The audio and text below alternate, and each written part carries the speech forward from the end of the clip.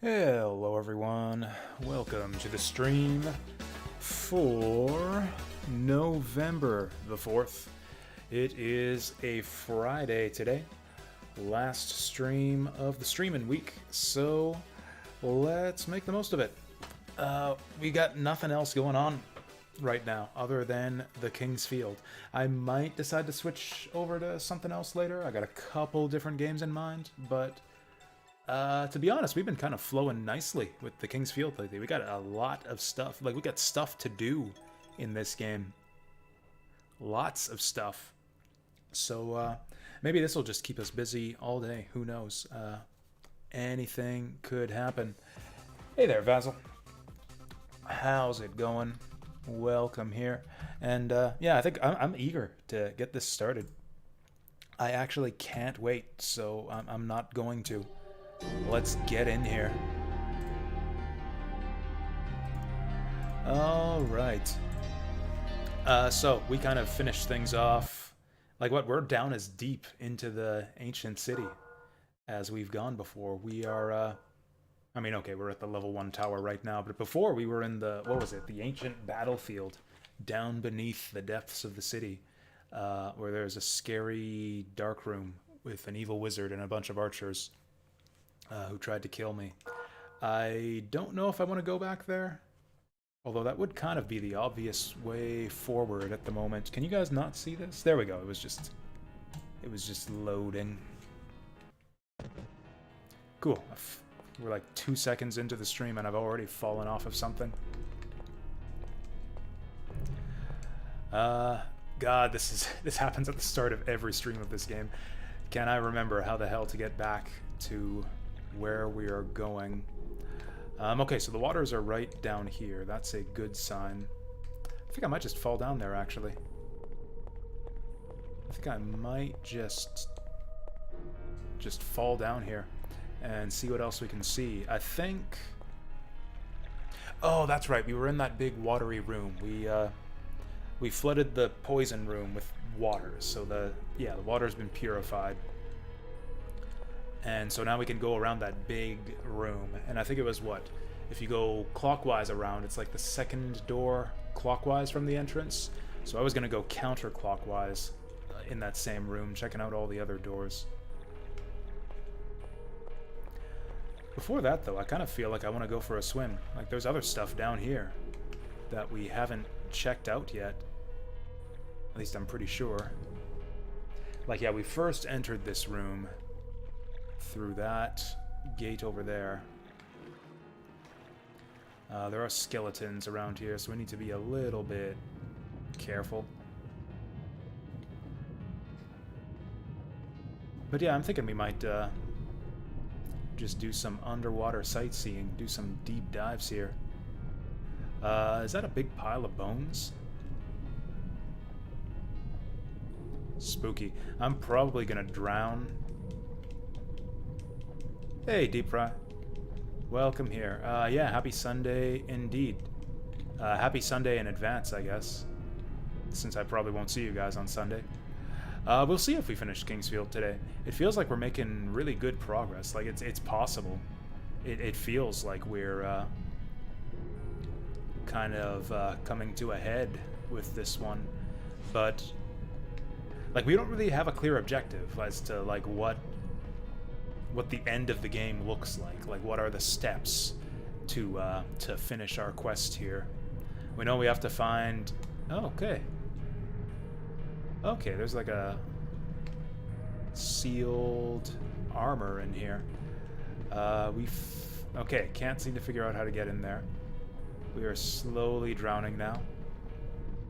And, yeah, I'd say that it looks like things are off to a really good start at the moment. I'm slowly drowning, so naturally the solution to that is to drink some liquid. Drink the anti-drowning liquid. Is that a spell up there? I think that's a new spell up there. We can Okay, apparently we can keep our lungs filled up by just repeatedly casting heal. Like, sure, we'll know, like, you know, it'll be over when the fat lady sings. But, like, there's no fat lady in sight right now. We have not yet seen the fat lady, so we don't really know how close we are to the end of the production here, is kind of what I'm saying. We got a new spell, though, so that's pretty... Deep fries here? You're saying that you're the fat lady? Are you going to sing a little tune to play us out once we're finished with this game? So I can basically stay underwater forever, as long as we can keep this earth heal up. Yeah, look at that. We only had to drink one healing potion to get all that. Okay, so there was one spell that we left behind down here, and that was pretty much it.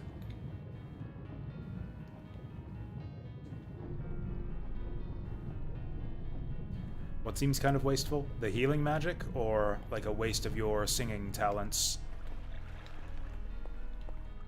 to like force you to wait until the very end of the game to belt it out? You can sing right now if you want to.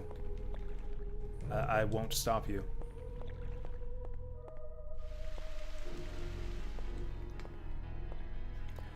I feel like I kind of feel like bursting into song after starting things off here, getting that water crystal. What has this got for us? Water crystal. Okay, so what kind of spell does that give us? Life shield, we had that already. Purity, endure fire. Remedy.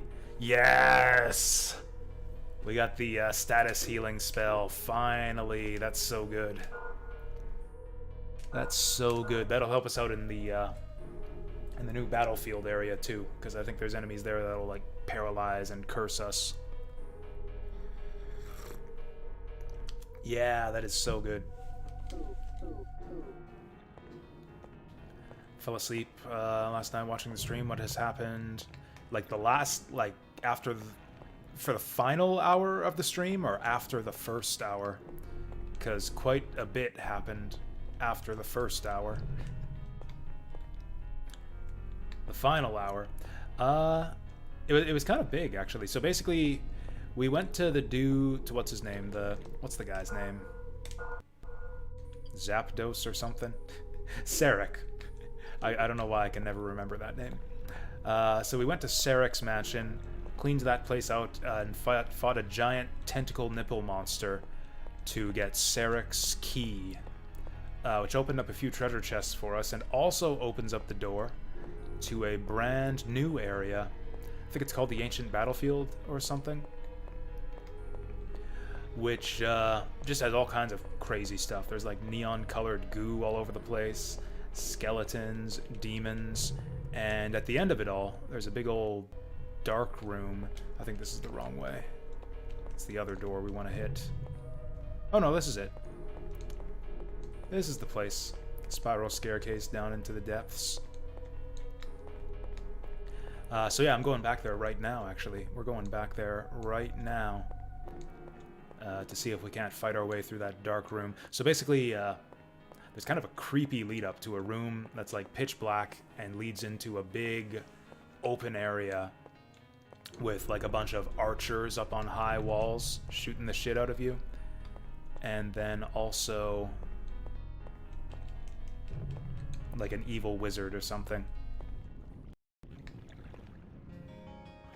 Yeah, I think it's 2 doors over this way. Before we do that, actually. Oh yeah, so yeah, also in the in Sarek's mansion, we got the water symbol, which we managed to put. Yeah, we put the water icon into the water altar here, and now all the water in this area is purified. This all used to be poison, but now we can just walk through it. You know what? This is the part that I fell into before. I remember this when this was all poison water. I fell down here and died because I couldn't find my way out. It was all like this neon green slime, and it was impossible to see anything. I did not realize that this was just like a small little puddle. All we had to do was just walk forward or backwards a little bit, and I could have just walked out of here.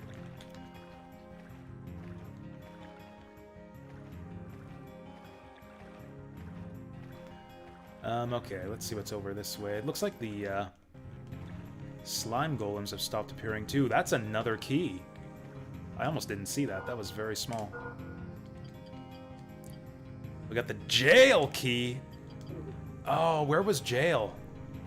I remember talking about jail before. We found jail. Okay, this is just the hallway of giant monsters, it looks like.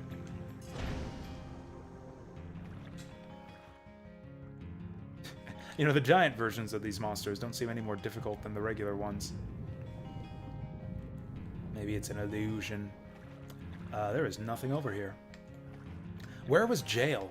Oh, you know what it was? It was in the underground battlefield, wasn't it?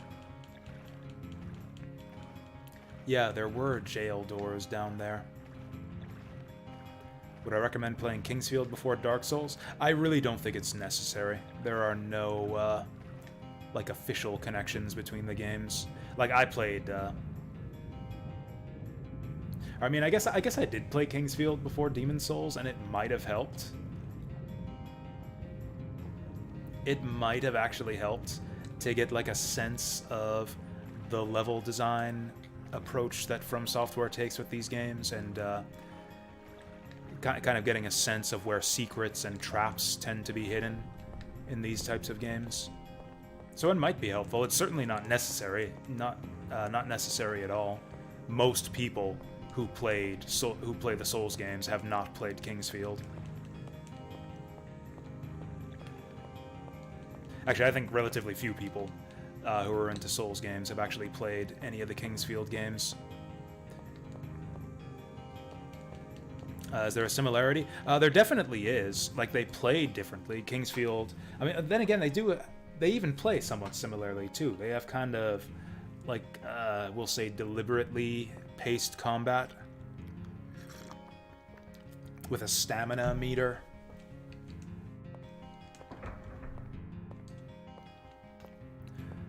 Okay, so this is the place. There actually weren't that many other doors for us to investigate back here.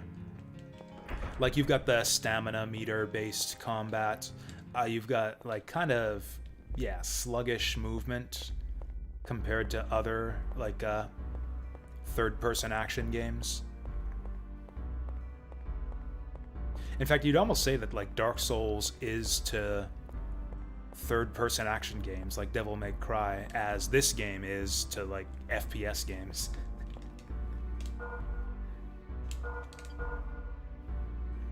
They kind of, like, slow things down a bit. It's more about, generally for the sake of, like, pacing and enhancing the atmosphere, I'd say. These games are, like, more about exploration and atmosphere than about, like, adrenaline-fueled action. So yeah, in that sense, they are pretty similar. Like, essentially, Kingsfield are kind of like the prototypes for the Souls games. Like, I would say that the Souls games are almost strictly better in almost every way. They have, like, bigger, like, just bigger, deeper worlds to explore, better combat, cooler looking areas and monsters.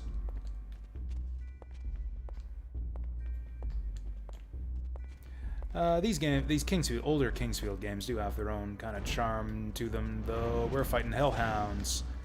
I think I have a fire sword on right now. I do not want a fire sword. Let's try ice. Frostbite. I mean, if you want to get that kind of historical perspective, then yeah, by all means, play the Kingsfield games first. They're great. Like, it's not like a long running franchise, like with a continuous story, like something like a Metal Gear or Trails in the Sky or Trails of whatever, where you're, like, missing out on the continuity and the story by skipping games. Like, it's not like that at all. Pretty much all of these games are completely self-contained. It's only really if you want to get kind of that historical perspective and kind of trace the evolution of From Software's, like, design of these games. The game design evolution of the series. And yeah, kind of tracing that is really the only reason you would want to play the games in order. I mean, yeah, as always, it's kind of a question of like, what do you want to get out of the games? Like, what are you looking for? Why would you want to play the first one as opposed to the newest one? Why would you start with one rather than another? It all depends on like what you're looking for and why you want to play these games. Man, these dogs are speedy. Ooh, and fiery. Oh, hey, that actually hit him. Ooh, these dogs are rich, too.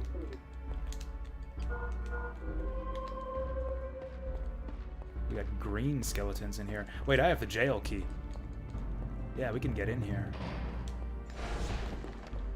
Lol, you're paralyzed. Oh, that guy had a green seed on him.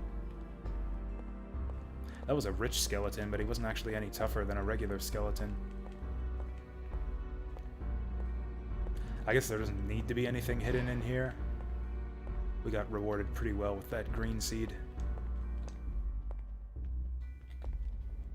So if you're wanting to, like, yeah, play through the whole... Try to get the whole Souls experience starting right from the beginning, like the very, very beginning, I would claim that it really does start with Kingsfield.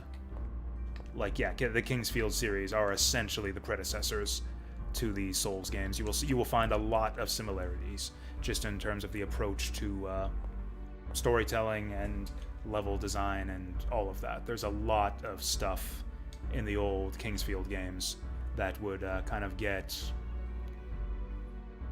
developed further in the Souls series. Oh, the Echo Knight? Yeah, that's more of like a horror game, more of like an adventure horror type thing. I have heard good things. It's another one of those games that you like never really heard anyone talk about until From Software kind of became super popular after the Souls games. I mean, not to say that nobody played those games back in the day, I'm sure they did, but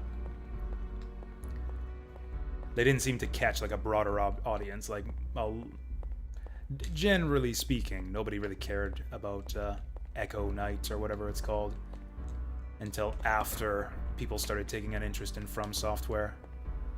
You look evil. Forest warriors banquet after a long silence. Yeah, he's here to fight. This guy's here to throw down. Whoa! Oh, he's got that eclipse spell like I've got. He's got his own dark magic. Whoa! Okay, what spell do I have equipped? If he's a dark man, I probably want to hit him with the light. I don't have any good light spells, though. I can probably hit him with a light magic thing after he does that. Ow! Oh, God!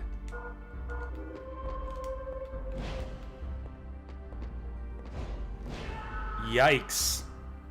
We didn't get to save either. Okay. So that's a new boss. Man, maybe we should try our luck against the Dark Archers after all. Oh, and there it is for viewer's choice. I didn't... Okay. Yeah, we'll add that to the spreadsheet. There we go. And I think that's our last one for December now. I think that December is all full up. 1, 2, 3, 4, 5, 6, 7, 8, 9, and then November is 1, 2, 3, 4, 5, 6, 7, 8, 9, 10. Yeah, so that is our last one for... Oh no, you have Xenoblade Chronicles in December, so this will be January.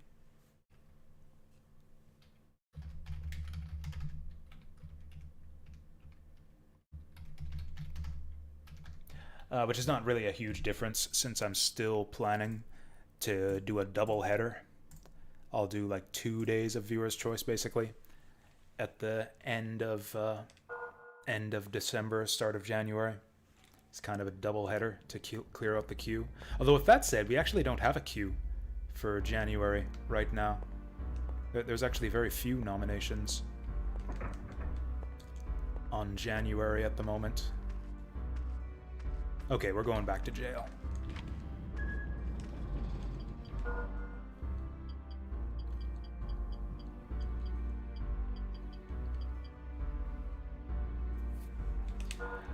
Yeah, we'll see. I mean, even the games that I do like enough... We've played so many games that I like enough for a full playthrough on Viewer's Choice. It's just a question of how the hell do I find time to actually do full playthroughs of all of them. And the answer to that question is that for the most part, I don't. Oh god. Oh, he didn't like that. Where'd the other doggo go? Time machine? Yeah, that'd be one way to do it.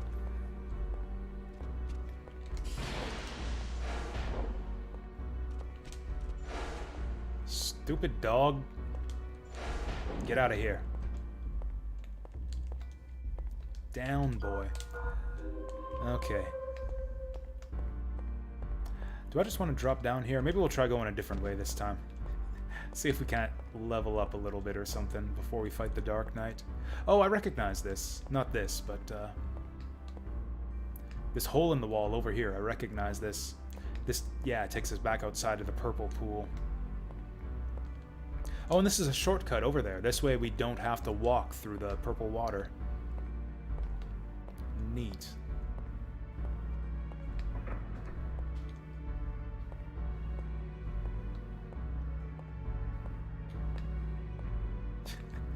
Man, this place almost reminds me of like a Kingsfield 1 area, where it's like the walls and the ceilings and the floors all have the same texture pattern to them.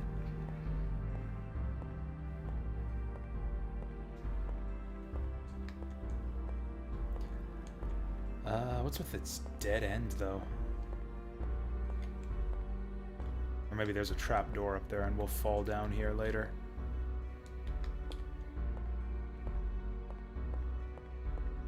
The walls have ears. I mean, in a game like this, I'd hardly be surprised. I wonder if that Black Knight is the one who's sealing this equipment. Actually, I'm gonna write that one down, too. Shield sealed in jail. Yeah, who's actually in jail here? I don't see any prisoners. There's like a skeleton locked up in a cage and a shield locked up in a bubble. This is like a jail for shields and skeletons. Anyways, how's it going? Put password. I'm doing okay myself. We've died once today already. But, you know, that's hardly a bad thing. It was a good death, as they say.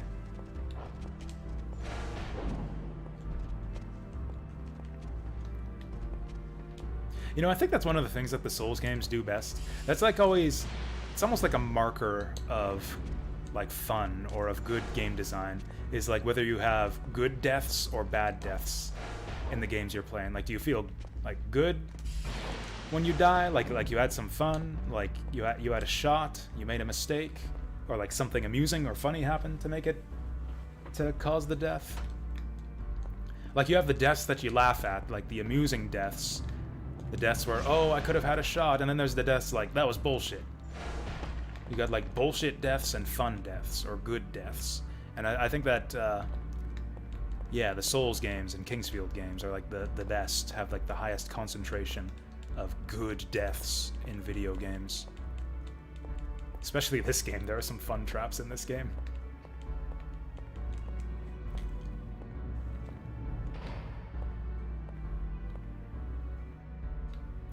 For all of its, like, reputation for... Fire Emblem is another series where kind of death is a big aspect of the game. It's all about like the permadeath. Fire Emblem games, I think, are full of bad deaths for the most part. It's like half the time when my characters die in Fire Emblem, it's like, oh shit, I moved the cursor too far, I misclicked, some enemies popped out of nowhere and I couldn't have seen it. And then it's a big nuisance to reset. Then again, sometimes you have the good deaths. Berwick Saga had good deaths. Berwick Saga, I think I was satisfied with like the dramatic gravitas of every single character death that we had in that game. We ended up with like, what, 4 or 5 dead characters by the end there? And they were all like good, memorable moments. Even the ones where I just accidentally overlooked things and sent people to their deaths stupidly. Beat Slay the Spire. Nice. Is that your first win? I mean, I guess it is, probably. Otherwise, you wouldn't have mentioned it. Okay, these guys do a lot of damage.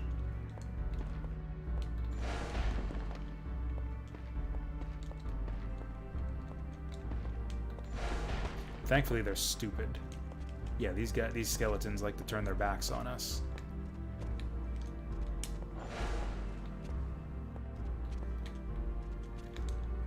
Fucking dog.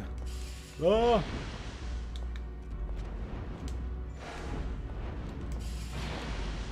Oh, you know what? I think I still have my fire resist gear on. Okay, I'm gonna snowball fight this dog.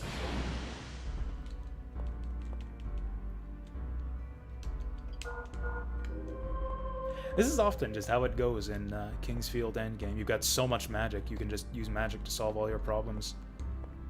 Snowball the dogs, earth heal constantly.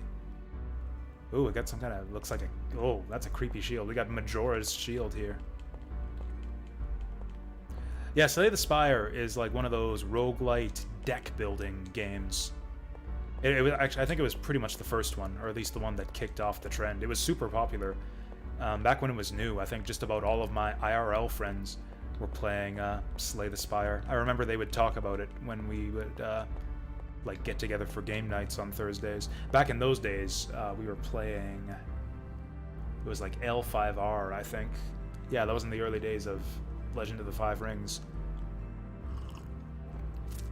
When we started playing that Thursday nights, people were playing Slay the Spire too. I'm not a big fan of digital card games myself. I used to be. I got like deep into a couple of them. Enough so that I don't think I ever need to have that experience again. I mean, it's a different kind of thing. Like, Slay the Spire is not like a digital CCG like Hearthstone or, I killed one of that dog's heads. Look at that. Yeah, I killed his head. And he's spewing one less fireball when he breathes fire. That's really neat. I wonder how many enemies in this game have, like, locational damage like that. Or maybe that's just if you do enough damage to him, one of the heads dies. But yes, Slay the Spire is not a digital CCG. You, like, I think you unlock cards by playing it, and then you can customize your deck with the cards you've unlocked. So I think that's the exit.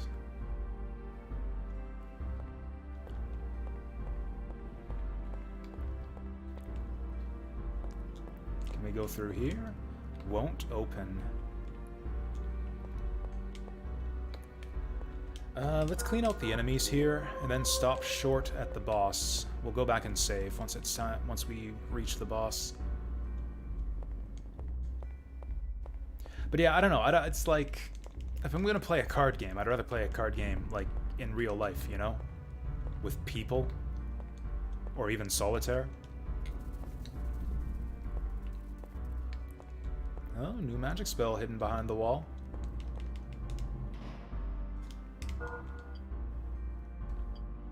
I did save after getting that last water spell, right? Alright, let's eat that dark crystal.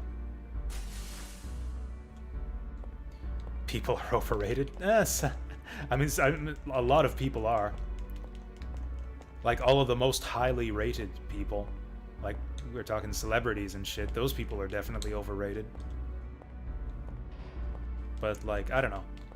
My IRL friends, my guys that I actually play card games with, I don't think they're all that overrated. If anything, I probably don't appreciate them enough.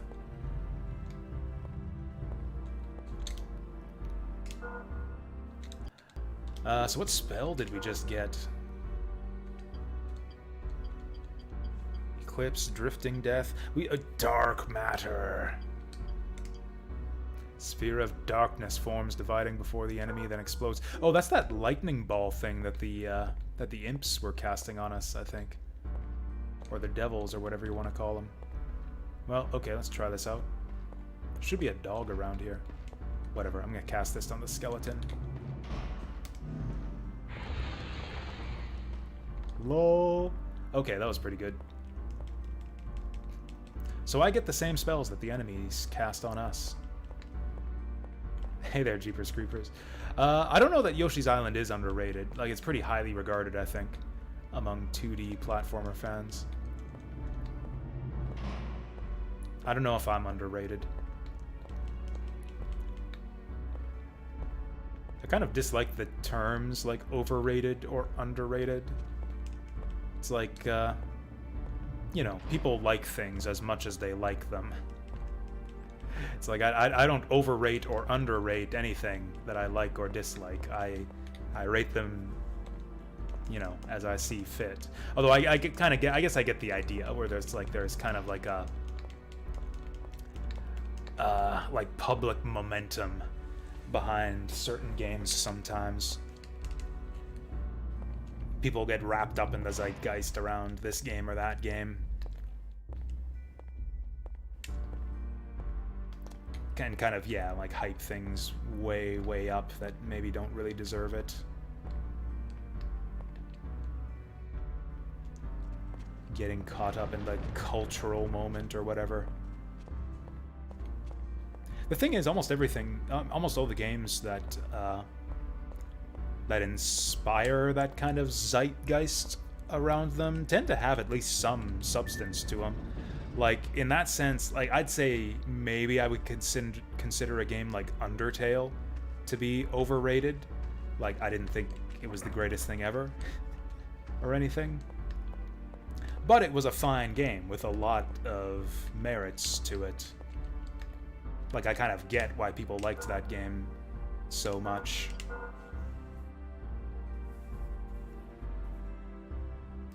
Actually, back when I was making my top 10 JRPGs, my top 10 JRPGs list, I kind of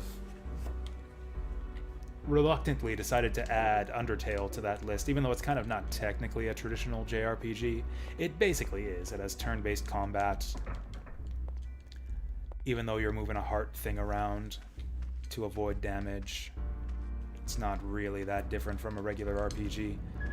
Like, yeah, I rate Undertale highly. It just barely made my top 10 list of best JRPGs. Although it's actually off the list now that I've played Skies of Arcadia. I've decided that I like Skies of Arcadia enough to slip it into my top 10, and Undertale got bumped off the list. We haven't cast Drifting Death yet.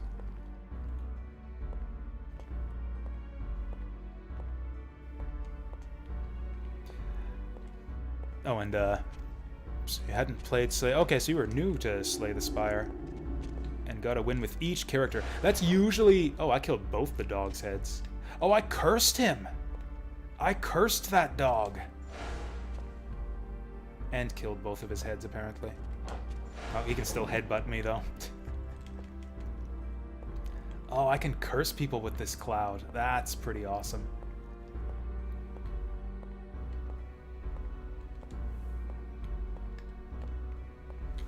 That's usually how I go with roguelites as well. I'll like...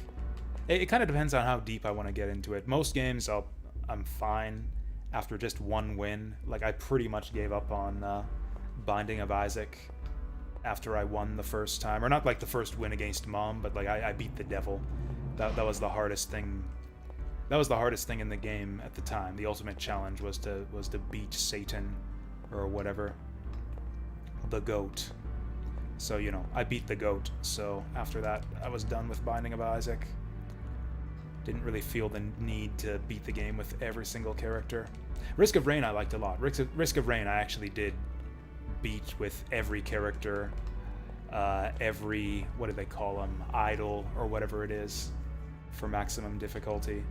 Got all the achievements and all the item unlocks in that game.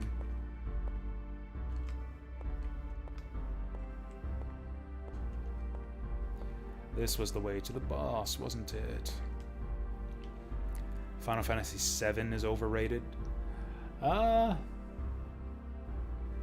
Maybe. It's certainly one of those games that has, like, kind of that zeitgeist around it. The FF7 remake might be overrated. We'll see. I still want to play that.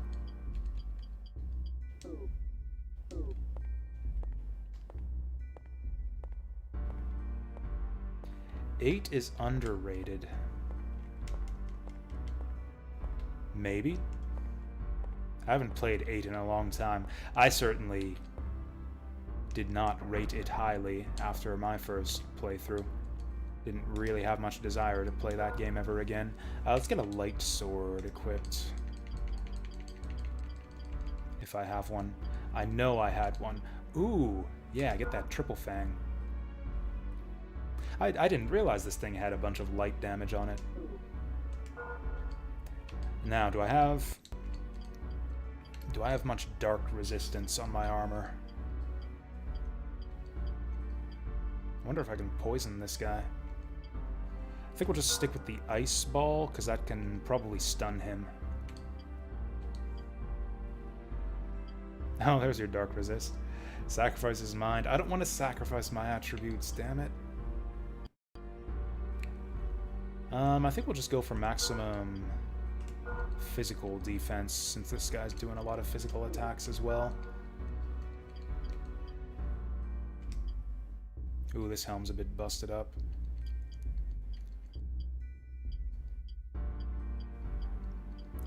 I don't really have a good helm right now. Oh, there's a good helm. There's a good helm.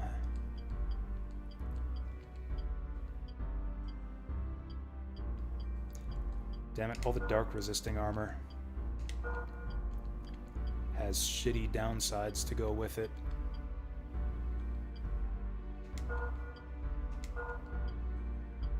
Okay, get all our best defensive gear on. Ugh. We need new boots. Oh, there we go. Familiar with Act 4 and the Heart boss in Slay the Spire? I'm not. I haven't actually played Slay the Spire. I probably should at some point, just to see what people are talking about with it, though. Had to beat Act 3 with each character first to unlock Act 4, then beat the heart on your first try for a key run so you're content. Oh, okay. Kind of reminds me, I think it's the same with Enter the Gungeon.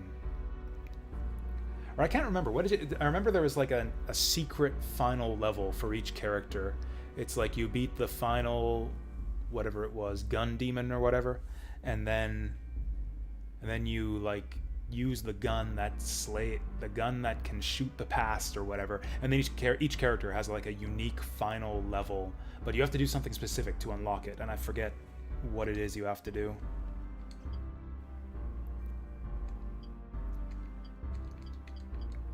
I do not have a dark protection ring. I guess I'll just put the wisdom ring on. Actually, maybe we'll get the hit point ring. Nah, let's get the wisdom ring. We'll probably be hitting this guy with some magic spells. Oh, we don't need the water talisman anymore. That has some dark resist on it.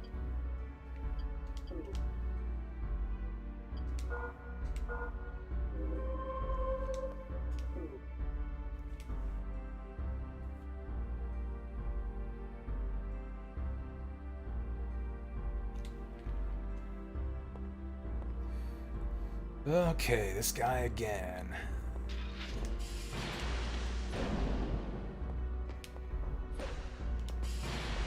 Oh, he didn't even flinch from that. Okay. Okay.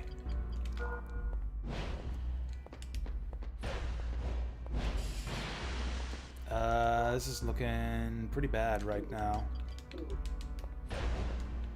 Well, we gotta drink a potion. I have no idea how to dodge this guy's attacks. This is ridiculous.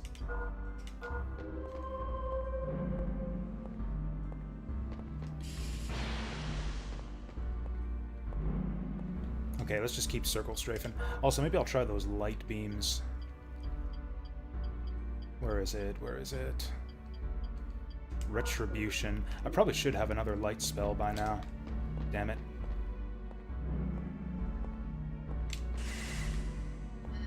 Oh, nice. That got him.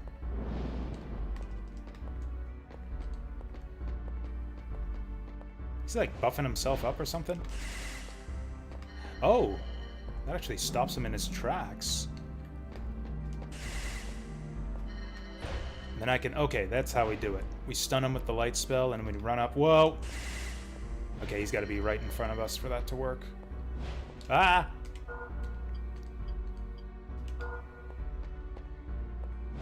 Okay, this seems to be working. I can't see him as I'm doing this, but... it seems to be working. It's like circle strafing, except I'm strafing in a circle where I can't actually see the boss. Oh no.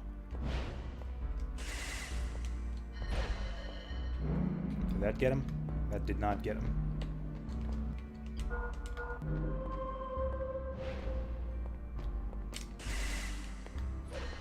Damn it.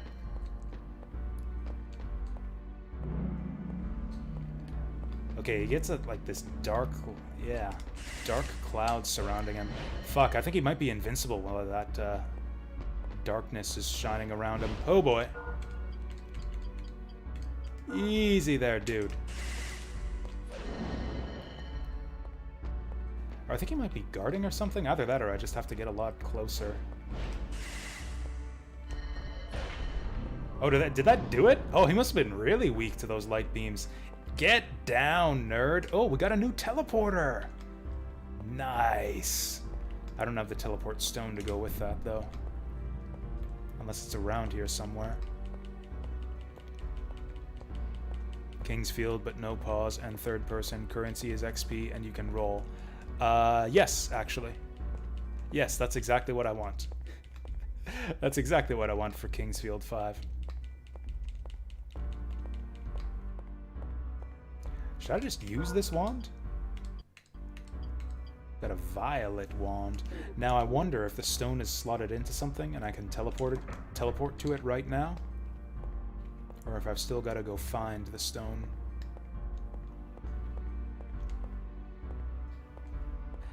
I actually think it would be really funny if From Software's next project were like a big King's Field revival. It's kind of impossible to conceive of like how they could even make that work. Like Demon Souls was like just so obviously the next evolution in like the like the King's Field design progression, that like for them to go back to like first person and this type of control scheme and these types of environments would just I just don't see a way for them to, like, it would be like such a regression, I think, for them to go back to all this. I don't see a way that they could like make a first person game like this, like a King's Field, and make it better than any of the Souls games. But it would be amusing. King's Field remake. There we go. Do a King's Field remake, but just with like modernized controls. Like twin stick, mouse look, whatever.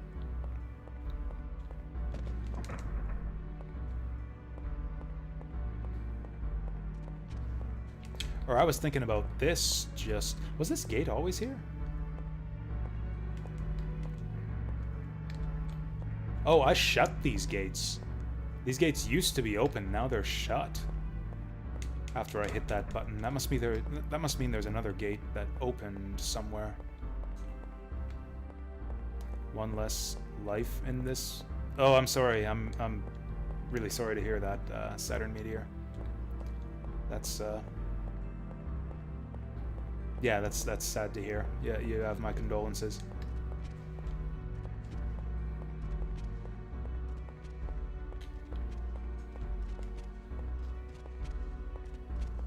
Oi.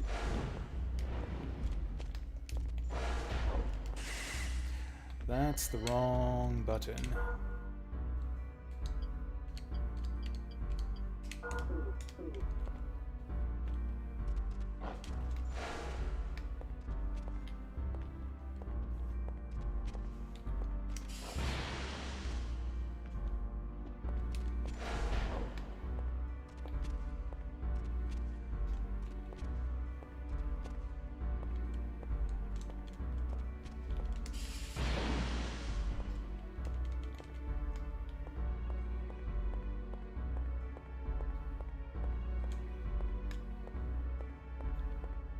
Well, we beat the boss, so let's go back and save. Oh yeah, absolutely, we don't want to have to do that again.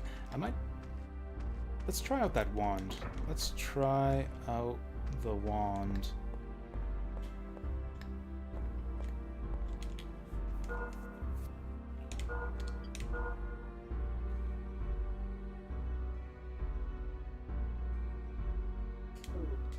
I don't mean to seem like I'm pointedly like ignoring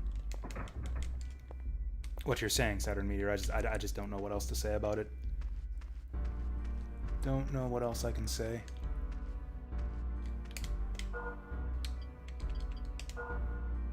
Nothing happened. Okay, so I guess we gotta find the stone.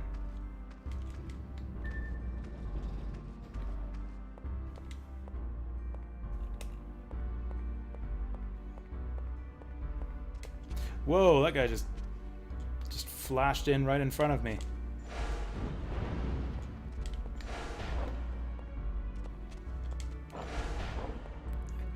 You know, this hellhound kind of looks cute when you get like right close to him. Also, he just wants head pats. Oh, I think both his heads are dead. Hey there, Mr. H. Yeah, both of his heads are dead. It almost seems like they scanned like an actual, like, they really modeled that closely, I think, after an actual dog. Like, for the PS2, that is a very realistic looking, friendly doggo face.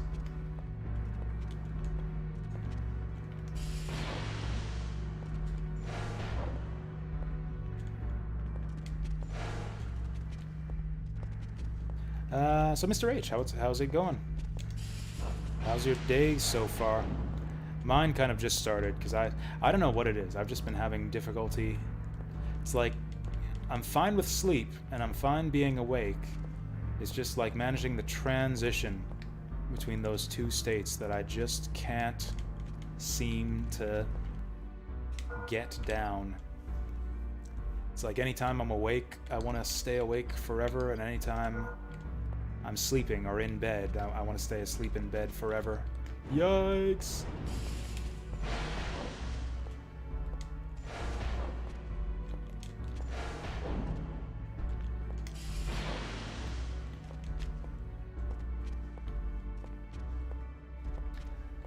So this is all new. There used to be like a big gate blocking all this off. I mean, I guess the question is, how good can the sleep be if I'm like still tired after I wake up? Because every time I wake up, it's like, oh, I just want to sleep more.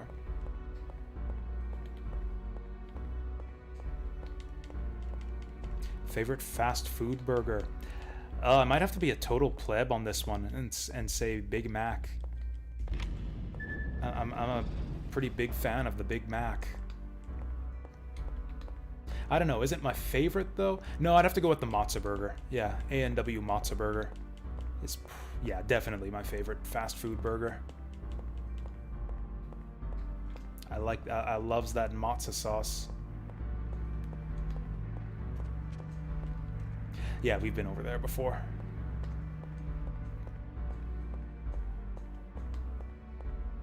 If I can have a burger right now, I mean, it would be the Matzo Burger. I haven't had one in a long time, actually. I get McDonald's occasionally, because there's one right near where I work. But A&W is kind of in the opposite direction. I don't walk over there very often. It's actually probably been many years since I last had A&W.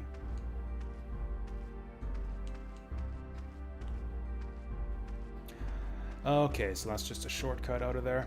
So I got the purple wand, but I don't have the purple stone to go with it.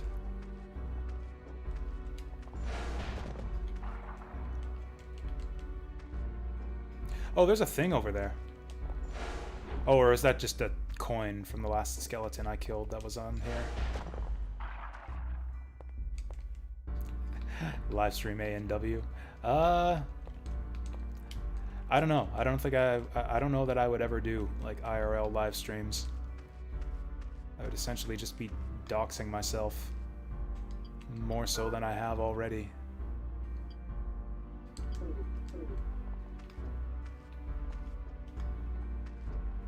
Also, there's like nothing interesting around here for me to show off other than like A&W. Here's A&W. Here's Taco Bell. All you guys sit around and watch me eat it.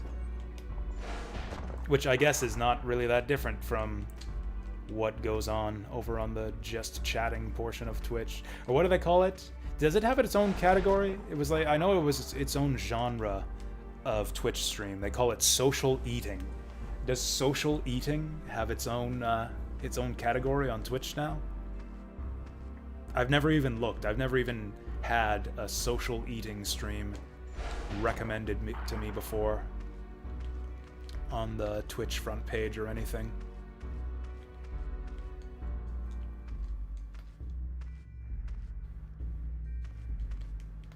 Yeah, the problem is I've actually had this problem since I was very, very young. I just never want to go to sleep. Like, I will stay up really late in my bed reading. Like, ever since I was a little kid, I would stay up late reading with my nightlight on in bed to like the very early hours of the morning. And then later on, when I got my laptop, I would be sitting up with my laptop in bed and then my phone. It's just, I don't know. There's just always more stuff I want to do every day. And it's not even like really stuff to do. It's just, I don't know, stuff to, I just can't, I can't turn my brain off, you know? It's like I want to, I've had that like, Zoomer brain, as they call it, ever since I was a little kid. Like, I always want to be consuming something, some kind of like either music or reading or just, I don't know, I need some sort of media passing through my senses at all times. Even ever since I was young, even before the whole concept of like Zoomers and Zoomer brain became part of our public discourse. A mukbang? Is that what they call social eating in like Korea or something? So yeah, we've been here before. Praise the darkness. The darkness is truth.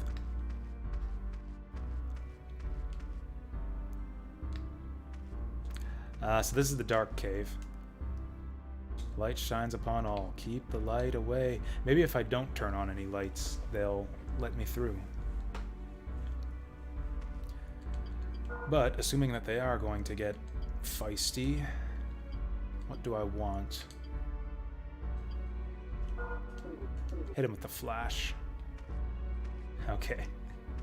We can just barely see where we're going here. Let's stay along the wall. Okay, got torches in here. There they are.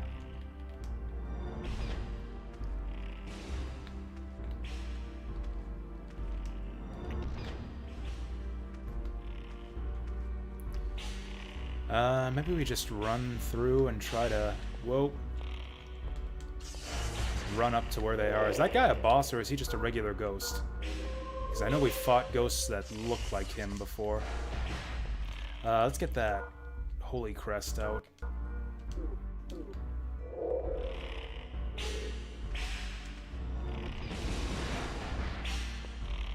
Okay, this guy's like... Whoa! Okay, I got sickled. Okay, so I think this is just a boss fight. I'm guessing the archers will go away once I kill the main guy. We did save after beating that Dark Knight, so we should be able to just run right back up here.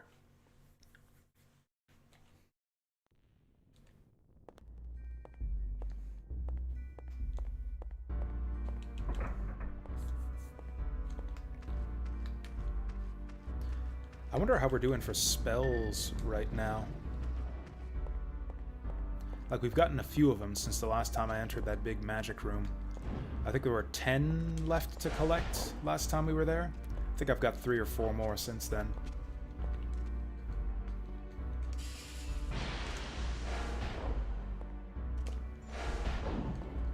There we go. Ooh, that dog was loaded.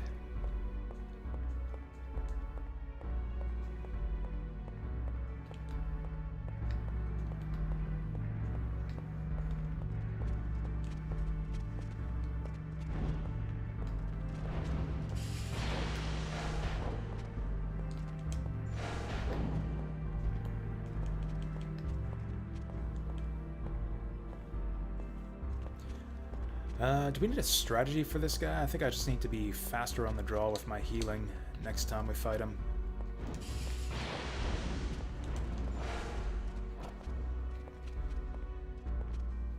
Honestly, these dogs are more kind of a nuisance.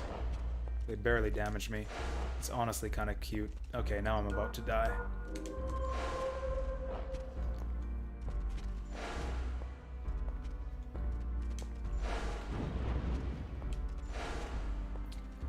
Okay, now this is getting a bit ridiculous. Screw you.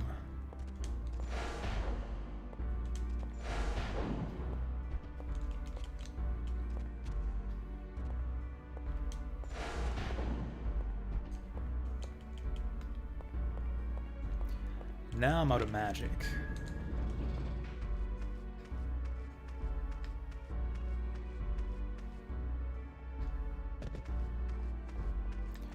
I don't think there's any point messing with the skeletons at all.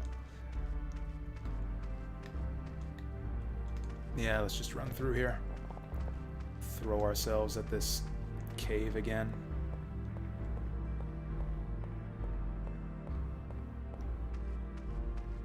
I can't even really tell if this guy we're up against is undead. He kind of looks like the ghost enemies we fought earlier, but he's a little bit different.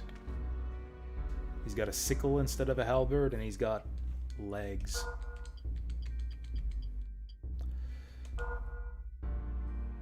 Ooh. This healing water recovers less MP than the pink water. Maybe I do want to go back to the elf girl bath water after all.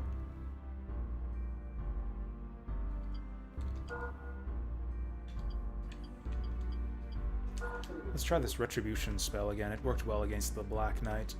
Let's eat a mushroom too. I guess it could be that I just have a lot more MP than before.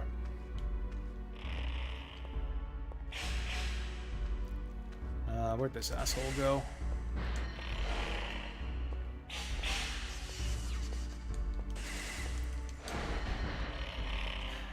Yeah, Whoa! I don't think this guy's undead.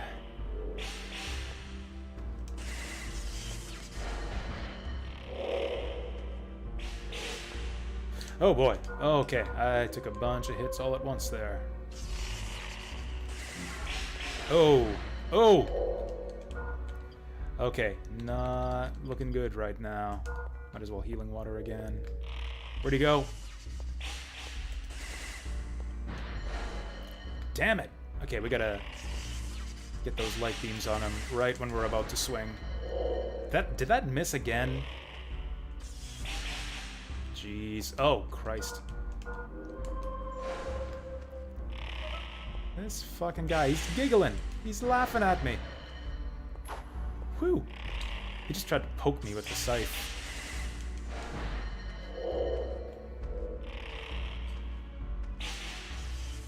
Oh boy.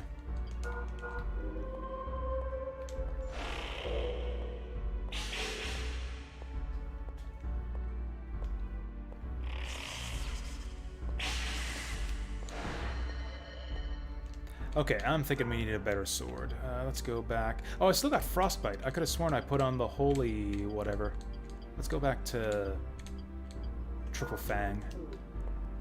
This sword made short work of the Dark Knight. Fuck. Okay, we need big healing pronto. Forest fruit. Nice. Get out of here. Hey, what did I say? They all went away after that.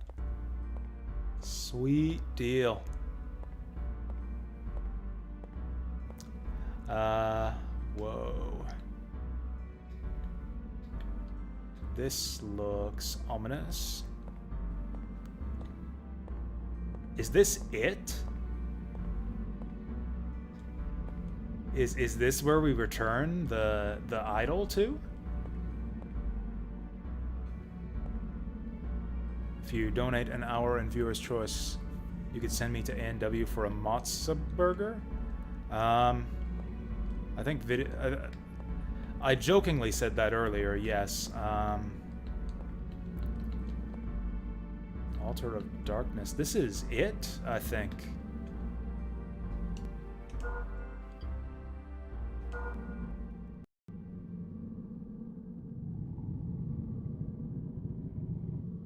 Wow.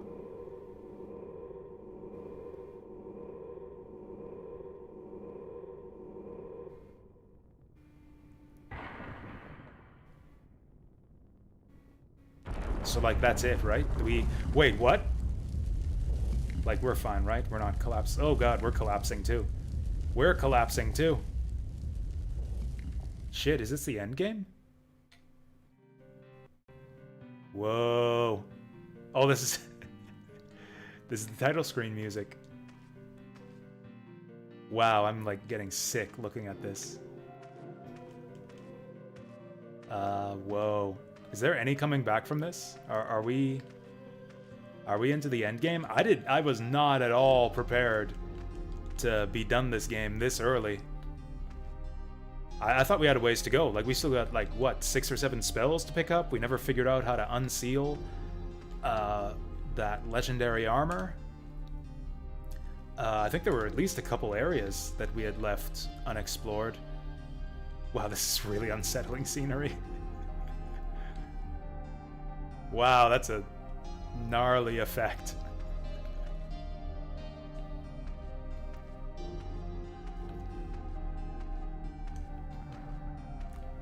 Oh boy. Fighting xenomorphs now. I would have liked to have repaired my triple fang here before coming here, but okay. Maybe there'll be a way out of here.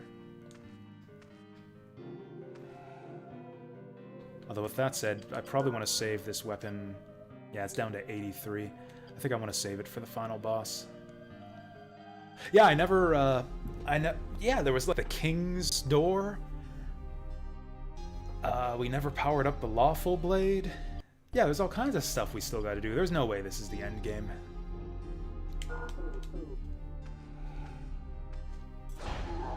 There's no way this is the real end game.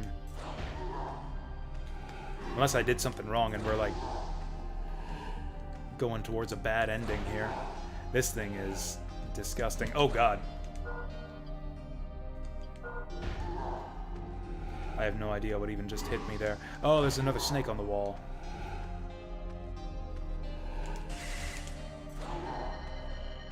Okay, it looks like they're invincible when they're being held by that spell. I'm afraid I might be underpowered for this place. Like, the wall snakes are almost one-shotting me. These guys take 1,000,000 hits to kill.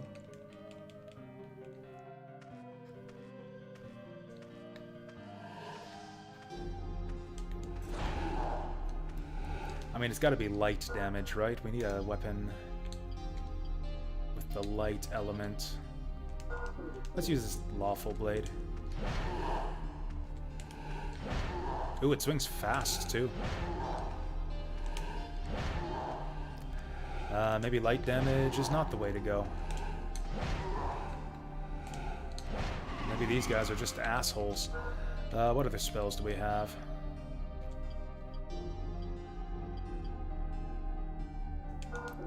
We could try Dark. If anything, they seem to be resisting the light. We could try Dark.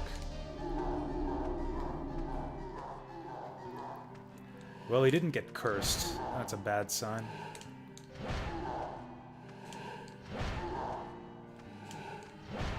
Man, I didn't get a chance to refill my potions either. I was not expecting this at all.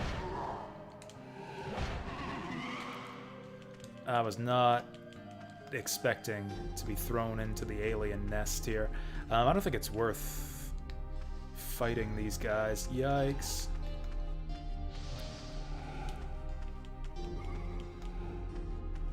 This is a dead end. Yeah! Okay. Okay. I didn't save after that boss either.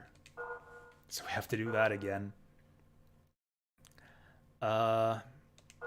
Do we do it again? I feel like we're not supposed to be here yet. I could kill the guy again, but I don't know if I'm ready to return the statue to the altar and do all that just yet.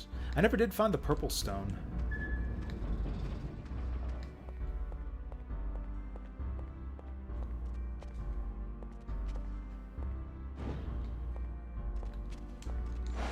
To be honest, I was afraid the game was literally going to end. Like, this is our quest, is to return the Idol of Sorrow to the altar in the depths of the ancient city.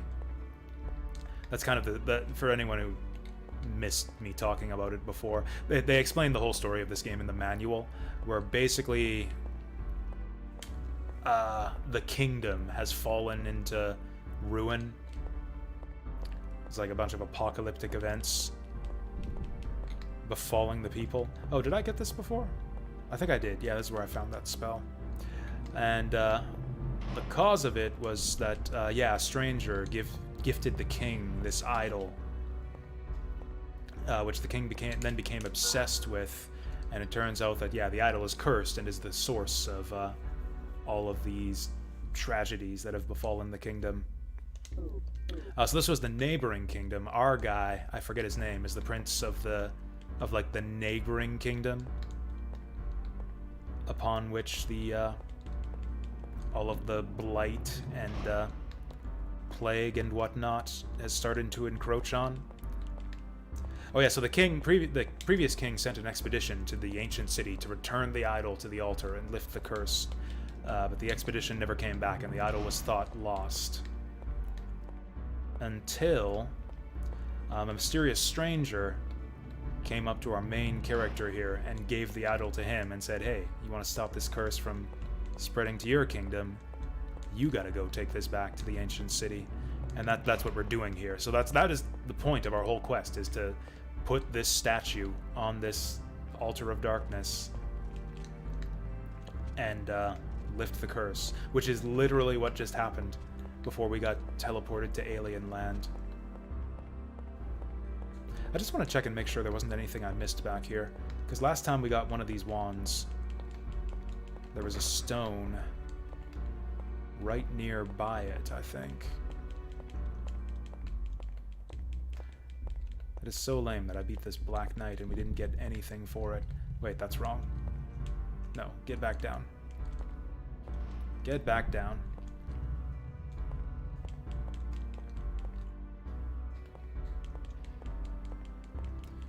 Nope, no secret rooms in here.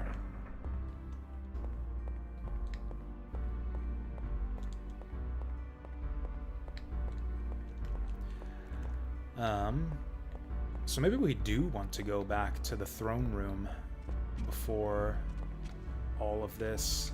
Is there even any reason to fight that guy? Is there even any reason to fight this guy?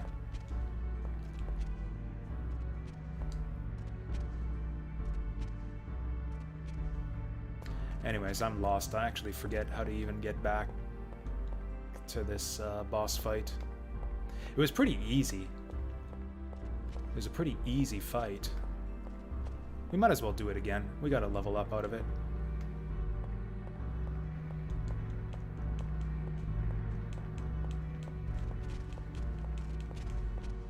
Hey, 3 doggos. Do I have any good AoE magic to deal with these guys? Iceclad, Tornado, Vortex, maybe?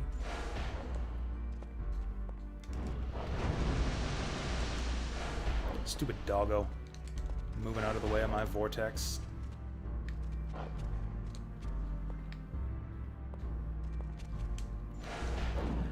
Is there no going back once you enter the boss area? I honestly didn't even try. I kind of thought there might have been a save point if we just walked on ahead, and instead we ended up trapped in alien land, which I was not expecting at all. But I'm guessing we can just walk back out of the boss chamber once we beat him.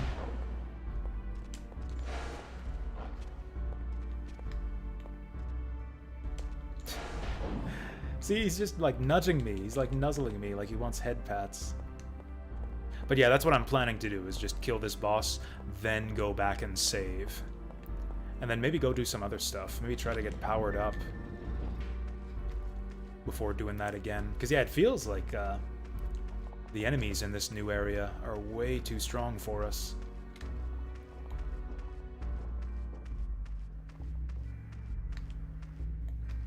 Also, I can go... there's other stuff we could do even if I can't... even if I can't figure out how to make progress on any of the other kind of unresolved mysteries in the other areas. I could repair my triple fang, for one.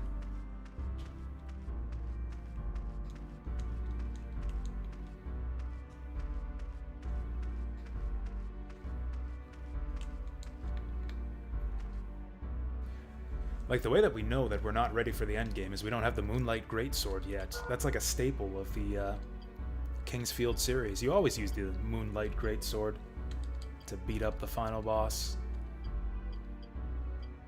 Although it's usually optional. It's usually kind of like an optional secret thing to do to acquire the Moonlight Greatsword.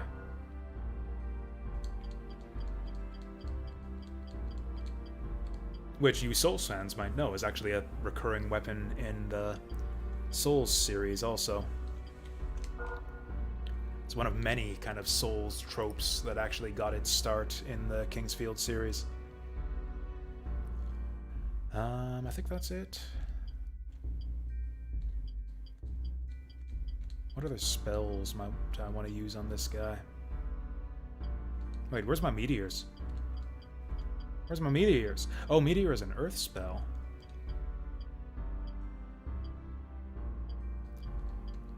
Retribution seemed to work pretty good on this guy. We can use it when we want to interrupt him. Okay, let's try this again. Where is he? Yeah! Yikes.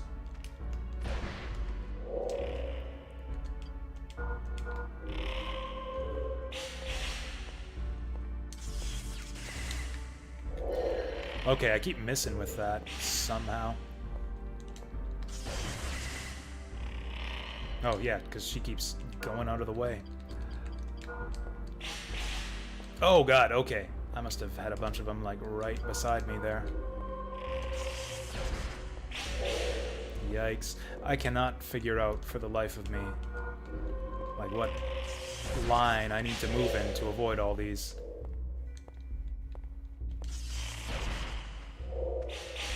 Although trading hits here seems to be pretty effective.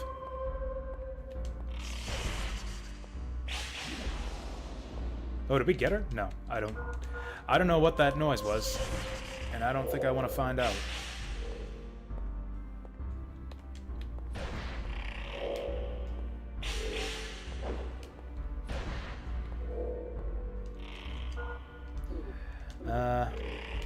We're gonna have to quaff. Go. Oh, she's not even teleporting when she does that. She just goes invisible. She just goes invisible. Oh, is she not, I assumed that she was, like, invincible and invisible. Whoa. Oh, yeah, okay, she goes invisible once she's almost dead. Okay, so there's the altar. All of her cronies are dead. Let's back out and see if we can save. Yeah, we can just walk out of here. So yeah, we can come back later. Light shines upon all. Keep the light away.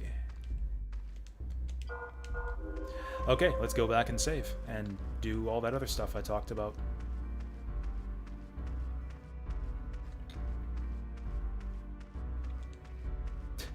was about to type yikes after I said it. Yeah, there was a lot of yikes going on in that last fight. I was hoping that unsealing the altar would unseal this armor here.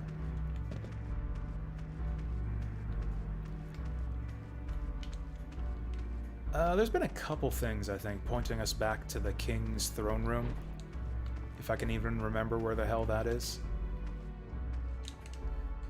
Let's try going back there.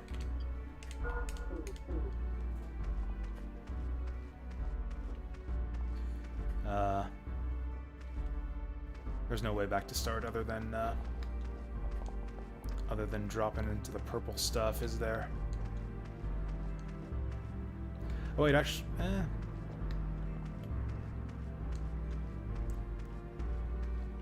Man, if only I could jump. If only Kingsfield could jump.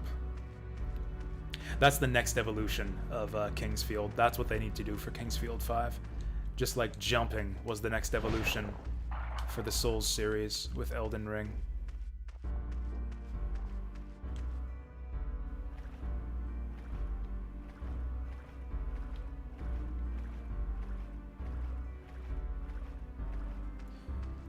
That didn't do a lot of damage. I wonder if it was corrosive. How's my equipment doing?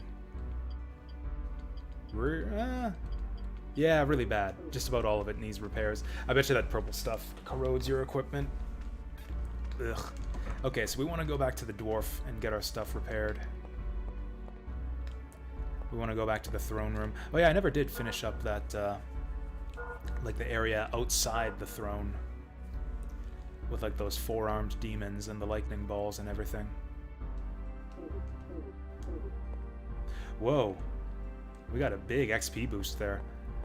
That last boss must have been worth quite a bit.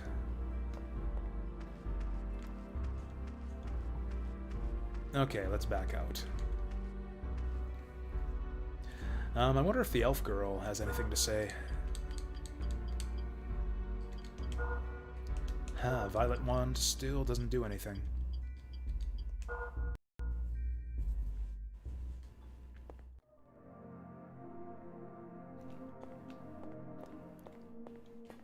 Oh yeah, we got these, like, what is it? 4 or 5 eyeballs, too.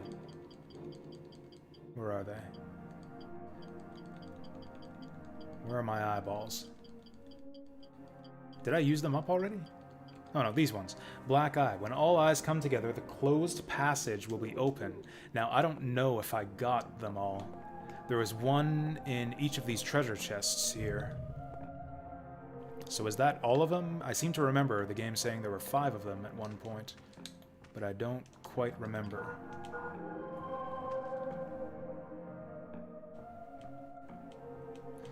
Okay. I think I will heal this up with the pink water, actually. Yeah, I think I will get the pink water in my vials. I think we get more MP back from this, and I value MP. The yellow water heals both your HP and your MP, but the pink water seems to heal more MP than the yellow water does. We got 5 crystal vials now. Oh, you know what? The throne room was right in here somewhere, wasn't it? Yeah, I remember it. This was, what, the king's mausoleum?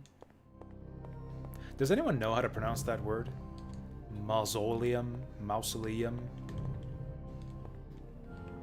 I kind of go back and forth between mausoleum and mausoleum. Mausoleum. Right the second time? I went back and forth like 2 or 3 times though, so I don't know which one was the second time. Mausoleum? I honestly like mausoleum better, so I think I'm gonna go that way.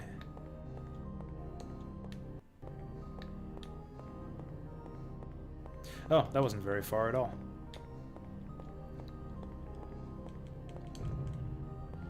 Yeah, this was it. This was the king's throne room. There were a couple doors that were blocked off to us in here.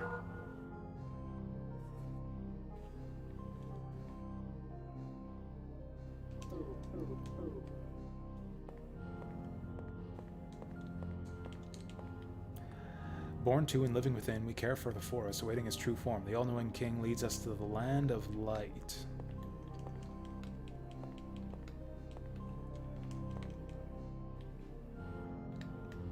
What did the door say? That's the king's door. I don't have a king's key, though. And then this one said something about the proof of... The unwise king was sealed using the proof of wisdom. Oh, okay. This door was always locked before. Worship the light. Light is the ultimate. Hi. Are you my enemy? Oh, this is like the alien king. Oh boy.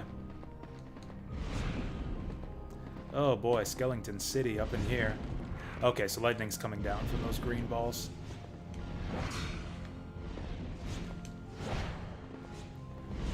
We're gonna die at this rate. These skeletons just don't seem very strong. Let's hit him with... I mean, if this guy's a light dude... Okay, that's some good AoE versus the skeletons. I just cornered myself.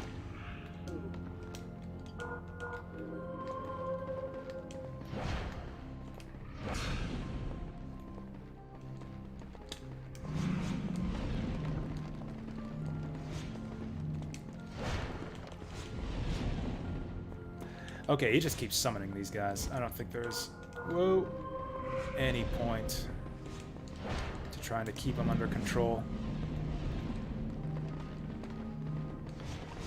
Oh, down he goes. Oh, down he doesn't go. He's just standing up. He's not going down. He's standing up. That's the opposite of going down. Whoa!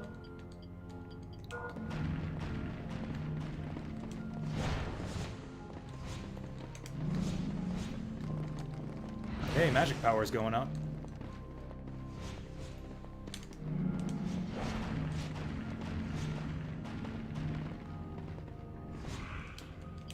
It's kind of nice of all like the bosses recently to kind of tell you what they're all about. It's like, worship the darkness. Okay, I'll use light magic against you.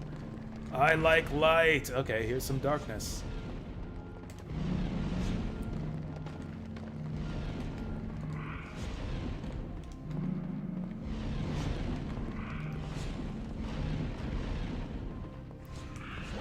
Oh god. Oh, did that get him? That did not get him.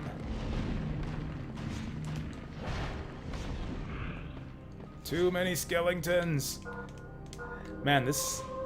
From Software was like an industry leader in skeleton rendering technology back in these days. How many skeletons can this game put in a room all at once?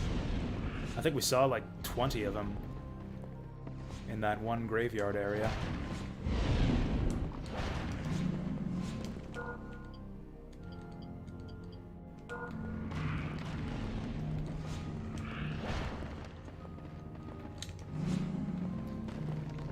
Okay, this is not working out for us. Wait, do I still have the light sword equipped? Oh, I do. No wonder this isn't working against him. Oops. Yeah, we're probably doing shit for damage against this guy. If I have a dark blade... Probably would do the most.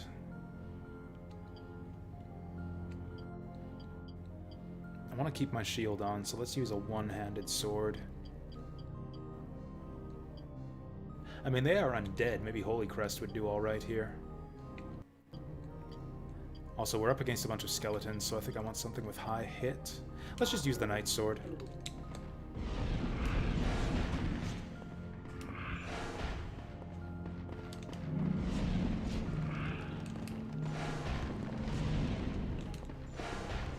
Yikes.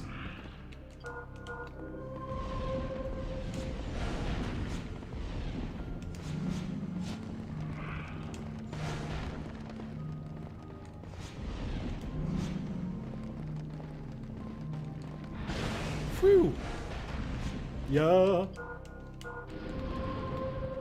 Hey, we got him! Oh, we got a new light spell, too. Booyah, and we got a bunch of money. At least that looks like a light spell. I can't actually tell if that was light or just empty. Now, all these skeletons dropped money, too. We could have used this place as like an infinite money farm. Okay, we did it. We beat up the Skeleton King. And what do we get? Oh, we get a crown. Crown for a king. So is this just good armor, or does this actually get me in somewhere? King's Crown. Whoop. King's Crown. It's got garbage for stats. It raises our magic power, apparently. Maybe the King's Crown will let me through the King's Door. Oh, also, let's grab that new magic spell. Light Crystal.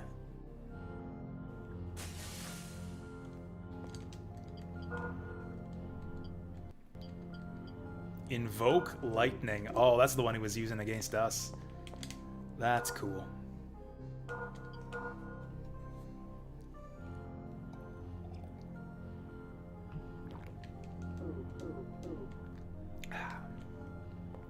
Okay, well, will they let us through here now that I'm wearing the crown? This is my door. I am the king now that I have this crown. Damn it.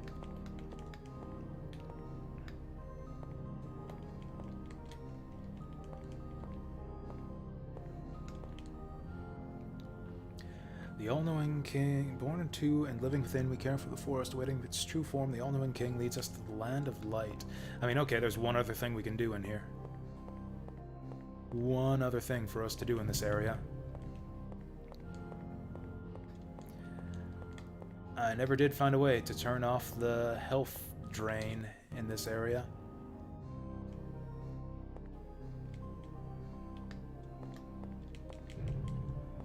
But let's do it.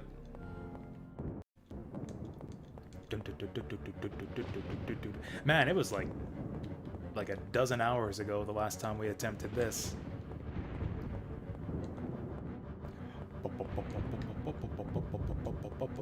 Hey, it's not draining our health anymore. Yeah, the purple haze is gone. Huh. Oh, maybe killing the skeleton did that. Or maybe it's because I got those purple eyeballs?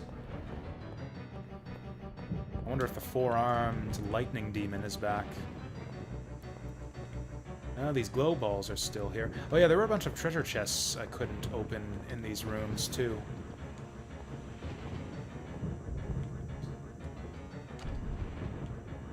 Locked by the ancient key. Here we go. Well, I don't know if we're going to get anything useful here, but... Or, you know, anything to help us progress through the game. But we are going to get some treasure.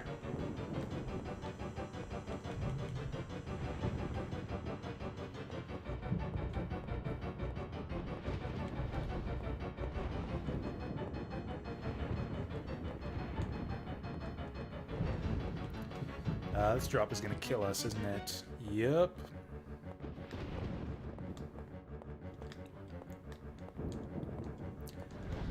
Okay.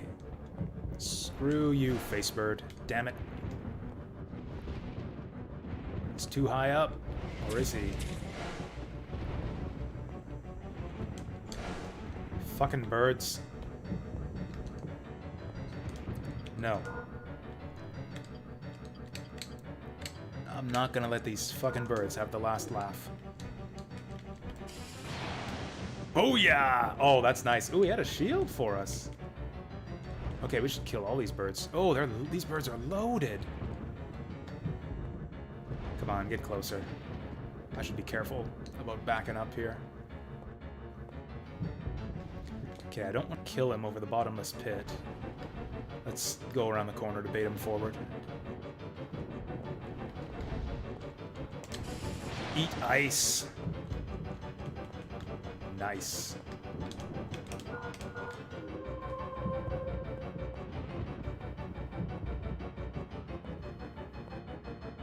feel like we've switched our build from like fighter to wizard here in the end game. We're just casting spells all over the place. It's because I finally have enough MP to just spam spells. Which again, yeah, is kind of the way Kingsfield usually goes. It's like early game, I can cast 2 fireballs before my MP runs out. End game, I can cast 100 fireballs. Yeah.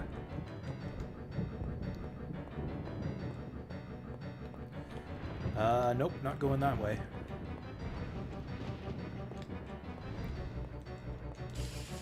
Are these birds just endlessly respawning? Because if so, this is an easy source of money. Those are money birds. It's like that goose and them golden eggs. Those are the golden gooses.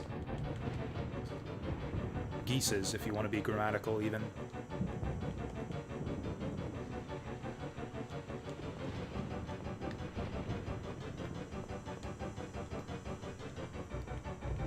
Alright, what do we got in this one? Oh, cool, we're just getting, like, some ancient armor in here. So I think this is where we gave up last time. I fought 2 of those guys, and then we ran for the hills. So we'll probably have to fight one of the 4-armed armor guys in the next room. Okay, please come closer so I can take your money. Thank you. Ooh, level up. Oh, hello. Oh, I guess I could have swung my sword at him.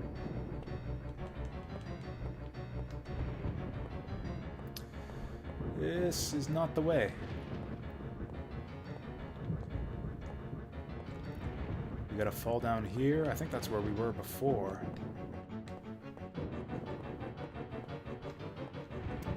That's where we just came from. Do we drop down here?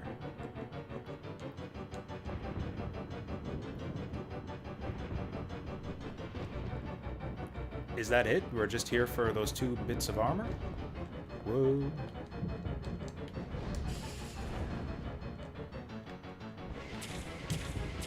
Ah.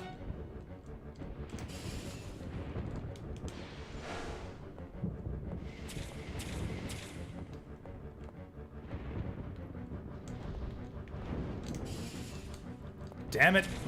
Oh, hey. I mean, I meant to do that.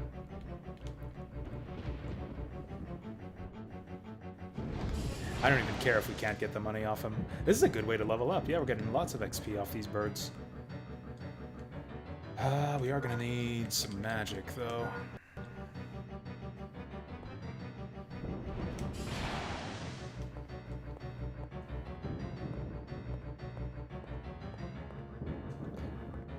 I don't know, maybe this will be a safe drop?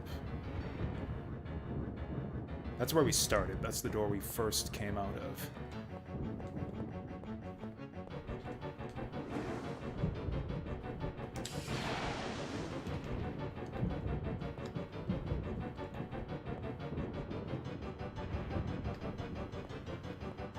I don't know. I don't know what else we gotta do here.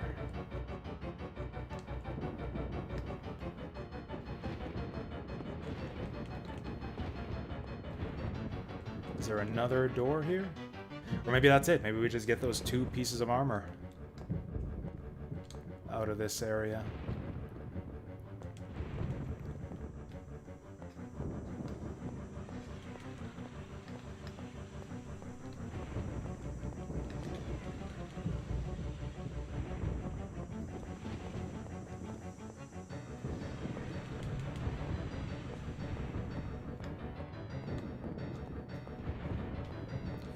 Okay, what if we go...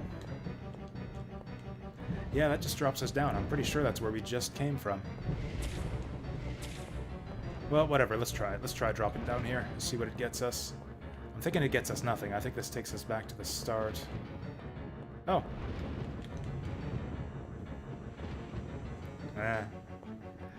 Okay, so that's... Yeah, that's the previous door. That does take us backwards.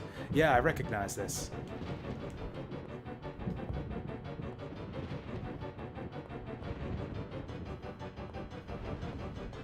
Do I have to fall down one of these pits? Is there a secret door somewhere?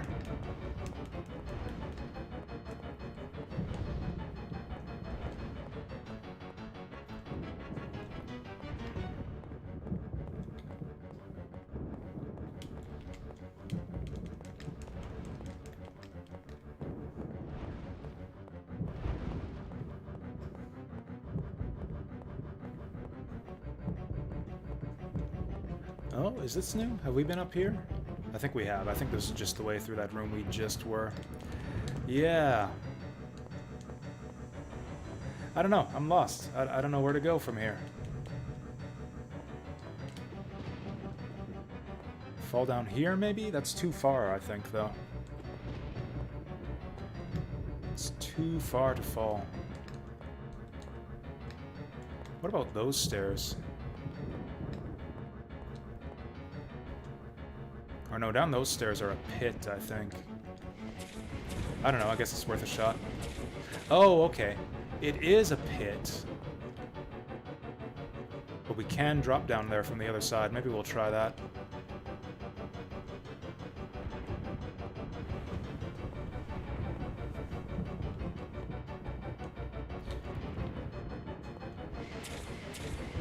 Just based on the layout of this area, it doesn't seem like there's anywhere else to go. Like, it seems like just a self-contained, like, kind of square zone we're in.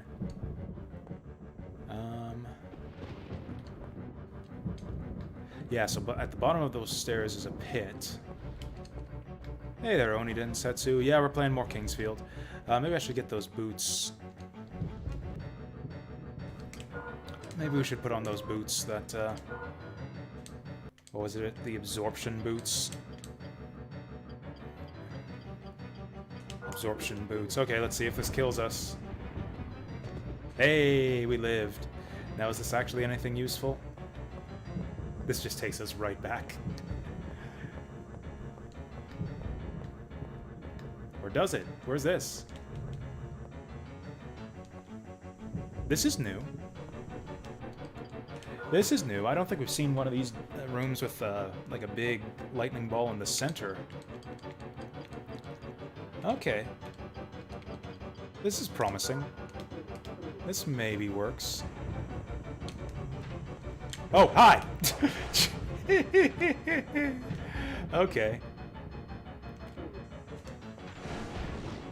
Oh, get paralyzed, biatch.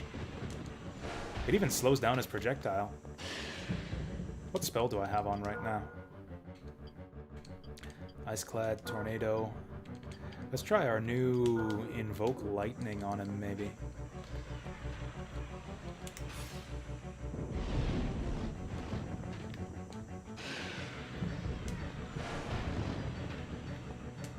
Honestly, this guy should be a total chump now. As long as I don't just sit inside the lightning. Oh, we killed him. We killed the Joker. Okay. What was he guarding? Ancient boots. Okay. Is there another one of those? Whoa, whoa. Another one of those guys hiding in this room?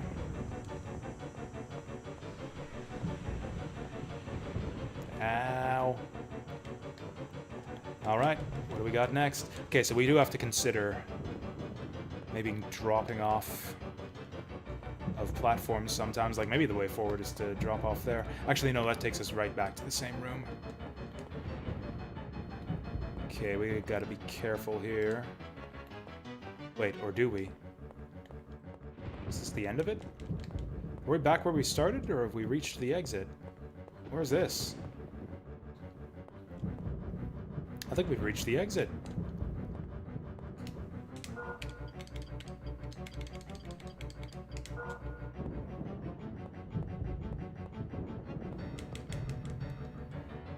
Ooh! Whoa. Poor guy. What's he got for us? Whoa! When I saw the darkness within my dearest one, all hope turned to despair. Please help the fragile forest children who have been consumed by the darkness. Oh, is that the forest children key? Is that the key of the forest children? King's key. Damn, that's even better. Actually, there is no forest children's key.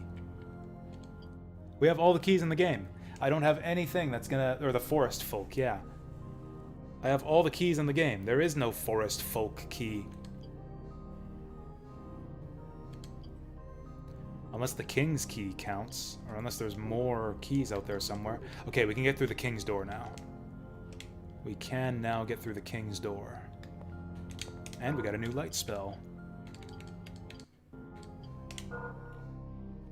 See, there's still plenty of stuff for us to uncover back in the older parts of the game. Woo, we got full magic off that.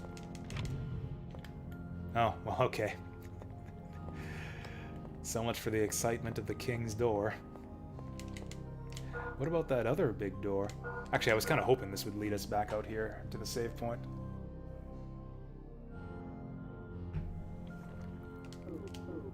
Maybe the king's key will open the forest folk chests then. I mean, it has to.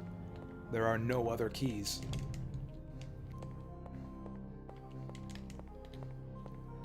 Okay, what do we got here? Sealed. Is it though? That purple orb in the middle looks kind of familiar. That purple circle in the center looks kind of familiar. No? No?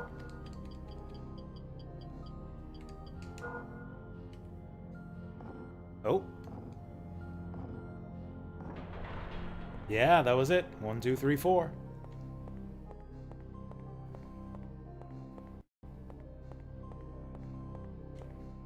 What do we got? This will probably, like, restore our Blade of Light.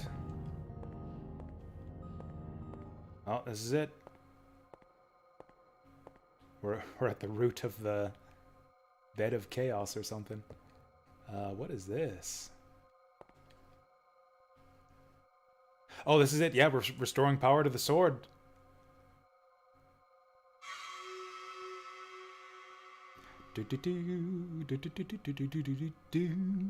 Oh, there it is. There it is. Okay, I think we're ready to take this down into the abyss.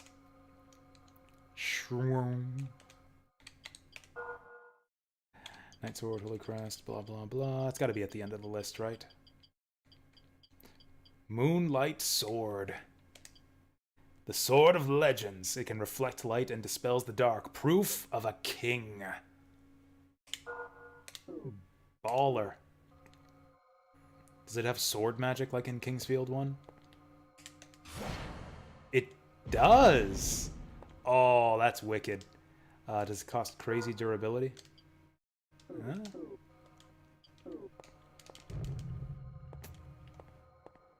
Damn, these mysteries are kind of unraveling a lot faster than I thought they would. I said before, I didn't think we were more than like 2/3 of the way through the game here. When the light becomes stronger, the dark does as well. Perhaps relying on magic alone isn't the best way to fight the darkness. We seek the light that dispels, and the blade that can slay. Seek the blade of the forest. In order to completely remove the dark folk, you will need the light of the forest to enchant the blade. Only then must you face the dark one. Did I not just enchant the blade with the light of the forest? Did I not just use the light of the forest to get our moonlight blade?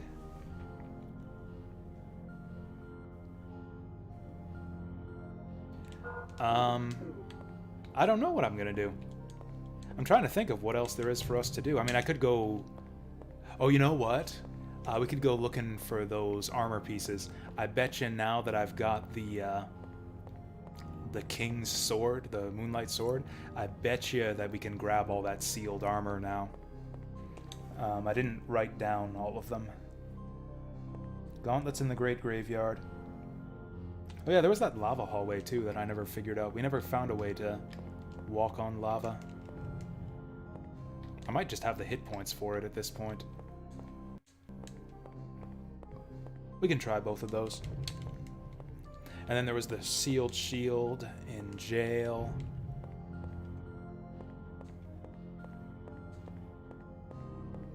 Because, yeah, not only were those monsters down in the abyss taking 1,000,000 hits to kill, they also killed me in like 2 hits. So, yeah, we probably do want to grab some better armor.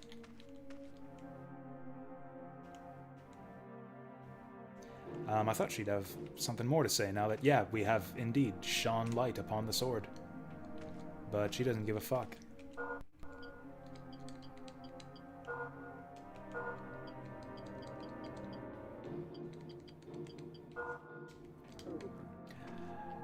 So where is... Wait. Didn't work. There we go. I must have been slightly misaligned there. Let's go try out one of those forest folk keys. Where were they? There's one in the commons. And one in the torch room. Nice note-taking there, Jasu. Where is the torch room? Fuck.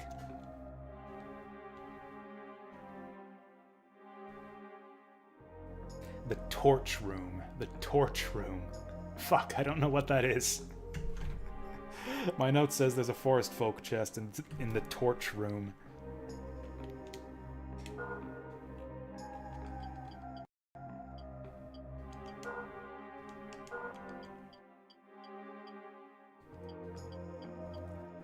Well, let's try...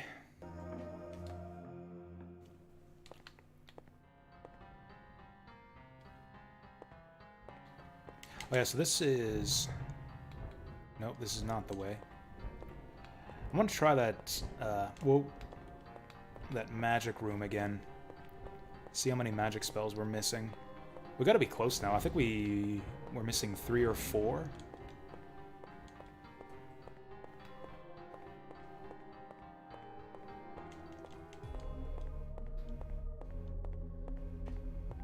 I mean, I could just use a guide if we want to go for the full 100%, but I think I'd rather just see like what I can find on my own. Okay, whoa. Yeah, look at this. It's lit now. We're missing 3 magic spells. Looks like one wind, 1 fire, and 1 water. 'Cause yeah, that's earth. That's... The ones on the ends are light and shadow. Yeah, that's light. That's darkness. We have both of those. These 4... Yeah, this one's earth. We got all the earth spells. So we're missing 1 fire, 1 wind, 1 water. I don't even really know for sure that anything special will happen in this room once we get them all. This might just be a way of keeping track of how many magic spells are left in the game.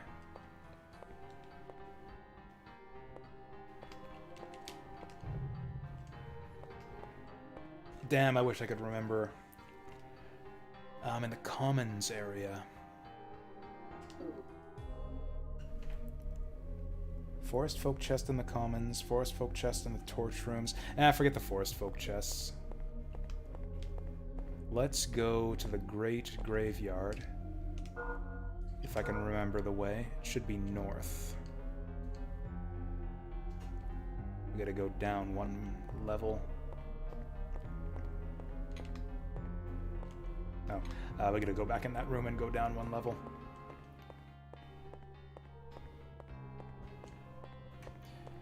Yeah, let's unseal some of that armor and see if that'll help us down in the abyss.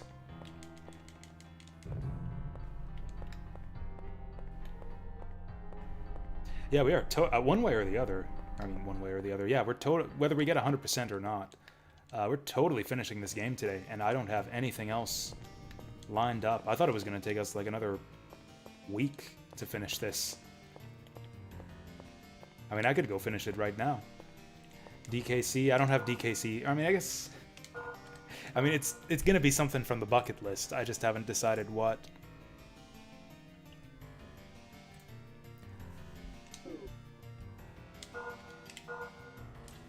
I don't want to do another SRPG because we've got Tactics Ogre coming up.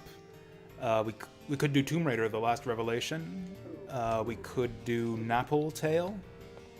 We could do The Witness. No, I don't want to do The Witness until I'm done with Baba Is You. We could... Oh yeah, we could do Dark Souls 3. That was the other thing I said we could do. Is Dark Souls 3. If we got enough people here who are interested, we could... If I finish Kingsfield today, we could do some Vermintide multiplayer. If anyone's interested in that. I know some people were talking about that in the Discord. We were coincidentally talking about Vermintide and the upcoming Darktide as potential multiplayer night games in Discord. And then just yesterday, Vermintide 2 is now free on Steam. Yeah, Tomb Raider would be kind of like a follow-up in the same vein as this game. Now here's the question: do you guys think this game is more similar to Tomb Raider or to Dark Souls 3? Because those are kind of two of the options I'm considering here. Is Kingsfield, the Ancient City, more similar to Tomb Raider 4 or more similar to Dark Souls 3? Tomb Raider? I think I might agree. Just in terms of like the kind of old school like dungeon design approach it has, and definitely the graphics style. They're definitely games that are kind of like going for similar types of experiences. Yeah, there's always Daggerfall. I do want to make my way through the bucket list, though. I'd still like to make some progress on that bucket list before the end of the year. What was I doing in here again? Oh yeah, I want to open up the map.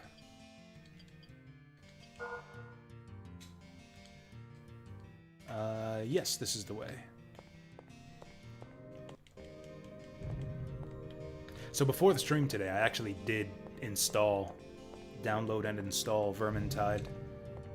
It's one of those games where it like immediately throws you into the game when you first load it up for the first time.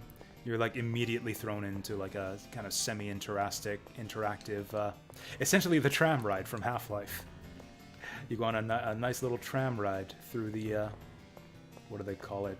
Through the skitter portal area or whatever. And then you go through a tutorial where you fight a bunch of rat demons.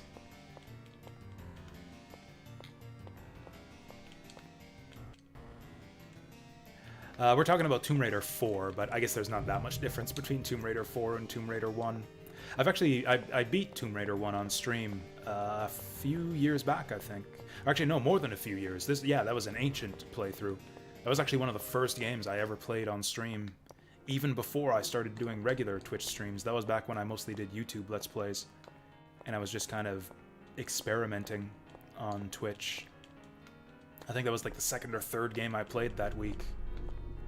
It was actually when I was between jobs. I was just streaming on Twitch like 8+ hours a day for a full week, and I want to say this was back in 2015 or 2016 maybe. But yeah, I played Tomb Raider for the first time back then, and it was a real treat. I enjoyed that playthrough a lot.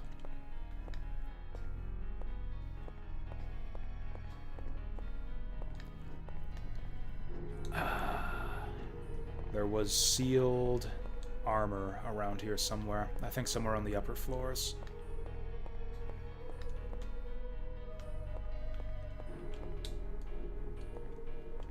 Or maybe down here. Maybe it was behind one of the widow doors. It was in here. No, it wasn't. Damn it, I wish I would have been more specific. Then again, I wish this game gave me a fucking map. Okay, so that's the entrance to this whole area.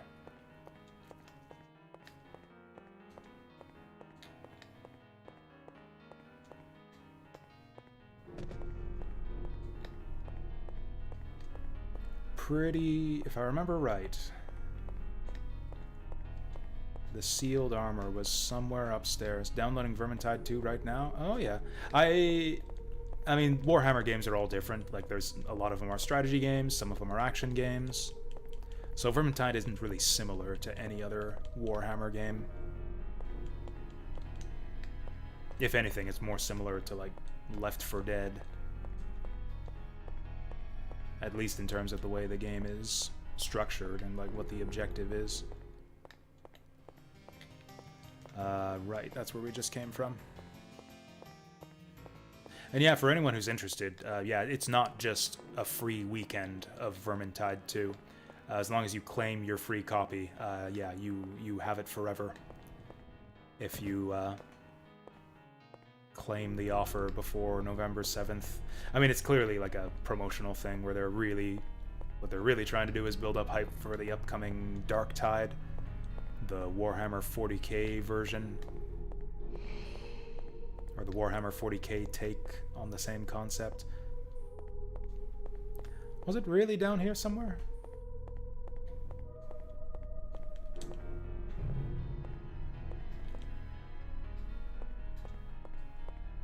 What was through this way?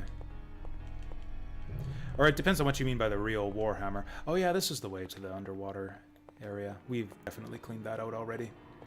So it's, if you didn't know, there are two... Whoa. Kind of two different settings, or two different types of Warhammer. There's Warhammer Fantasy and Warhammer 40k, which is like the futuristic sci-fi Warhammer franchise. They have certainly a lot of similarities. Like, some of the factions are pretty similar. Here we go. It's still sealed. Oh, there it is. We just gotta cut through the darkness. There we go. There we go. We got our... What was that? Lord Muse gloves. Oh, it's got light and dark defense. I'll save that for when we go down into the depths. For now, let's get those ancient... that ancient armor on.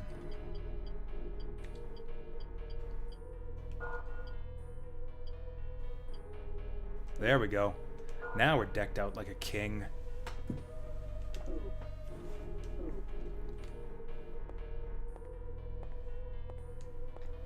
So we can cross that off the list. Sealed gauntlets in Great Graveyard. Now there was that other one. Damn it. Okay, you can eat shit. Wait, what sword do I have on? Oh, we do have the Moonlight Sword on. Lol. Okay, I'm digging this Moonlight Sword. Let's teleport back again. I remember where the other one was. It was in that tower. Or no, it was in the... Fuck. It was in the fuck. It was on the bottom floor of the center area, which is actually just this way. We just gotta find our way back to the save statue. Yeah, I think it was right down here. So I said that there are two types of Warhammer. There are actually kind of three, or even four, depending on how you divide it up. So there was kind of a split in the Warhammer Fantasy universe when they kind of had their big end time event, and then Warhammer Fantasy kind of got discontinued, or basically replaced by Age of Sigmar, which was kind of their reboot of the Warhammer Fantasy brand, I guess. It had like kind of a new setting. It kind of shook up a lot of the lore and the way the factions are organized and stuff. A lot of people didn't really like it. And also because of the way that video games are licensed and stuff, they still continued releasing some games under the Warhammer Fantasy label. Just again, because of the way that licensing works, it's like since Age of Sigmar is a brand new thing, like some video game companies have the rights to Warhammer Fantasy, whereas others have the rights to Age of Sigmar. So you still see like Warhammer Fantasy video games being released to this day. Like Total War Warhammer is set in the Warhammer Fantasy world. Even though Warhammer Fantasy has technically kind of been discontinued. Even though it actually hasn't, they're actually bringing it back. So now, what are they calling it? Warhammer The Old World, which is Games Workshop's reboot of Warhammer Fantasy. Well, I think it's going to be brought back. They were kind of vague about the announcement. Just like, oh, we're planning to bring this back. You, the fans, have spoken, so we're bringing back Warhammer Fantasy as Warhammer The Old World at some point in the distant future. I think Vermintide is Age of Sigmar.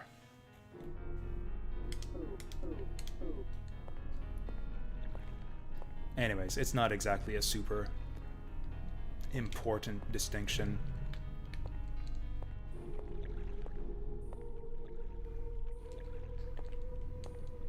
And then Warhammer 40k is split up into kind of two timelines, where there's Warhammer 40k and Warhammer 30k, which is kind of like a big prequel event, otherwise known as the Horus Heresy, is another kind of spin-off of Warhammer 40k.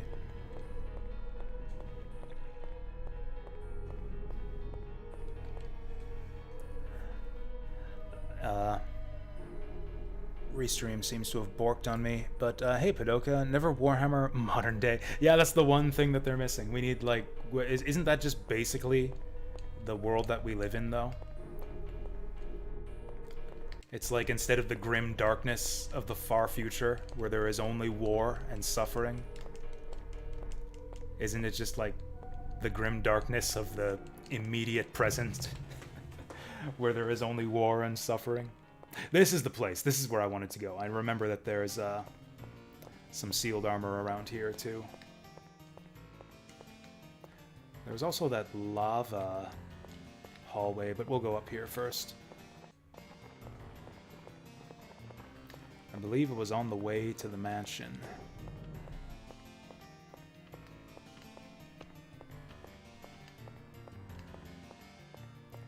Yeah, we just gotta go up here. You know, one thing that's just struck me about this game that I never noticed till now, there are no load times at all, like anywhere in this entire game. That's actually pretty impressive for the time. Sweet. Like, these were the days of, like, loading times between every area for most games. But yeah, this game's got no loading whatsoever. Okay, this sword is powerful and fast. And possibly indestructible. I've used it a few times now, and it's still at full durability.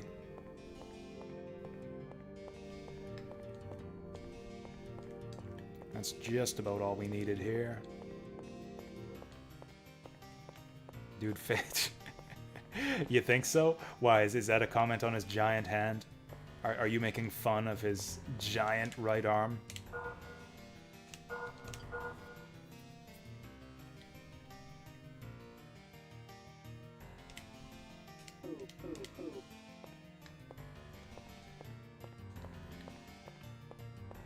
Yeah.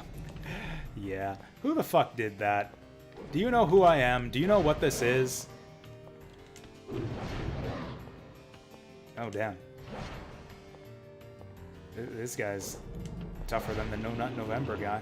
There we go. Oh, nice. I got his toenail, too. And he was rich. Am I regenerating health? 460... 462. I'm regenerating health with something that I have equipped right now. There we go. I can't see shit, but I know where I'm going.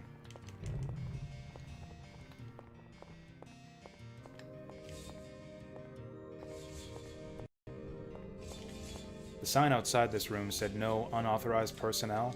I had hoped that now that I've got all the kingly gear on, I might be authorized now. This guy doesn't have anything we want anymore. I've got all the best armor. Or at least I'm about to get it. I don't need Forest Root anymore either. I got the spell that heals all ailments. I could buy a bunch of bolts, I guess. But yeah, I don't really need anything. I mean, it's regen effects are especially nice in this game because movement is so slow.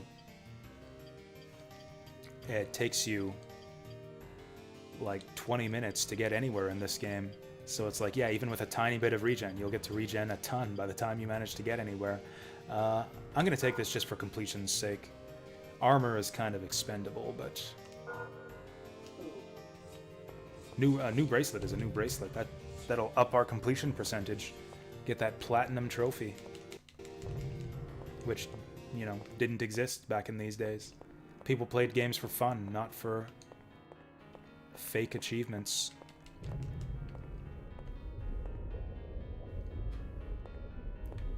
Can I survive this?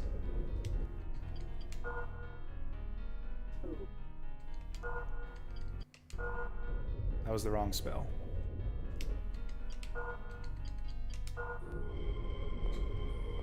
I might be able to do it.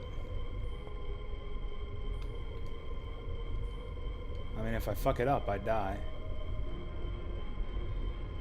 I bet you I can do it. Gonna wait for it to wear off and then we'll refresh it. Yeah, I probably have enough regen to get across here. We'll endure fire, and I'll put on the fire resist ring too.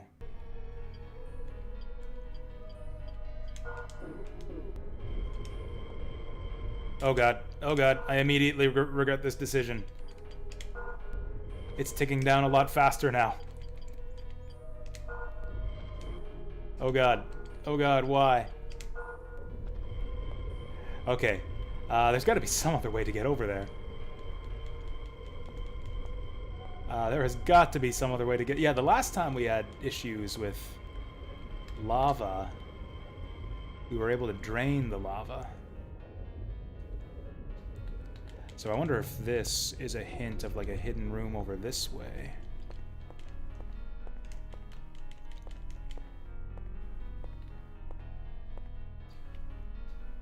Yeah, I wonder if I could like drop down on top of these.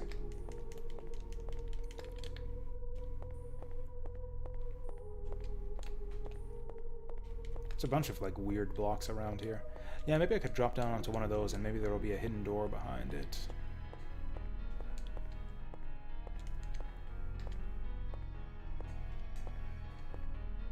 Yeah, this game's actually pretty cool about that. It's like quite flexible with like the ways it deals damage to you. I mean, because of the way the controls are in this game, in general, it's kind of really difficult to avoid damage. It's kind of almost got that like early Resident Evil style to it, where it's kind of just expected that you'll take damage from a bunch of things in this game. And it's more about like strategically using your healing items and conserving your resources than it is avoiding every little bit of damage that comes your way. Yeah, it doesn't look like there's any hidden doors around here or anything.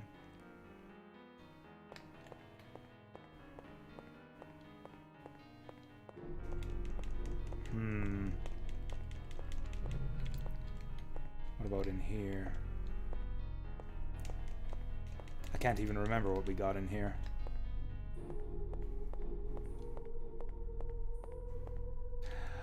Oh yeah. I mean, I remember the puzzle. I don't remember what we actually got out of it. Okay, so that chest is still a mystery. The lava hallway chest is still a complete mystery.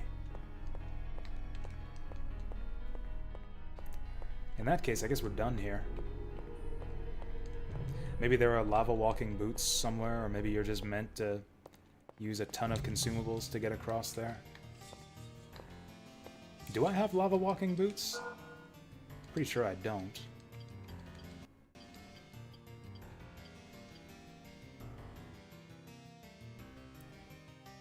Ultimate Greaves.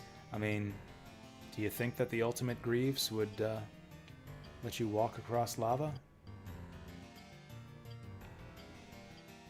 I don't even have Fire Greaves. Whoops, I don't want to talk to you. You're useless to me.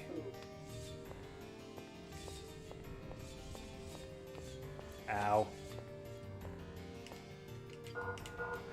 Okay, so where are we off to next?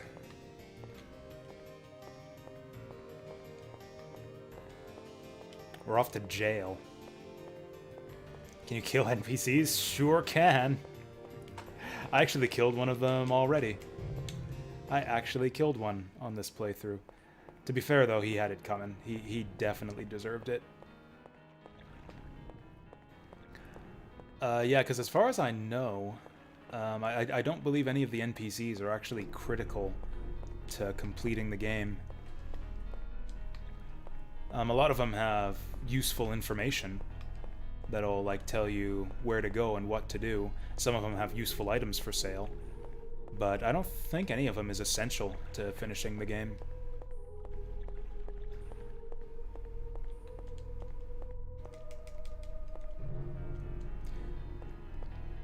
So we've got 2 of the ultimate armor, the sealed armor set so far. One of them I have written down. Or actually, that's the one in jail. I know we've seen others, but I can't remember where they were.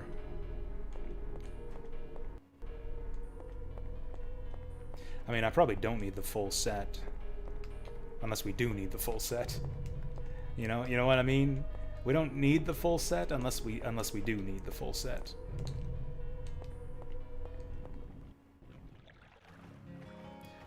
By which I mean, getting just a few pieces will probably raise our defense enough to survive in the end game. Wait a second.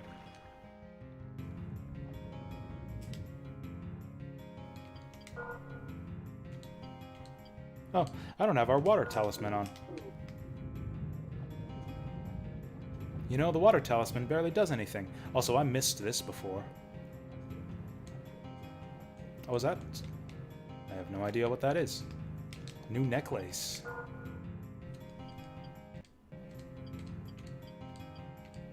Healing amulet. Gradually, or heals bodily injuries gradually.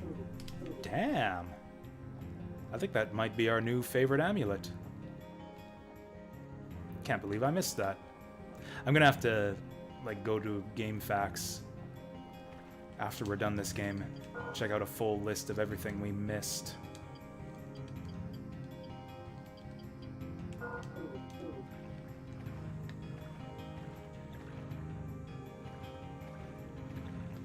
Wait, I'm going the wrong way.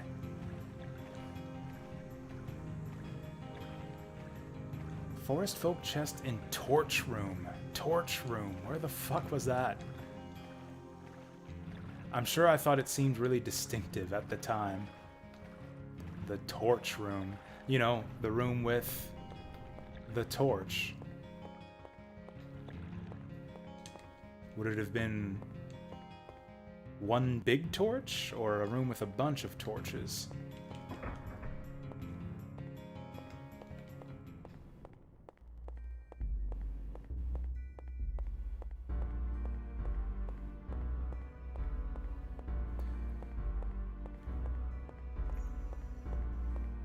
Was there sealed armor in, what's his name's mansion? Can't remember.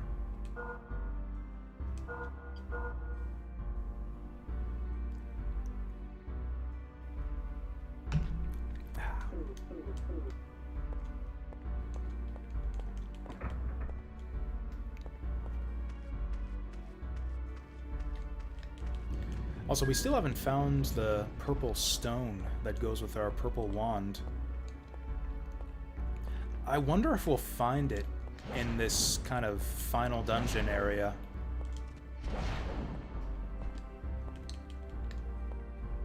Oh. Oh, you know what? I remember.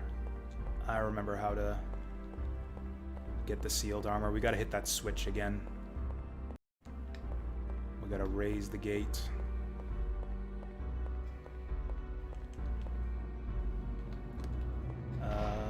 This was not the way.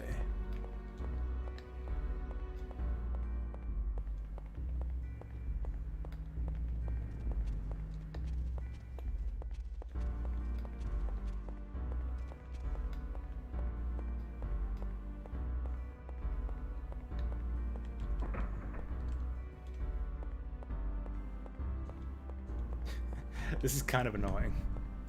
So we're gonna have to walk all the way out, grab that armor, then we're gonna have to come all the way back here and hit the switch again, and then go all the way back again so we can leave.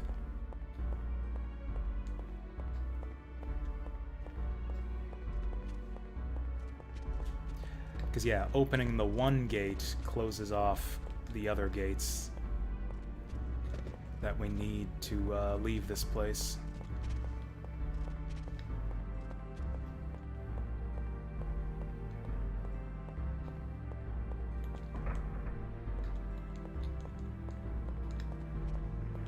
There it is. Got the shield. I think there's got to be just one more then. Okay, let's put this shit on. Oh, you know what? That's not Moonlight Greatsword. Judgmental. I totally forgot that we picked this up. Yeah, I thought that the Moonlight Greatsword was spitting lightning, but it was actually just me.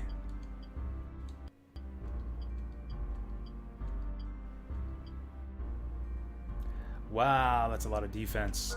Okay, so we got the shield. Ancient helmet. I'm gonna keep the King's Crown on. It looks neat. We don't have the chest armor. We do have the gloves. We do have the greaves. That's unless there's a ring. Unless there's a ring to go with it.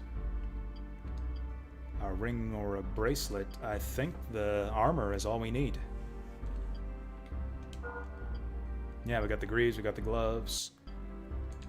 We don't have the helmet. There's probably a helmet. So I guess, yeah, we need the helmet and the chest piece.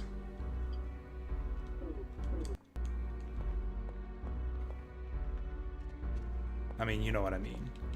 If we want to complete the armor, we need them. But we don't, like, need them unless we do need them.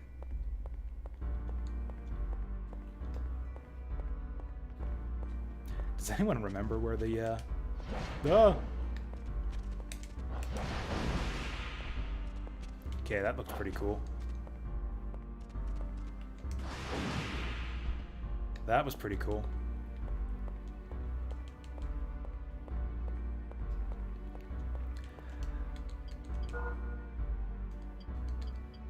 I am kind of curious, though, as to whether there's sword magic, like in Kingsfield 1.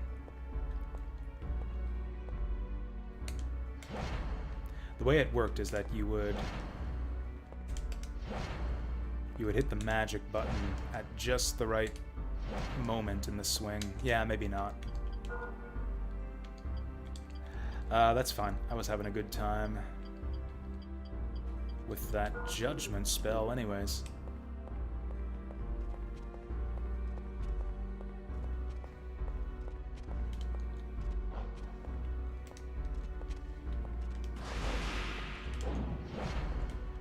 One shot at him.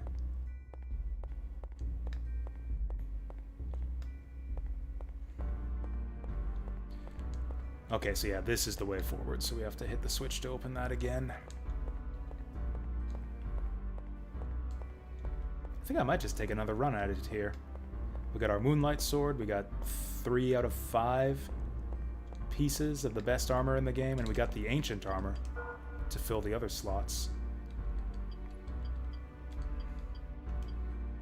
Yeah, I think I will put on the Ancient Helmet.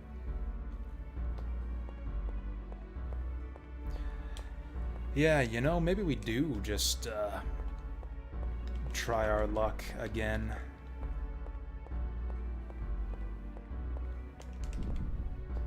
Okay, I'm gonna hit that switch, and then we're actually gonna go back out and save, since that is the closest save point to the end game here.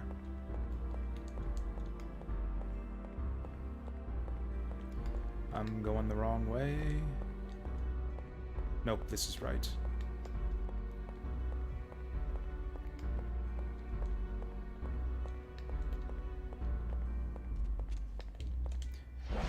You are somehow alive still.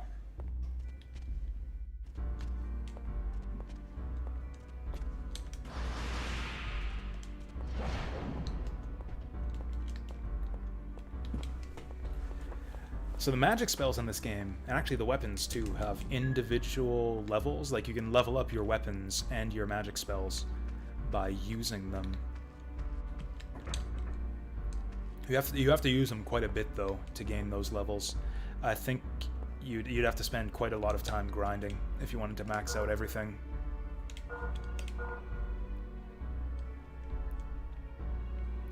I kind of dislike that system in general in most games. I would rather just choose which spells I want to level up and not be forced to, you know, kind of grind a bunch in order to be able to use the spells I want to use.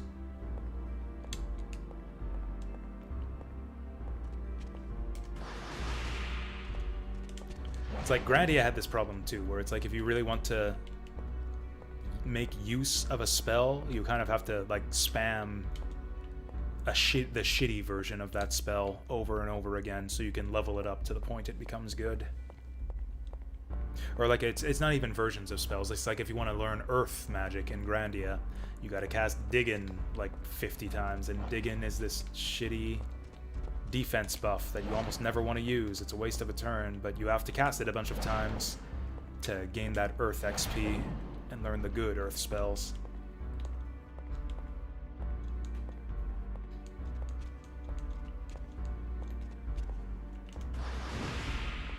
Boo.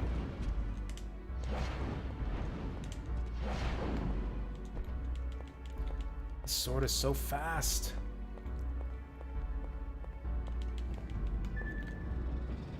I need to stop wasting my MP. Or maybe I don't. I have quite a bit to spare, actually. Surprised that none of these golems ever came to life. Oh, there's one. Cool. We just get that for free on the way there. Okay, so there's only one that we're missing. I'm sure that we saw it somewhere. There's our chest piece. Yeah, so I guess we're missing the helmet. I'm fine with that.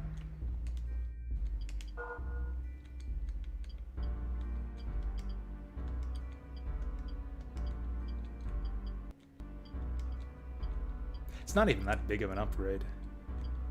It would be a bigger deal if this armor gave you... It's really plain looking armor too. It almost looks like kind of futuristic, like the kind of thing you'd see on like a Space Marine. Maybe that's the other hidden weapon. We get like a pulse rifle as our final ultimate weapon. Kingsfield just becomes a straight FPS for the big finale. Okay, once more into the breach. So we've got pretty much, or not everything. We're still missing those 3 spells. We're missing the final helmet. And as far as I know, I think that's about it. There are no other secrets in this game that I'm aware of, or like any obvious pieces of our final equipment set missing. Oh yeah, I guess I never did open up any of those forest folk chests. I'm assuming that I can open them now that I got the King's Key and the Moonlight Sword, but I never actually found one to experiment with that. So I guess we still don't know what's inside the forest folk chests. I'm guessing nothing good. Like we've already got the best equipment. Unless it's magic spells, it would have to be... Could be our purple stone, but I'm guessing it's probably just consumables and like stuff that would be helpful for the final fight. Yes, you need the moon. You need the moon sword, the moonlight sword, to cut through the seals and grab the armor. All right, let's do this again.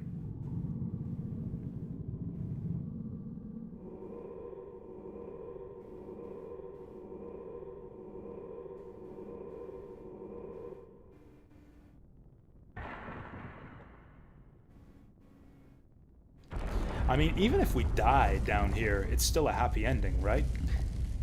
Like we returned the idol and broke the curse.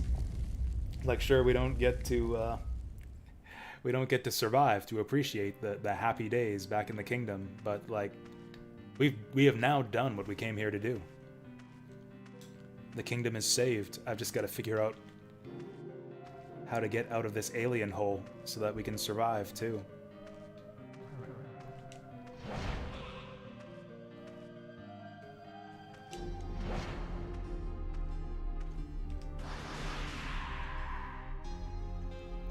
Okay, we can do some pretty good damage on these guys now.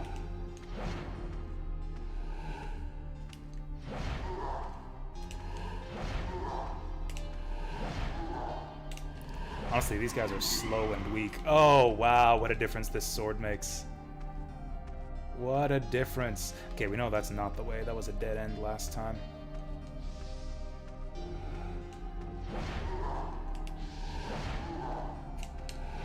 Look at this. He can't even hit me by the time my attack has, whoa, come off cooldown.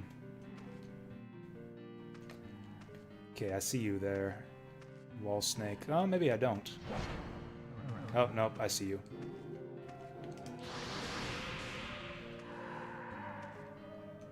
Did that get him in one go, or did he just retreat momentarily? Yeah, we're killing these guys in like 4 hits instead of 20 now. Okay, he's dead.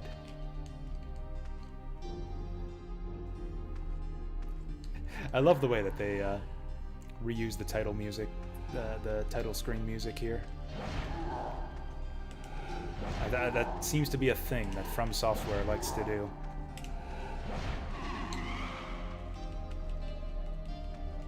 Oh yeah, they're not dropping money, so that kind of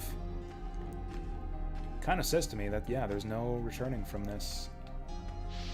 Oh, you're different from the other snakehead guys.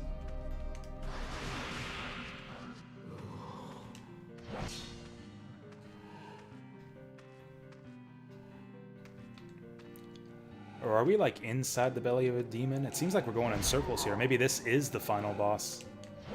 Is to just cut apart. Cut our way out of this demon belly.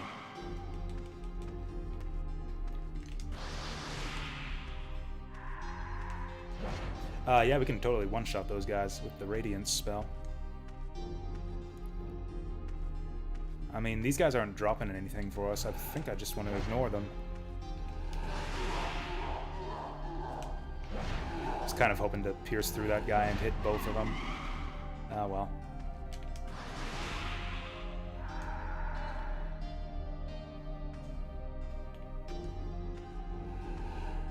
Oh boy.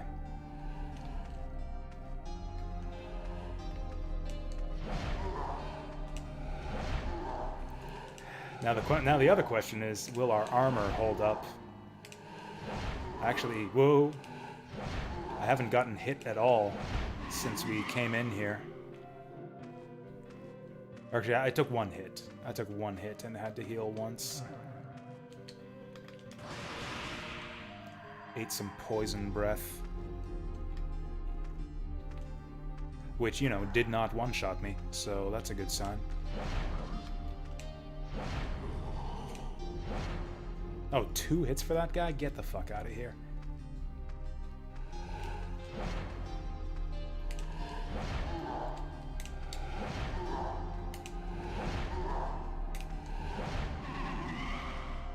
Okay, I am curious. Is our Moonlight Sword wearing down? It isn't. It appears to have unlimited durability.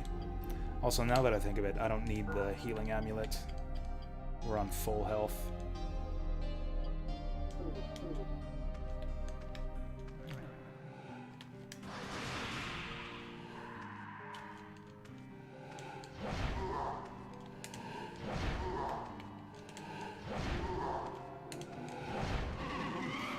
Man, once you get your Moonlight Sword, these are like the easiest enemies in the game. Like they attack so slowly. Like there's so many tricky enemies in this game that like these guys, no, these are like, apart from their crazy health and their crazy damage they do, these are like some of the easiest enemies in the game.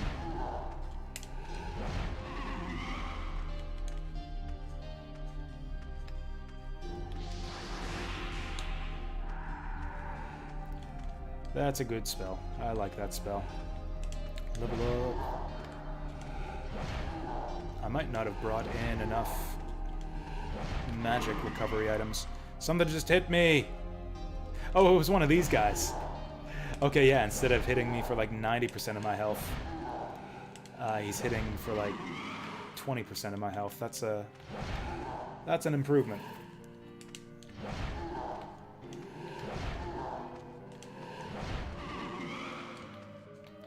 Okay, now might be a decent time for that recovery amulet.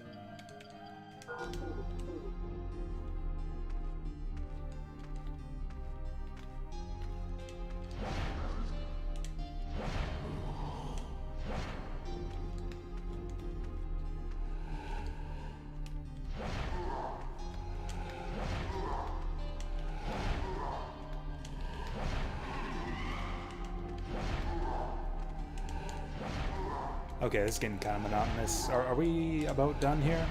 Man, I hope this area isn't as big as some of the other areas we've been to.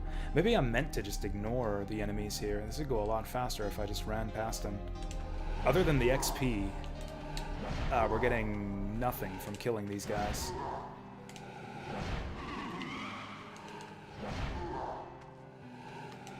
I could hear that guy there, even though I didn't see him. Physical up.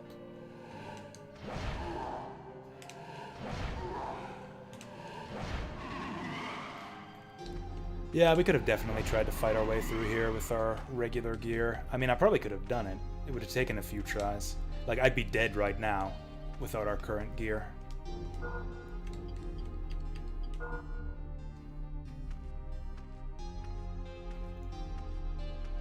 Okay, this is something different. This is new.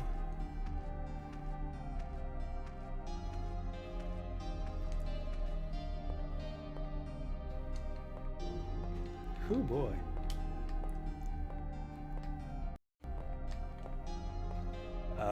Oh boy. Here there be dragons. Can you get down here? Oof.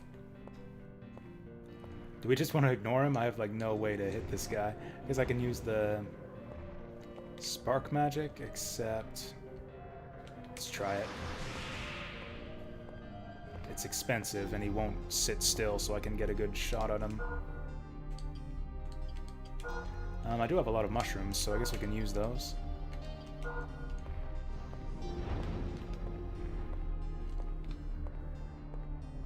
I do kind of want to get this guy out of here. Oh good, he's stuck on the rocks. Okay, let's just continue then. Is that another kind of weird demon up there? Yeah, I can get him... I can get like 2 hits on him per cast with this, but it's not enough. Oh hey, don't want to walk in that.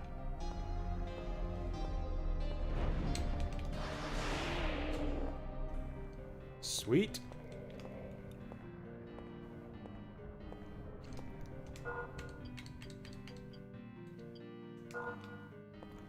Alright, 3 healing waters left.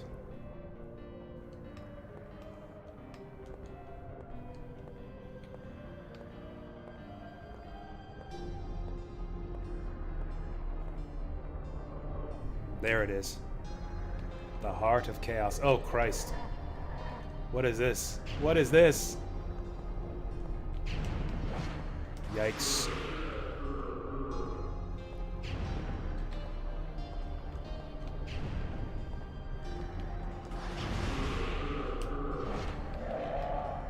Okay, just a couple spells. Just a couple magic spells and... Okay, cool. He respawns infinitely. That's the punishment. That's the punishment pit. Yeah, I think fighting infinitely respawning dark crystal guys is our punishment for falling off the bridge down there. Oh, God.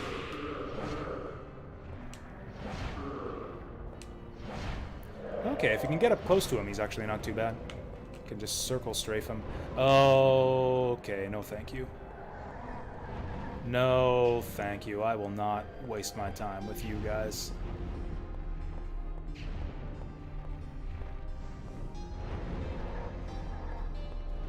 Oh, there it is. The bridge to victory. One last victory swig. 2 healing potions to go. Okay. What is this? I seek the dark. I don't think so.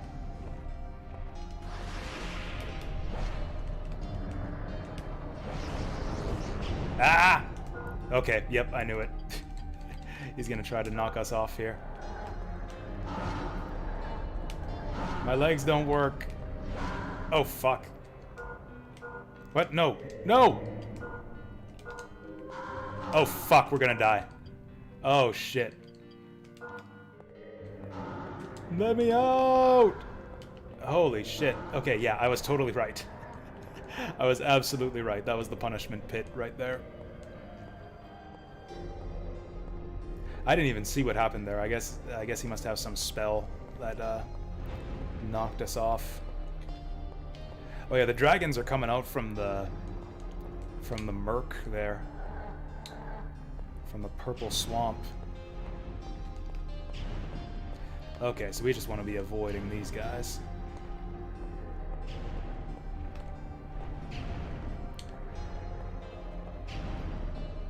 Oh, yeah. Oh, God!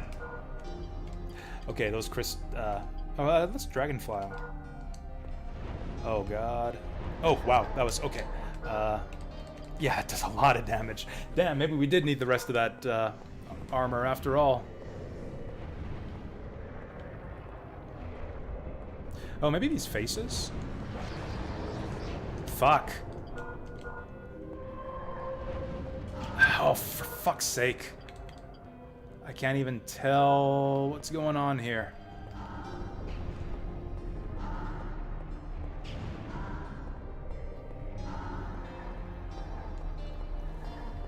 Like, am I making headway? Am I doing damage? Am I supposed to just keep running around? Running back up and smacking this guy? I mean, I've got plenty of healing items to spare. The problem is these guys can do a shit ton of burst damage, yeah, with that black smoke. Am I being teleported? It looks more like I'm being bounced. It looks more like I'm being, like, pushed back. God.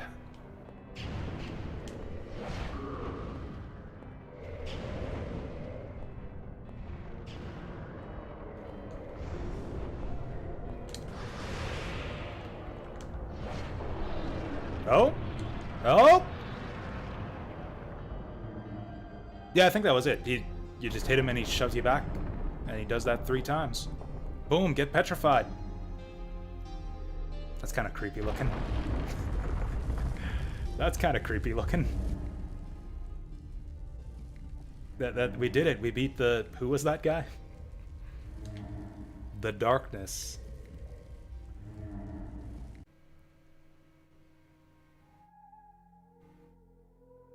Look at that. There's our uncursed kingdom.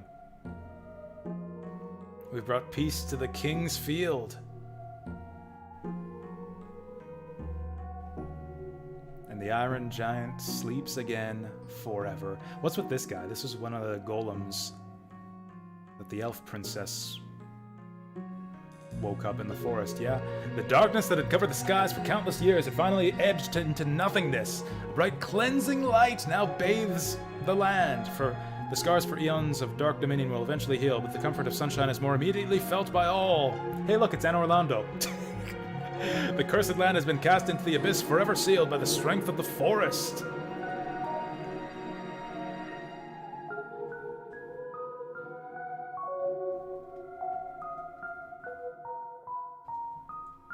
I don't know what the significance is of that sword. Ballads of the Ancient King and his mythic sword shall be sung by all worthy souls for ages to come. Oh, I guess the Moonlight Blade lost its sheen. It's just a regular sword now. Yeah, that's what it looked like before we gave it the Moonlight Glow. Oh, you know what it is? It probably... Oh yeah, there it goes. See, now it's the Moonlight Blade again. Kingsfield, the Ancient City, Staff. I am really surprised that yeah, that was only a couple hours. I was ready to like be finished this game on Wednesday. I thought we'd make progress today and then be finished like Wednesday next week. Yeah, see, this game is so huge. Look at this. I knew that there must have been like a massive team of people working on this game. I mean, I guess not that massive, but like for the time. Yeah, this is a big development team. Narration. I didn't hear any narration. Oh yeah, there was narration of the intro movie. Yeah, there was some barely audible narration. Also, this music sounds like nothing else in the entire game. And all players. That's you guys! That's you guys over there in chat. You are all players.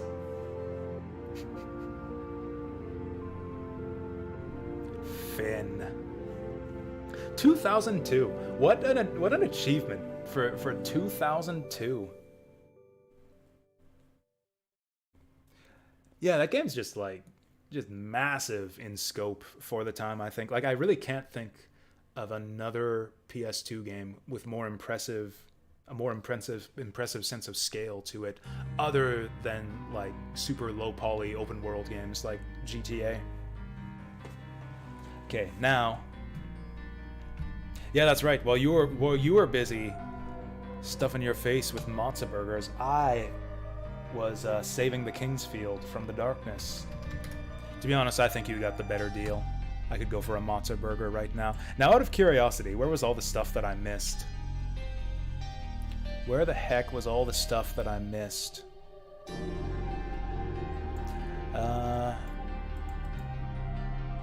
Demon will jail in the back, kill him and take the Dark Crystal. Get the Scorpion Sword, Demon Shield, Dark Crystal, break a wall. Okay, just out of curiosity. So I missed the helmet. Where was the helmet? Oh, this walkthrough is awful. I mean, it's fine. I'm sure it tells you everything, but the structure is bad. It's not good for looking stuff up. Well, whatever. We know what we missed. We missed 3 magic spells and 1 piece of... Did I ever get the good map? No. Is there a good map? I can't find a good walkthrough for the... Oh, here we go. Item location FAQ. Armor sets, ancient set, demon set.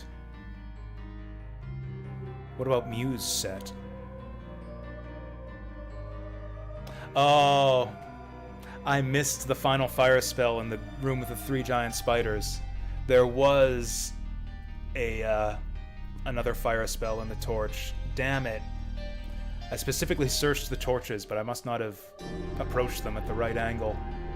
Yeah, so that was our final fire spell. Keys, miscellaneous stuff, forest folk chests. Oh, there were only 2 of them. Chest and rest, hit across, comments, the rest of comments, same light. It doesn't actually tell you what's in these chests, though. It just tells you where the forest folk chests are. Violet Guidestone. That was a mystery. After you cross the first bridge in the jail, go right. Past the first jail cell on your left hand. Oh, so there was a violet stone there. It's way too late for it to be of use, but yeah. Rocks of Life, Witta Eggs, Weaponry, random stuff, Ring of Wisdom. You should get the good map right quick. Where's the good map? I don't see anything about... I don't know, the item guide here on Game FAQs does not mention a map. Although it's a pretty limited guide, it only shows you, it only mentions the locations of the best, like, armor, weapons, and spells. Caretaker's map, Earthfolk map, Widda map, the King's map. Did we get the King's map? Don't miss the Earth Crystal, Crystal Helm, and Triple Fang. Clue to the puzzle is in the room with the Earth Crystal. You have to drop him onto a block and break... Oh, break a wall. It's the treasure across the lava? Yeah, it says to break a wall. I think I know exactly what they mean, too. I think I know exactly how to get that. Coolest item you ever got in a game? Okay, that's just too tantalizing to pass up. I think I know exactly how to get it, too, based on what this guide is telling me. I should have thought of it.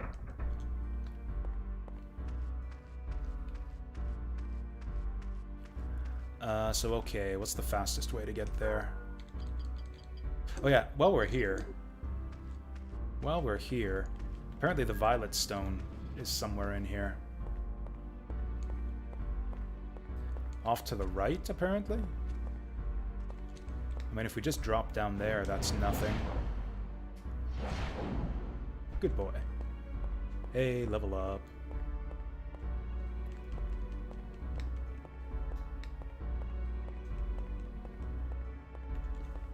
Did I read that wrong? I mean, it's not important.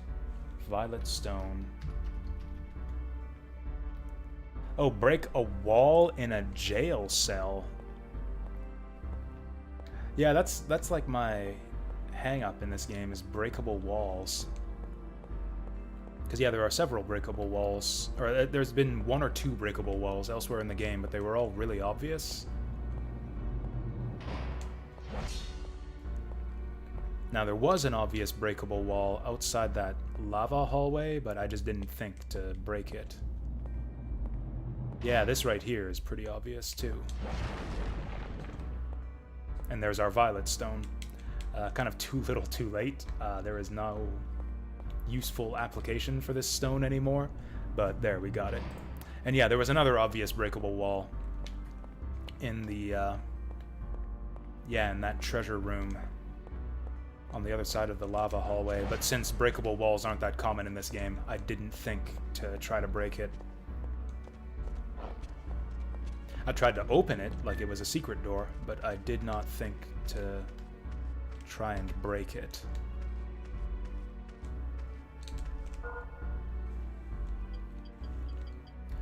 So I think we want to go red here? Yeah, green takes us to the dwarf. We want to go red.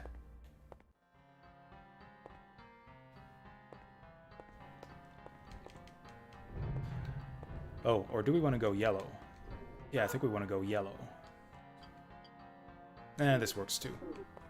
No, it doesn't. Yeah, we want to go yellow.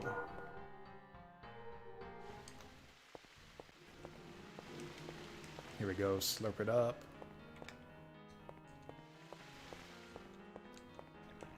Now, can I remember the way? Or is it just straight north here? I think it's just straight north.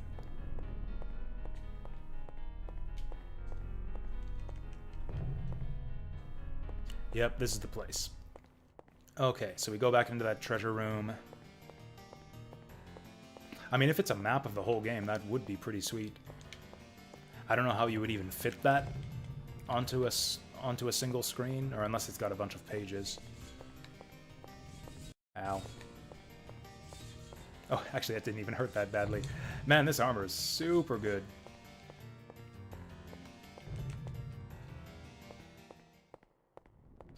Okay, so we go up here.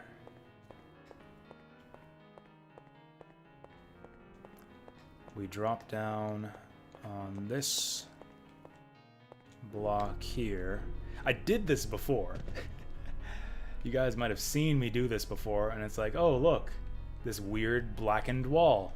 No secret passageway, though. I guess it's just for decoration. But no, you can break it. And then that, boom, that takes it. Oh, okay. Okay, and this is the way that we disabled the lava back in the craftsman's workshop, too. Yeah, so it's exactly like I thought. Exactly like I said. Secret room. on the other side of where the lava is pouring out. There we go. That's a good puzzle. I feel dumb for not having... I was so close. I was so close to solving that. I saw all the clues. Everything was before me, and I just didn't think to hit the wall. It's like, oh, lava's coming from this direction. Secret room behind this wall. Huh, no secret door, though. Oh, well. Stupid. Stupid Jasu. I could have had this ages ago, too. Like, there were no items we needed. Oh, we got a magic crystal ball. King's map. Ooh. Wait, turn? Oh, shit. Oh, shit. What all does this... There's no way this is the whole game. Yeah, maybe this is just of, like, the main city? Oh, we can control the zoom, too. This is the map from Metroid Prime. This is exactly the map they give you. The style of map you get in Metroid Prime.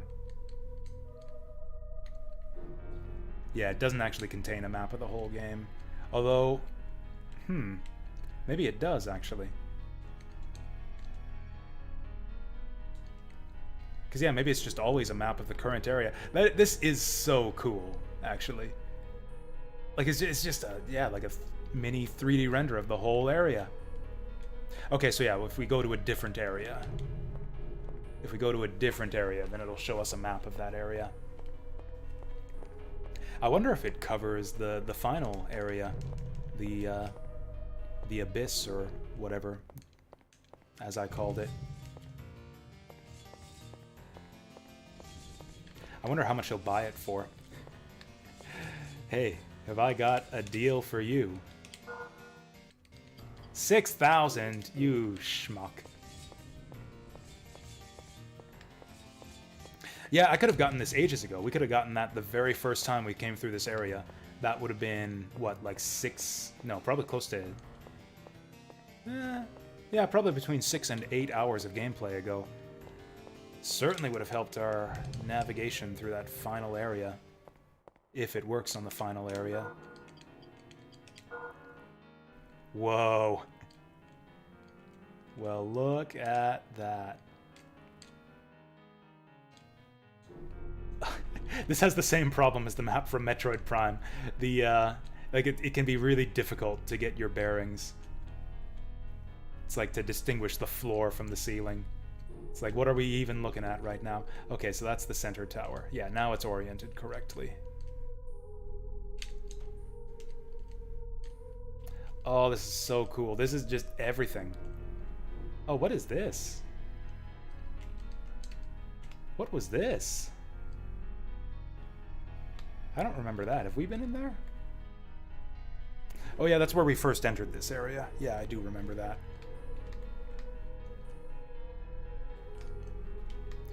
What is this?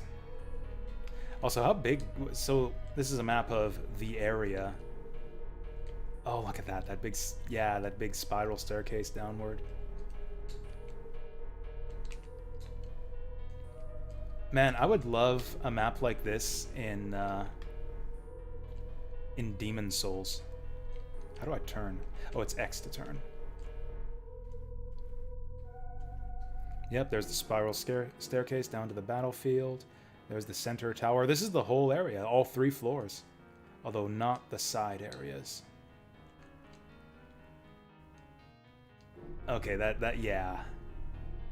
Yeah, that is really neat. What is this? What's this place?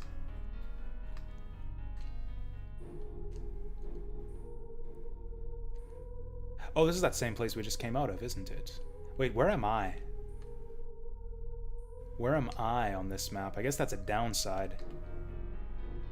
That would be a downside if it doesn't show you your current position on this map.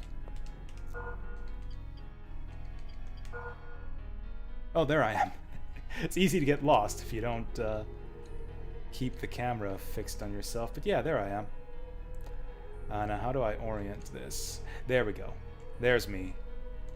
Yeah, I can't even see myself anymore. They should have made the arrow representing the player a different color, maybe. This map is really difficult to use. Like, man, I thought the one in Metroid Prime was tricky. Wow, look at this shit. I get yeah, if you get it tilted the wrong way, it's kind of hard to tell what's even going on. Oh, there's our healing fountain. There's our mermaid statue. Man, I kind of want to... This kind of makes me want to travel to earlier... Like, I don't know how helpful this map is at this stage in the game. It seems kind of cumbersome to use, but it is cool. It is... I almost wish that every game gave you a map like this at some point, just like right at the end. Because it's really neat to be able to see, like, the way... To get, like, that zoomed out view and see the way that, like, the whole map fits together. You can actually see that online sometimes for some games. I really like the one for Dark Souls. It's actually pretty small. Like, the world of Dark Souls is very tightly interconnected, and it's all the connections make sense. Like, there's a map you can get online that just it's just a zoomed out 3D map of the entire world of Dark Souls, and like, yeah, it all fits together.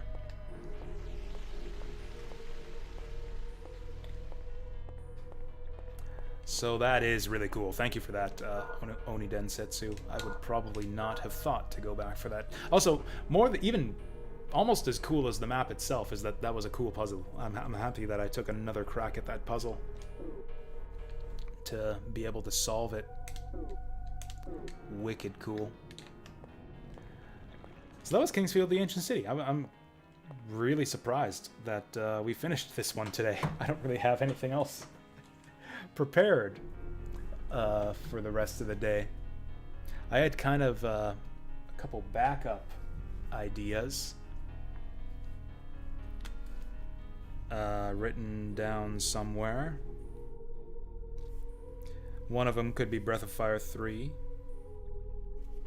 One of them could be Bangayo. I think I want something long though, something that's gonna like last the rest of the day, because we're only a few. I was planning to go overtime today, to be honest. I was ready to play Kingsfield, the Ancient City for like the next, like for 10 plus hours. I was prepared to put into this game today. Since we got a bit of a late start today, I kind of wanted to do a late stream. Oh, this is the wrong notebook.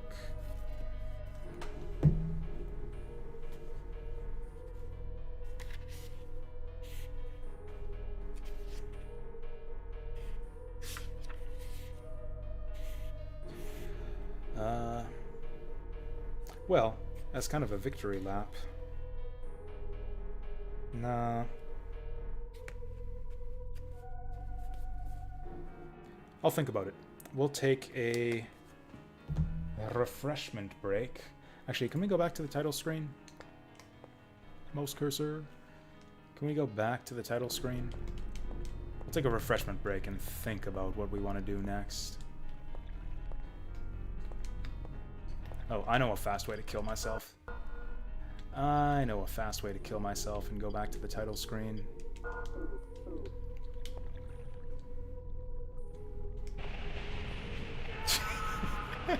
I love that. Man, deadliest spell in the game. Deadliest spell in the game, that tornado. Even with our end game equipment and like level 51 and everything, it kills us in like 2 seconds. Also, apparently From Software's logo was purple back in those days. Okay.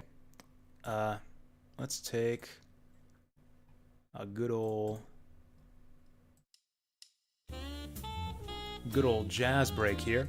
While I get something to drink and try to decide what we're going to play next. I'm leaning... Oh, multiplayer? I mean, Vermintide is the game that people are talking about right now. If we could get a Vermintide squad together, I would play that. Yeah, Vermintide 2 is free on Steam at the moment. Also, apparently it's got DLC coming out. Oh, it's out today? No, 4 days.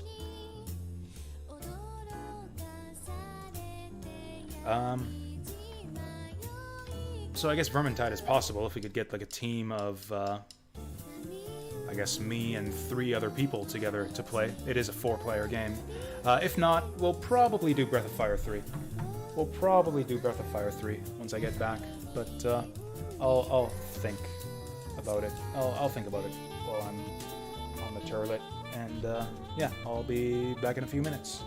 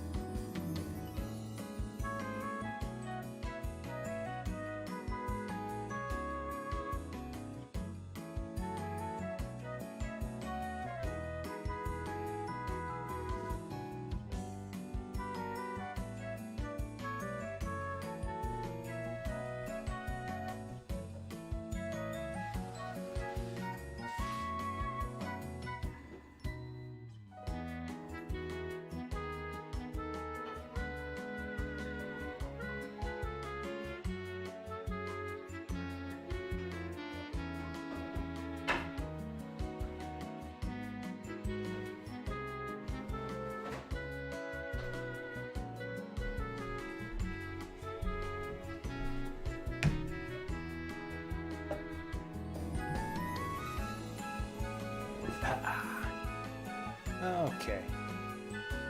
We're doing Breath of Fire 3. Yeah. I wish I had something cool, something cooler or more interesting lined up for you guys right now, but we've just got nothing else on the go at the moment. Like, I've got a few ideas for neat games I'd like to show off on stream at some point in the future, but I don't have any of them prepped, and I don't want to do like a setup and preparation on stream. It's like, we've done Breath of Fire 3 a few times. We know that it works.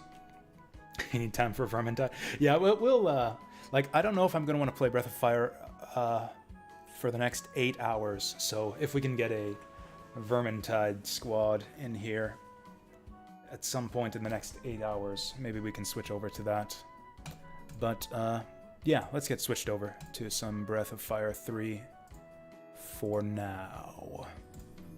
I don't know why I decided on this game all of a sudden. It's not really part of any of my ongoing stream projects. Or I guess someone nominated it for Viewer's Choice, and I kind of just decided to keep going with it since I like it so much. It's a very good, just kind of casual, time-filling game. It's just like, anytime we don't have anything else, we don't have something else on the go, just like any time is a good time to play some Breath of Fire 3. When was the last time we played Breath of Fire 3? Which is to say, which stream number is this? You know what? I don't care. I don't care. I'll come up with the number later. We'll just call this Casual Evening BOF3. There we go. Casual Evening is my go-to stream title whenever I don't have a good idea for a stream title. This is not a blind playthrough, and I don't care about spoilers, so we can take out those tags. This is definitely a slow run, so we will keep that. I guess I can exit EPSXE 2 now. EPSXE? No, it's PCSX. PCSX is the PS2 emulator. Okay, let's flip on the RetroArch.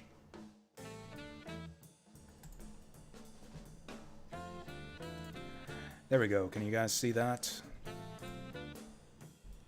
I can see that, so I'm going to assume that you guys are ready to go. What Falcom game this is from? Which Falcom game? Who's playing Falcom music on my stream? Oh, damn. This is, I have no idea what this is from either. I recognize this from one of my Falcom Arranged albums, but I don't actually know what game it's from. It's from Sorcerian.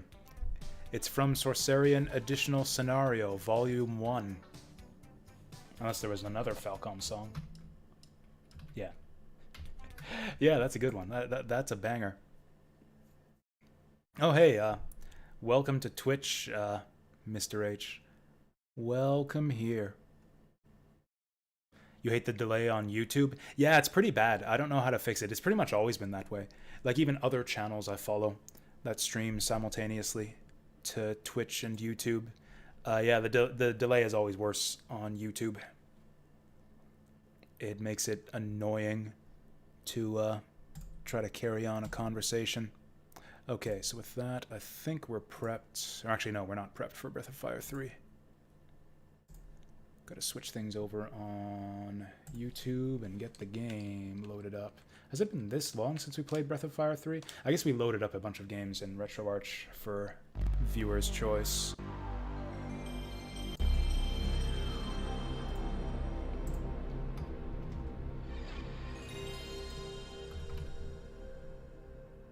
Do I not have a Breath of Fire 3 thumbnail here?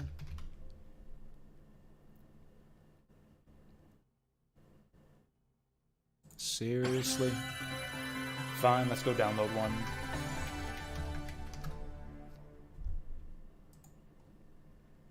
Damn, this game's got some sick artwork. Have you guys seen some of the character art for Breath of Fire 3? It actually looks just fantastic.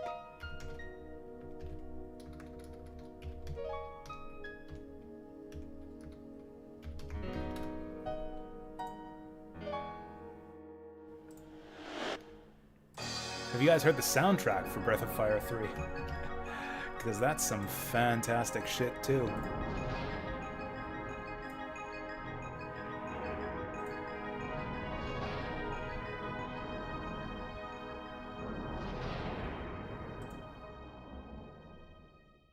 Wait a sec, what the heck happened? What the heck happened? My YouTube dashboard is all messed up. I'm sorry guys, give me a second. Give me a second, I gotta bring my YouTube dashboard back up.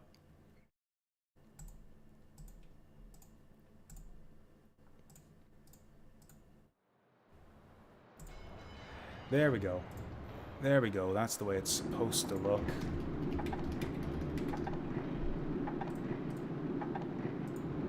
Do I have a playlist for Breath of Fire 3 yet? I do.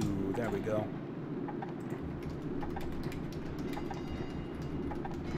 I can't remember quite where we were when we last left off in this game. Oh yeah, the tournament. Yeah, we're doing the tournament subplot now. Yeah, looking forward to this. Changes saved, okay. It says changes saved, but everything's still fucked. Man, even apart from the chat delay on YouTube, YouTube is just fucked right now. It's not saving my like changes for thumbnail and stream title and stuff. I don't want to be broadcasting to people that I'm playing Kingsfield when I'm not.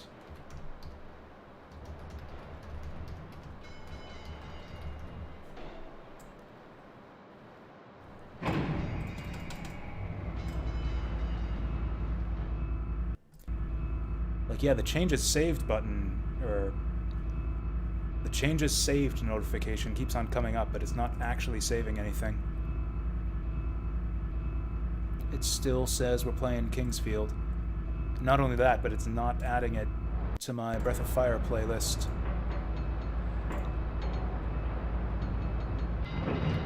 Okay, there we go.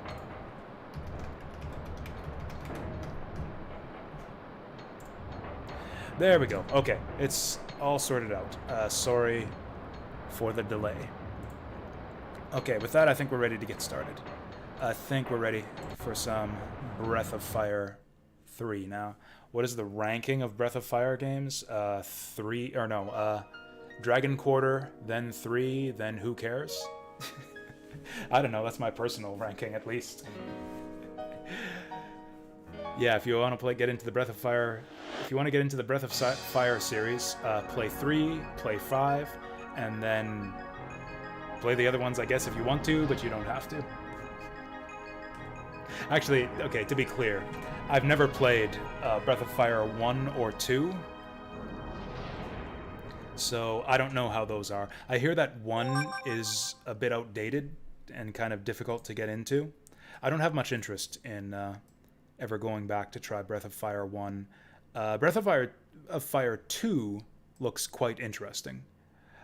You've got like some of the cool town building stuff you have kind of making a comeback in Breath of Fire 3.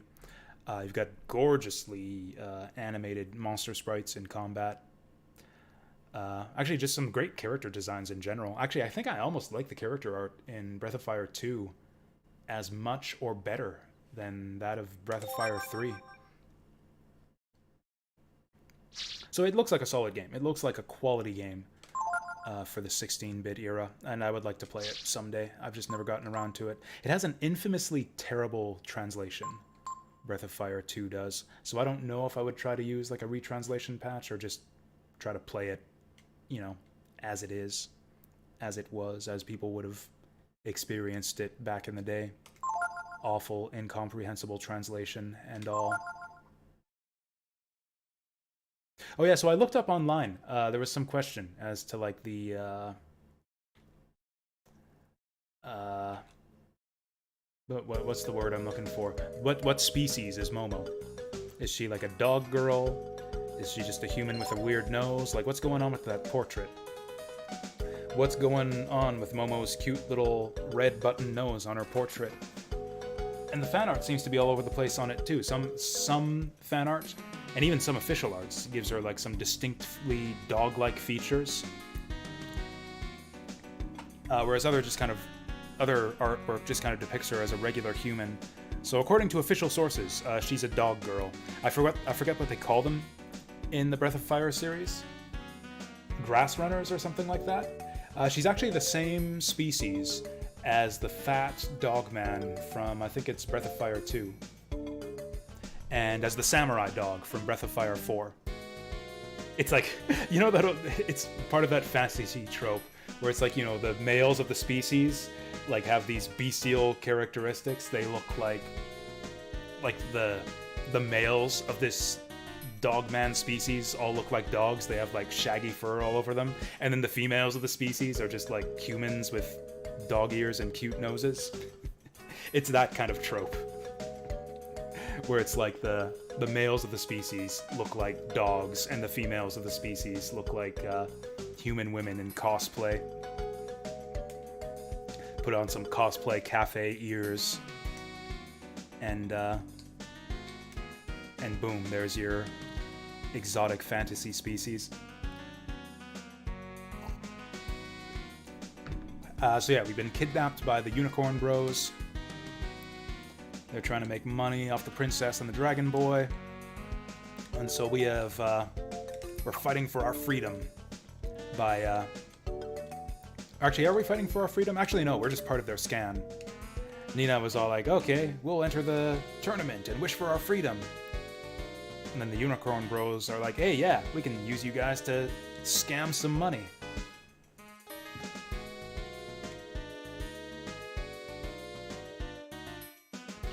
So I think the idea is that the Unicorn Bros are going to bet on us for the tournament and make a bunch of money that way, since we're the underdogs. These are some pretty distinctive designs on these posters. Are these actual, like, characters from other Capcom games, I wonder? Or even other Breath of Fire games? I don't know.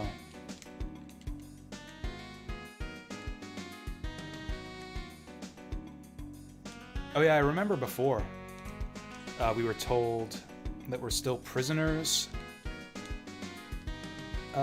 in the arena here, but they also said that we're free to train for the tournament as well, so I wonder if that means we're allowed outside.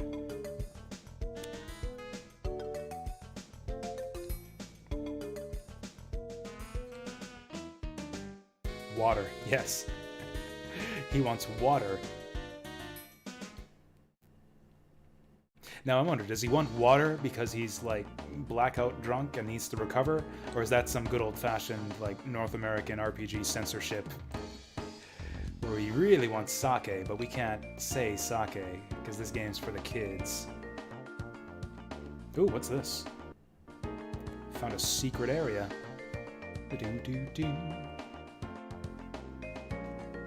Oh yeah, so back to the idea of the ranking of Breath of Fire games. I think 3 is generally considered to be the best. Most people, I believe, consider this to be the peak of the series. 4 has its fans, but I've seen more people with my opinion of 4 than I have seen people who really like it. I thought 4 was kind of, I don't know, just kind of drab compared to this game. Did not make a good impression on me within the first 8 hours or so. I did not stick with it.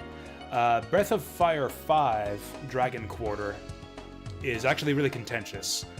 Most Breath of Fire fans hate it because it's completely different from all of the other games. It's got like a totally different tone, totally different type of story, completely different gameplay. It is absolutely nothing like any of the previous Breath of Fire games. It's got a weird save system. It's got a weird dragon transformation system where it like kind of limits your ability to transform based on like basically giving you corruption the more you use your dragon powers. And if your corruption gets to 100%, it's basically a permanent game over. But the game gives you some incentive and like some advantages for restarting it from the beginning. It's also not that long, so you're kind of meant to make multiple attempts. Like, it's actually possible to kind of, like, fail or, like, get the game into a borderline unwinnable state, but the game is designed so that you can restart from the beginning and kind of make multiple runs at it, since it's not that long. It's, yeah, changed from a traditional battle system to a more of an SRPG battle system. It had a lot of weird systems. It really rubbed a lot of people the wrong way. It had kind of a darker story, too. Kind of a more drab color palette as well. Yeah, a lot of people really, really dislike Breath of Fire Dragon Quarter. I personally love it. It's one of my favorite PS2 games. But yeah. If you were to ask most Breath of Fire fans, like which games to play if you want to get into the Breath of Fire series and which ones to skip, most people would tell you to skip Dragon Quarter. Most people would say skip Dragon Quarter and just pretend it never existed. Pretend that Breath of Fire 4 was the final Breath of Fire game.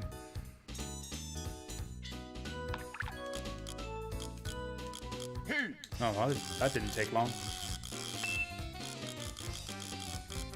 I forget what kind of fish are in this pond. Ooh, that looks like a rainbow trout. Or maybe a salmon. Nah, it's a trout.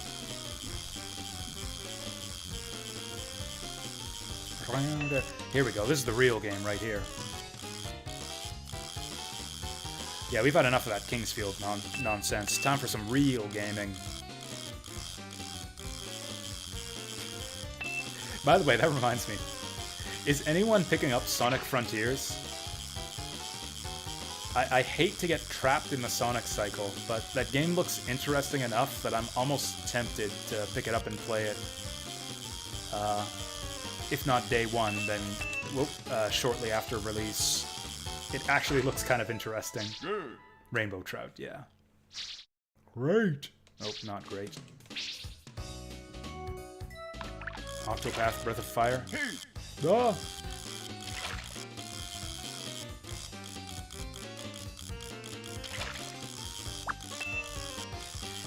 I mean, part of the reason I'm tempted by it is that, so the way I have my Twitch payouts set up right now, I mentioned that I haven't been getting Twitch money for the last year or so, since I just didn't notice. Something must have gone screwy with my payment info or whatever, my banking info that I gave to Twitch, and I just haven't been getting payouts for like the last year. And I didn't even notice because it's not something I really pay much attention to. And then all of a sudden, when I re-input my payment info for this for tax purposes this year, it's like, oh hey, suddenly payments are working again. Here's $400. Now the way I have it set up this time, since I couldn't remember how to get it to deposit directly into my bank account, I have it go into my PayPal account, which is not a big deal. The only thing I use PayPal for is for buying games on Steam. So essentially I have like $400 now that's only useful for buying games on Steam.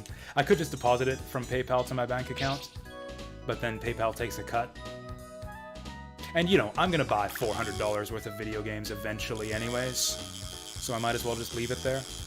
Like, that's just money in the bank. I'll spend that money anyways. Oh, there was a redeem? Oh, I didn't notice. I mean, we can do a refreshment break. Yeah, I totally didn't notice. Sorry about that, Mr. H. Okay, so we'll start with the glasses off.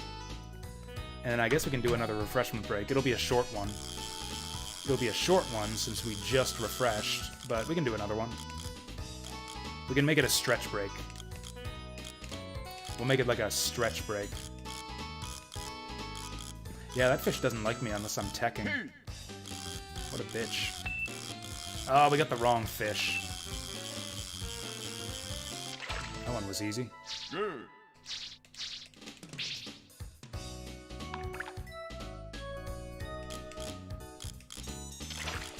Hey, we got the big one. I forget what these are. Whoa.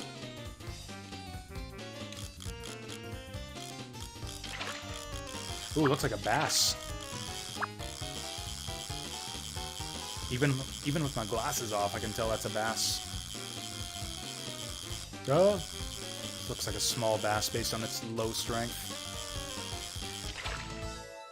Yeah. Yeah, small bass.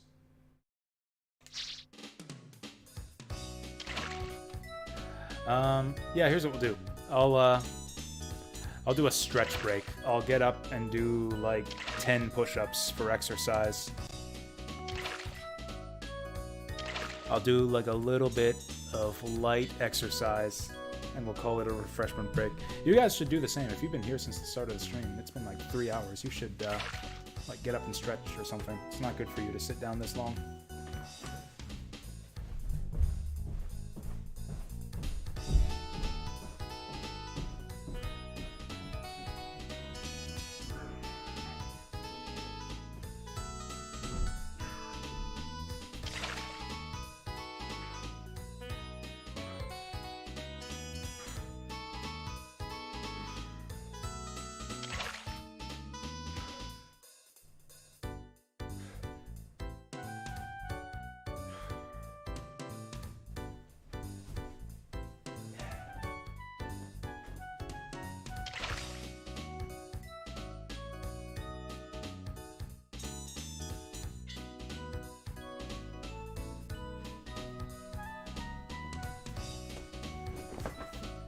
I couldn't do 10.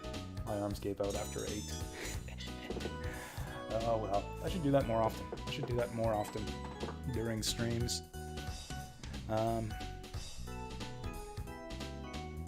Okay, that's enough refreshments. That's enough refreshing. I can't even see the stream controls. I can't even see the stream controls to take the break message down. Is that the one? That's not the one. Oh god, what have I done?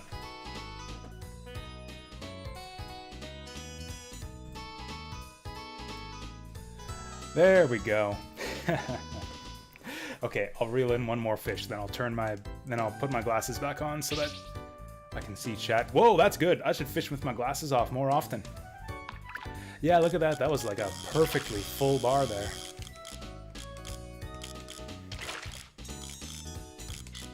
Oh, that fish doesn't like me at all, even when I'm teching. He doesn't like me.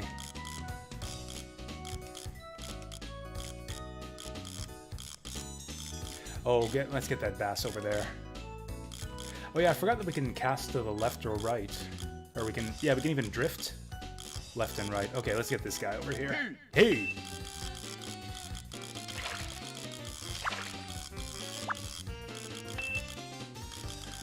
Oh god, he's getting away. He's getting away. Runaway bass. Alright, there we go. There we go. Stupid fish thinks he can outsmart me. I'm the bass... Whoa! I'm the bass master. No fish gets away from me. There... Ah! No fish gets away from me. Get in here. Ah. Small fry. Okay. Okay, let's bring it back. Let's get it back to normal now. Oh wow, I missed a lot. Yeah, we did just do a break, but that's fine. Oh, you don't know how they work? Yeah, it's pretty silly. It's pretty silly. Because I tend to do refreshment breaks anyways, but like you can kind of basically, yeah, you can spend points to kind of control the timing of when we do breaks. Like if you need to get up and do something, we can have a break. They're on a cooldown, so like you can't just, you know, redeem for breaks endlessly and just cancel the whole stream that way. I think they're on a 2-hour cooldown, which is about how often I like to do refreshment breaks.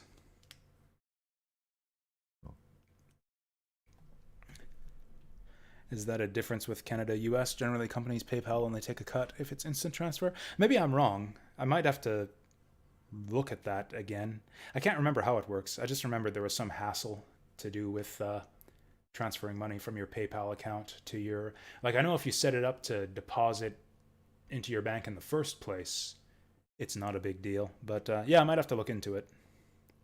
Anyways, I was thinking that since I thought that I have this money that can only be spent on video games, that I might just buy a big video game. I mean, that's not the way to handle PayPal money like that. It's better if I just wait for something I really want to get rather than just buy a fucking Sonic the Hedgehog game just because I've got money, just because I got money in my hand now. It's like I've got money and there's nothing to buy. Sonic. Go all in on Sonic. But actually, I don't know. The new Sonic Frontiers looks like it. I mean, it won't be great, but it looks like it might be interesting at least. Oh, that's right. PayPal takes a cut. Gonna go out and get snacks at the store. Well, I'll still be fishing. I'll probably still be fishing when you get back.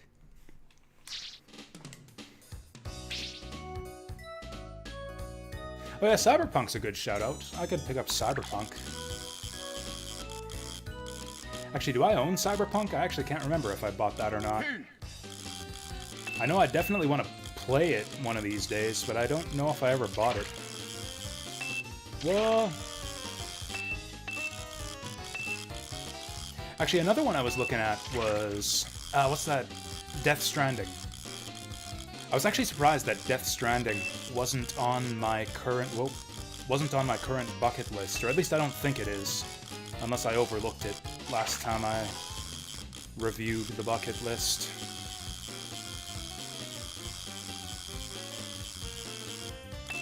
The more I look at and the more I think about Death Stranding and just Hideo Kojima in general, the more I want to play it. So I wonder if Death Stranding isn't on my current bucket list, I think I might like advance it up the queue just so that we can get that played a little bit sooner.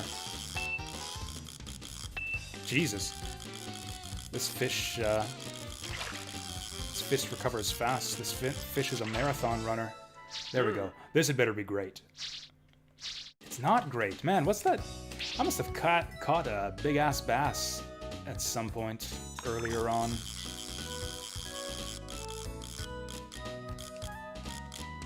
Yeah, fish, fish, fish. Hey!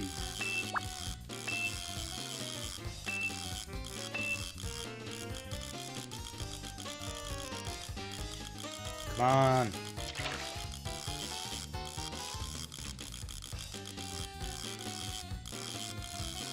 Here we go.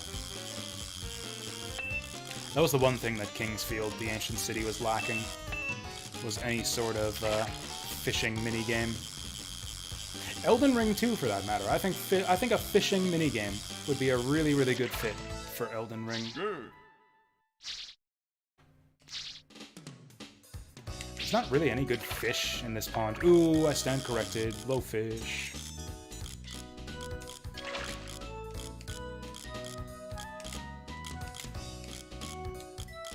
And off he goes. Okay, these fish don't like my heavy caro. Let's get something else on here. Maybe they like worms.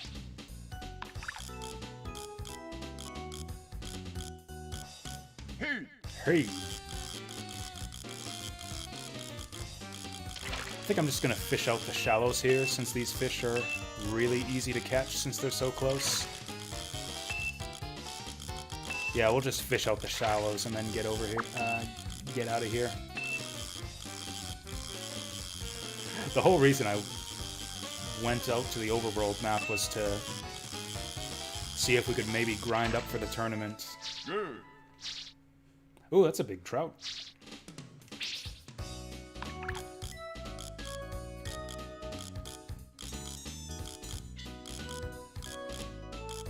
Get over here. Stupid fish. Okay, so they don't like my worm either.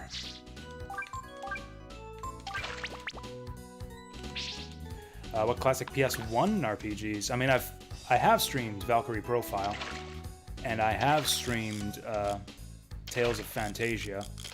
I just haven't done full playthroughs of them. Valkyrie Profile, I think we did 2 streams for Viewer's Choice. And then Tales we did for that one fan translation showcase stream. Doesn't like the frog either.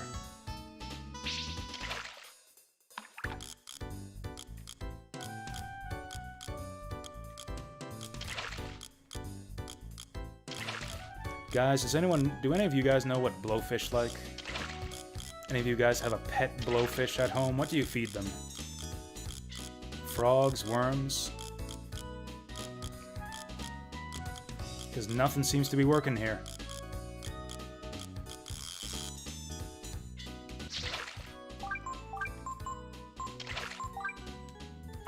Let's give him the old popper. Everybody likes an old popper. I'm sure there's more. Like, I don't know, it depends on your definition of classic. Because, like, a lot of people regard Legend of Dragoon as a classic. I have never played that one. And there's...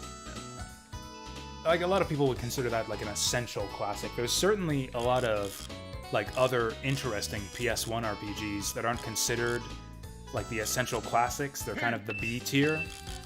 But I think would also be interesting to show off. Stuff like Legend of Legaia, Thousand Arms, Beyond the Beyond, although that's more of like a Z tier PS1 RPG. It's an interesting game, though. I actually would like to show that one off on stream someday. What else is there?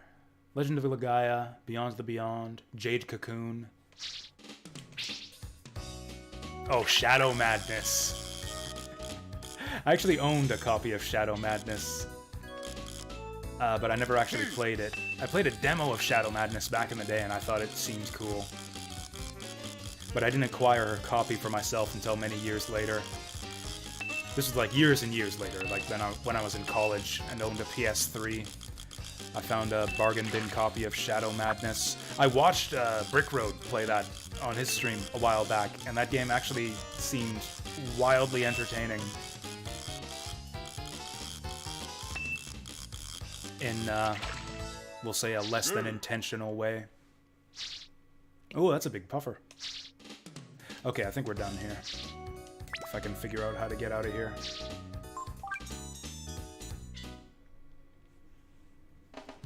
We still don't have any easy access to mentors.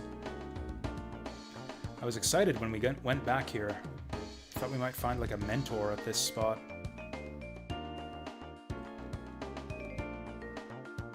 Oh, we can just leave. We can just leave. Or can we?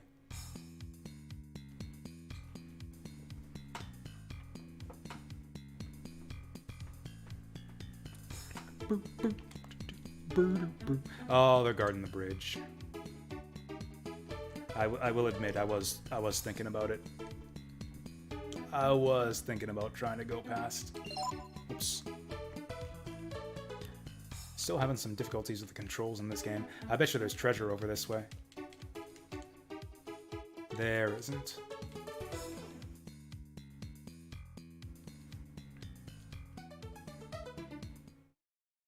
Actually, speaking of Tales, there's Tales of Destiny 2 on PS1. That's another one I'd be willing to play.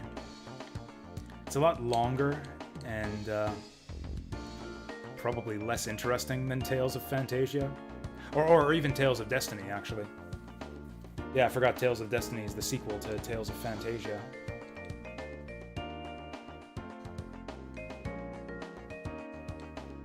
Oh, Star Ocean 2.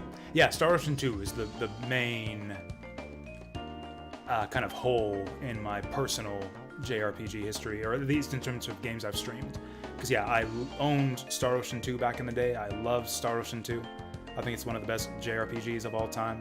But I have never played it on stream.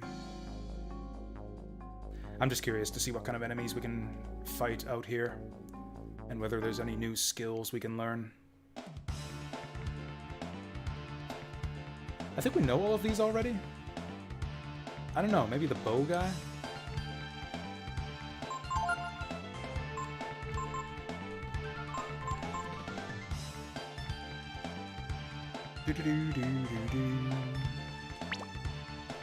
Nina can probably kill these guys. I don't know what the Nut Archer is capable of. I'm gonna examine him. Maybe he has something for us. Boo. Yeah, he has double blow. We have that one already. Okay. Well, that's bad. That's also bad. Okay, Nina's useless here. Let's have her observe that guy. Maybe we can learn Flare. Or is Flare the fire spell that she has already? No. We'll see if she can learn Flare. Jasu, fuck this guy up. I mean, really all PS1 RPGs are stupidly expensive these days. Oh yeah, Lunar! How could I forget Lunar? We haven't streamed Lunar yet. Yeah, Lunar's great. We gotta play those at some point. We've gotta play Lunar, Silver Star, and Eternal Blue at some point. Wild Arms, too. Wild Arms is another one that I haven't streamed before.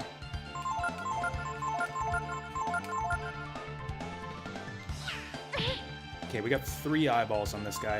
If he casts Burn...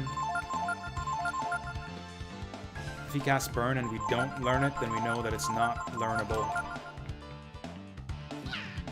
He's never gonna cast it again.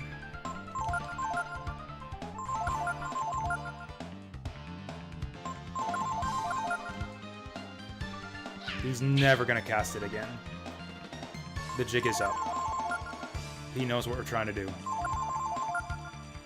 Like a little kid, he's gonna be defiant, and okay. Wow, Nina was just sick of my bullshit.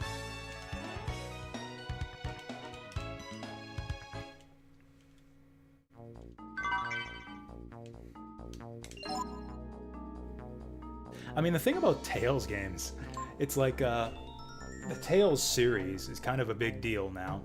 Like, it has a pretty large fan base, but it's a different fan base from the people who played Tales games back in the day.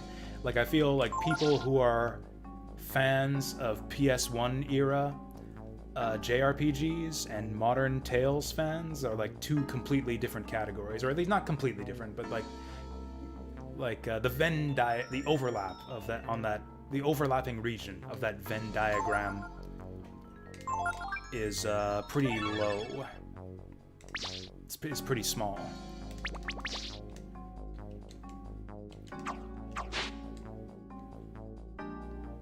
Yeah, it doesn't seem like there's good enemies to fight out here for training. I think we'll just go directly into the tournament fights.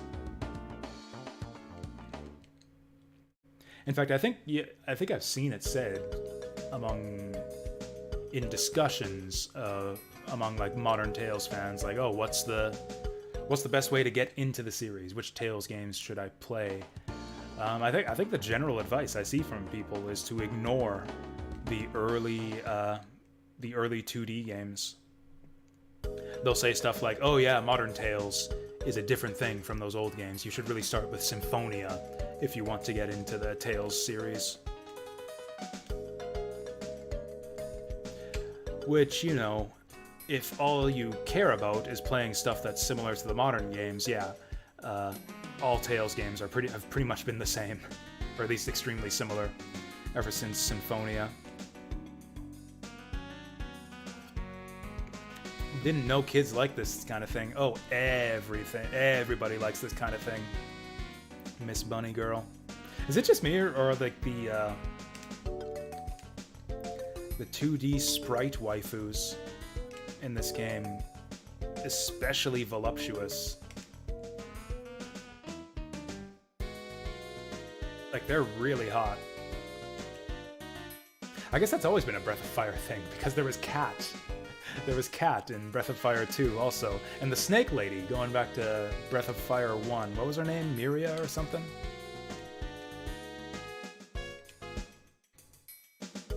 I guess the artist, the character artist for the Breath of Fire series must just be a particularly based individual.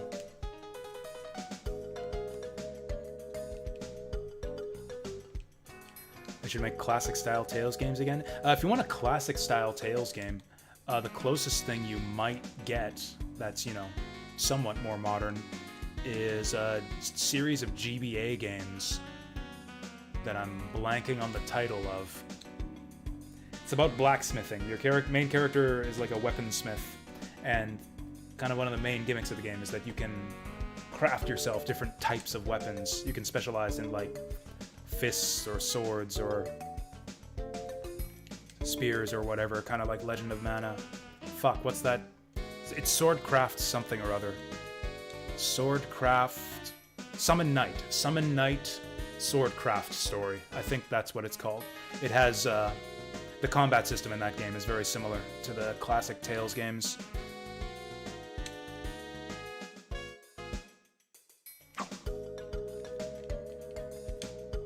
I actually only played the first one, and it was very good.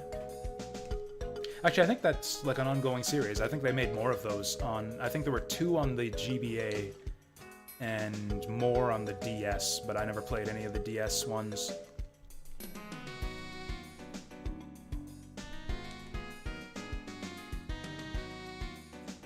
You call this service? You're eating all the food.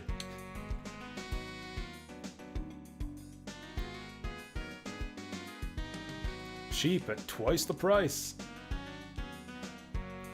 Twice the price, and instead of me giving you the food, you just watch me eat the food. This guy's engaged in some social eating right here.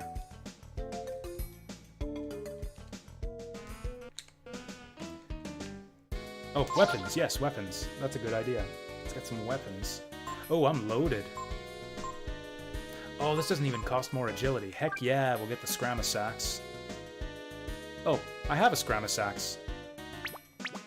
I have a Scramasax. What the heck? Why the hell isn't Jasu scramming his sax then? Jesus. What else do I have that I haven't been equipping?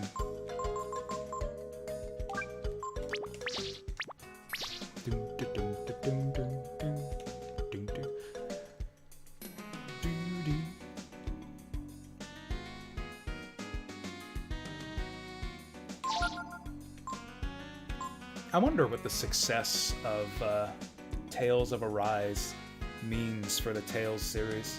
I'm still really surprised that that game did as well as it did. Like, it was okay, I guess, but I didn't think it was especially good, like, even for a Tales game. I find the series in general to be kind of middle of the road, even among action RPGs. And Tales of Arise was especially mid, I thought. That game was aggressively okay. Oh yeah, there was that lady who said that she will, that she'll be our mentor if we get, what is it, 15 different types of weapons? Oh, that's not too bad at all. That's a good deal. -1 agility for all those stats? Heck yeah. I guess I have to hold on to my old equipment now. Oh, the main series is on PS2? Okay, so the original Swordcraft story ones are all on GBA. Okay, so that's how it is. Oh yeah, that's right. Yeah, there's more Summon Knight games, but yeah, the new ones are different from the old ones, kind of taking the same trajectory as the Tales series. Yeah, I think the new ones are like all 3D, and yeah, they're completely different from the original 3. Doom, doo, doo.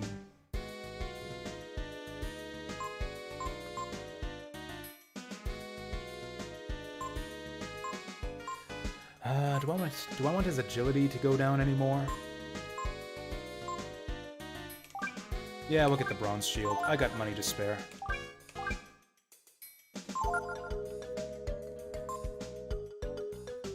Nobody wants a glass domino. Ooh, 44 to 49. For 1 agility? That seems like a good deal.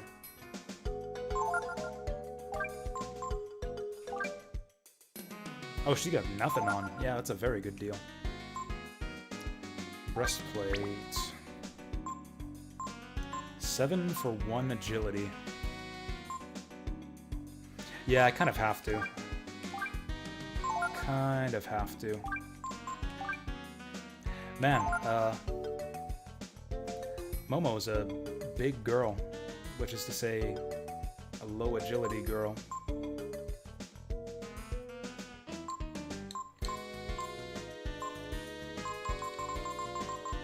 Well, I guess that's it. I hope this guy doesn't have anything too good or expensive for sale. These are consumables. We should be fine. I've got fish. I don't need healing items when I got fish.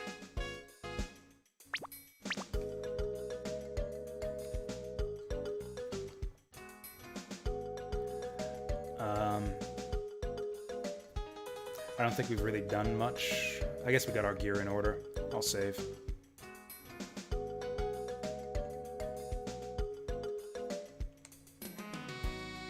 Save my game. Save my game. You know, I don't think I've even listed... Oh yeah, there's Wild Arms 2. Wild Arms 2 on PS1. I haven't played yet. Not only have I not streamed it, but I actually haven't played Wild Arms 2 at all. That's another one I'd like to play someday. Actually, that's probably my #1 priority among PS1 RPGs I haven't played, is to try out Wild Arms 2. Hey there, Thescally. Yeah, we're doing some Breath of Fire 3. We finished King's Field early today. Apparently there were only like a couple hours left in that game. It's like the ending of King's Field just kind of took us by surprise. Oh, jamming. Yeah. I love how this is like the melody is based on the same as the outdoor theme too.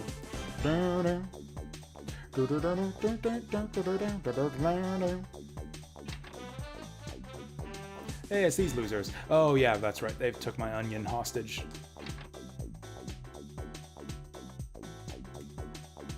So cute. It's kind of odd to think of an onion as a hostage. I think that's my favorite line in the game so far.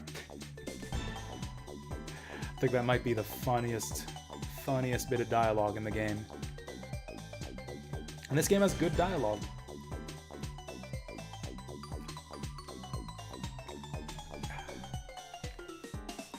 So how do we actually get this tournament arc started? And Kingsfield did indeed end. It's a pretty strong ending too. The final area was intense.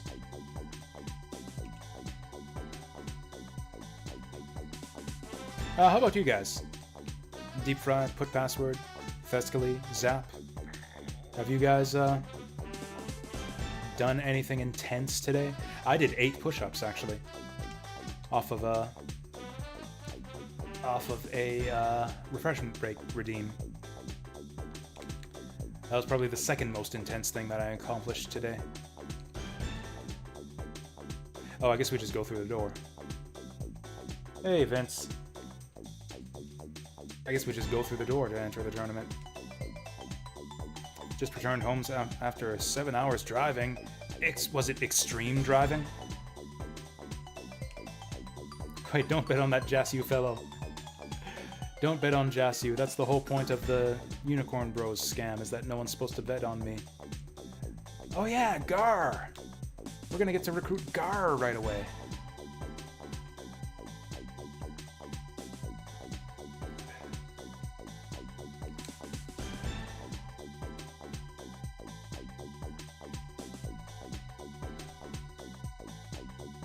That's funny. That's funny, he says that the contest should be men only, since we've got 2 girls in the party.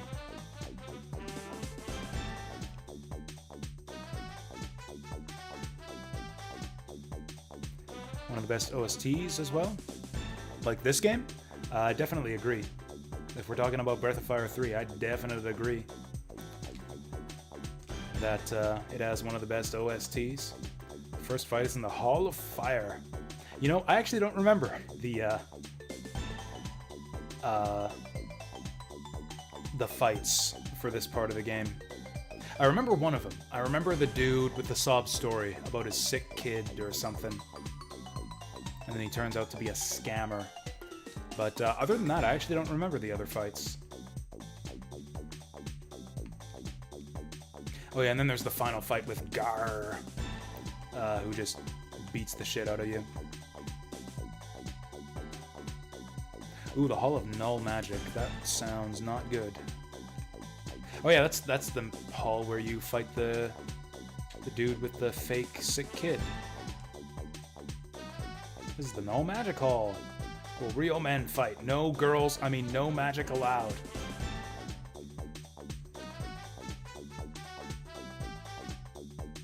Seems like kind of a shitty deal. Like, what kind of... That can't be a fun fight to watch. To watch a mage try to fight in the no magic field. These are some good names. Death Mask, Chomoy, Galleypaw.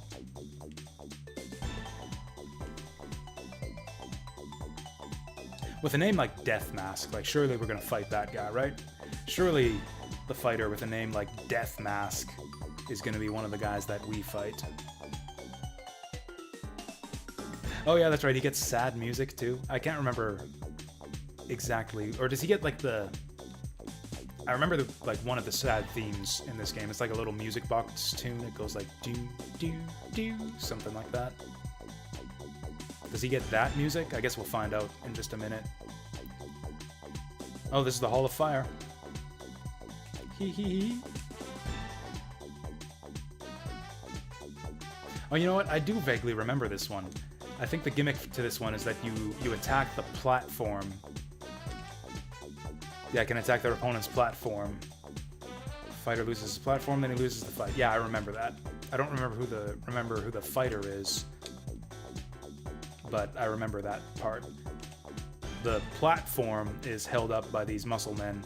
Yeah, he's the Dodai. Oh yeah, mini muscle men, that's right.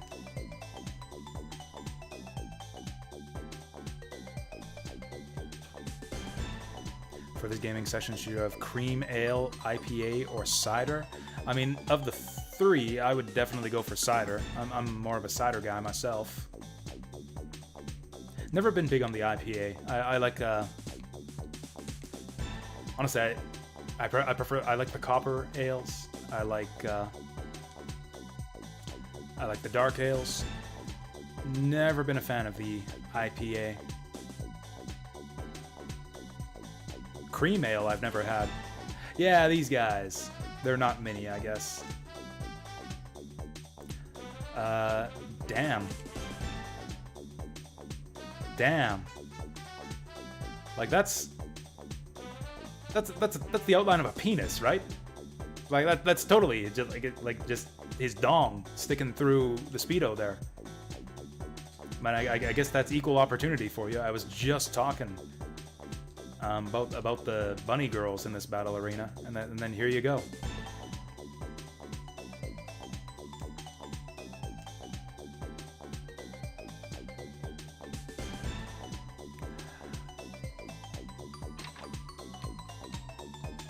Is this my room? Nothing. Anything here? Hey! I am Jasu's team, right? Do I know the rules? Nope. Here, single team members fight in a knockout tournament. The order you fight is the same as your battle order. You win by either defeating all three members of the opposing team or by knocking down the other team's platform. Oh, so we win right away if we knock down the platform. That'll probably be the strategy we have to go for. Okay, here we go!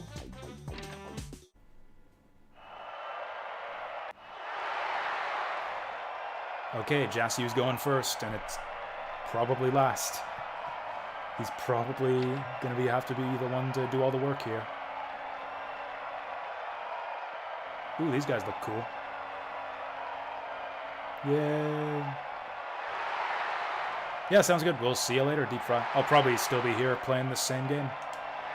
Ladies and gentlemen, in this round, Claw versus Jasu. Take your places, please. Butts.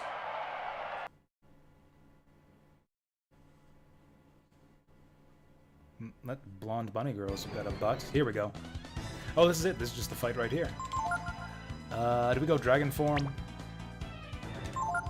I could attack my own platform if we just want to end this right now. Is it game over if you lose the tournament? I actually don't remember. We get the boss theme too. Good stuff. No! Oh, she's going for the platform too. Shit. Okay, we do more damage than her though. If this keeps up, we win.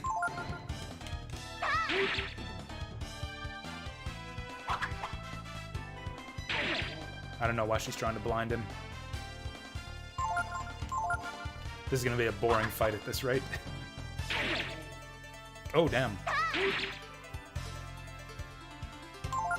Okay, if she gets big hits like that, we're in trouble. Maybe I should take her out and try to get someone who has less attack power?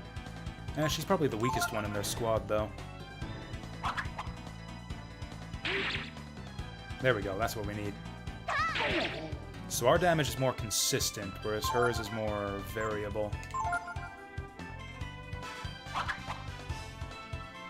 I'm just assuming that the Dodais have equal health. Yeah, we just outdamage her. This should be easy.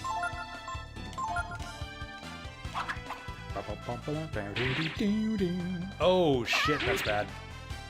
Okay, that's good. We got a high roll there, too.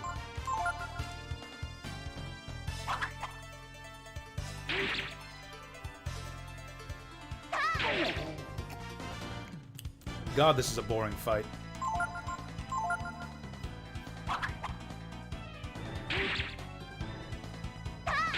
Okay, if she keeps getting high roll attacks like that, we're gonna lose this. Can I heal him? Oh, I can, too. We can just heal him. No, I think the heal's not very good. Oh, we can heal medium wounds. Interesting. I wonder if we can heal more than 40. Paparifu. Okay, so we can heal more than she can deal. Unless she does that. Okay. Okay, she's figured out that this is a losing strategy for her.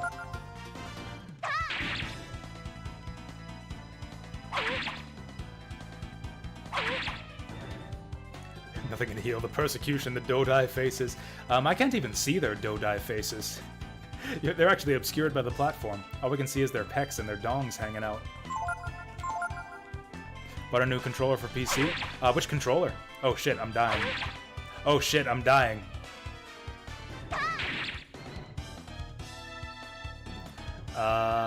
Not good. Let's go. Oh, Rejuvenate always goes first, though. We should be fine. An Xbox controller? Yeah, that's pretty standard for PC. Pretty standard. I've actually got one. I've got one that's perfectly functional. I just don't really like it.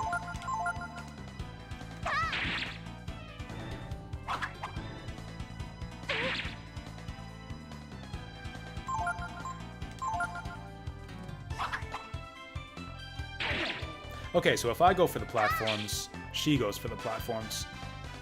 That puts us behind by quite a bit. Oh dear. Oh dear. Can we heal that?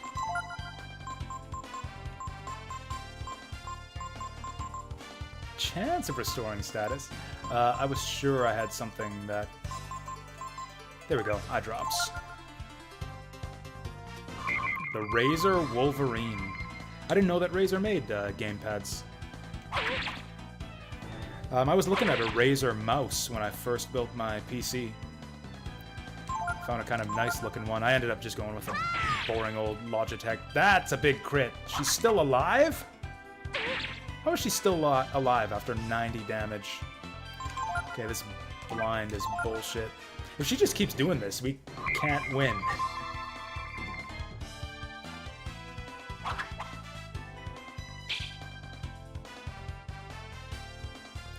Should I just heal right now? We can wait. Then again, if she crits us... Oh! Yo! We defeated a powerful enemy. Oh, we get more XP if we take them out. Oh, we get their items too. Okay, let's go for kills. Let's go for kills rather than the platform. Ooh, he's a wizard. Oh, okay, so it's just like a off-brand Xbox controller. Looks alright. Looks like a good replacement. Oh, the link didn't post properly in on Twitch, but it did on Restream. I was able to just click it on Restream perfectly fine. Caller. Call. Hey, he does look like Santa Claus.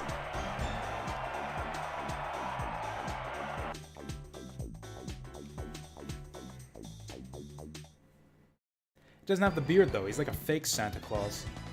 Like a department store Santa. Paparifu. Good deal. Ah, you bitch. Well, I guess it was gonna happen anyways. We really don't have anything we can do. Oh, I guess I can do the same, but he's not gonna be using physical attacks on us. Ooh, we can snap him. We can snap him. Ah, look at his underwear. Def down! The def is down! That could be a problem if that means he goes before us. Snap him again! Fuck.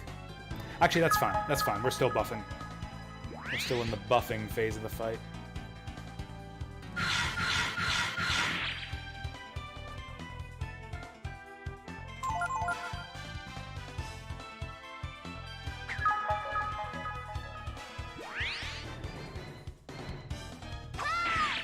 Yo! More of those, please. 20 bucks in the Steam wallet. Don't know what game to get. I mean, you could just hold on to it until... Like, you don't have to get something right away. It's like I just said. I've got 400 bucks in my gaming wallet, and I don't know if I want to spend it right now. Like, wait until you find the right game. Wait until you get the game. You see the game that speaks to you, that you just gotta have.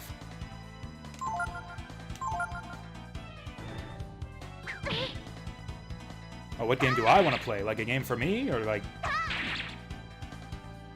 Damn, that was good. That was a pretty good round for us.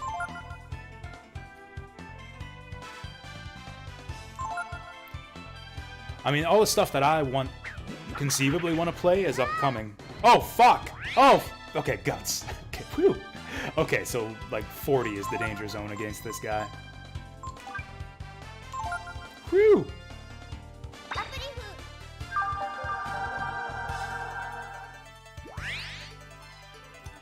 Nina would probably do better against this guy, since she's got higher magic defense.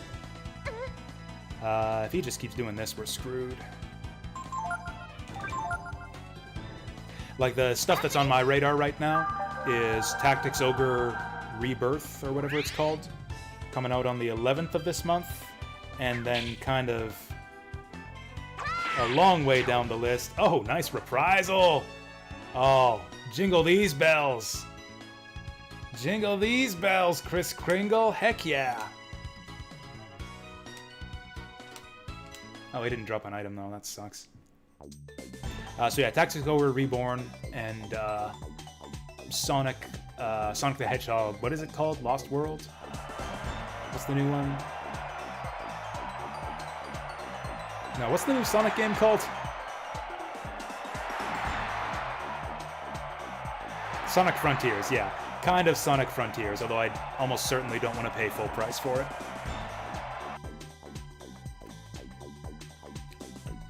Almost certainly don't want to pay full price for Sonic Frontiers, but it does look like it might be kind of interesting. We'll snap him again.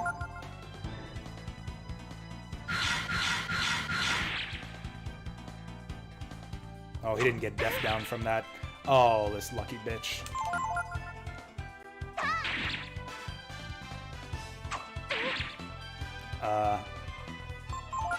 Okay, we should win this one.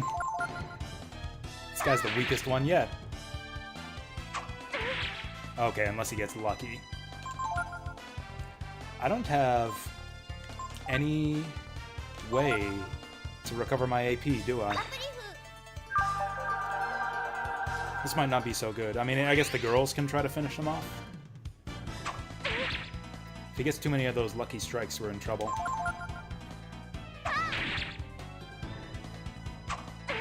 Oh! Nice reprisal. Honestly, I guess I wouldn't mind if Nina subs in to get some of the XP from this. We're getting super lucky with those reprisals. Holy shit. There we go. No more lucky strikes for you. Smoking is banned here. Oh, what's this shit? Oh, you fucking bitch. Okay, that's not good. Do we heal?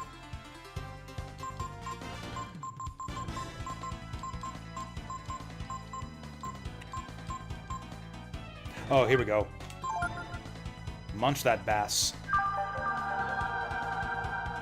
Oh, bass is so good.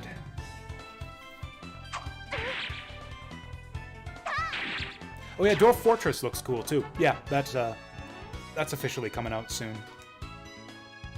I mean, I know Dwarf Fortress has been around for forever, but like I know one of the big features of the new version is it's got graphics now.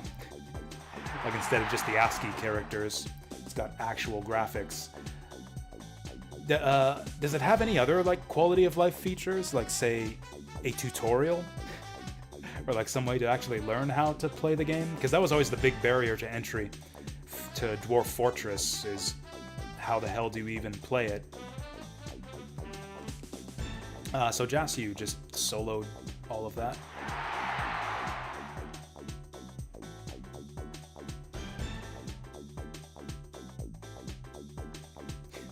I'm so glad I didn't have to do anything.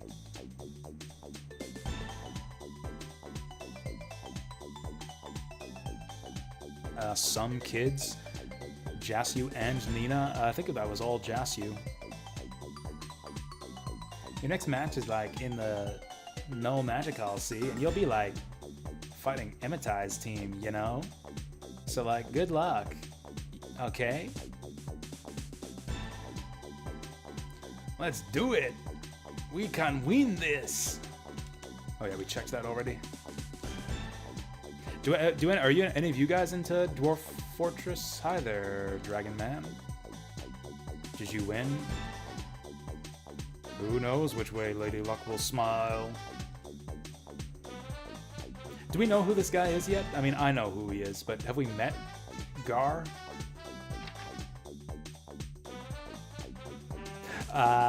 This is the Rejects dressing room. Something funny about that Kenichi's eyes. Oh, this was Kenichi we just beat up here. Oh wait, no, this is Kenichi right here. Oh, so I guess I could have talked to the enemy team before our last fight. Dang it, we missed out. We missed out on dialogue. Mumble mutter, mumble, mumble mutter, mumble mutter, mumble mutter, mumble mutter. Are you Kenichi?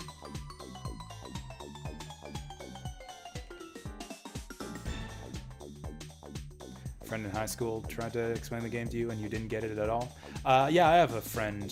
One of my board game buddies plays Dwarf Fortress. And it's like, yeah, whenever people get to talking about it, they more so talk in terms of like all the crazy things your dwarves can do, rather than how to actually play the game.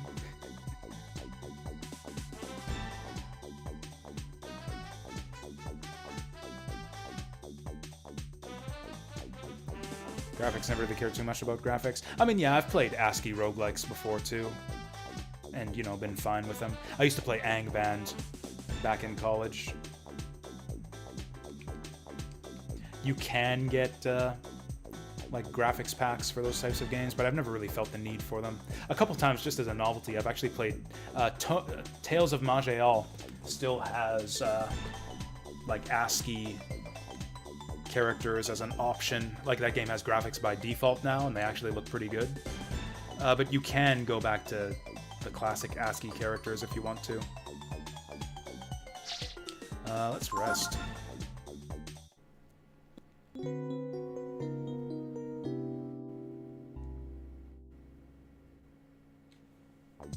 Okay, let's save after that.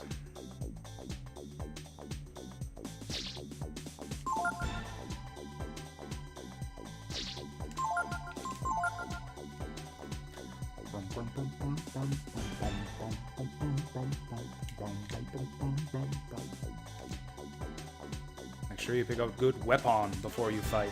Yeah, like I said, this game has great writing. Make sure you pick up good weapon. Ooh, we lose some agility. Ooh, we can lose even more agility if we want to. We kind of did just fine in that last fight.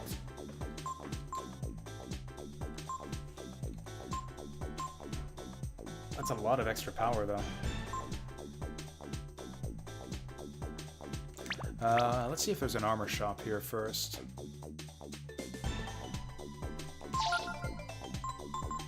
I think we got plenty of items. Here we go. I'm more worried about keeping the girls alive. 5 armor for 2 agility, don't think so. Ooh. Oh, that buckler. Damn it, I shouldn't have bought armor so early. Oh, yeah, that buckler is really good. We need probably 3 of those. Yeah, I'm getting 3 bucklers. Fuck it.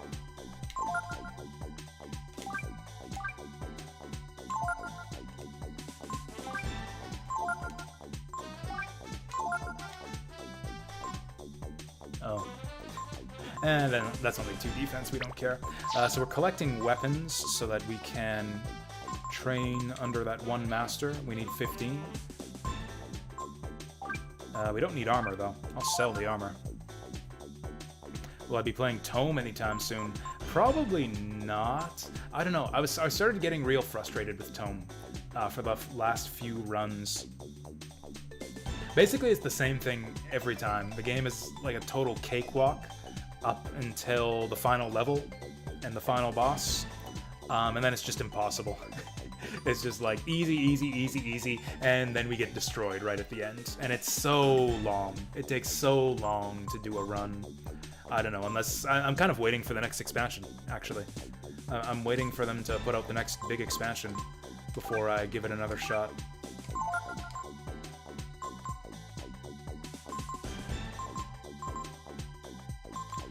Keep the mage robes just because they might give us like int or something.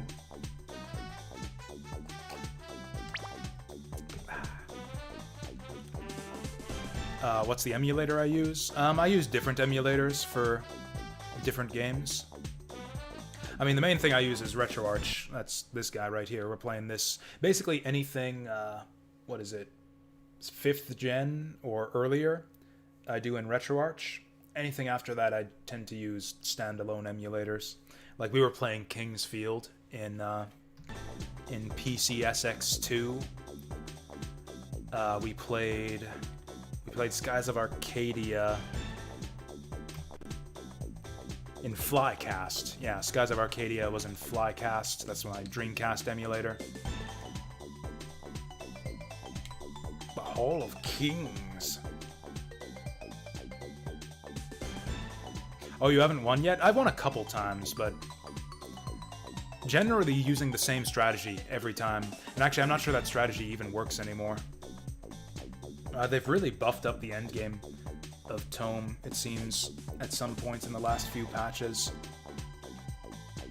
Hey, look at that. We get to fight a wizard in the Null Magic Hall.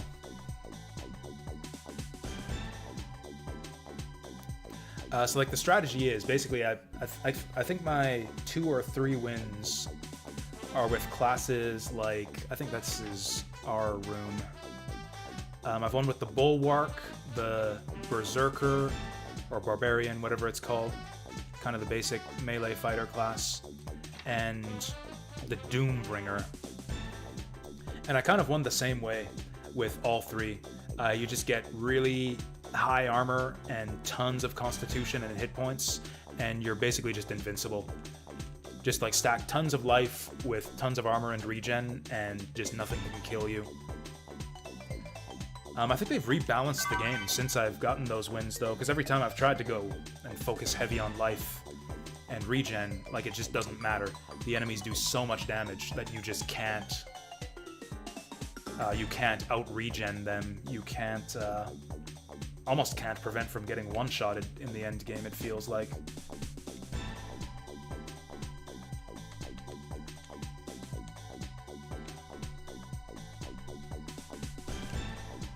RetroArch can be really annoying to set up sometimes. Especially the controllers. Controller support is awful in RetroArch. Especially, I mean, okay, it's fine if you just want to use one controller for everything, but if you want separate controllers for different games, which I actually do have. I've got a USB N64 controller right here. I've got USB Saturn pad right here, and it's a big mess to reconfigure RetroArch. Every single time I want to switch from one controller to another, for some reason it doesn't save separate controller profiles. Like, it can't tell. You can save separate controller profiles in RetroArch, but it doesn't matter because RetroArch can't distinguish between these three different controllers. It just reads them all as the same type of controller, and then I have to reconfigure all my buttons every time.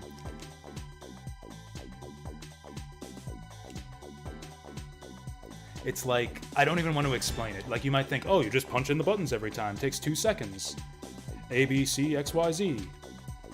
X circle, square, Y. But no, it's not that simple. It's a giant fucking process to reconfigure your controller, because you have to, like, you can't just press the buttons. You have to, like, select the name of the button from the menu under each individual key press, and you have to do that for your retro pad, which is like the emulated pad that they use for the menus in RetroArch, and then you have to remap that onto the controllers for the individual emulators. It's mind-bogglingly stupid. Like, I can scarcely conceive of a worse system for support for handling controllers in an emulator. Like, there is just no excuse for it.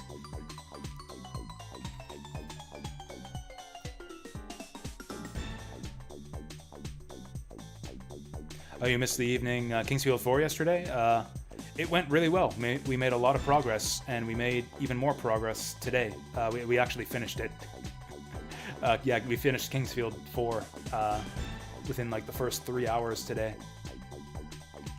Your daddy's the best magician in the world. He's not gonna lose. But daddy can't use his magic. Cough, cough.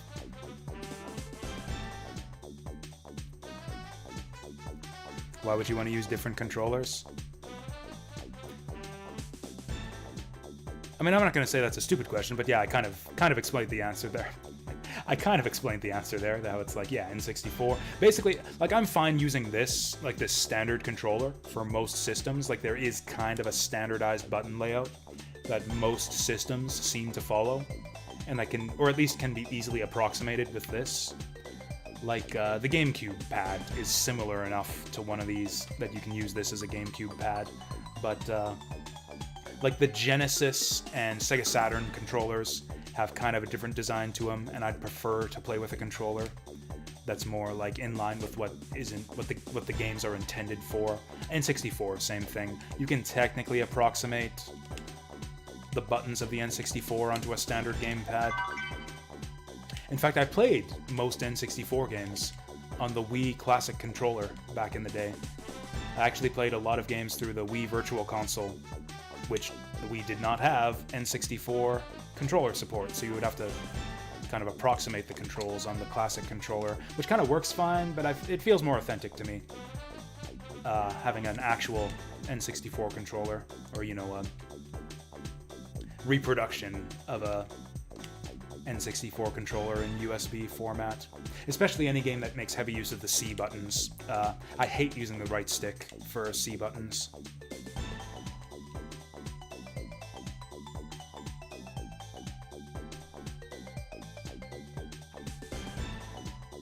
Mountain Blade 2 is released. Nice. Hey, that's a good suggestion for, like, a game to pick up. A good modern game for anyone to pick up if they're interested. I really like Mountain Blade. It's one of those games that I really like, and I feel like I haven't played enough of. Like, I've played it a fair bit, like maybe between 30 and 40 hours. Oh yeah, we've been here before. But I still feel like I've barely scratched the surface of that game. Like, I would like to play it a lot more. It's so cool. It's like a medieval sandbox life simulator. It's like you can go around like slaving, just like snatching up random people and selling them into slavery. You can be a bandit and like raid towns for their food and items and stuff, and go around selling stuff, recruiting people into your bandit band. Or you can go do like mercenary work for kingdoms and get involved in wars and become like become like a lord and get your own castle. There's like all kinds of different stuff you can do in that game.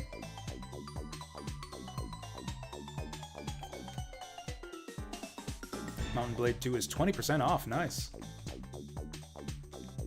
So yeah, I haven't played the newest one. I haven't played... Actually, I haven't even played Warband.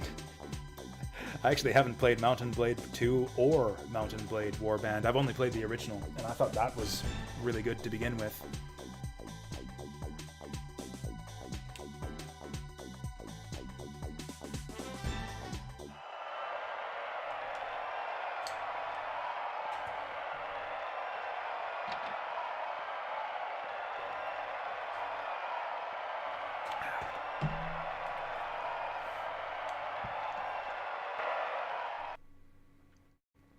So if you didn't pick up on it from the NPC conversations before.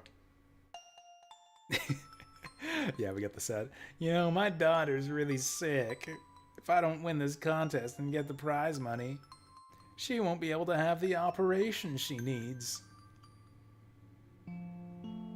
Sorry to hear that, Mr. Emitai. Are you trying to ask us to lose to you on purpose, then? I know it's a hard thing to ask you. But if you don't, my daughter will die.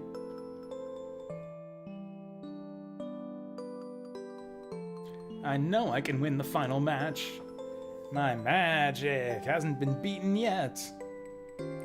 But in the No Magic Hall, I'm just like anybody else. All I have to depend on are my two boys here. Yeah, his two boys. His two little golem boys.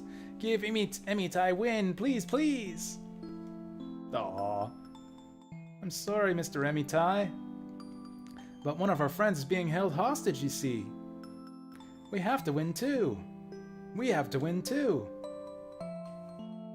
Oh, I didn't know.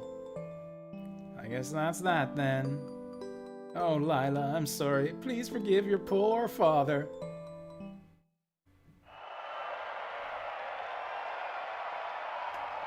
What do you get after winning this arena?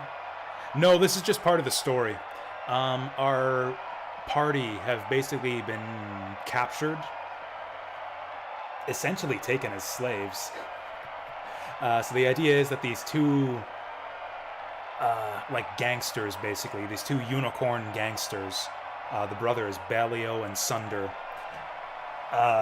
First they captured Ryu, because Ryu is like a dragon boy. He can transform into a dragon, and so they basically like want to sell him to a zoo, essentially, or be like, or basically kind of like a, you know, the Looney Tunes cartoon, like One Froggy Night. It's kind of like that type of situation where it's like, oh my god, a real live dragon. I'm gonna be rich. But then every time they try to take him in to show off this dragon they found, he turns back into a boy.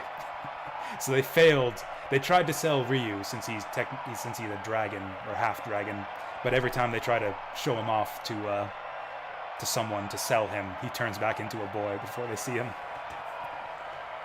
And then Nina's a princess. Nina's a princess of the kingdom where they were trying to sell Ryu to the king, show him off as like this dragon to sell to Nina's father. Since that deal didn't go through, they just kidnapped Nina to try to sell her for ransom. So basically, these two unicorn bros are like these money-grubbing bastards who are basically kidnapping us to make money. Ryu to sell to a zoo or something, and Nina to hold for ransom, since she's a princess.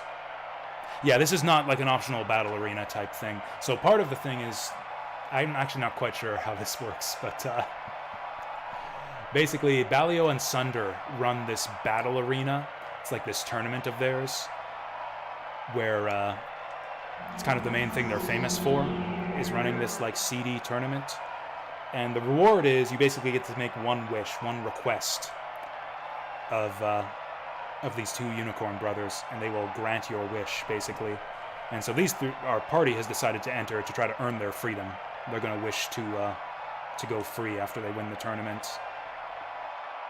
The reason that the Unicorn Brothers are letting us into the tournament is because we're kind of the underdogs. So they think that they can bet on us to make big money.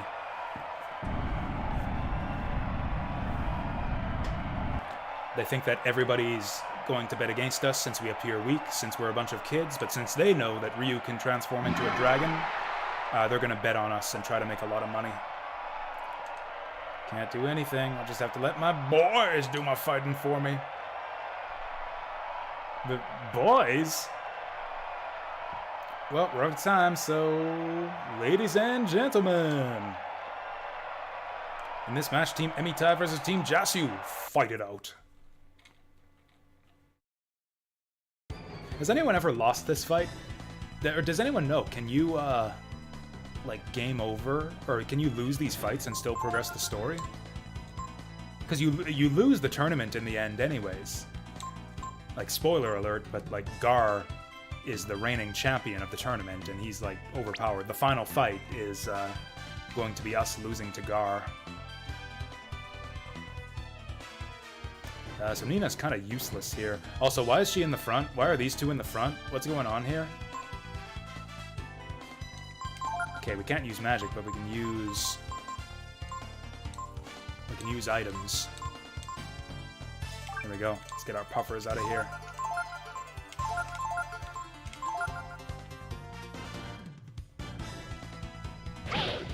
Ow. Shit, if they both do that, we're dead. That was pretty bad.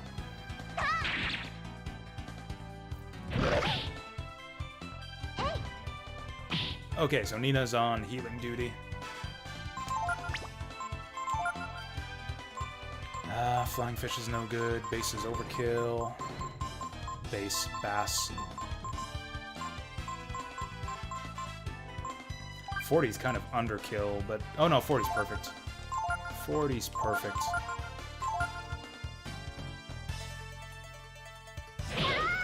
Damn it! That's bullshit. That's such bullshit. Healing is supposed to go first. Healing almost always goes first. I guess that Spirit Blast is like a fast attack. Why is Jasu in the rear? I don't understand this. What's the item to revive your guys again? Ammonia. There we go. So the way it works is you can see the enemy's stats. There's actually a scan spell, so you can see their hit points and their weaknesses that way. We can't use it in this fight since there's no magic in this battle. Also, any enemy you've killed before, you'll get to see their hit points when you fight them. You can see that question mark there. That's the enemy's life bar. But since we've never defeated this type of enemy before, we can't see their hit points. Fuck! I guess we'll just leave her down then. Nina's going down. Ryu's gonna have to solo all of this shit. I guess we could just lose or reset and then fix our formation. This is really messed up. Like, this is the opposite of my setup. Ryu is supposed to be in the front. Ryu and Momo are supposed to be in the front, and Nina's supposed to be in the rear.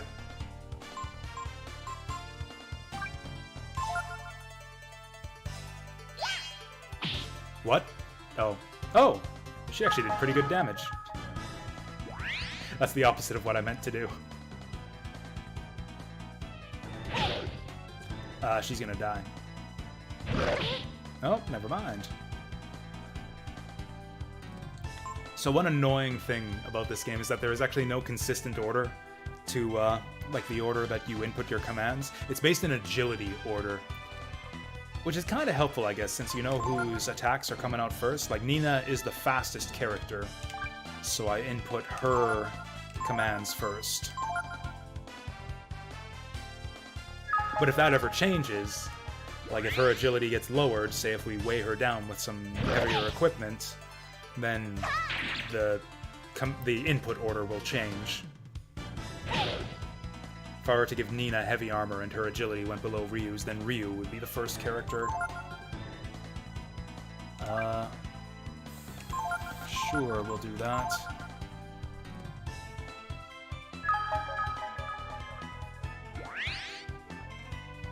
No, agility means the turn order. I'm talking about the order that you input character commands. Normally, the order that you put the commands in is fixed. Like, even though Ryu is in party slot number 1, we input Nina's action first, because Nina's the fastest. If Ryu were faster than Nina, then Ryu would be the first person whose action we input. Like, instead of the characters being in a fixed order when you're inputting their commands, they're in agility order, which is really unusual for this type of game.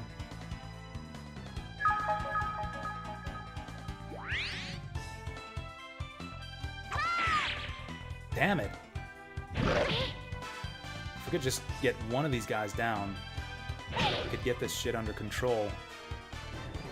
Yeah, Nina's stuck doing nothing but healing herself until she inevitably dies. Actually, no, it looks like we just got unlucky that one time.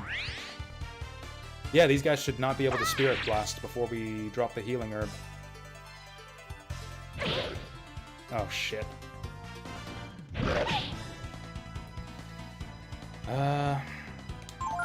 Nina can do damage. I think I'm just gonna have her defend this round. Jasu can heal himself.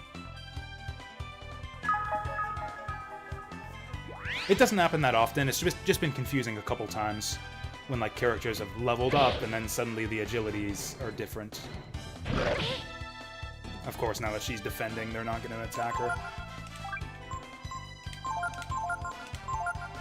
God, this is actually really difficult. I mean, it's because Momo's dead. There's no point in reviving her, though, until we kill one of these guys.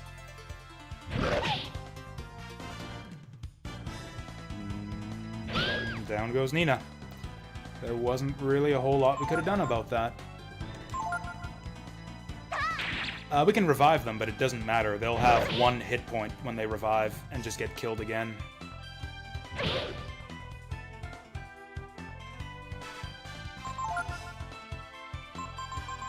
We're basically just wasting our turn. Our only hope is for Jasu to kill this guy with this attack, and then maybe we can get ahead of the game and start to come back with our healing. Nope. Okay, that's gonna be a reset. Jesus. Well, I guess we get to see if it's a game over now. Hooray! Entai's daughter gets to live. Oh, it is a game over. Okay.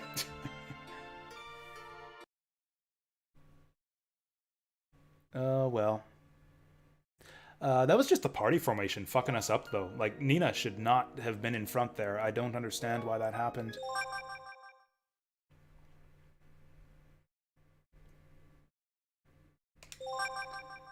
This is fine.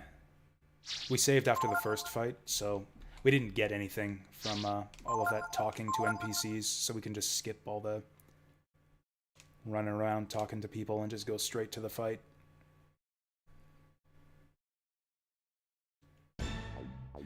Maybe we want to get heavier armor, too.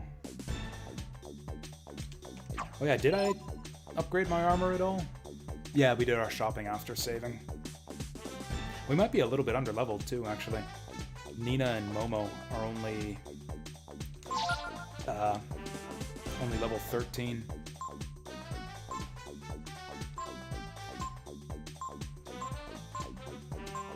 I mean, the buckler is clearly the most cost-effective here. Yeah, we still want 3 of those.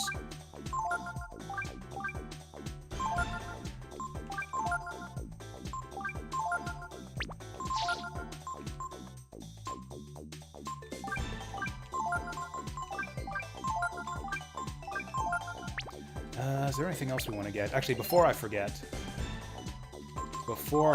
let's adjust our formation.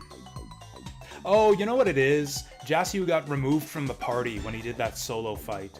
He was removed from the party, and then when they put him back in after the solo fight, they put him at the rear. That's probably what happened.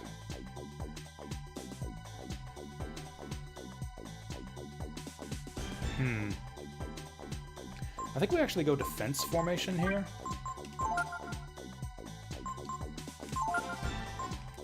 Because if we're just all in a line, they can attack whoever they want, and that'll make it more likely that they distribute their damage. Actually, no. I think we could just get Jasu in front. He should block for the girls, since his, Oh. No special effects. Point member's power is raised. Ooh, yeah. Oh, maybe we do go defense formation, just to get that defense boost. Nah, we'll go attack formation. Because, yeah, Jasu's got the highest defense by far. Since he's taken point, let's see if we can jack up his defense anymore. We could, but I don't have the money. It's only 2, not worth it.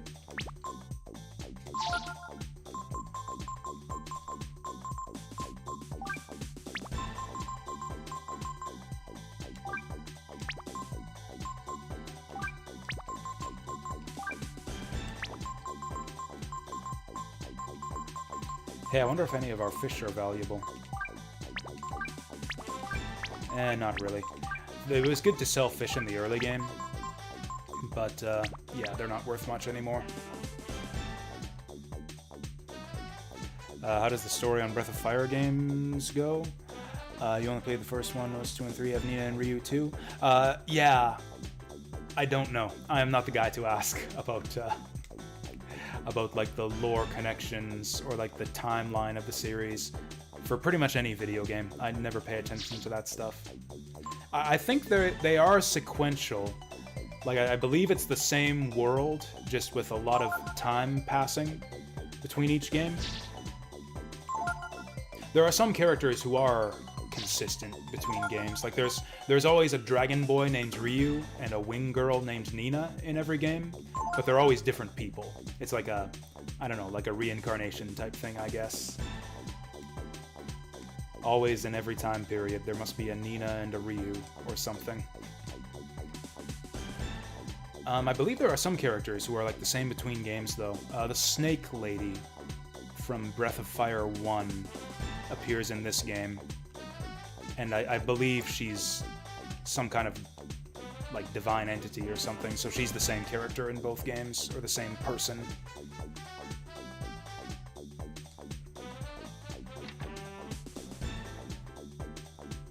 But yeah, if there are any other direct story connections between games, I don't know what they are. That's right, I did kind of get lost on the way to the next battle. Which way are we going?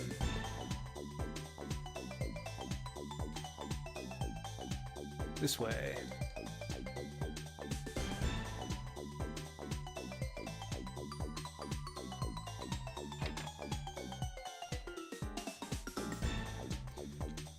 Okay, I think that correcting our formation should be all we need to do to win this one. Also, if I have any items that'll buff our party members, that should help too. I know the rules. You know the rules, and so do I.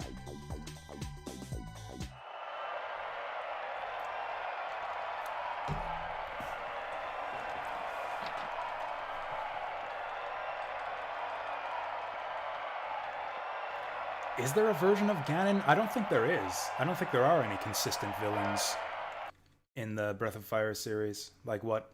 It was Death Evan in Breath of Fire 2, I think? I don't know who the villain was in Breath of Fire 1.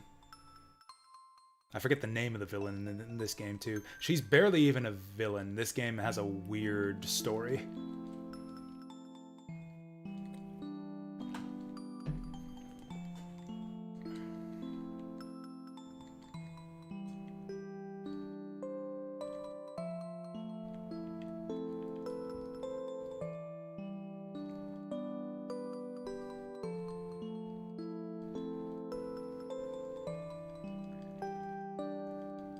That's kind of a criticism I've seen from some people of this game, is that it doesn't really have much of a straightforward plot line, or even much of a main plot at all. It's kind of meandering. It's kind of like just a series of misadventures. Until you get to the very end where, to be honest, I can't even remember what the motivation is, or like what the stakes are for the final fight. Can you do fusions in this one? Sure can. Oh yeah, I probably should have done that. I probably should have gone dragon form, if that's allowed. Maybe that counts as magic. We'll try it. Oh, no, fusions are different in the past games. No, it's different. Yeah, right, because in was it Breath of Fire 2, you can, like, fuse characters together? Okay, so in this game, you can fuse dragon genes together. You can collect these different crystals, which are your dragon gene transformations, and you can combine those to make different types of dragons. That's the fusion system in this game. I completely forgot about it, or rather, I didn't think I would be able to, because I thought it would count as magic. But maybe it doesn't. Maybe I'm allowed to dragon transform in this fight.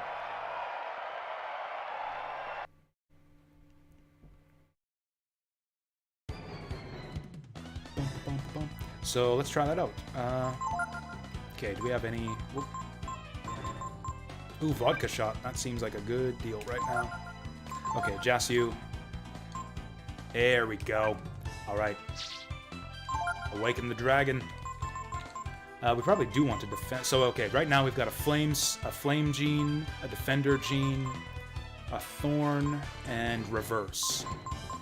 So I think we'll go defender and thorn. That's going to be expensive, but hopefully it'll be enough to deal with these guys. Yeah, that's why we did so shitty at this fight. I forgot to go dragon mode. Okay, so he's going to transform, and Momo's going to shoot the bastard.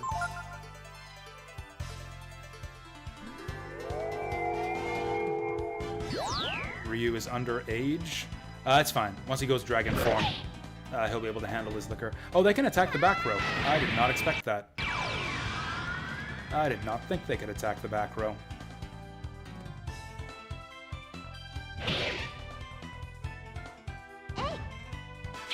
Damn it. Momo's freaking useless. Okay, we're gonna have to go through lots of healing herbs in this fight. Oh, you know what? I think Scan might be non-magical. Yeah, Identify is actually non-magical, except I don't think it works on bosses. I actually think Scan doesn't work on bosses. I'm not gonna bother.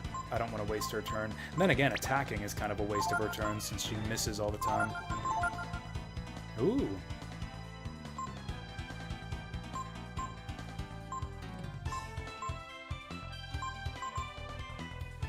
Did we snap him? I think we snap him. Let's try Dragon Breath.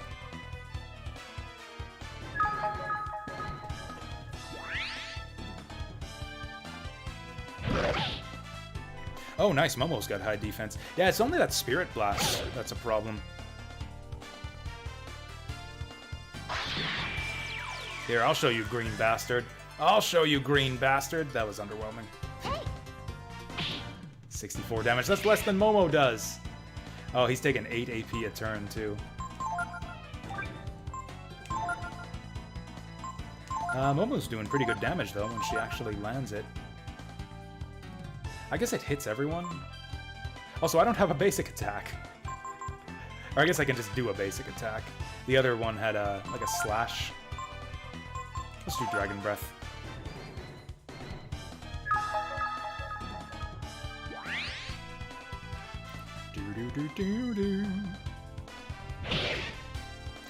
Damn it, that's gonna lower the power of my Dragon Breath. Whoa! Okay, we're doing physical attacks. We're doing physical attacks from now on.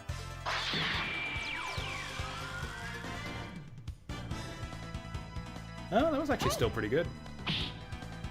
Oh, we're gonna clobber these guys. Yeah, these guys are toast.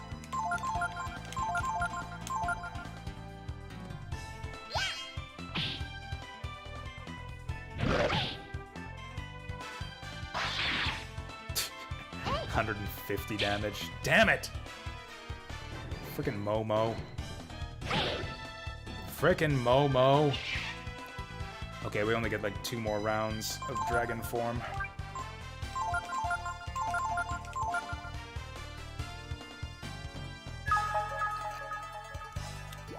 Yeah, I don't know what made the guy go first with the Spirit Blast last time. There he goes again.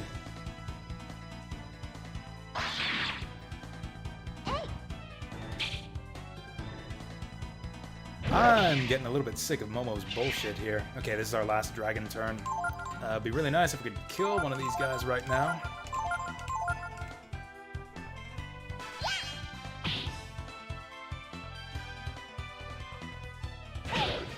Oh dear. Oh dear. Okay, there he goes. We should win this now. Also, if I remember right, I think if you attack Emitai, the golems counterattack you. Although I might be misremembering that. I mean, we can try it. I don't really care about wasting Momo's attack, since she misses half the time anyways. Okay, so our damage is gonna slow down now that our dragon's gone. But it doesn't matter because there's only one of them. Actually, maybe we do kill this guy. Nah, he's no threat. Nah. I'm feeling vindictive, though. Let's kill him.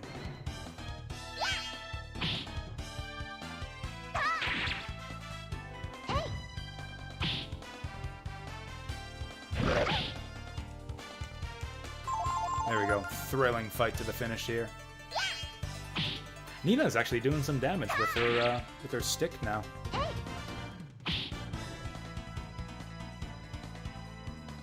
I'm just curious to see if anything happens if you take him out first. I think I usually leave him for last since he doesn't do anything.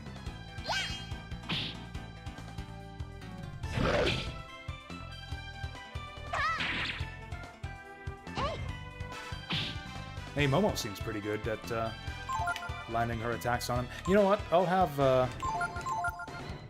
Jasu and Nina go for the golem, and Momo can go for Emitai, since she actually seems to be able to hit him consistently. Yeah, we've been getting really lucky. Okay, never mind. Of course, as soon as I say that. Oh! Wait, no, we don't want to do that.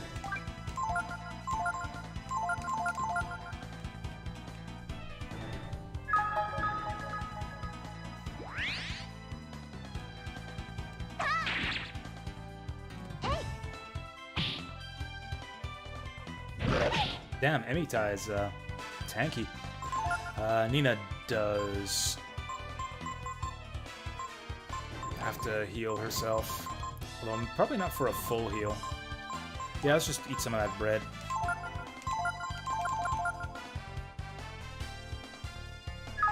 That'll stop her from getting one hit KO'd by the Spirit Blast. LOL! I don't know what made that happen. Okay, down he goes. Damn, I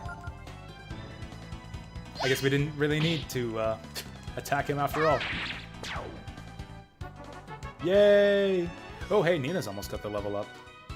I might leave and top her up if I'm able to. Actually, I think that's it. I think we fight Gar next.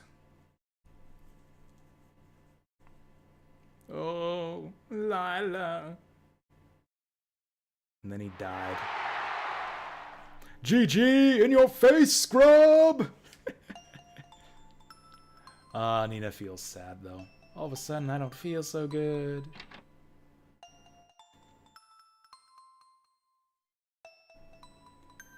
Oh, yeah, this is the finals. Time for Gar.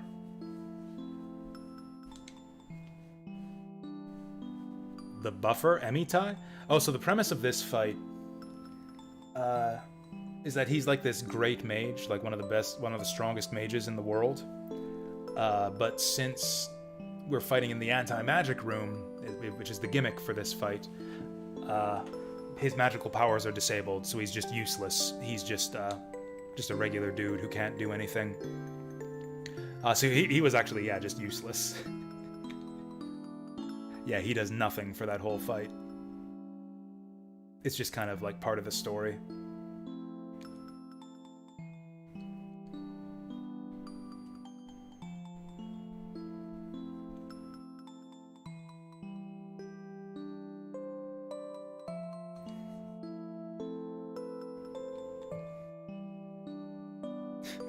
He says that? He says that, but I'm totally gonna go dunk on Emitai and his family. I'm so sorry, Emitai. Oh, I like this music.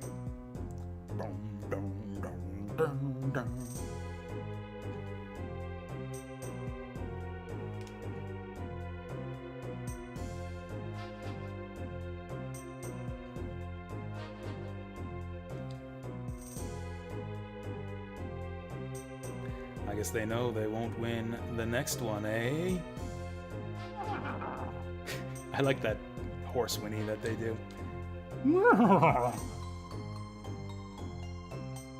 This bit right here, this chant.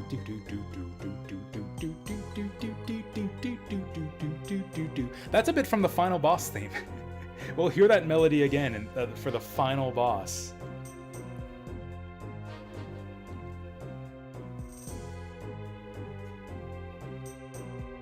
I really love it when games do that, when they like kind of reuse melodies for different tracks. Kind of have that, what's that word? For like the same like recurring musical melodies. Like associated with certain characters or whatever.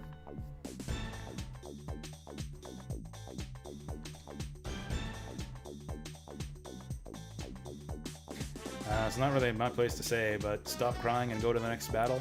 Okay, let's do that. Nina snapped out of it real fast. She's like, oh right, next battle. La la la. I mean, I know they said to steer clear of Emitai's room, but I think we should go check on him to see how he's doing. See that we didn't hurt him too bad or anything.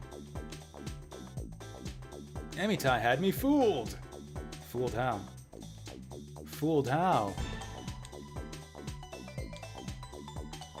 Well, his wife and daughter seem pissed off. Can I stop coughing now? You weren't convincing enough. I told you so. I'm impressed you didn't fall for my act. Yeah, he was bullshitting us. He was bullshitting us about the whole sick kid thing. His specialty isn't magic, it's conning people. So that's a funny twist. You won't get that, by the way, if you don't go in here and talk to him. Yeah, so if you missed it, the other gimmick with Emitai, or like his role in the story, is that you're like meant to feel bad for beating him, since he has this whole story where he needs to win the tournament to get an operation for his sick kid. But that was all bullshit. He just made up that sob story to convince people to throw the fight to him.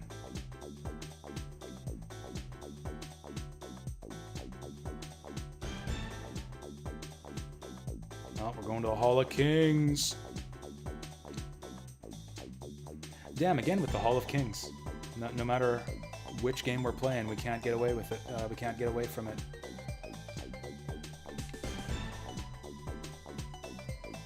Did we make any money off that last fight?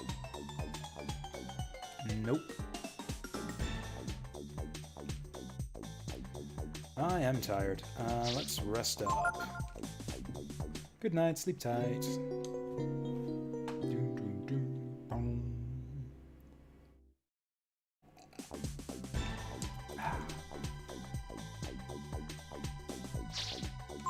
I wonder if we can back out and do some fights on the world map.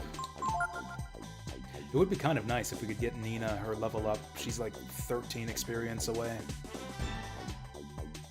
It doesn't really matter. This next fight is unwinnable anyways. Which way to the king room again? Is this the one? Are we ready? No. I want to go talk to Gar. What am I drinking? Gin. Holy Spirit's gin. And a blackberry bubbly to go with it, because otherwise I'll drink the gin too fast. I don't mix them. Bubbly doesn't mix well with any type of liquor that I've tried it with. But, you know, I do like to stay hydrated.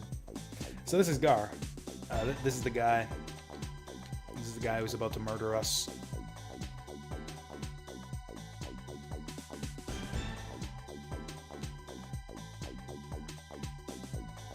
Oh, this is a classic RPG trope incoming too. Because yeah, Gar is going to be like this invincible, unstoppable brute when we fight him in the battle arena here.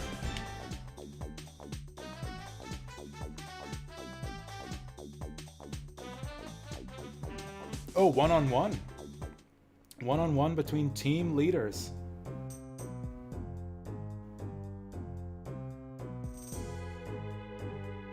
What are they talking about here?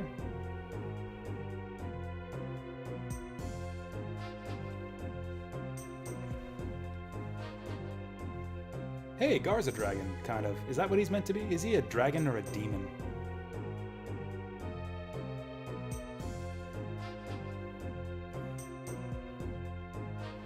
Yeah, why the heck are dragons so exotic anyways? It's like, oh my god, we found this dragon kid. We're gonna be rich! Like, Gar right here is a dragon man. I love that animation. That eye flash. He just gives him the evil eye. You wanna die, son? He's a guardian. Is that right, Family in Games? He looks like a dragon, and it's kind of confusing. Are there any other guardians? I know there's a lot of, like, these different, like, animal races in Breath of Fire. Like, there's the dog people. There's a few different dog people. Like, there's, what is it, the fat dog in Breath of Fire 2, I think it is. There's the samurai dog in Breath of Fire 4. Are there any other guardians in other Breath of Fire games? What about that armadillo from, I think it's Breath of Fire 1 or 2? Is he a guardian?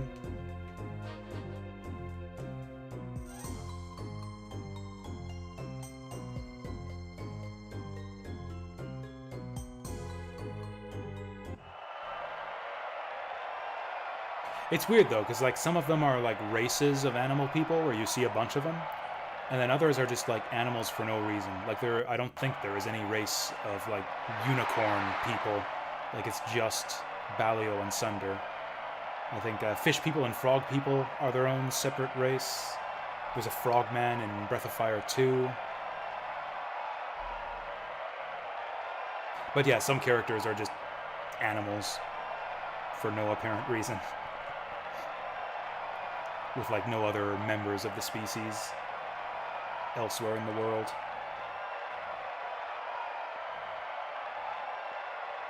Alright. The big finale, Superboy himself. You know, you'd think the more interesting part of his introduction would be the fact he can transform into a dragon. Like, he did it in front of everyone. Like, the cat's out of the bag, or the dragon is out of the bag. Like, he just transformed in front of everyone in the last fight.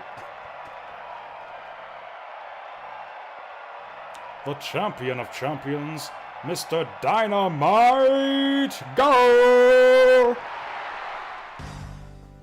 Okay, so he's like a demon type thing. Oh, nice, he gets like the big WWF intro. Music could use a bit of work. I think this would be a better intro if he played like John Cena's music or something. Do do do, or however it goes.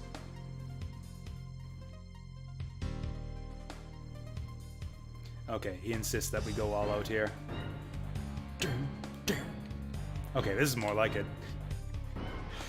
Did you hear that, audience?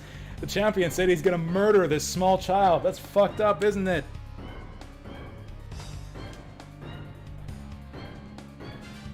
Final match of the contest of champions! Ready! Fight! Ding, ding, ding. Still got that clumsy sword drawing animation. We need to go dragon mode, pronto. This guy said he's gonna murder us if we don't fight hard. Do we go fire?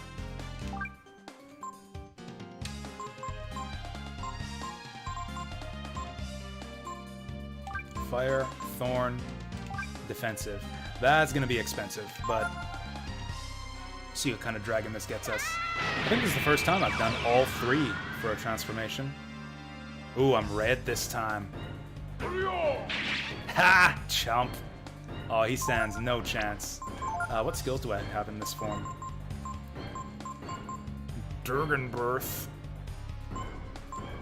Do I snap him? This is gonna be a long fight. I think I'm gonna snap him. It's probably not even gonna work. Yeah, I should have just smacked him. Okay. Cool. We'll get like 3 rounds of dragon energy. Oh boy. Oh boy. Well, this was not good. Probably didn't need to, Probably didn't need to add the flame gene. Oh well. Oh boy, that's weak. That's real weak. Well, okay. Doing this the old-fashioned way. We're doing more damage as a little kid. Ow. This ain't gonna work. Do I even bother? Do I even bother?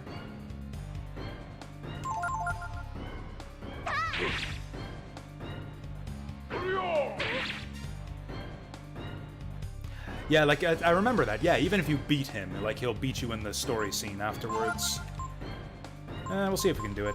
I'm gonna bring on my bass.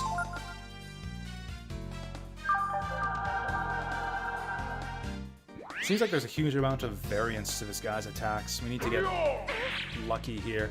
Yeah, see, that's not gonna work. Okay, I'm saving the black bass. Oh wait, did I accidentally eat a black bass before? Why did it have the black bass highlighted? I need him to not crit me. There we go, that's a lucky break. I've got 6 AP left, too. Can I blind him? Almost certainly not. I'm not even gonna try. Oh, protect!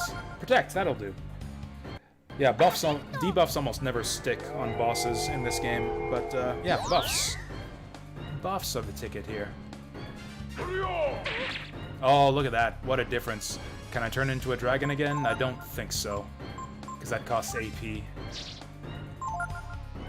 Yeah, that's too expensive. That's too expensive. Yeah, I can't...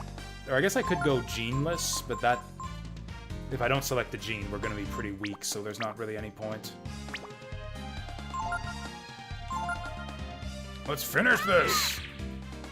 Alright, I'm critting. Let's finish this. Okay, yeah, that just happens. I wasted my bass. I wasted my bass. It's fine. We just gotta fish more. That just creates an excuse for us to fish more. And so the mighty battle waged by these mighty warriors comes to a mighty finish. And the victor is... our champion! The undefeated! The champion of champions! Mr. Bakuhatsu, I mean Dynamite! Grrr! Yay! Damn, he murdered us. Just like he said. Alright, now Gar gets to claim his prize.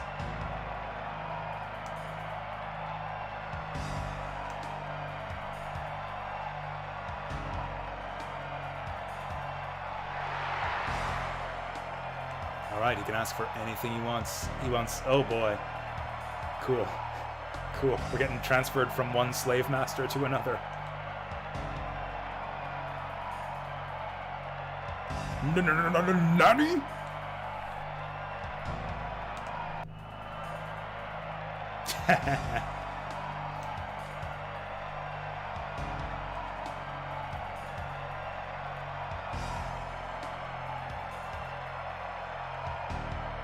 Oh, do that. And to the champion Gar, we award Jasu and his friends? I guess?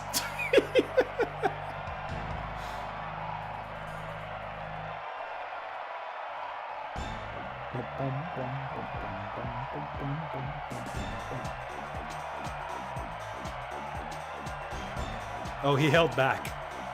He held back with that 350 damage attack there.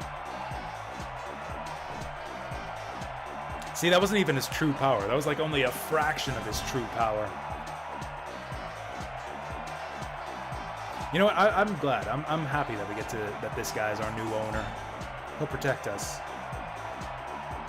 Oh, that's right. We got to get our onion back. Damn. Those wings on his back look gross and lumpy. All right, that's it. Tournament year's over.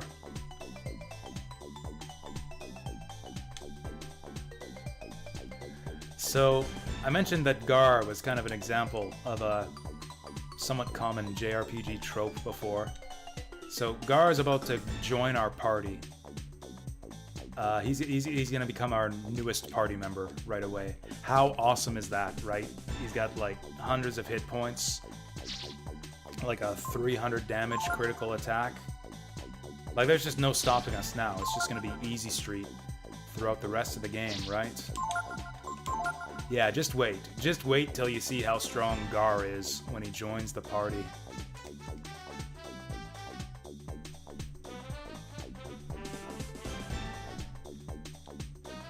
He's not that good. He suddenly loses all of his superpowers when he joins the party. It's like the old trope. It's like they're like super overpowered as a boss, and then they join your party, and they're like this tiny little kitty cat version of themselves.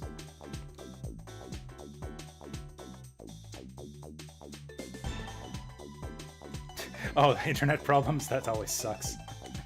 You missed the end of the tournament. We won our freedom. Or I guess we lost, actually. We lost our freedom. But then Gar won the tournament and freed us anyways. Only not really. I guess he's our new slave master now. I completely forget what happens next in the story. I mean, I remember what happens next immediately. Gar's gonna try to free us. And then Balio and Sunder will attack us and try to get revenge. And then I completely forget what happens after that. The kids are mine. Oh, you missed the answer for Kingsfield 4? We made really good progress. We discovered a lot of new stuff. We like uncovered like 3 or 4 new areas and didn't even fully explore all of them. Lots of new avenues open to us after yesterday's Kingsfield 4 stream. And on today's Kingsfield 4 stream, we basically closed off all of them and finished the game in like 3 hours. It turns out we were much, much closer to the end than I thought. I can do whatever I want with something that's mine, right? Gross. So that's that.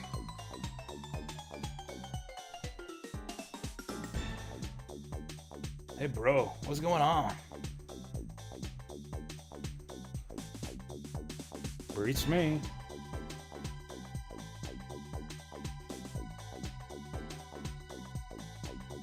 Do you think Gar has turned on us? Wait, is he working for them?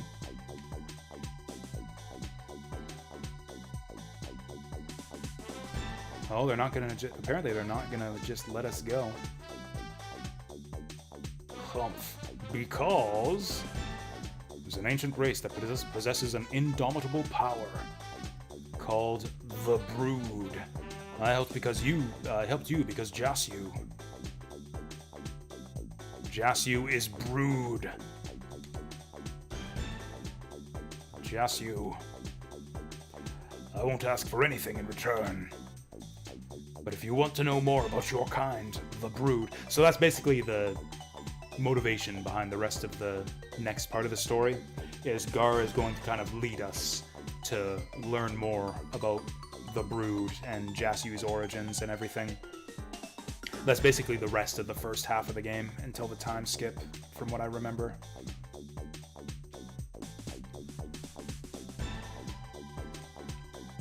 Which, you know, maybe I don't remember right. Pico's still level 4. I think I'm gonna keep him on the bench until we can get him a master.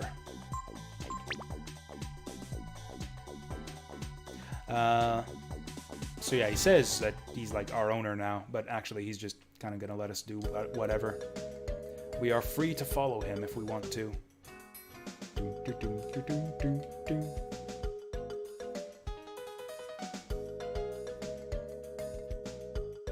Oh yeah, so we kind of have two things that would be reasonable to do now. We could take Nina home to Windia, or we could go see Gar. Have him take us to the Holy Tower, or whatever. Almost finished Vermintide? Sweet. Are you on the Discord? Actually, here we go. Go. Yeah, we have a channel on the Discord, which we use to plan multiplayer sessions. It's been unused for ages, since I don't really have that many regular viewers. And basically, whenever we do... basically, we have a lot of varying interests around here, so it's kind of difficult to find a game that everybody wants to play together, or that enough people want to play together to get enough people for a group. But yeah, if we wanted to plan something out, yeah, that'd be the place to do it.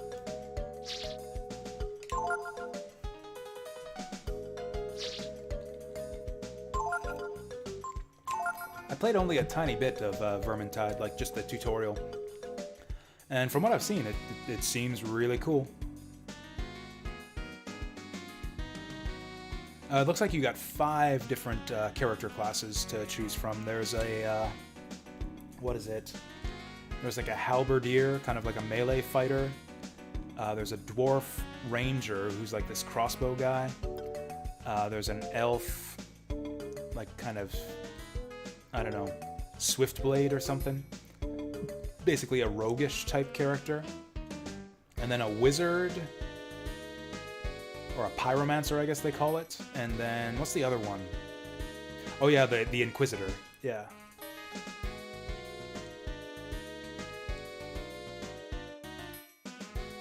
Oh yeah, these are all just shops, aren't they? We don't have a lot of money. I like that Fishman sign. Oh yeah, this is an armadillo man. Okay, so the armadillo people are their own race in Breath of Fire. Well, I guess we're done in this place. So Long Arena. I think I'm gonna try to go to Windia first. Take Nina home. I don't think that we actually do abandon Nina just yet, but I'm gonna try anyways for laughs. Oh yeah, we could go catch some of our bass back. Oh, they gotta let us through now, right? Kinda need to learn this game. I mean, so do I. I haven't played it before. It's really simple, at least from what I've seen so far. It's like, click the mouse to swing your weapon, and press the number keys to change weapons, and press F to use your special. What's going on here? Valio? Oh, he's just here to hand it to us. We're having a big celebration party. We're having a big victory party here. To celebrate how awesome I am. I wasn't ready for this. I didn't save, did I? I like these smoking dogs.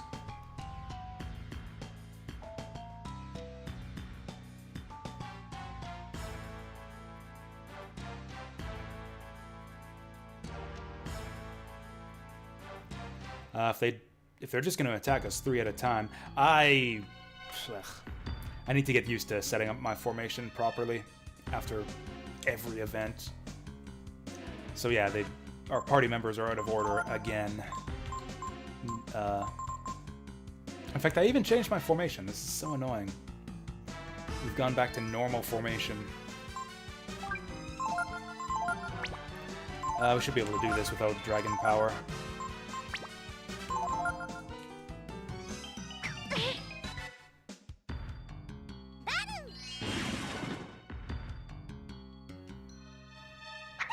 Oh, these guys are bullies.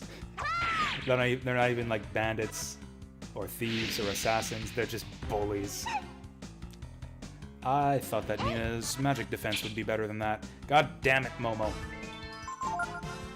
Okay, whatever. Momo can be our healer. Momo can be our fucking healer if that's how it's gonna be. These guys are a lot weaker than the tournament guys we've been fighting this whole time. I really thought Momo was going to go first here. There we go.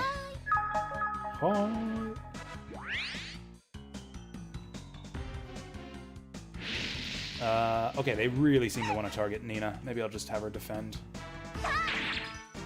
Okay, one down. That helps us. Okay, you defend. That guy's a pain. And I guess we'll just get Momo to heal again, assuming Nina survives, which she might not. There we go. I like Momo's voice. It's very soothing. Lol.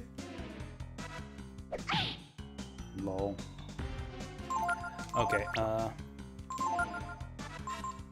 Ice Blast. Let's just smack this guy.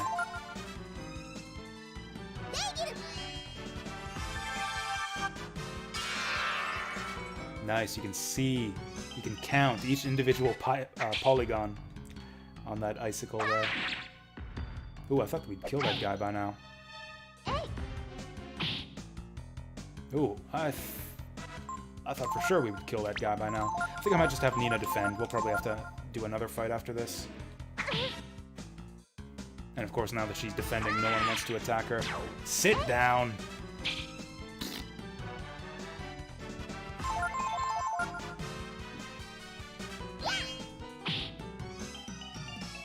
I mean, it really does seem like the enemies in this game have, like, some intelligence to their targeting sometimes. They really like to bully your weakest party members. It just means the victory music a little bit different. Like, the instruments have changed. Is that a glitch, or is this like a special battle? Hey, 2 level ups! Good stuff. 1 hit point, 8 AP, 3 defense, 6 int. Ooh, we learned Confuse and got shitty stat ups. 3 int. I guess Momo's growing into a wizard.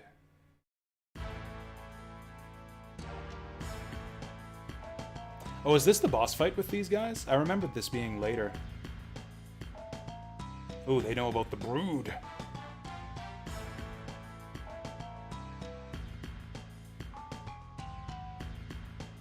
You were saying? Yeah, he's got weird, like, muscly arms on top of his wings. That looks so weird. Humph. Gar has the best animations. Them.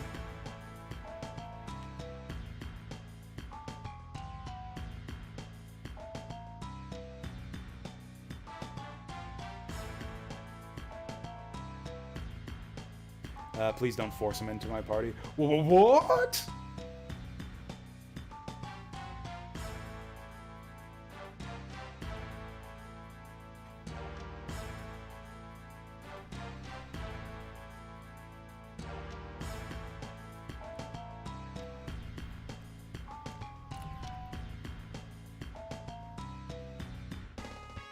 Gar joined the party! Please choose 3 party members. So yeah, as you can see, Gar joins at level 13 and has 99 health and 7 AP. He's Gar, short for garbage. Actually, Nina's in the rear. I actually don't know who I want. I think we'll stick Nina in here. Yeah, Gar is really not any good at all. He suddenly just loses all of his strength once he joins your party. Yeah, I think we'll make it Nina. Yeah, I thought we had to do a dungeon before we fight these guys, but apparently we're doing it now.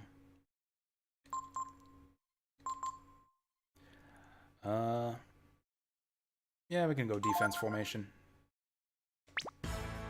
See, they should do this every time the party order changes up. Oh no, the boss isn't gonna like this. I actually completely forget who the boss is.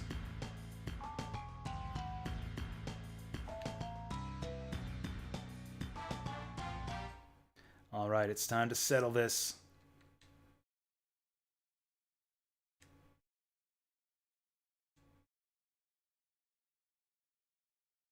Oh no, they're gonna show us their true power. They're gonna...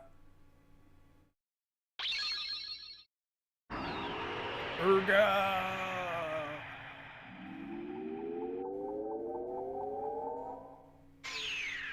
They're gonna fuse! Stallion, Metamorphosis. Okay, so we're fighting the fused version of Balio and Sunder, which is kind of weird because they're actually you fight Balio and Sunder individually earlier in the game, and they're impossible to beat. In this fused form, they're actually way weaker. Like when you fight them earlier in the game separately, they're impossible. In this fused form, they're actually much easier. Lower the target's power. I think I like that idea. Then again, can we debuff them? I think it's better if we can slow. Damn it! I wish we had buffs. I should have brought in Momo. Well, let's try to Ice Blast him. Do we go Dragon form? Okay, I am going to protect Nina first, because otherwise that's going to be a big pain. And then, yeah, Gar sucks. He's got, like, a couple shitty spells that he can barely use because he has 7 AP. He's just going to keep attacking. Okay, I thought I mistargeted my barrier for a second.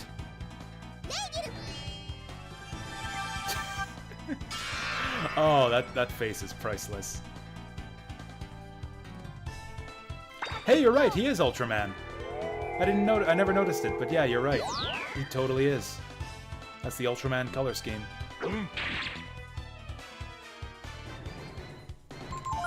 So magic sucks against this guy. Maybe we can find his weakness. Let's try Simoon.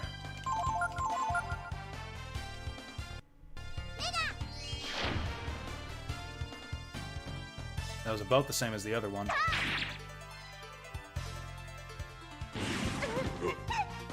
He did the Ultraman attack. I don't know Ultraman deeply enough to recognize the Ultraman attack.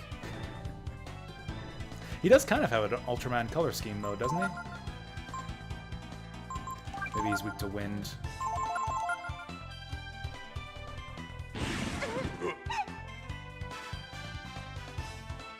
Yeah, see, in their individual form, one of them, I think it was Sunder, had a lightning attack that did like 50 damage to the whole party, and that was just one of them.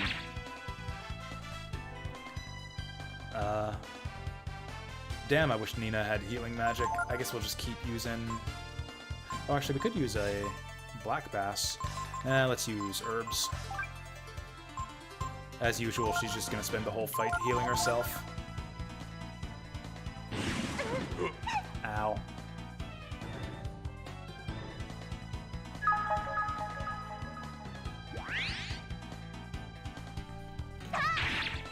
I don't think surrender is an option here. I think we're in this for the long haul.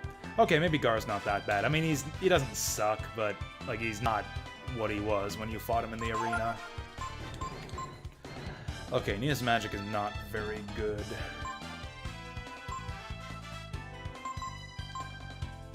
Let's see if we can weaken his defenses.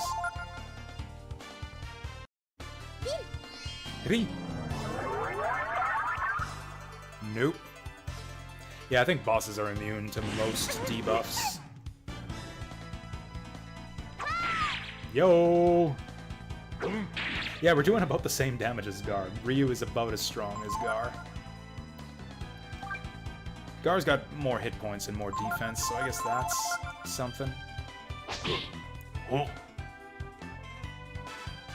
Might have to have Gar defend next turn.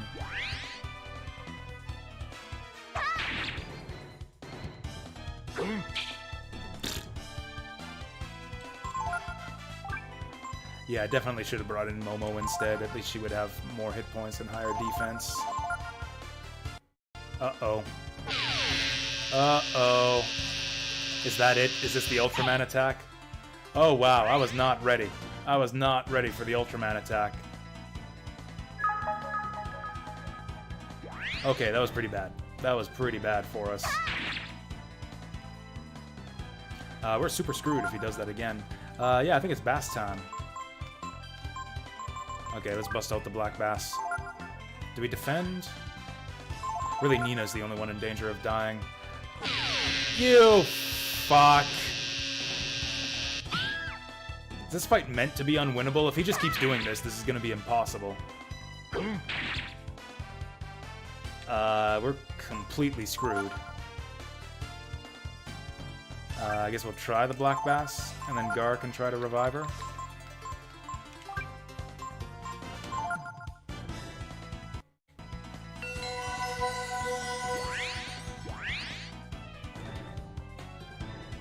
Okay, we just got unlucky. We just got unlucky. It's weird that Ryu was able to get the bass off first when Nina's much faster than him.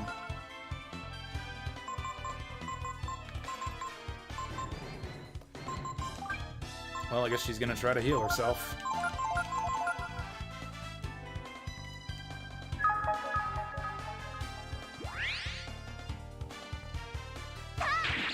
He's gotta be done soon. I can't handle much more of this. Okay, that's good. We're getting some lucky breaks now. Getting some lucky breaks now. You know what? Maybe we can slow him. I know what I said about debuffs before, but maybe slow is a bad enough debuff that it might actually land.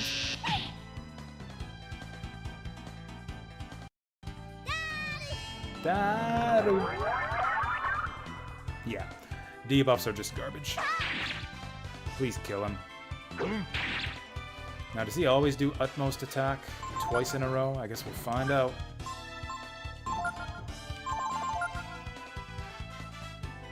Okay, so we just got unlucky the one time. He just happened to go before us. He does do it twice in a row. Yikes.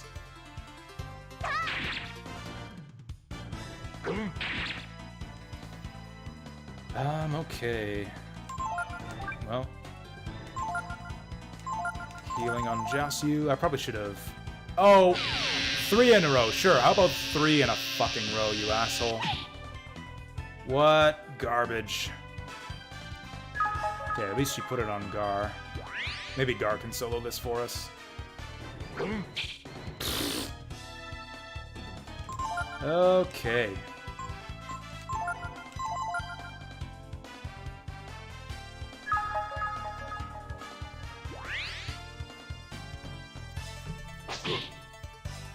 Oh wow, he's doing tons of damage with that physical attack.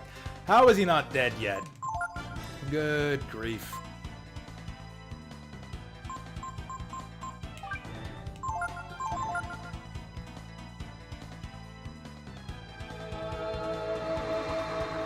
Kinda sucks that we got that off first, because now Jasu's probably gonna die. How could he even target him? I guess enemies must input their commands like when it's their turn as opposed to at the start of the round.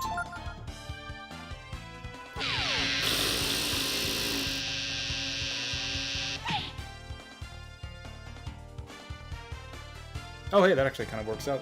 If I have something that heals everyone, we might be able to recover from this. This actually kind of worked out. I'm getting no guts here either. Okay, whatever happens here, we need Nina to go first. Here we go. Take your vitamins! If he does another utmost attack and goes first, we're just dead. I think it's a game over if he does utmost attack right now. Excellent, we got the vitamins off.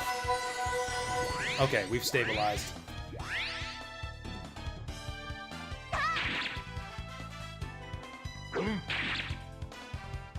He's doing this bullshit more and more often. He's got to be getting close to dead. Like he's gone into desperation mode or something. Oh, I guess I should have had Jasu go dragon mode. I guess I deserve all this for forgetting that.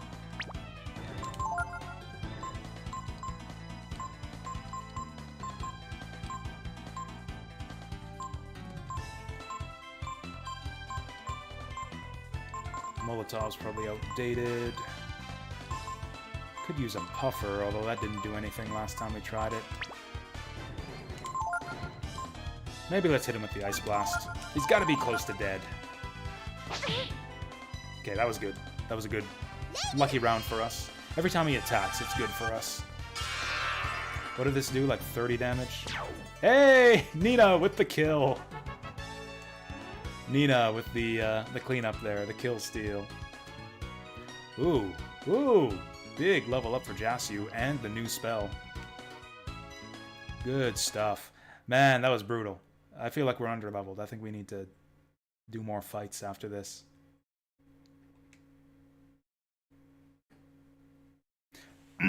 Nothing to it. I thought he said he was going ahead to wait for us at the tower, but okay.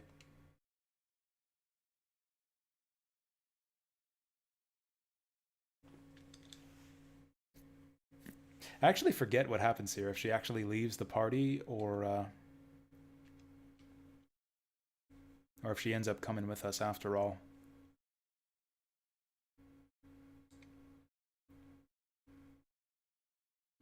Wah, what the fuck, Gar? Also, what the fuck, Ryu? Gar's just like, I think your friends might be dead, and he just starts crying. I mean, it's a good point. Like, last time we saw them, they were getting beaten to death by Balio and Sunder.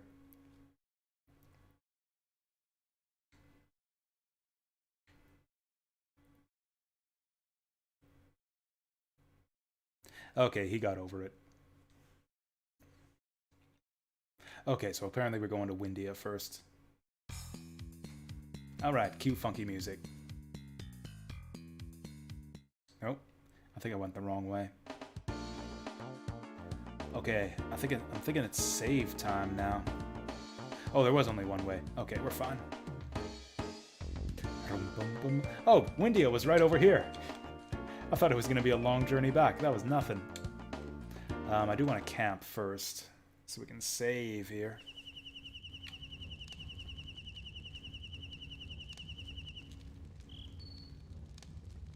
Kuru kuru pookie pookie. Oh, that's a good question. What's Pico gonna do after we get to Windia? I don't know why that's a question. Why would he do anything after we get to Windia? Are we gonna drop him off there? Is he gonna live in the castle? Become a little Pico prince? Become Nina's little Pico pet?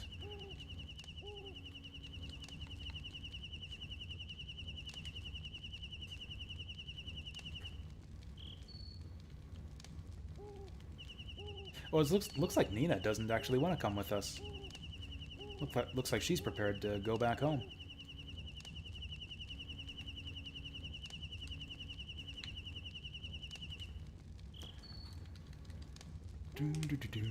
How many masters do we have so far? Bunyan and Migas. That's it. I thought we had 2 more. Oh, well. Oh, now that the world map has opened up again, because, yeah, we were kind of locked in for a while. Due to being captured by and chased around by Balio and Sunder. Now we might actually be able to go back and get everybody mentored up. Oh, I think I want to change party members too.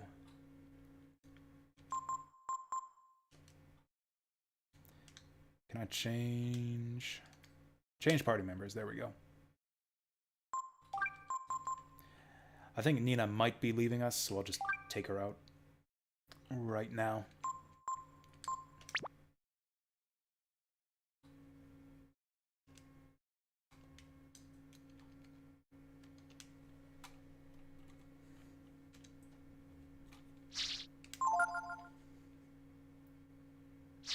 It's eerie with no music.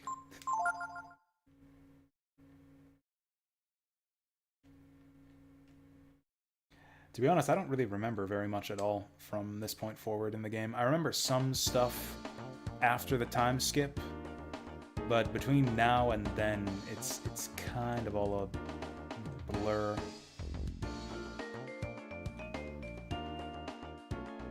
Why is she leaving? I mean, she's going back home, is the idea.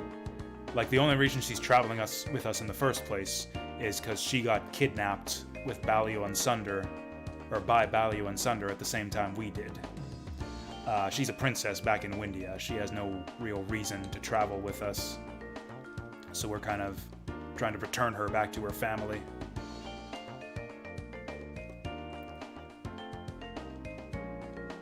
Well, she's still with us, though. Oh, wait. Do I have to have her in the party to get her mentored up?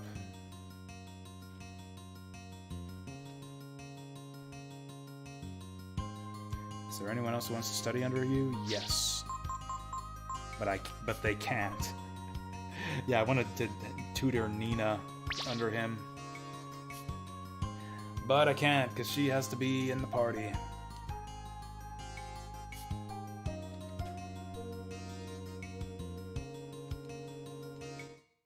Yeah, that's kind of how the early game goes in Breath of Fire 3. There's no... Like, your main characters aren't really motivated by much. They're just kind of... Like, Ryu and his companions are just kind of forced to go places by circumstance, just because you're being chased around, carted around by, like, different people, either looking after you or capturing you. Like, he kind of just goes with the flow. It's kind of like just shit happens and then you go with the flow. That's kind of how the early game works here.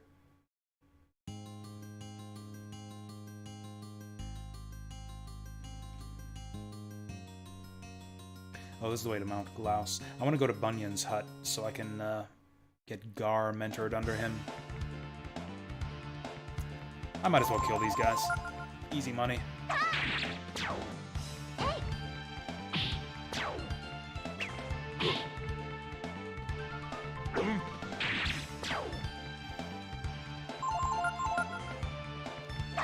Gar is actually too slow to get the X attack.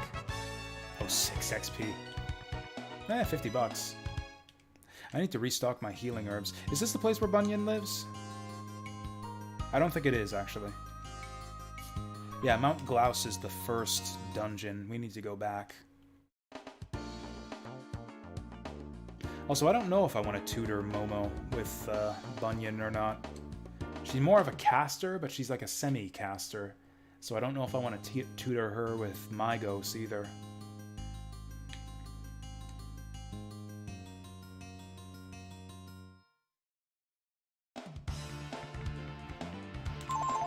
Probably faster to just kill this guy rather than run away.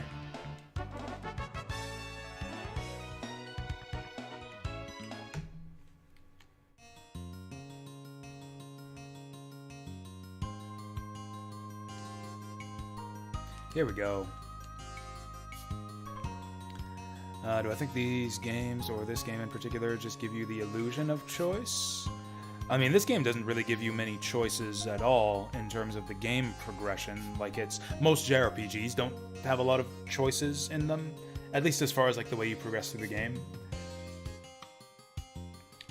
Like, the storylines are very linear. Ooh, Jasu's made a lot of progress. We're ready for new lessons. Oh yeah, so this means we learned some skills. We learned Risky Blow. Sounds good. We'll get Gar training under him too. Power, defense, and strength will go up faster. I'll read the rest of that in just a second. AP intelligence won't go... That's fine, his AP sucks already. The game making you think choices matter, but in reality it does. I mean, that's... Yeah, most JRPGs barely even have the illusion of choice. Like, in most JRPGs, you're just following a linear pathway to the end. Just kind of watching the story. Honestly, the real choices in JRPGs are, like, which characters are you going to put into your party, and, like, what are the options you have for developing your characters. In this game, the most interesting decision you have in that regard is who are your mentors going to be. You have this mentor system where each character can train under a mentor, and that will give them different new skills as they level up, and will also affect the stats that they gain when they level up. So you can actually end up with like a very different kind of party, depending on which characters you choose to use and who you choose to mentor them with. That's about the extent of character customization in this game, though. Other than that, though, like, yeah, there's not really any real choice in most JRPGs. The other thing that kind of is sort of like a choice is kind of exploring for secrets and looking for side quests and secret dungeons and stuff.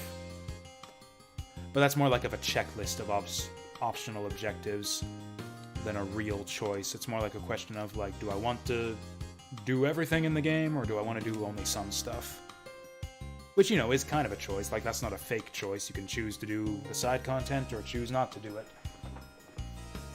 But yeah, in terms of like choosing the story progression.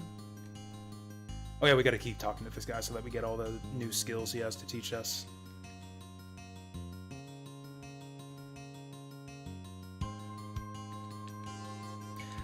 Yeah, so I think it's as you earn more levels, you can come back to your mentor and he'll teach you new skills.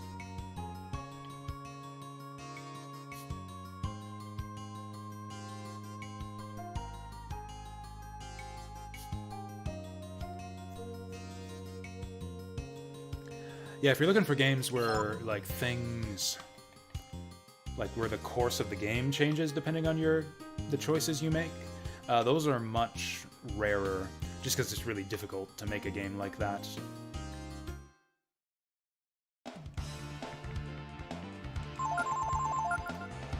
Honestly, that's more of a Western RPG thing. That's more of like something you would see in like a BioWare game or any other Western RPG.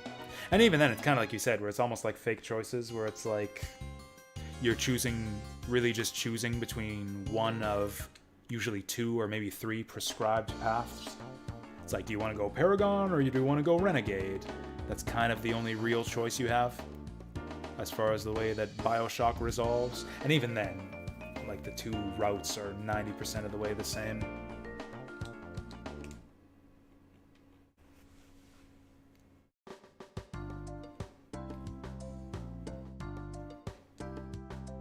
I thought the Witcher games are a bit more interesting in that regard.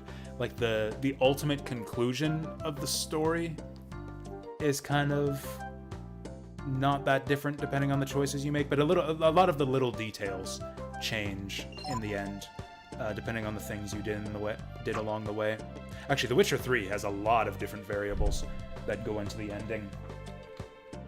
There's kind of like one big thing that happens where you get, I think it's one of 2 outcomes for the big conclusion when Ciri goes to fight the thing.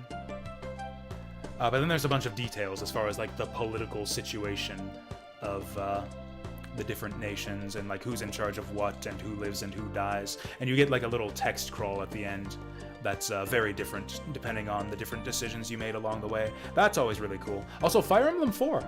Fire Emblem 4 has a lot of...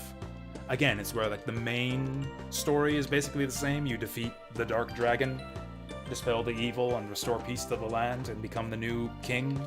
Like, that's the same no matter what happens in Fire Emblem 4. But there's a lot of little details that'll change in the ending based on like which characters end up together in the end and who's in charge of what kingdoms. And again, like kind of the political fallout of the final Holy War.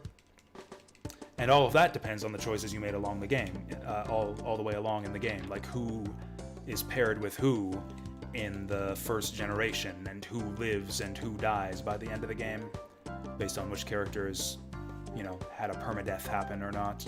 So that's always really neat. I really love it when you see those little details crop up in the ending, where you have like this, just little bits of variability, depending on how your specific playthrough went.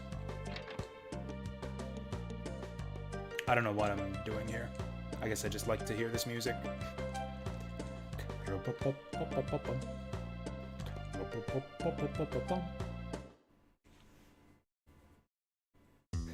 The Witcher 3's Kaer Morhen battle where all your friends show up to help. Is that what happens? I don't know if I had any friends. I remember the Kaer Morhen battle scene. I don't know if I had any friends on my playthrough to show up for that. I mean, I think Triss was there. I think Triss and Yennefer were there. I don't know if I had any friends show up for that. Was I a bad Witcher? I don't think I even knew about that. I think I might have been a bad Witcher. No, I was a good Witcher, though. I played it, like, right down the middle. Like, non-political, killing monsters. Yeah, I don't know.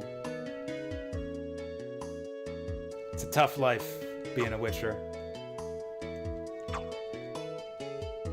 Can I mug these people? I'm not even paying attention to what I'm doing. Okay, so who wants to tutor under whom? I think I will change party members, and we'll get Nina tutored under Mygos.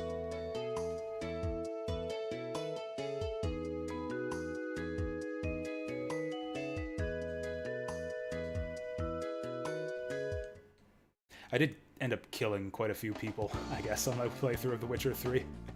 I killed that kind of rival younger Witcher. I killed one of the witches who was kind of on the run and in hiding. Who else did I kill? I think I killed a lot of people. They had it coming.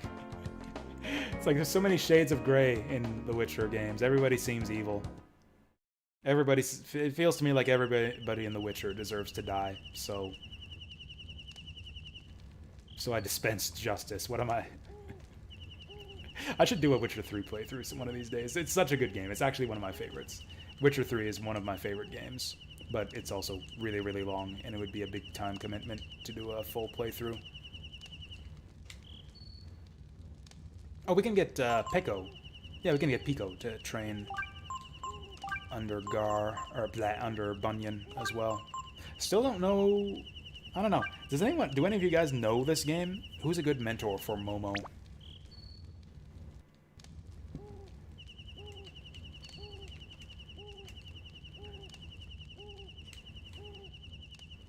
Hello, I'm playing it for the longest time. Yeah, for me it was a hardware thing.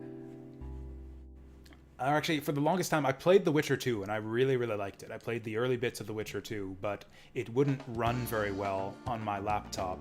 Like, even on low settings, I was getting, like, awful stuttering, and just, like, the combat was really difficult with the amount of, like, frame drops and low frame rate I was getting.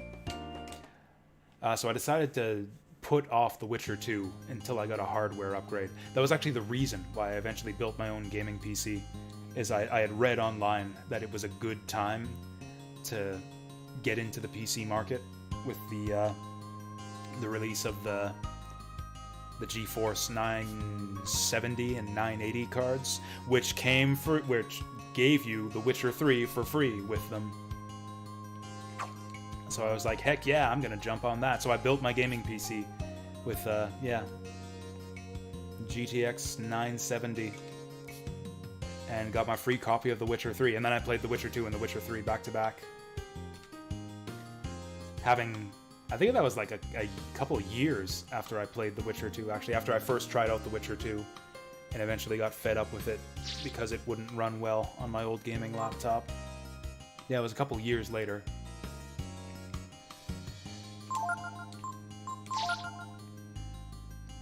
Yours was Fallout 4? Oh, I'm so sorry. For some people, it was probably Cyberpunk. Some people probably upgraded their rigs for Cyberpunk. I was going to. I was going to upgrade my PC for Cyberpunk until I saw the reviews.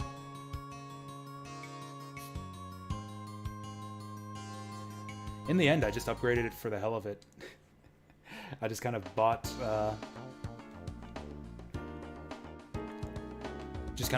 my new what was it? My new 3060, just because the prices had gone down back more or less back to normal. It's like, well, shit, you never know when they'll go up again. Because yeah, I kept on putting off the graphics card upgrade, because, you know, conventional wisdom is if you just wait, the prices will go down. But they didn't. They were at a low point for a little while, and it's just like, oh, they'll go even lower if I wait. And then the prices went up and up and up. So it's like, oh shit. I figure the prices are low now, I better buy now, before they go up again. It's like a micro upgrade. I can run Elden Ring at high settings now, instead of medium, and the frame rate is like a solid 60, instead of like wavering between 50, 55. So basically I can run Elden Ring so it looks slightly better and runs slightly smoother now, thanks to the new card. Also, Switch emulation. I can do Switch emulation much more smoothly now. Oh, Pico's got shit intelligence. Yeah, he'll be a good trainee for Bunyan. They're still going down? Yeah, well, Oh well. Yeah, I probably could have saved a bit more money if I'd have waited a bit. But, you know, oh well. Oji-san Kong. I like that name. Oji-san Kong. Thank you for the follow. Much appreciated.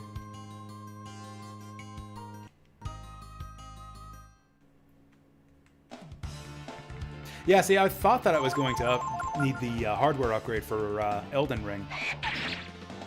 I thought I was going to need to upgrade my hardware. And I figured, what the hell. I'm planning on getting this game anyways, so I'll just buy it, try it out and see if it runs. And if it doesn't, which I don't expect it to, I'll just shelve it for later when I eventually get the hardware upgrade. But no, it actually ran fine. It actually was entirely playable with my old 970. I beat the game. Like, I beat the game on my old 970. And it ran perfectly fine on medium settings.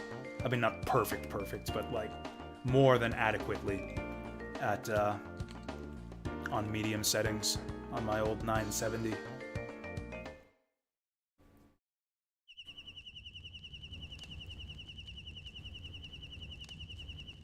It's like, I don't only play retro stuff. I do have modern games that I'd like to try. I just haven't gotten around to playing any of them yet.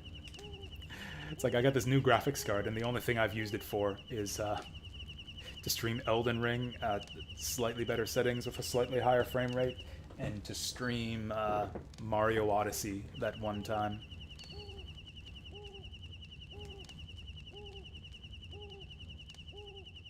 Also, I guess PS2 emulation is slightly smoother now. But like, there's other stuff I want to play that where the new upgrade would be helpful.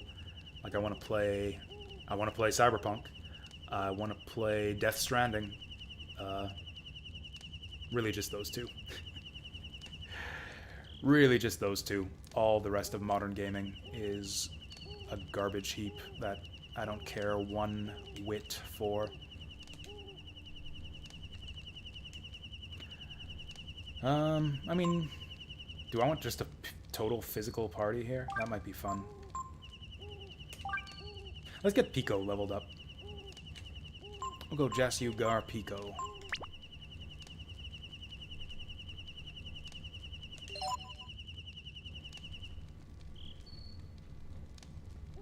I've got a pretty good CPU. I bought like a top of the line, or not top of the line, but a strong CPU when I first built my system. It's an i7 of some variety or another. I forget the number.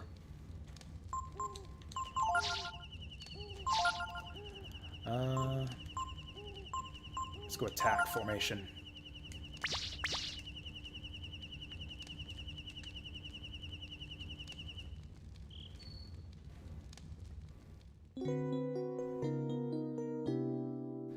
Updated your card to play Doom 2016. You know, I never finished that one. I don't know if I felt like I had my fill of it. I think played like 10 hours. I felt like that game was too long for what I wanted it to be. I think I played about 12 hours, and I felt like I'd had enough at that point. Like, that game was too long for what it was. I do want to play Doom Eternal, though. Like, that game seems polarizing, but it looks interesting. The things I've heard about Doom Eternal from the people who really like it make it seem like the kind of game I would enjoy. So I guess that's another one of, like, the kind of semi-modern games. I don't know if I think my old 970 could have run it just fine, but, you know, I got a new card, so I could run it max settings and smoothly and everything. 1050? Oh yeah, a 50 series, yeah. Yeah. I keep forgetting the way it works. It's like, oh, 1050? That's got to be better than a 970, but no, the 50... Yeah, 50 is like the budget card. Yeah, that you might have some difficulty with that. i7 2700K. I think mine is higher than a 2700.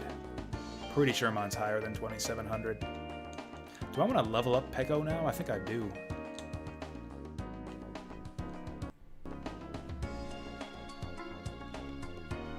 I mean, you don't have to upgrade shit. Just play retro games. Just play Breath of Fire 3 and Kingsfield: The Ancient City. Have the time of your life.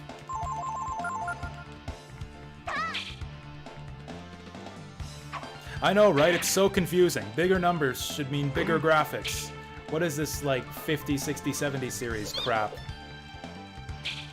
The heuristic that I heard is that, like, yeah, the way it works is, like, you got your 50, 60, 70, 80, and then I guess sometimes the 90 series. From weakest to strongest. 50 being, like, ultra-low budget cards, 90 being, like, top-of-the-line, super expensive. So then, and then the numbers before that is the generation. So, like, there's the 970 is, like, the mid-range 9th gen card. 1070 is the 10th gen mid-range card.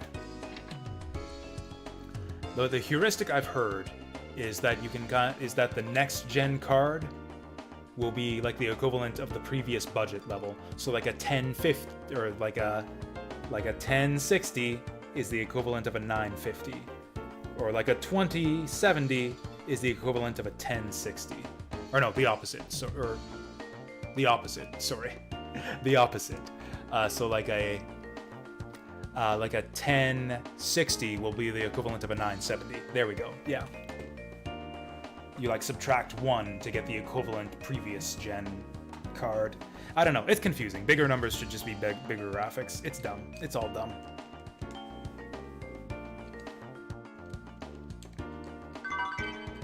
I mean, there are tools you can download to help you out with it, like charts you can see online to get like a direct comparison of, and like benchmarks and stuff to help you make buying decisions.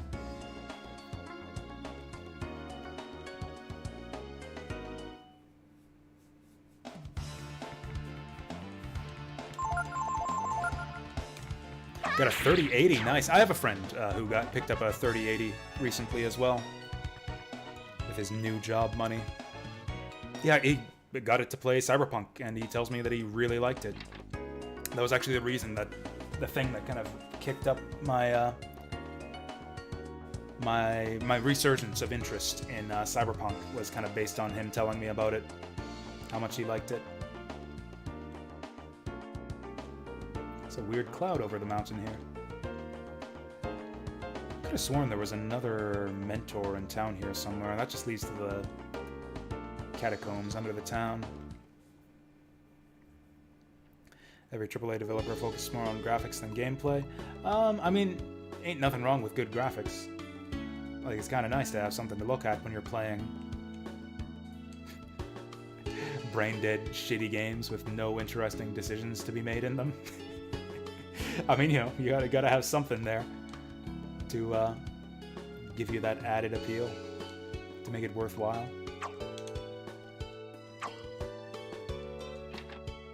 Ah, this music. I'm really liking Breath of Fire 3, Necronth. I'm digging this music is the main thing. Now, this is one of those games where it's like the soundtrack just carries it for me. Honestly, I don't think I would like this game at all if like the soundtrack were just one iota weaker than it is. Don't you know, soundtrack quality is measured in iotas. Well, let's see if we can send Nina home. Oh yeah, you can swap party members too. Oh, Gar doesn't have an action. Does Peko?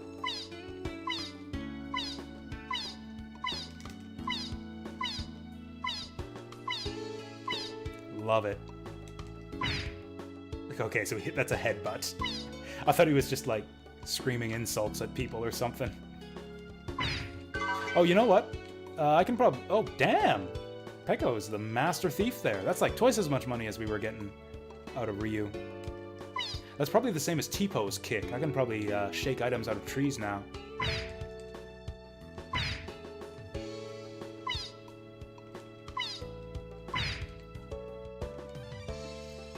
Damn, the people in this town are poor as hell. I think I've robbed them all already with Ryu. And then Ryu's got his sword swing. Gar's got jack shit. Gar doesn't get to do anything. God, those weird muscle arms on his wings look so gross.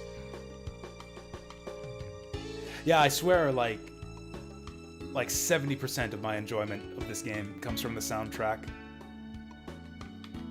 At minimum, like 70% of my enjoyment of this game. And like the other 30% is probably the graphics. Just like the bright colors, the animations, the character designs. This game is just pure vibes and audio-visual spectacle for me. Like, almost everything else is not to my taste. Like, it's a bog-standard, generic RPG battle system. Where grinding is not quite necessary, but, like, grinding is really helpful to get through some of the trickier boss fights. Not a ton of strategy, not a lot of in-depth character building systems. Like, mechanically, almost nothing in this game is to my tastes, but man, that soundtrack and those graphics and these vibes. Oh, do I need Nina? Do I need to swap Nina into the party to get in here?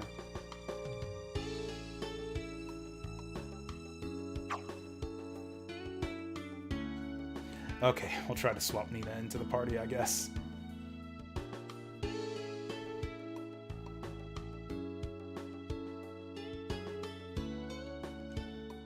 I know, right? It's like bright as hell. That's actually one of the small things that kind of bothered me about Breath of Fire 4. Breath of Fire 4 has like a much darker color palette to it. Everything's kind of like there's a lot more detail and like a lot more use of like shading and shadows in Breath of Fire 4, but the colors are just a lot more dull. Also, in the early game, you spend a lot of time hanging around in like deserts and junkyards and just like a lot of like kind of slummy places.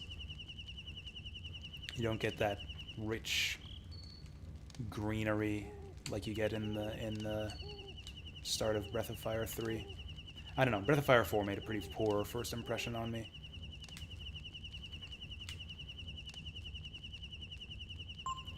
I guess we'll put Nina in.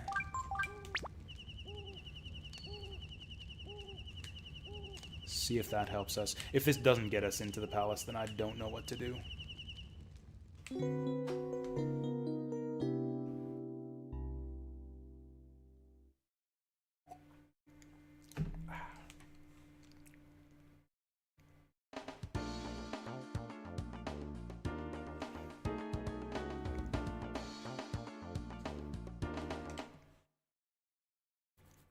I'm kind of tempted to use a guide to kind of optimize my mentor usage a little bit.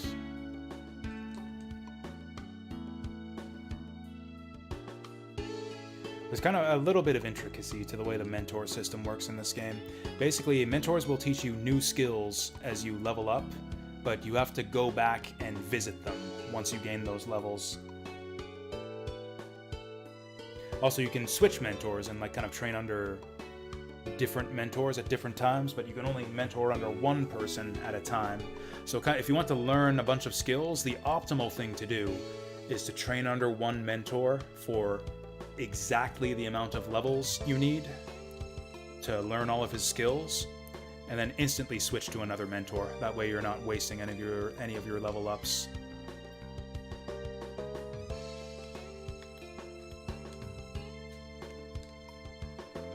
Hoping for the princess. Oh!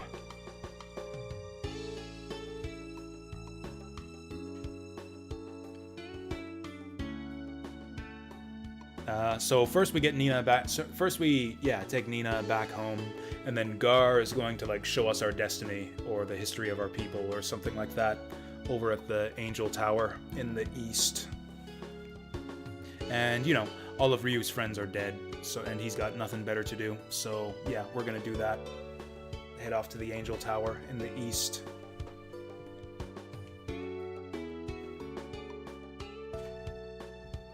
Can't even see Nina since Gar's fat ass is in the way.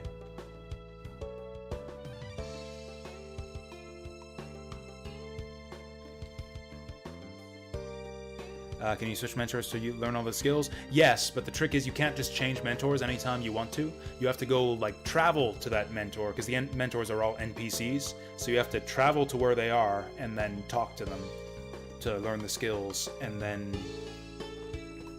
sort of cancel your mentorship with them. So there's a lot of running around the world map. And it's kind of tricky, because certain parts of the world map get blocked off at certain parts of the story. like, you don't really get to mess with the mentor system a lot in the early game, since all the bridges are cut off once you're on the run from Balio and Sunder.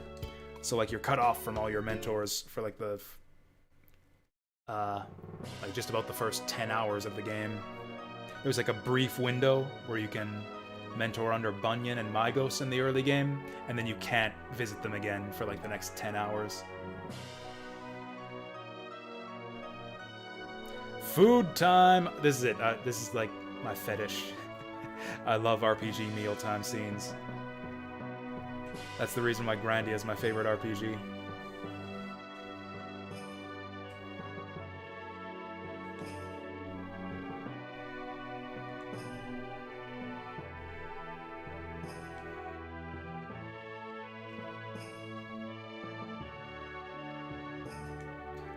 Look at this spread. We got like, what is that? A giant sausage and a turkey with shrimp tempura, or maybe those are corn cobs. That's probably corn cobs next to the turkey. And then looks like shish kebabs. Oh, and wine. Gar's drinking. Oh, everyone's drinking wine. Look at that. Ryu's got a wine glass next to his plate. Momo's got an even bigger wine glass. Good girl. Gar looks like he's drinking water, or maybe vodka.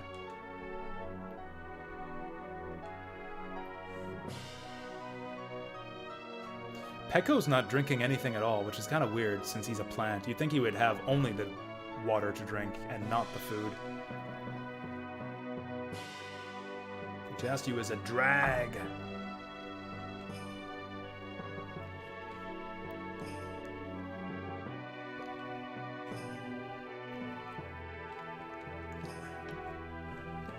Oh yeah, that's the other thing, is we have to see the king to get a passport so that we can be granted access to the Eastern lands.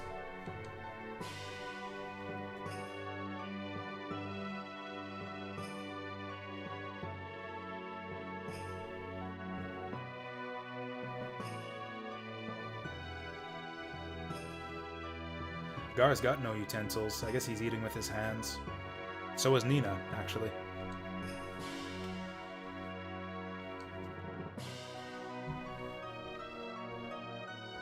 Nice. Yep, he's eating with his hands. What are these, like meat donuts?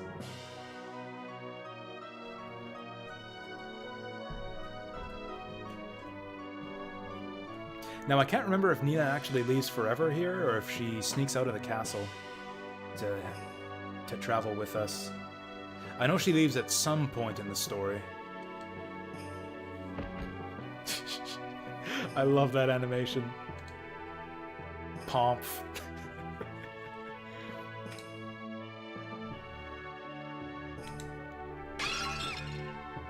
Yeah. Oh, hey. All right. All right, Nina's the main character now. I thought we'd be following Ryu and Gar to the tower. Turns out that, yeah, Nina's the main character now. Is that a piano? Does Nina play the piano?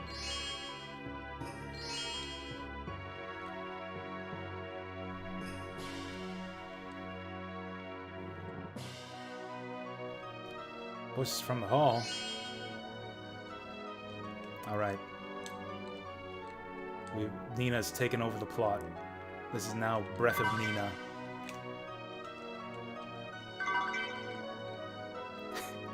Gotta raid the castle's stash before. You nincompoop.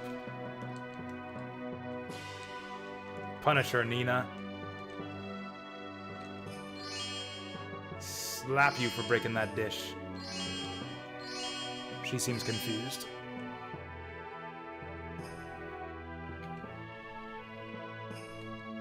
Something hit her foot. That wasn't a rat. It was something more eek. Oh yeah, that's Momo's thing. Don't touch. It's sharp.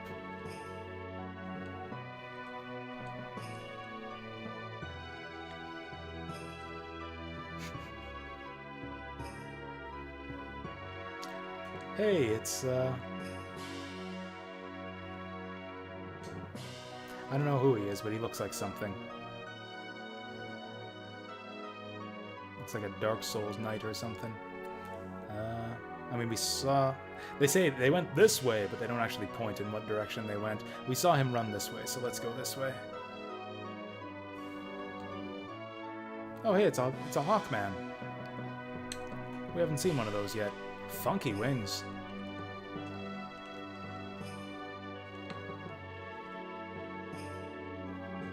Did he go upstairs?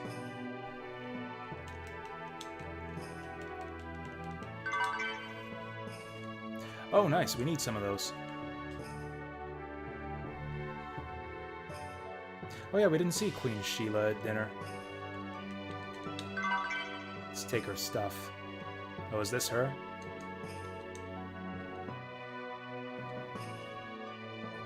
Yes, Mother. By the way, did you see a tiny robot run by here?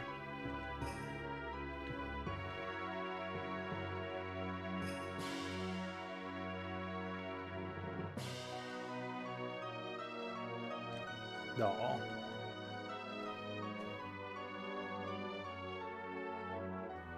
Oh, this is our fault. This is our fault that the queen is sick. Okay.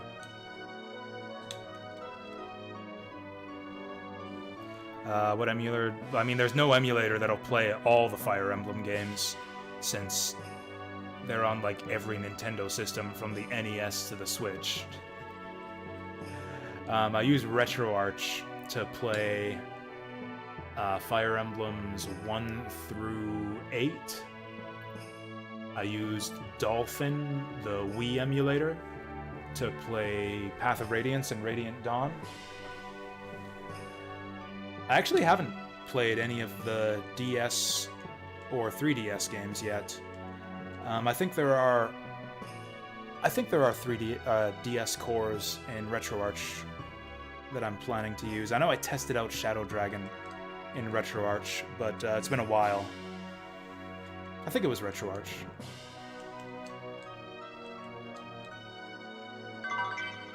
No, there's no, because yeah, like Fire Emblem has been a Nintendo franchise since like 1989 or something. No, 1990 maybe, something like that. The original Fire Emblem was on the Famicom. Yeah, I think there's been a Fire Emblem game, probably 2 Fire Emblem games on every Nintendo system since Nintendo's been making consoles. Yeah. Oh yeah, Ogre Battle's canceled. Turns out that I don't like that game. I'm sorry. It was a really bad time to try to play through it. It is so slow. Even with fast forward, it's slow. The battle systems and the character, the alignment system's really counterintuitive. It's really difficult to make effective squads. The movement mechanics are tricky, where it's like really difficult to tell when the units are going to collide with each other. And freaking enemy units kept on slipping past my formations and rampaging around my cities. It was really frustrating. Yeah. Yeah. The Ogre Battle is over-battled. I can't leave. Oh god, we're a prisoner again. We've gone from being imprisoned in the battle arena to imprisoned in the castle.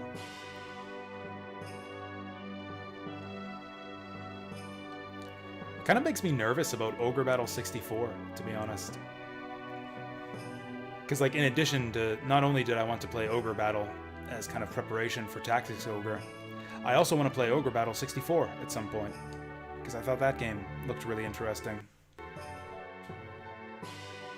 But if I didn't like the original Ogre Battle, I don't know how much different 64 is going to be.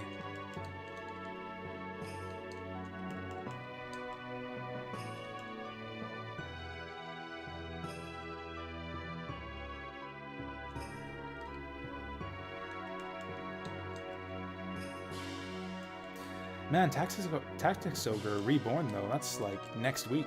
Next Friday, I think.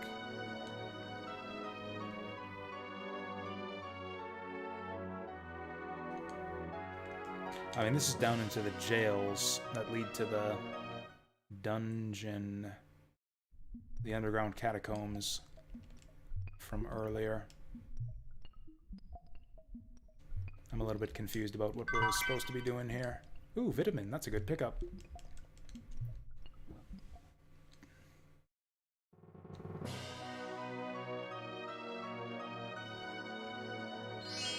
Help, I'm stuck. Oh, cat chef. I like this guy.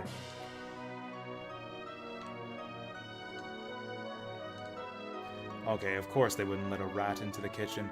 These look like big steaming pots full of poop. These look like poop pots. Ooh, that scrambled egg looks delicious. Or that fried egg looks delicious. It's funny because he's a cat, too. It's like, yeah. No rat gets past me. And then what is this? What the fuck is this? Oh, what the fuck is this? There's rats all over the kitchen. Rats clucking around all over the place here. Okay, so something that's not a rat and not a chicken ran by here. They're baking bread here, too. They're baking bread everywhere.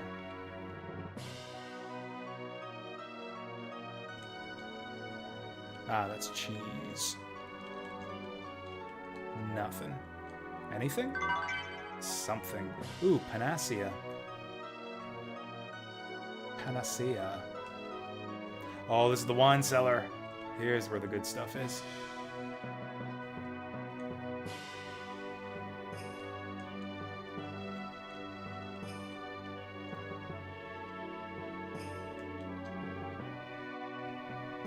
Sneaky. Wait, Mate. Oh no, if the cooks see her, they'll kill her as a rat. I mean, the cook's apparently not very good at killing rats, so actually she should be fine. Which games come after Road 96? I mean, they should all be listed down there. They're not in order. I haven't decided the order that we're gonna play them in this month. Right now, they're just listed in the order they're nominated.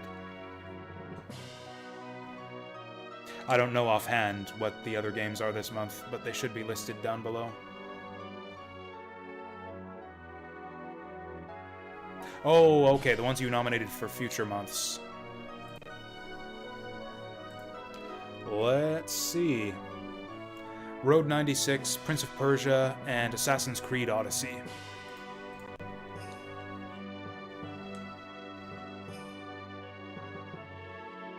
I've played Tactics Ogre before. I actually played both the original on SNES and the remake on PSP, which I actually really, really liked. I really, really liked the PSP remake of Tactics Ogre. So I'm really looking forward to Reborn. Simple as. I actually didn't play a ton of the original SNES version. Like, I didn't play it back in the day. I played it through an emulator. I don't think I made it too far into it, but I thought it seemed really cool. I think that game was too difficult for me back in the day. I think I got stuck on, like, one of the earlier battles.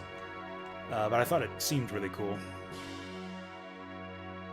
But yeah, I played a bunch of it on the PSP, and I loved that version. Assassin's Creed is last? Yes. And yeah, you're exactly right. It is. Tactics Ogre is essentially a... like a precursor to the... Tactics Ogre is like a precursor to the Final Fantasy Tactics series. Kind of in a similar way that Kingsfield was kind of like the proto... was kind of like proto-Dark Souls. Tactics Ogre is like proto-Final Fantasy Tactics.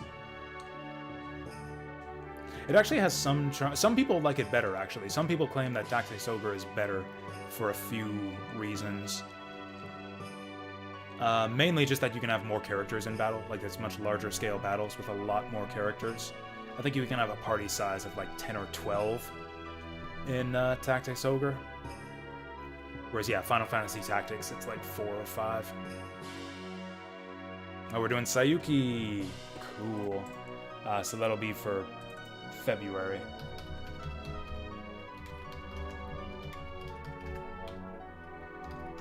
been a while since we played that one. I liked Sayuki. Like, I've been meaning to finish off that... I mean, finish off. I don't know how far along we are in it.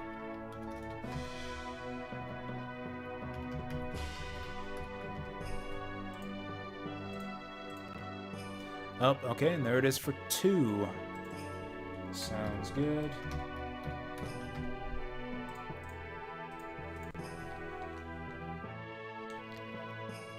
This sucks. We're just wandering around looking for this stupid robo-rat. And he's probably hidden behind some weird camera angle, too. Is this how what's going to happen? Is Honey is going to lure us out of the castle, and that's how we're going to end up traveling with Ryu and the gang? Oh, we haven't been up here yet. Or have we?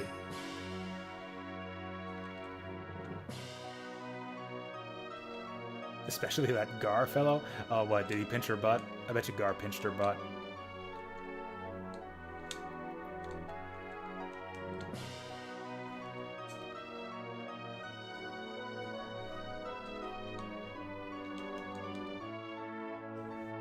The Dragon War in their attempt to take over the world. The dragons started a tremendous war. Man, no wonder they went extinct. So they probably had it coming. Like, this Dragon War thing, I don't know if this is a consistent part of the Breath of Fire backstory that, like, happened, that appears in all Breath of Fire games. Or maybe that's even a reference to the events of one of the previous games, I don't know. Maybe the Dragon War happened in Breath of Fire 1 or 2. Yeah, we got a December, yeah, exactly, it's like a Christmas present. It's like my Christmas present to you guys, because I get to share something cool with you guys. That's right, I'm taking credit for it now. Like, I don't know, do I just play, Hardcore Uprising again? No, I'll probably play that on my own time. I'll come up with something new and cool. I actually had a few ideas for things that I might have shown off last time we did Jasu's Choice. I'll do one of those.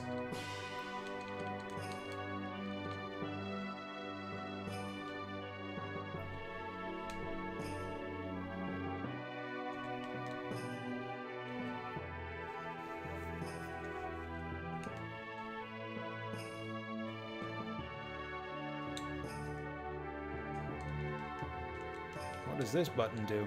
Okay. If anyone knows where this stupid honey robot thing is, if anyone knows where we're supposed to go next, feel free to tell me. Otherwise, we'll just keep wandering around until we find it. How long have I been streaming? 6 hours now. 6 hours and 45 minutes.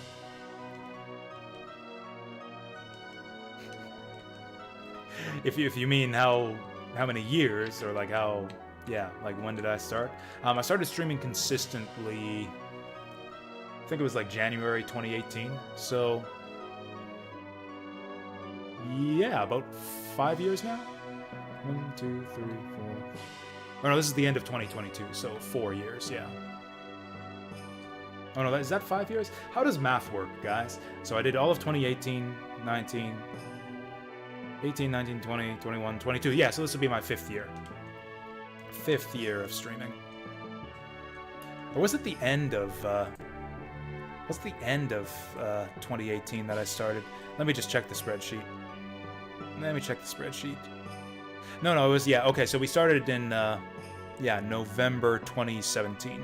So yeah, I've basically been streaming since 2018. I did all of 2018, 19, 20, 21, and now 22. So around about 5 years. Before that, I had been uploading shitty Let's Plays that nobody watched to YouTube for like maybe 4 or 5 years before that. I also streamed on Twitch a couple times during that period just to test it out. My internet connection was a lot worse back then, so I basically ended up abandoning that idea. Because my internet sucked so much. Oh, this is the place.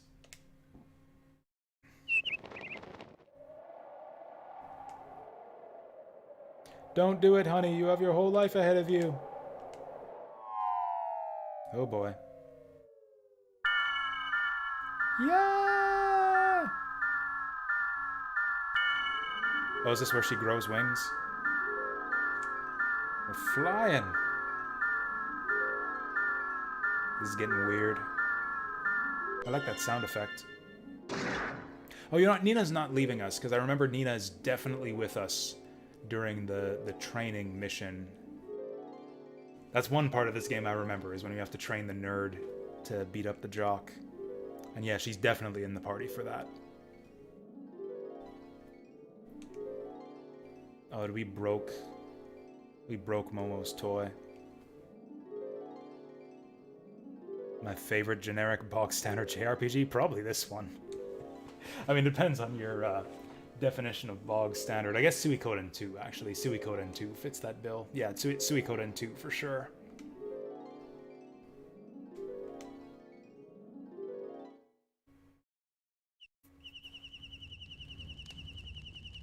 Like, pretty much all the other JRPGs in my top 10 have something fairly unique going for them.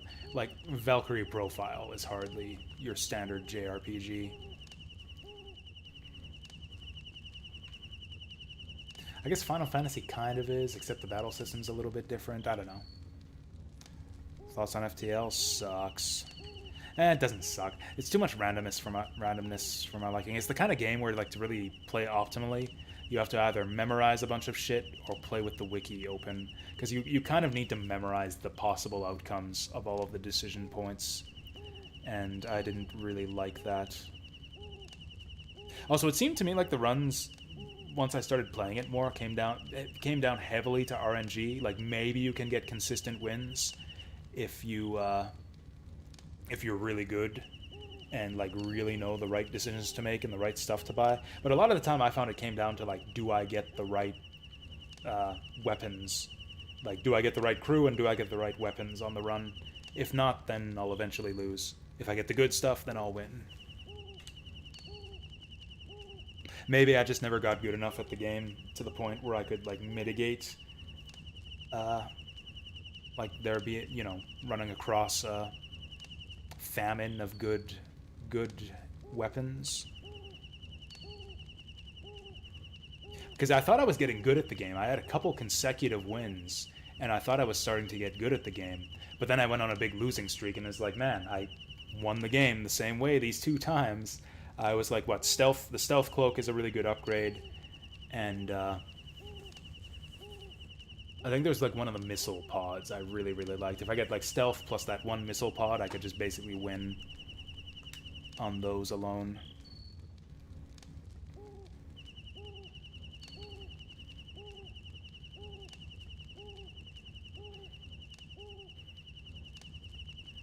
It was fun while it lasted.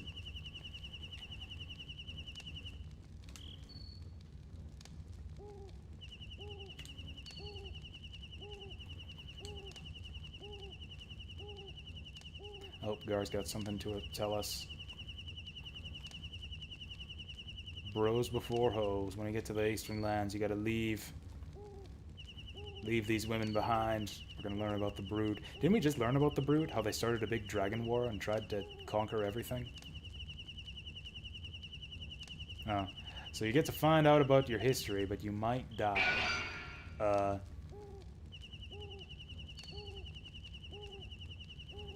Might die? Wait, does that mean that Jasu might die?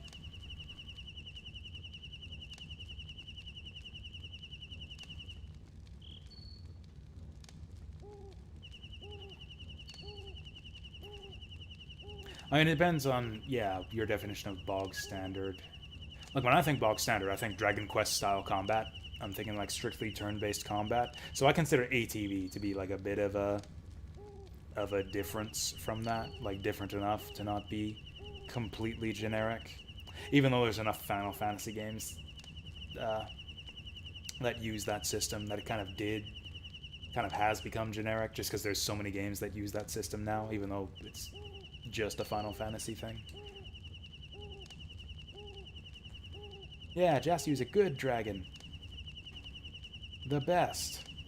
Okay, she's going too. Yeah, that's right. I don't want Jasu to die by himself. I want him to die with me. Okay, so Nina's coming with us after all. Which means I don't think we can go back to Windia. Now, the FTL developers' next game, Into the Breach, I actually liked a lot more. That's a game that I felt like I could win runs consistently without needing to rely on getting like the exact right overpowered weapons or the exact right crew combination or whatever.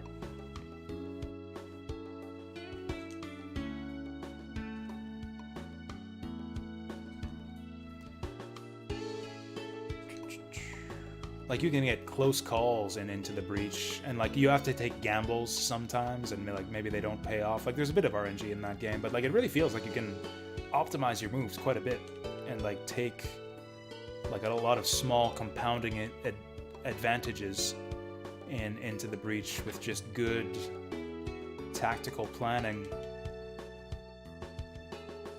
Actually, Into the Breach is another one of those games that I haven't played nearly as much as I'd like to. I think I got maybe 2 or 3 winning runs out of it. I still haven't unlocked all the teams yet, but yeah, really, really liked it. That was the other thing, is yeah, Into the Breach kind of replaced FTL for me.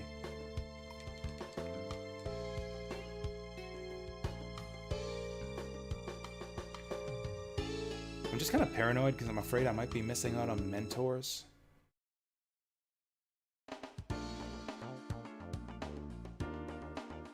Oh yeah, also, you know what? I'm gonna start buying weapons. That's the other thing we need to do, is we need to buy a bunch of weapons so I can get that other girl as a mentor. Right, that's specifically what I came in here to do. I just forgot. Hopefully we can get a lot of cheap, shitty weapons. You gonna sell me stuff? There we go.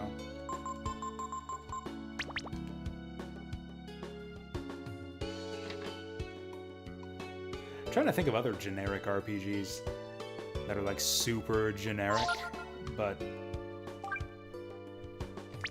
that I still like somehow. Dragon Quest VIII definitely falls into that category. I'm a fan of Dragon Quest VIII. These are relatively cheap. You can just... Oh, actually, they're not that cheap at all.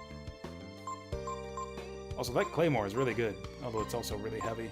Maybe I don't want it. Oh, there was another... So there was another character we met in a different location in the game. She's a possible mentor for your characters, but she'll only mentor you if you have 15 or more weapons in your inventory. That's kind of the thing with mentors in this game, is some of them you just have to find them.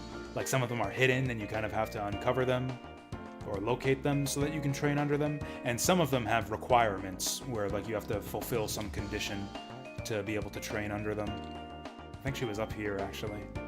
Do I even have 15 weapons yet?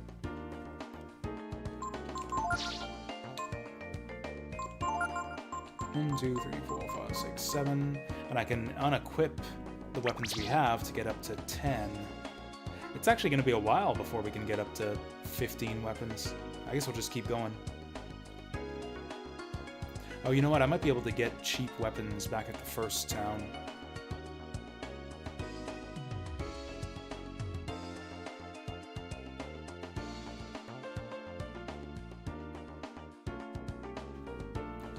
That's something you cannot know without the internet. I mean, you know it because she tells you.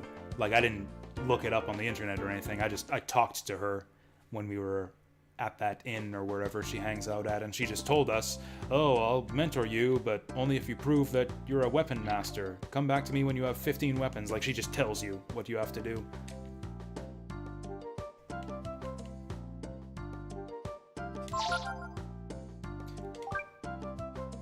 Got our Balak knife. See, I had all these weapons in the early game. If I'd have known we had to save them, I wouldn't have sold them.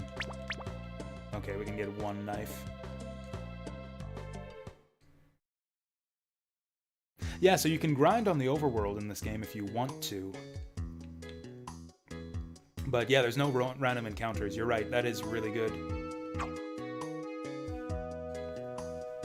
kind of like it in general when you can kind of pick and choose your encounters in RPGs. I really like that random encounters are not the standard for RPGs anymore. I really like it when you can... what the fuck's going on here? Oh, we're just moving to a different...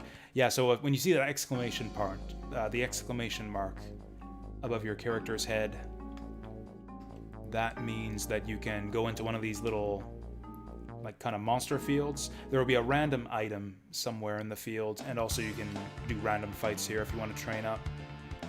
Opponent has the initiative. What? Oh, there, he's healing. He's healing himself with the volts. Oh, they increase in ability too. Ambushes are bullshit. Back me up, guys. Ambushes in JRPGs are such bullshit. Also, are these guys supposed to be looking like this? These guys are going all missing no on us. I don't think those static blocks are supposed to be happening.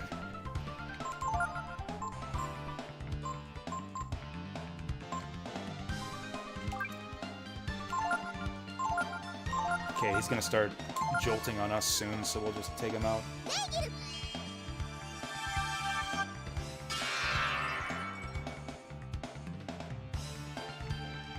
Magic sucks in this game. Didn't Nina just get like a big int boost too? Maybe they're resistant to ice.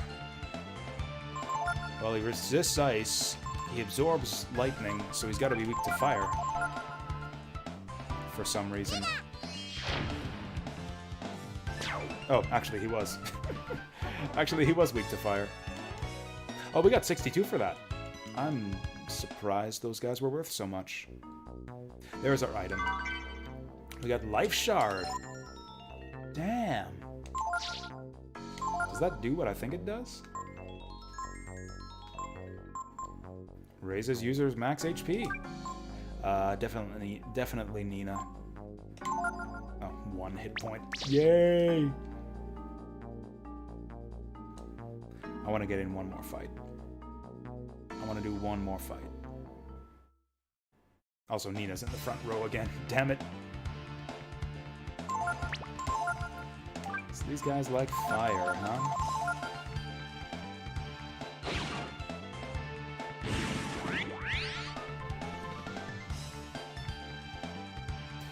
Ambushes are indeed bullshit. Good. Good. I'm glad that you're sensible, Necronth.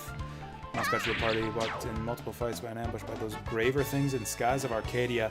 Oh yeah, because they can cast instant death spells. Or are those the guys? I can't remember exactly what a graver is, but I know that there are several enemies in Skies of Arcadia that can cast death magic on your party. Yeah, getting ambushed by that stuff would be horrible. Those are the guys? Yeah, that's awful. What's in this fishing hole?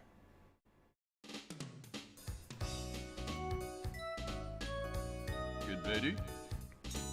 I hear that some of the Shin Megami Tensei games can get really bad for that. Like, you just get a bad ambush and then it's game over. Oh! Oh! Okay, we have coins now. I don't know where we got those. Wasn't even paying attention, but we'll definitely throw that out if we see one of those guys. Just want to take a quick look to see what kinds of fish are in this pond. Oh, it's a jellyfish. Oh, it's an octopus! Octopus! Get back here. Get back here.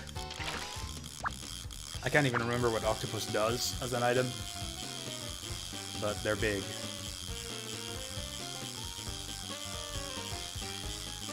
Ah.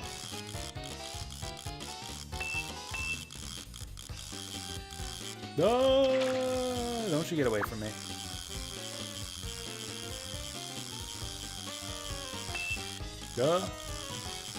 Fishing in this game is really easy.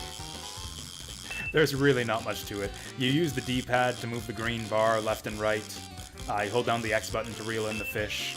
As you're reeling it in, the green bar moves left, so you kind of have to tap the D-pad to keep the fish inside the cursor. That's all you gotta do. Oh, Wait. okay. Okay. That's no ordinary octopus. We got a Martian Octorok here. Only 56 CM. 420 points, though. Blaze it. That octopus looks like he 420 blazed it.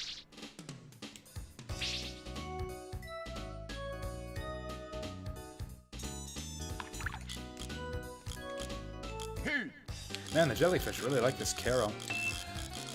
So yeah, I can just like move the green thing left and right here.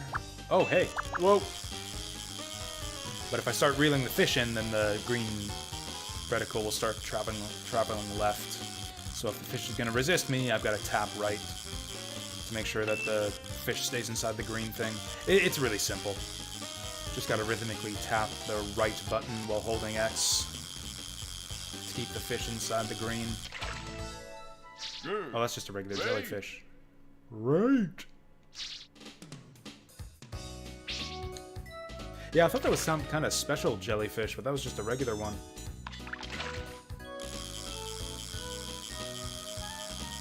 Okay, I want to get this guy. Oh, there we go. Big old bass.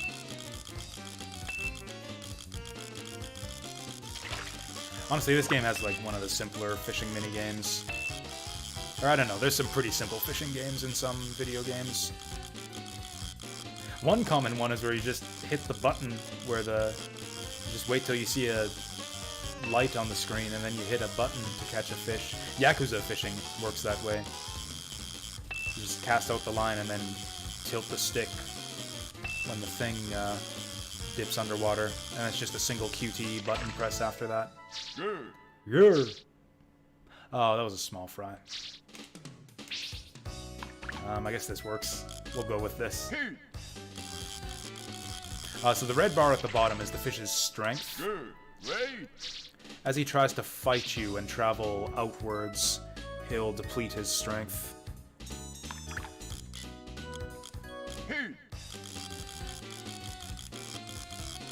As long as you're just persistent, you'll reel him in eventually. You will get a line break, like that sound that you hear, the beep, beep, beep, means that the fish is outside your cursor, and if that goes on for too long, the line will break. And I think there's a chance that you lose your bait if that happens. Which would be really bad, because this Caro we're using is really good bait. We're not going to be able to find anything as good as this until much later in the game. Maybe not that much later now. We've been using it for a while. Yeah.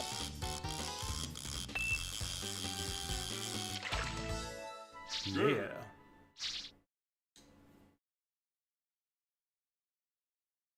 Have to have the green bar in the middle. You have to have the green bar over the fish. Oh, the tech thing? So, in the Learn to Fish section of the menu here,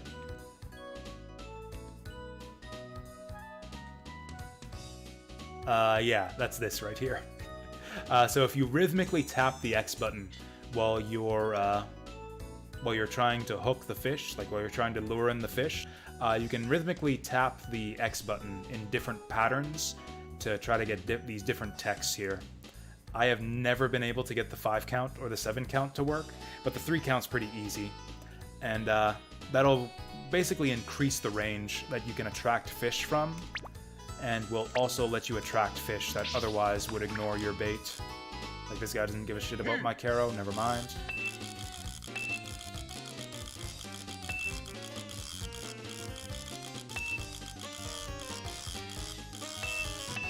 Oh, man, this jellyfish is a... Oh, it's not a jellyfish.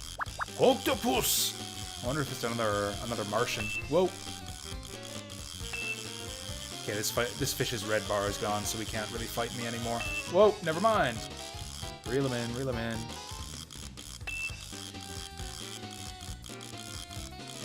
This guy's persistent. This has got to be another Martian. Very good. Very good. 300 points for that. I would have thought this Martian squid would be more rare than that. Yeah, so right now I'm trying to attract this bass. Apparently I didn't need to. I was trying to go for the tech 2 there, but it didn't work. Timing's really tricky. I have never been able to do those tech timings consistently. It's got to be a tiny one. It wasn't too bad.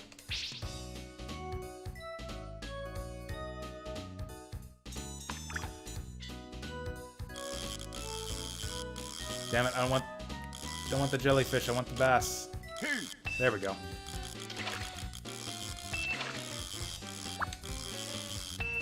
I actually don't know what fishing gets you in the end in this game.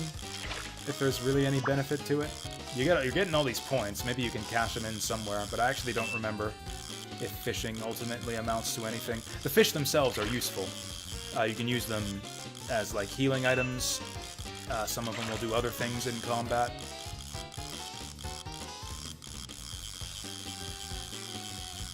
The bass is particularly tasty right now because that recovers you for 80 hit points, which is bigger than just about any other healing item we have access to right now.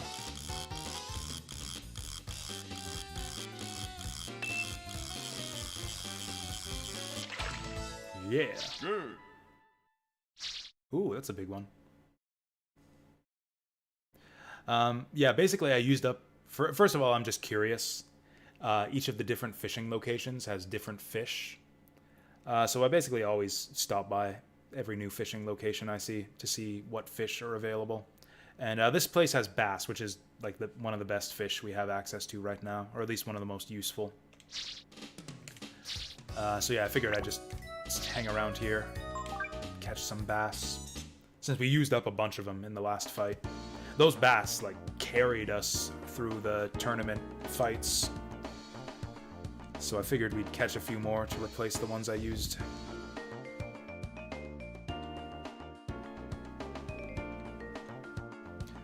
So we want to go east, he said.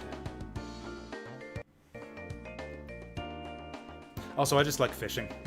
Like, even if there's no reward or no point, I will go fishing in pretty much every video game I play. It's just something I enjoy. Wait, this isn't what I wanted to do. This isn't what I wanted at all. I was trying to go fishing. Go fishing for monsters instead, I guess. Ah, these fuckers.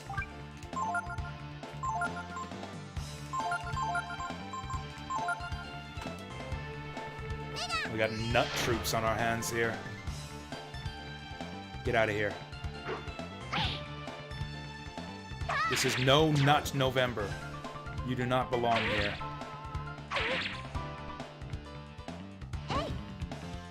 I should have known better than to think that that would land.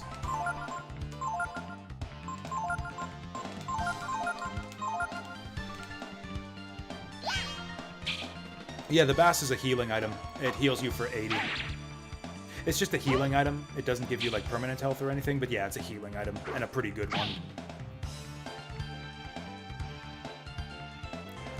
We'll be fine. Like, we'll find better fish later on. It's all good. I wonder if we can learn that revenge skill that the orc has. Also, we're taking a bunch of stupid damage in this fight.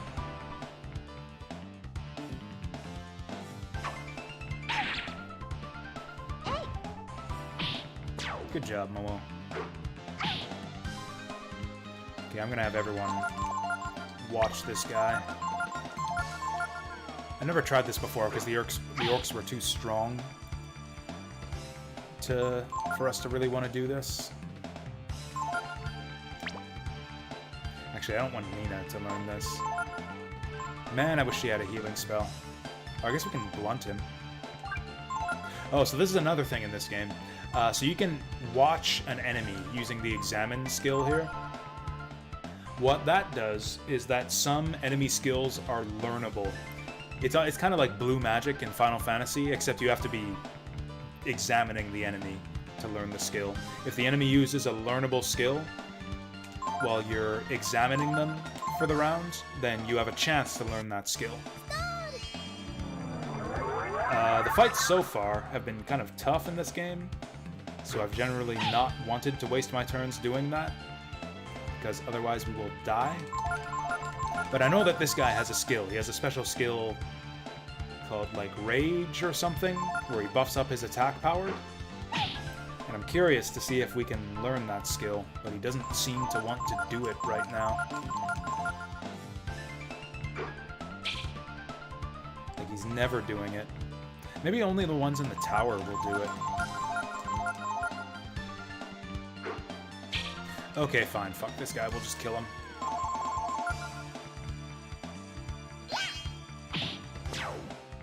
Let's just kill him. We took a bunch of damage there, too.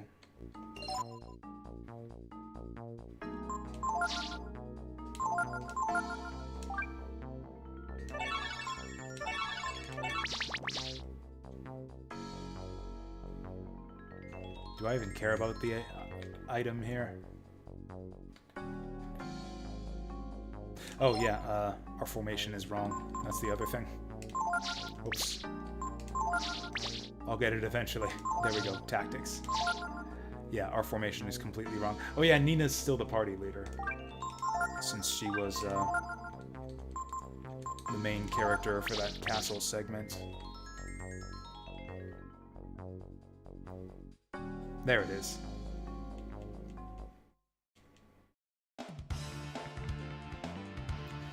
These fucking guys. Okay, I'm just gonna kill them all.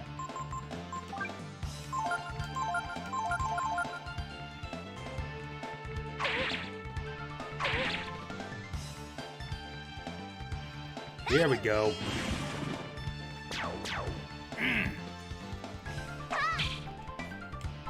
Okay, that's not good.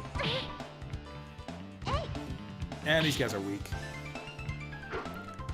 These guys are weak. We'll be fine.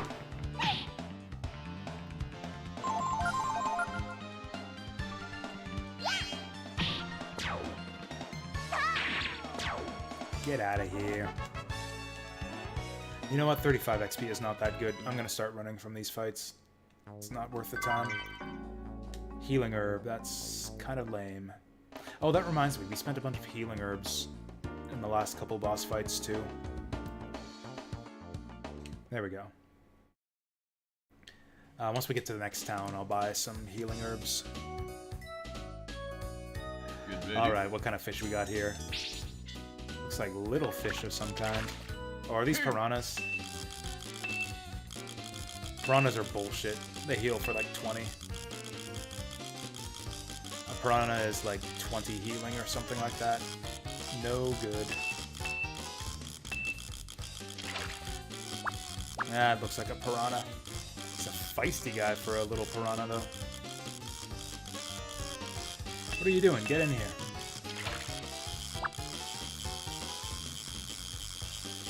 Yeah, all you gotta do is keep that little goldfish cracker centered in the green bar.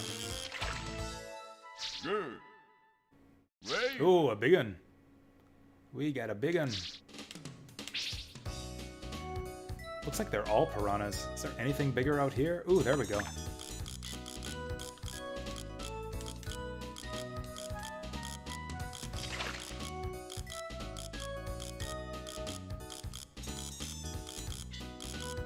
Why am I not getting the tech? Okay, good, we got the big fish. We got the big fish. It's another bass. I think we got enough of those already. If it's nothing but piranhas here, I don't think I care about this fishing spot.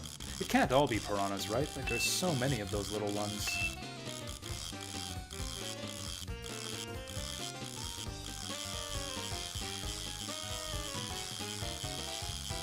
Really?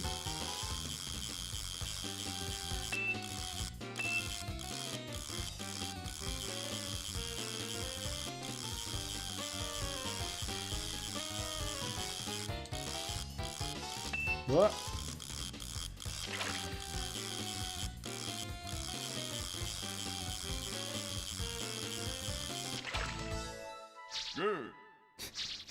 Actually, a piranha boss would be cool.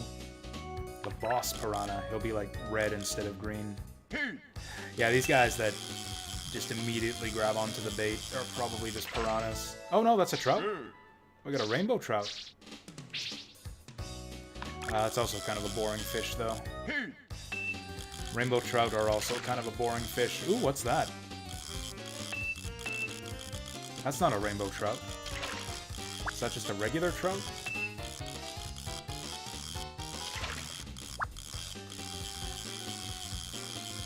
Maybe a brown? What do we got? Oh, it's a trout. There we go. We got trout. No, all of them can. In fact, I think I'm done with this place. Doesn't seem to be any interesting fish here, so I can show you. Yeah, they're just regular inventory items. They're mixed in with the rest of my stuff.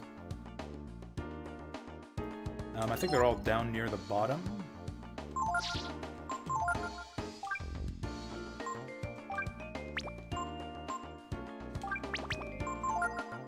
Yep, right here. So we got trout. Oh, actually, yeah. So yeah, trout recovers 40 hit points. We got flying fish, piranhas, bass, rainbow trout, 5 hit points. Okay, I didn't realize they were that shitty. Jellyfish, which is like the worst fish in the game. And then, yeah, the pufferfish actually does a fire attack on the enemies, and the Martian squid, does squid ink, so it blinds the enemy. So yeah, fish all have different effects. Oh yeah, it's really neat. Yeah, you actually like get fish to do stuff in combat with them. Oh yeah, this was that. We're in that eastern region again. This was that fairy pond with the slimes. It's a lot of puff goose.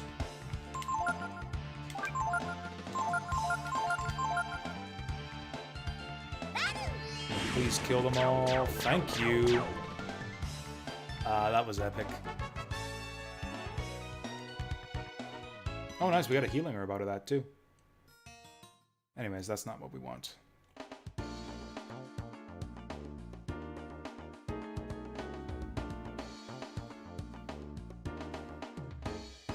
So there's the plant. Oh yeah, that asshole sold us out to the Unicorn Bros. We might want to go back and have words with him.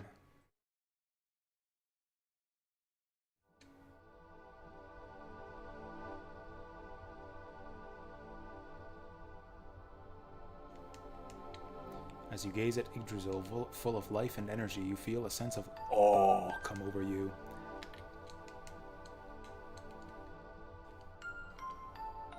You know, if I remember correctly, I think this tree can be a mentor. I think this tree can be a mentor. Maybe Peko can talk to it.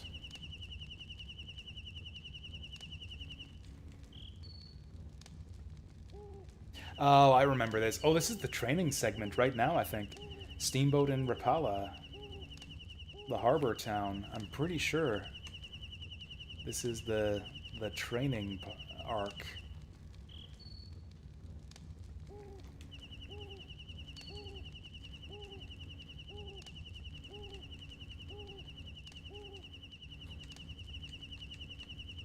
Yeah, no kidding. You're killing your mother, Nina.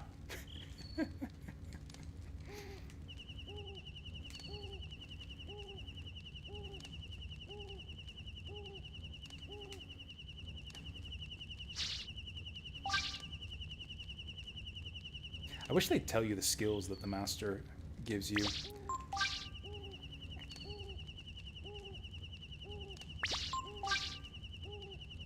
It's a pretty good stat spread. Actually, the AP -2 kind of sucks for Ryu. I think I want Ryu to stop training with this guy as soon as he learns the last skill. I think there are generally 3 skills for each mentor. Actually, you know what? I'm just going to look them up. I'm just going to have a game FAQs guide for mentors open when we play this game.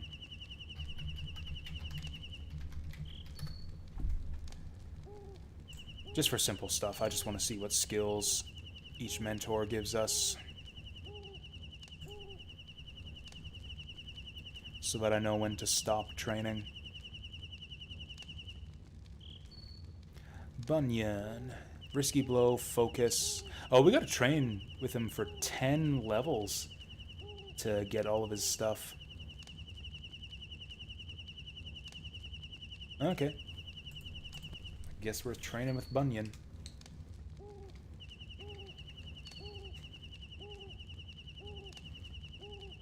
I think I want Peko in the party anyways. We'll have him replace Nina. Actually, no. Momo, since she's not mentored up yet.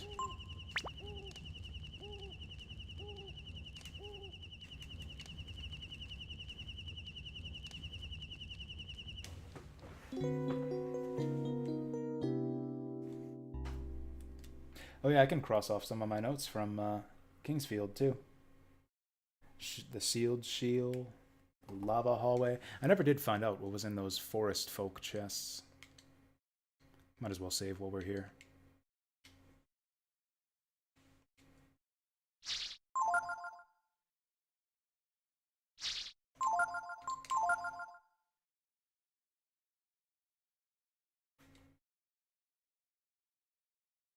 No, I was planning to stream for a long time today, like a few hours yet, still.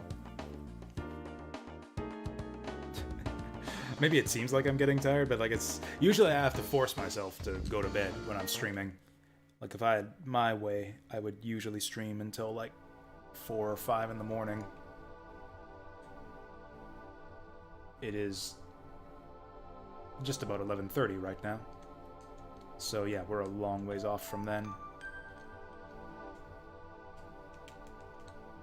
Oh, we hear a voice inside our mind. Could it be Yggdrasil? Can you hear me?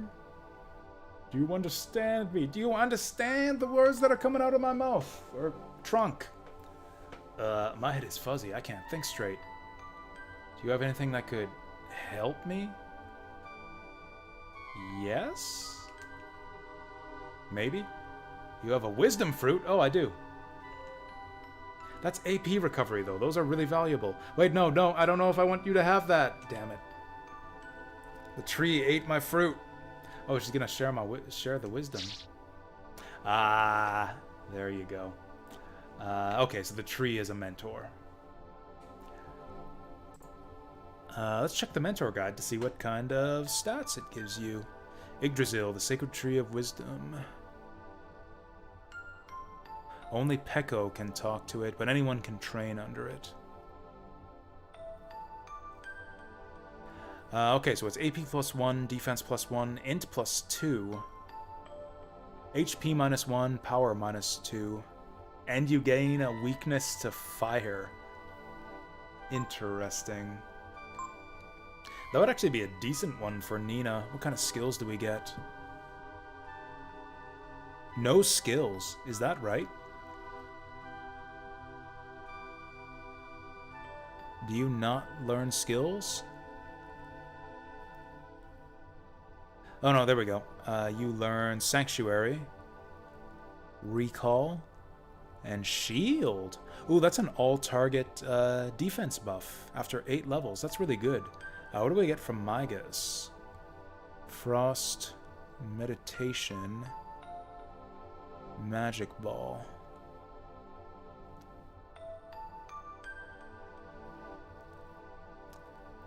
I think I'll continue having Nina go with Migas for now. Probably till we learn her int power-up skill. But yeah, I think we'll put her under Yggdrasil later. Okay, so we got the tree as a mentor now.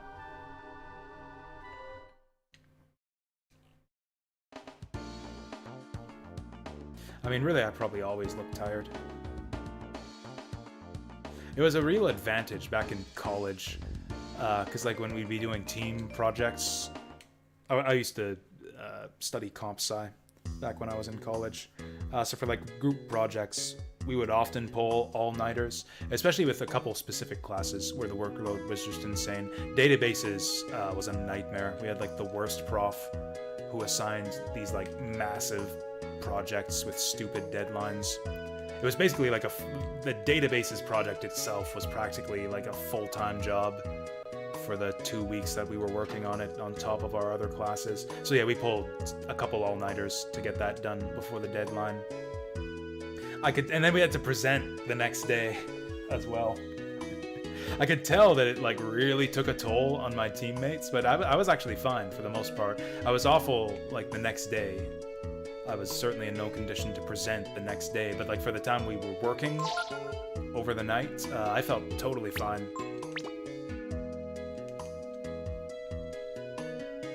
Yeah, I'm a buyer.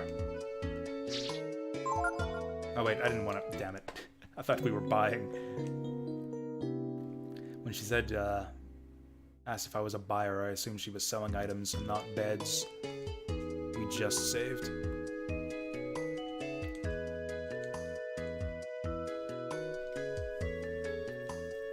Yeah, we already have Nina training under a mage, so she should be good. Yeah, where's that asshole? Where's that asshole who sold us out to the Unicorn Bros?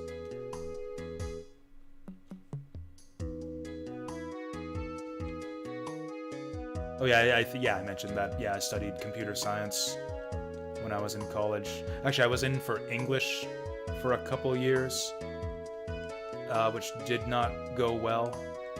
I was required to discontinue after a couple years of English, and then I went back for... I decided I wanted to do something more practical, so I went with computer science.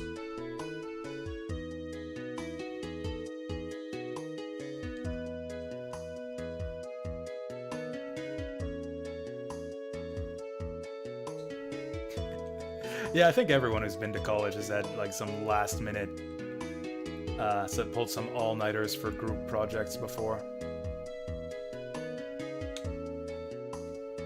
I don't know, maybe it's more of a computer science thing. I know that like the hard sciences and engineering tend to have much heavier workloads than the soft sciences and arts.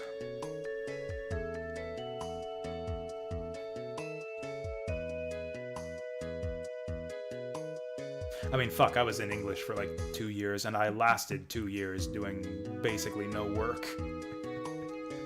I basically didn't do anything at all for the 2 years that I was in English. I did no projects, I wrote no essays, I studied for no tests. And I still managed to pass all my classes for the first year. I actually barely passed all my classes for the first year. The second year, not so much. Yeah. Second year classes are not so easy to pass if you do literally zero work.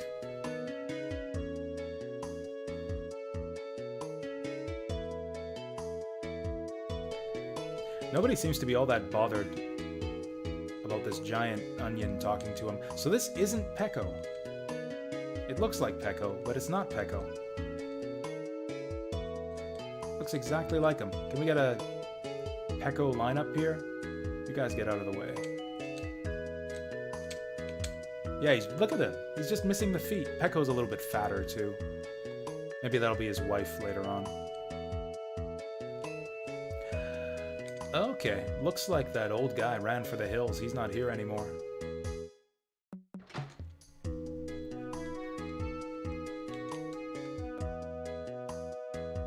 Okay, everyone here is saying the same old boring stuff.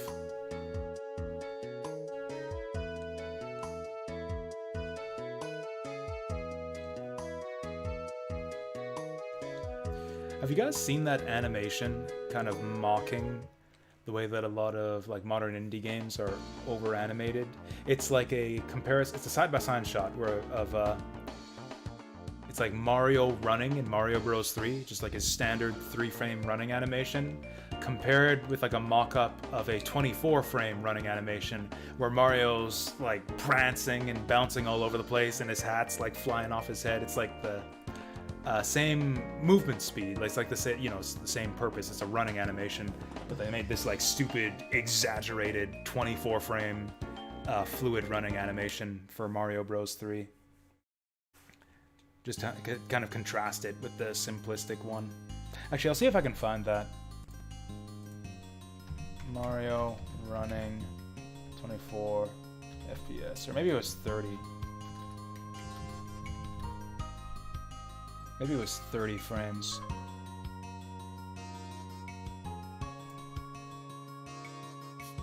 I found a non-animated version of it. I found a non-animated version of it. Damn it. That's not it. Whatever. Anyways, Pecco's running animation reminds me of that exaggerated running animation of the Mario 3 sprite, where Mario's like bouncing up and down. That's exactly what Peko looks like here.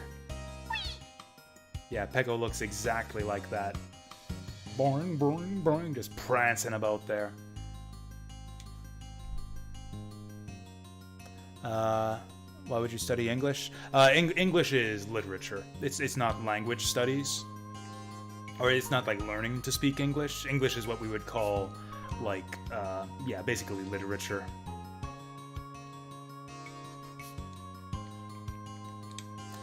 I remember I took a class on the 18th century novel.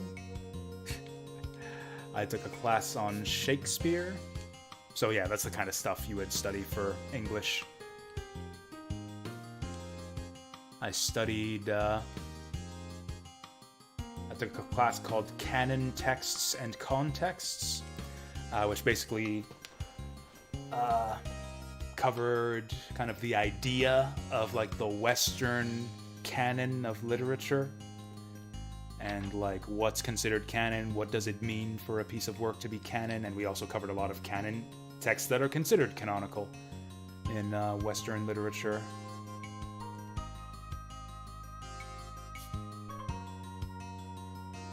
Fun classes. Like, I enjoyed the topics, I enjoyed the reading, I just really didn't like writing, so I didn't do it.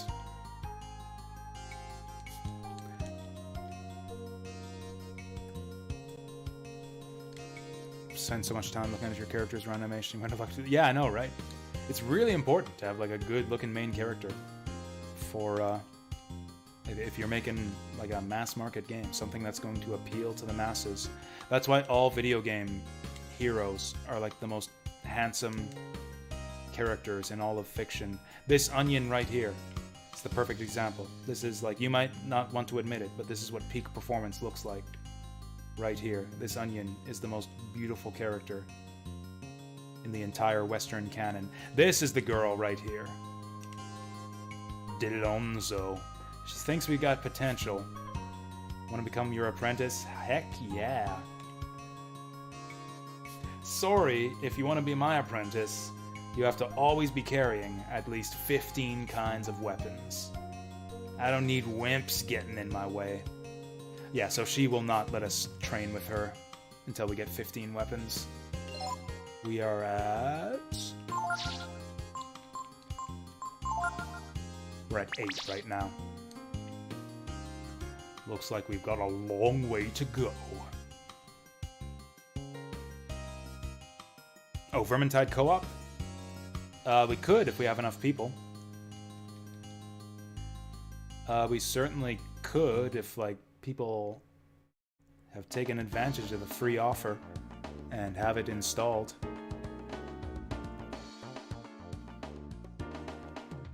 I know, right? She offered. It's like, hey, want to be my servant? I mean, pupil? Oh, you do? Do you have 15 weapons? Where are we going now?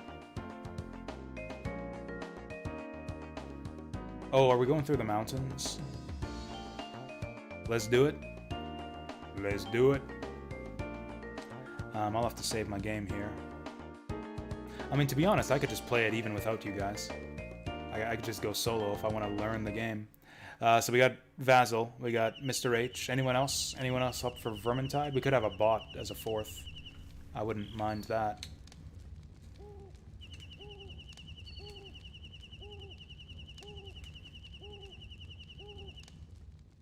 Oh, you're not up? Oh, okay. Maybe we'll plan it out then. Maybe we'll plan it out. I thought you were saying we should do it now. I thought you were saying we should do it now.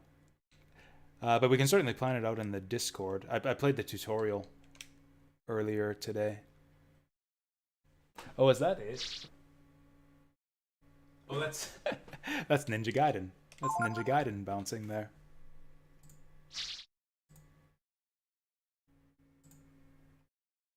Oh, I think I might have found it. I think I might have found that stupid animation. Yeah, this is it. Is this even gonna work? Does this link even work? It's a video, not a GIF. It's a video, not a GIF. But yeah, this is the Mario thing I'm talking about. Check it out in all its stupid majesty. I think this is actually a parody of another comparison image that was going around where someone like interpolated frames to make Mario's 3-frame running animation into like a smooth 24-frame animation. And people were just like, why? Why would you do this? It doesn't look right for an 8-bit sprite. So yeah, you see what I mean? The way he's like bouncing and stretching, that's exactly what Pecco's running animation looks like. If that link even works for you guys.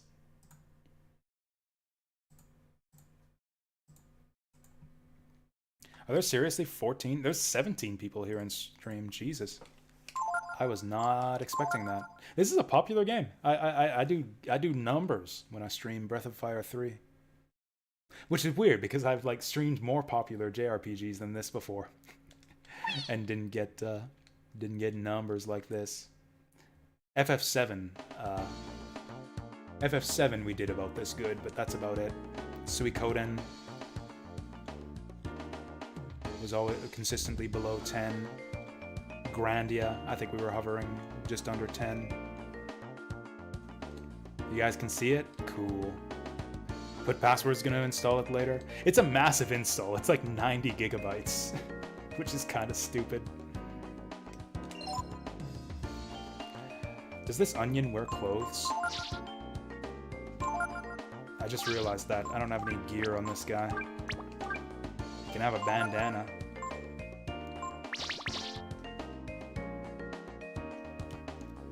There's a narrow road running along the base of the mountains.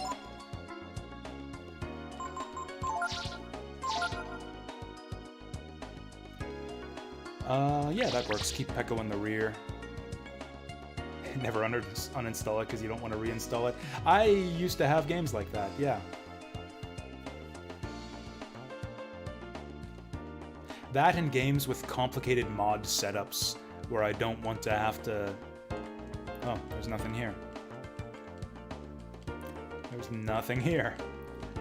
Maybe a mentor will show up here later. Oh, you know what? No, this is where we slid down the mountain. This is where we first got chased down the mountain by Balio and Sunder. I actually can't figure out where we're going now. They said east. Oh, right, we used to not be able to get through here because we were blocked off at the checkpoint. Now we can go here.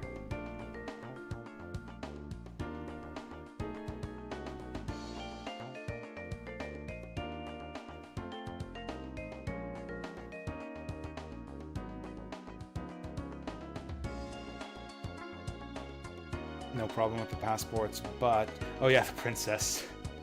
We might have a problem running away with the princess here. Man, what is it with RPG heroes and kidnapping princesses?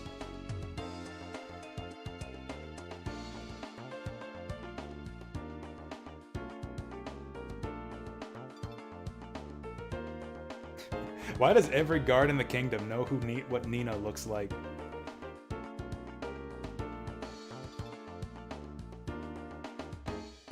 His daughter, convincing. I mean, by daughter you mean she's your child.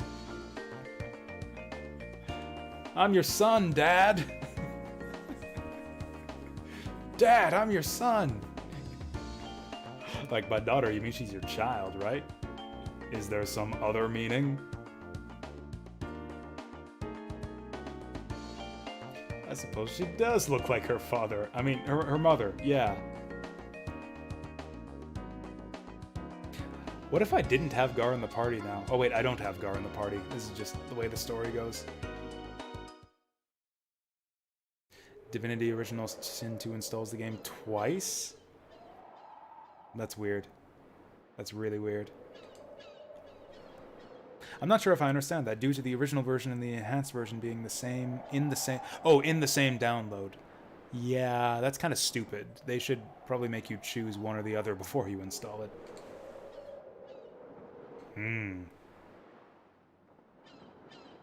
Speaking of Warhammer stuff, didn't ask before because you were afraid. Looking at you fool. Is there a bit? I'm not sure I understand the question. Like, are there differences in gameplay between different Warhammer games? Like, if that's the question, then yes, almost all Warhammer games are completely different. So like Warhammer is a tabletop game, like it's a miniatures game where you assemble and paint miniatures and stick them on a table and roll dice at each other to shoot the other guy's army. It's like you assemble and paint an army to play it on a tabletop, and then it's there's a setting that goes along with that. Like you've got like Space Marines and Eldar, Tyranids, Orcs, and they're all of them fighting it out for dominance of the galaxy or whatever it is. And it's like a whole universe. Like it's not just the tabletop game. It's expanded into books and animations and video games and like all of that. Yeah. So yeah, Warhammer video games. It's not like a single series of video games. They're like video games made by people who have bought the Warhammer license from Games Workshop. There's tons of different games that have the Warhammer theme to them. There are strategy games, action games, RPGs. It's like it's a whole thing.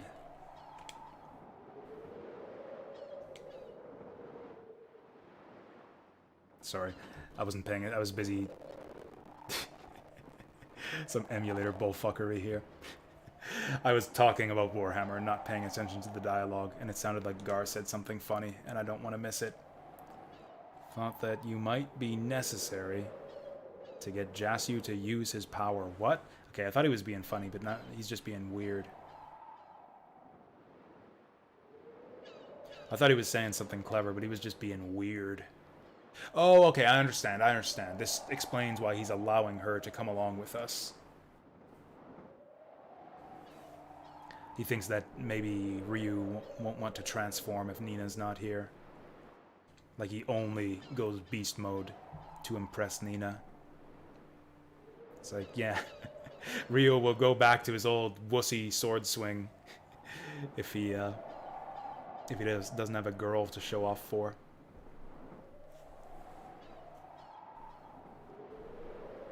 After finishing and downloading the game, you can go back and delete the extra. I guess that's how it would work, yeah. What is Warhammer? I mean, it's the Warhammer universe. Like, you know how you have, like, you know, fictional universes? You can think of it like Lord of the Rings. Like, Lord of the Rings started as a novel, but now it's spun off into, like, a giant multimedia franchise where it's like, it's not just a series of books, it's a movie and a TV series and a bunch of video games and like all of these different pieces of media that are set in the Lord of the Rings universe, in the world of Middle Earth. It's kind of like that for Warhammer. Warhammer is a setting where all of these factions are battling for supremacy.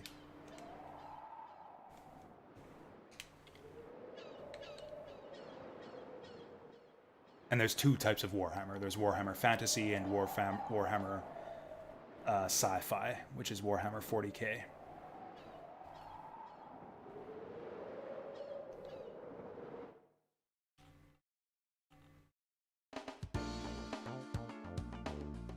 I actually don't know which one came first.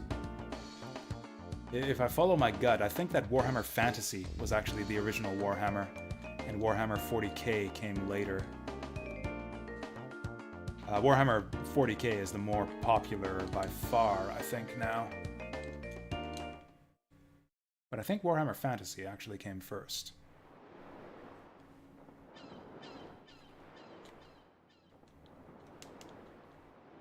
We're on a beach. Get your swimsuits out. Oh, I think this guy's a mentor.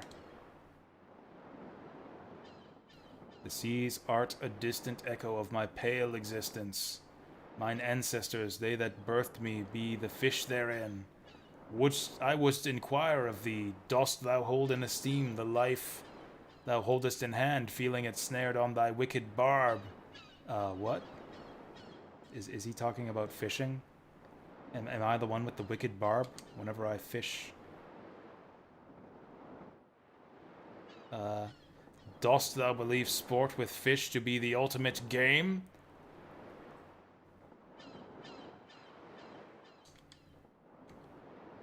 I don't know. I didn't get that. Is he pro fishing or anti fishing? I'm not sure I understood that. Is he pro fishing or anti fishing? I'm gonna say yes. Fishing is the ultimate game. Thou wouldst be well given to call me revered, and take after my ways. Thy journey will be made all the better, if thou but doth remember to hold true to the sport. Tempting. Very, very tempting. Hold true to the sport, huh? What's this guy's name? What's this guy's name?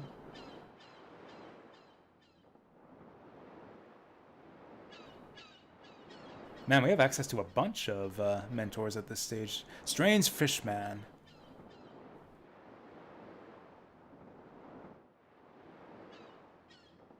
Oh, so there's a prerequisite to training under this guy. This guy won't train you unless you have 2,000 fishing points. So there's a purpose to fishing, is you need to do a bunch of fishing to be able to unlock this guy as a mentor. This guy seemed... So this is an interesting one. He gives you HP plus 4, AP plus 3, but -1 power, defense, and agility, and -2 intelligence. So he jacks up your HP and AP, but you lose your other stats.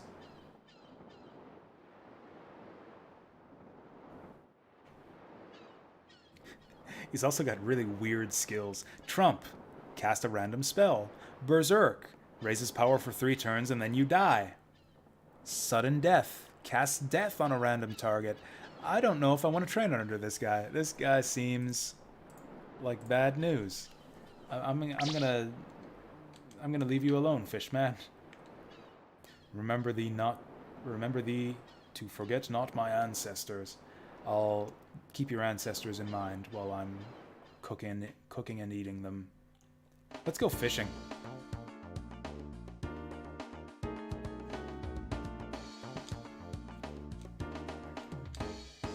You really don't need to research Warhammer to get into Vermintide. Vermintide is a game where you go around hitting rat men with a hammer. Like, that's all there is to it. Yeah, Vermintide is just a game where you run around with a group of friends hitting rats with hammers. That's it. That's Vermintide. If you research the setting, you'll learn that the rat men are Skaven, and they worship the horned rat and want to infest the world or something or other. I don't know. There's like a whole deep lore behind it. But, yeah. Bop rat men on the head with hammer. That's Vermintide. Good. Looks like we got like a diverse array of fish in this pond. Ooh, we got black bass. Black bass is super good. That's 80 hit points to your whole party. It's like a mega elixir.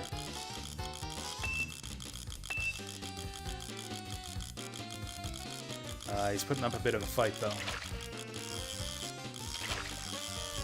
Here we go. Reel him in.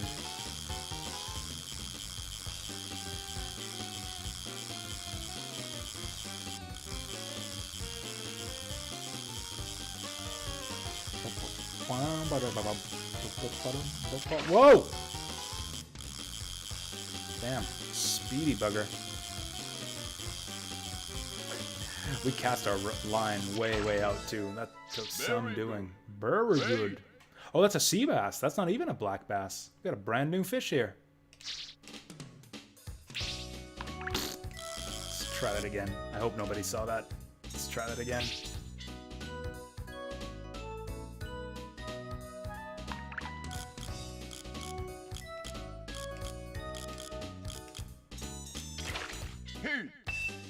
Okay, I was afraid we got the jellyfish there.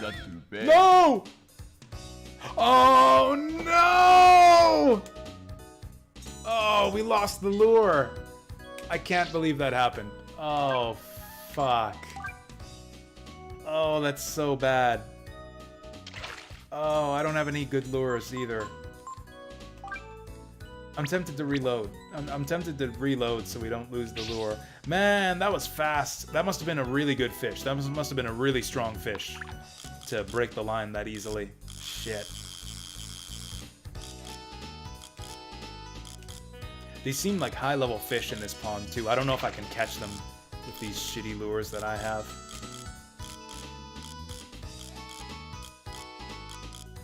If I tech, they seem interested. Only the stupid jellyfish want them. Only the stupid jellyfish care about my old popper. Man, that sucks. That's bad luck. Well, at some point we'll get access to the good fishing lures. Good. Great. Oh, that's a man-o-war. That's a new type of jellyfish. Okay, none of the other fish, like the old popper. Let's try the worm. Good old-fashioned worm.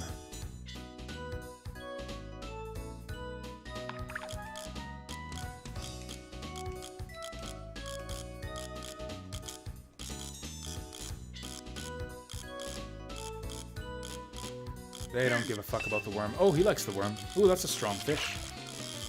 Okay, there's that sea bass.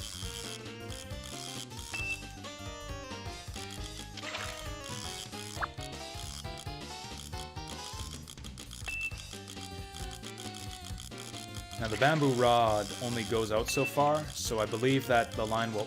Oh, maybe that's what happened last time. Actually, that's what's going to happen right here, too. Yeah, if the fish just swims out too far, like beyond the length of your line, the line will also break. I think that might actually be what happened last time, is the fish just swam out too far.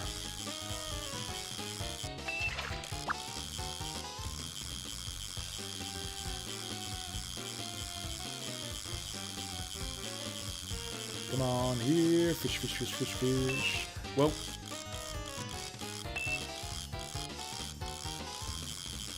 Almost got him. Whoa.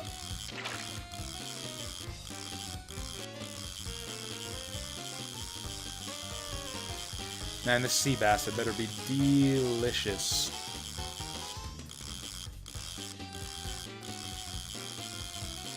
And also bigger than the last one. Very good. Great. Whoa, that's a lunker.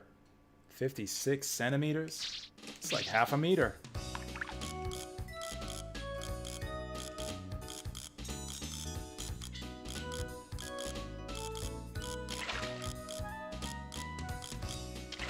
Take it.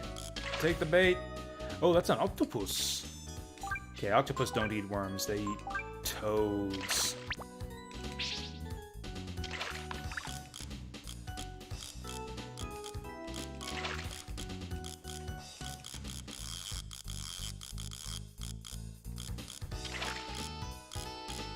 They don't like the frog.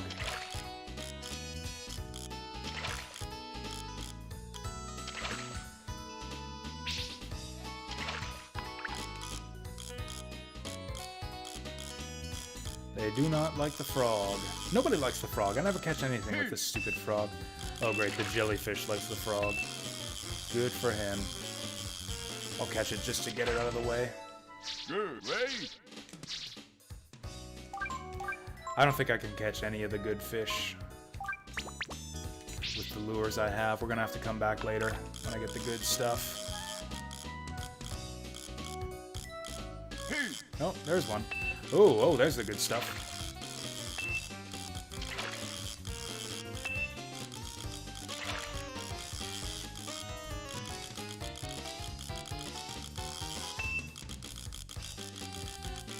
Come on, get back here.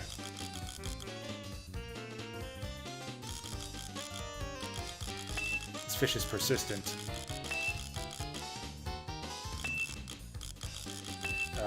He's not losing strength either. He just keeps going. Okay, get him back here. Here we go. Back to the left. Okay, Ryu's got to work on his arm strength. This is getting ridiculous. Come on, this fish is like... I mean, okay, this fish is like half his size. Just watch. Actually, the fish is probably bigger than him. If you watch when the fish jumps out of the water, it's probably bigger than Ryu. Yeah, the fish is actually bigger than he is. Wait. 59.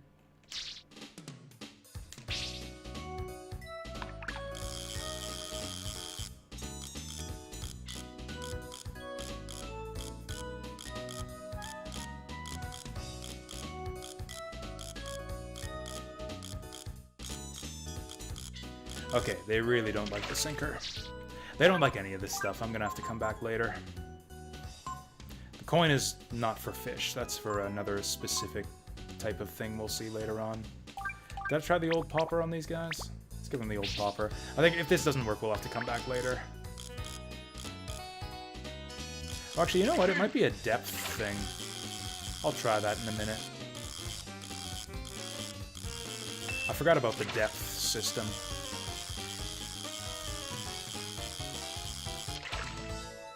Good. Flying fish.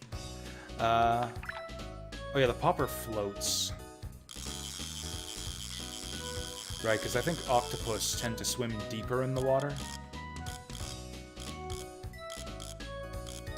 Yeah, they don't like the popper. Let's use the sinker. That's a bit too far.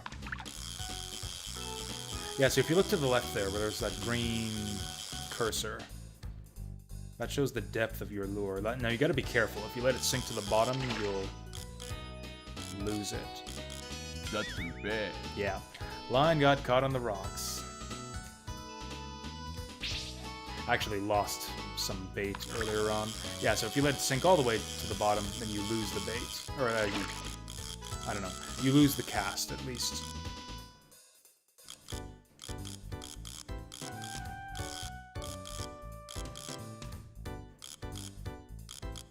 Oh, the water's too shallow, though. Yeah, depth can't be an issue. I think I just don't have the right lures.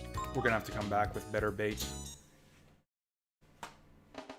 Well.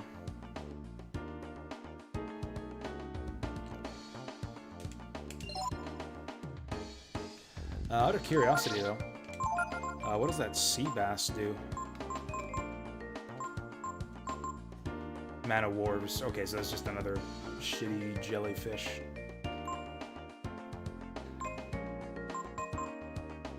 Oh, the sea bass restores 80 hit points. Same as the bass. Okay.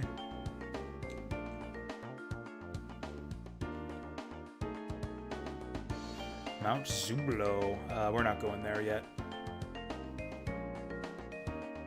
This is one... If I remember right, yeah, I think we've got one of my favorite parts of the story coming up here. Ooh, another fishing hole. But yeah, coming up after this fishing hole. We'll just pop in quickly to see what kind of fish are swimming around here. Get ready? I'd really like to find one of those Manilos. Looks like flying fish. Flying fish, jellyfish, and something else that won't bite my sinker. Hey.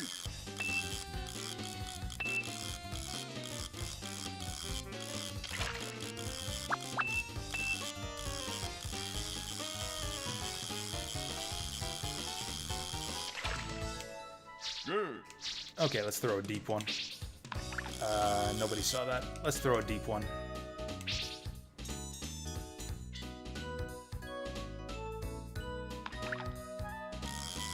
Nothing but jellyfish in this pond.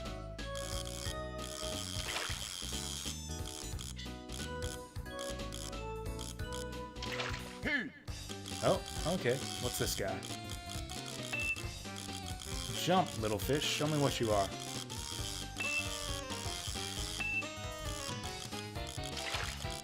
Ooh, that's a new one. What is that? Some kind of flounder or something?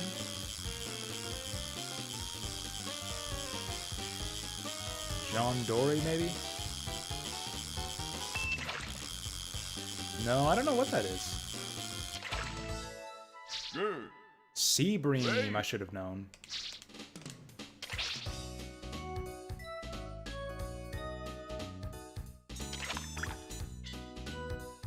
Okay, let's let this one sink down. Ah, never mind. I wanted that other small fish.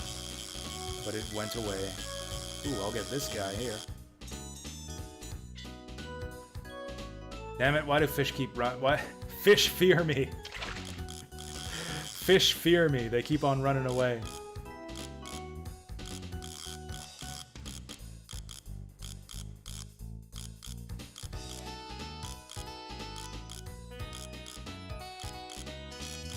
Hey. Man, it's like he kind of thinks he wants it, but he can't decide.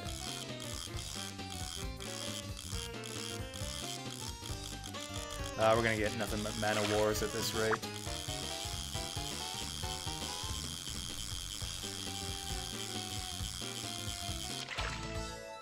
Yeah. Another perfect cast. Okay. Yeah, look at that. We scared him away. We just flop right in front of him, and then poof, he goes off running.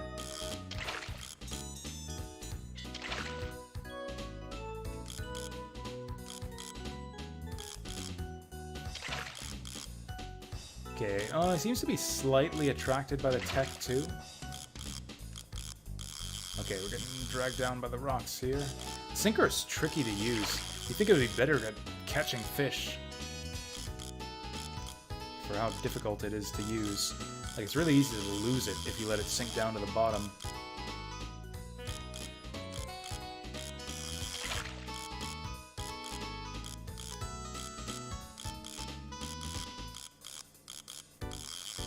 Nah, screw this thing.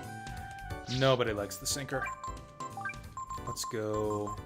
We'll try the worm. I had more success with the worm before. Man, I can't even figure out what fish are in this pond. We got a bream and a mana war, and that's it. Nothing else is biting.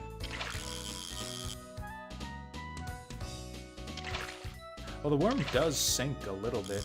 Okay, we got flying fish.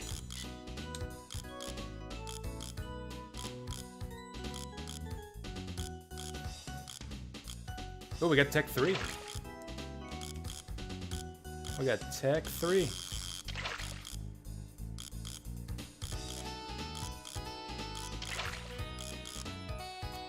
Nobody likes the worm.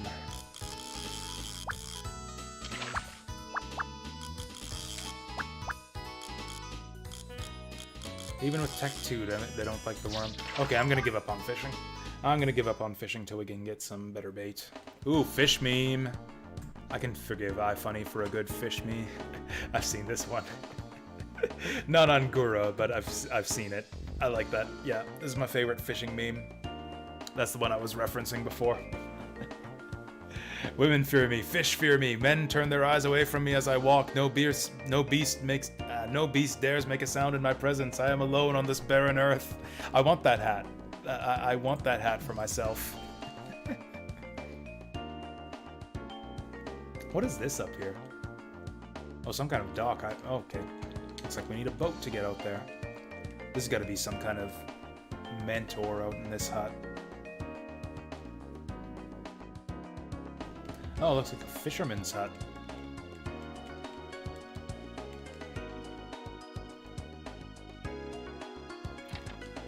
Looks like there's someone or something down here. Gonna raid his cupboard. Found a life shard. Heck yeah. As always, I think we use that on Nina. She's got the least life by far. Also, I think she gets minus hit point growth under Mygos as her master. Wait a sec. Oh! I thought that was like an NPC down on the shore. We got a new dragon seed. This is legit like the most exciting thing you can find in this game. Oh, Nina can't interact with it though. It's gotta be Ryu. Jasu hears the voice of the brood. Sealed in the chrism, we got the Thunder Gene. I can be a Thunder Dragon now.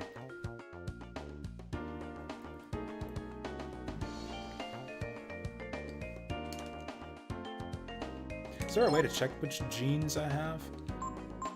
Ability, equip, tactics, status, config.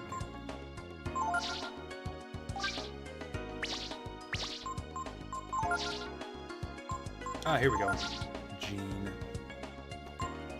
Flame, Thunder, Defender. I wonder if I missed Ice. I feel like we should have Ice by now.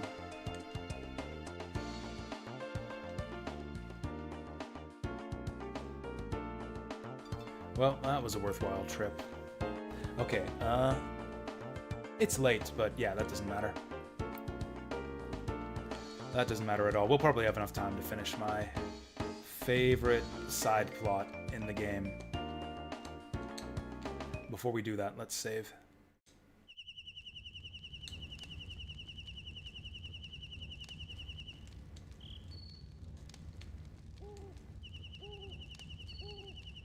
Ah, this is the same stuff they were saying before.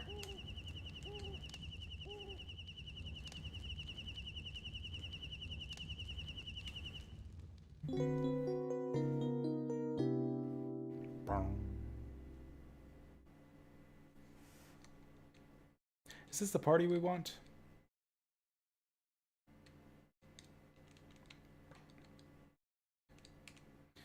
Yeah, this'll do.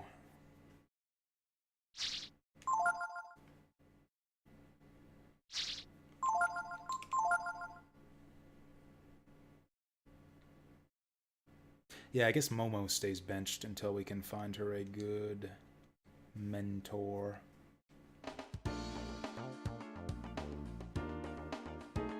Oh, check out the music for this town, too, if this is the place I'm thinking of. Ba, ba, ba, ba, ba, ba. Yeah. Yeah!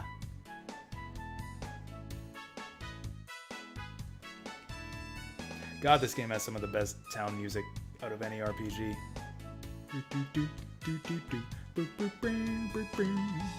Ah!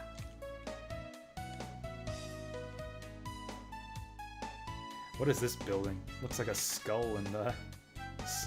Yeah, what is that? This guild has a skull for a logo. Or is that a cat's face? Can't really tell. There are a lot of cats hanging around this building. The reason there's a lot of cats here is because the guild symbol is a cat. Huh. There you go.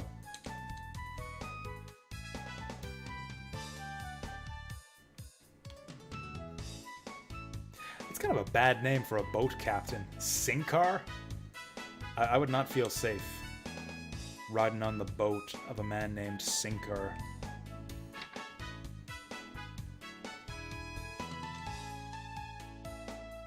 Care for a shot before we get on the boat? Heck yeah, I do. Oh, this is the immunization thing. Yeah, I read online, actually. These actually last until the next time you rest at an inn. You get, like, permanent stat, or permanent elemental resistance.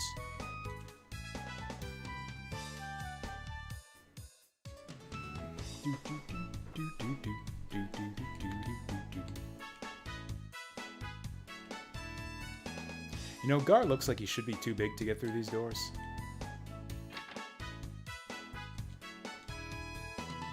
Ooh, we haven't been doing a lot of fighting lately. Yeah, I don't have any money. Oh, here we go.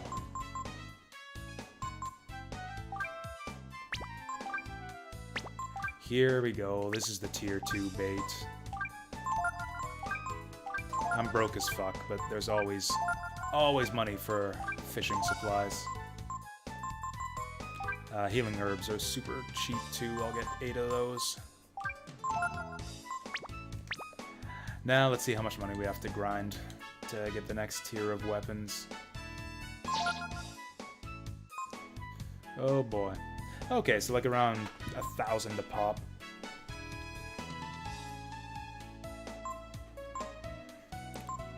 Around about 1,000 a pop. Who are these spiked claws for? Or I guess that's for Peko, maybe?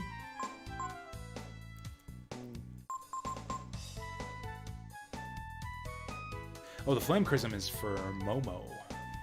Don't I have some of that already? I do. It's actually a pretty good upgrade for Gar, and it's not that expensive. Also, if I buy all of these, we're at 8, 9, 10, 11, 12, 13, and then I unequip what we have. Yeah, we would get up to 15 weapons if I buy all these. I'm gonna hold off for now, though. We need to make some money.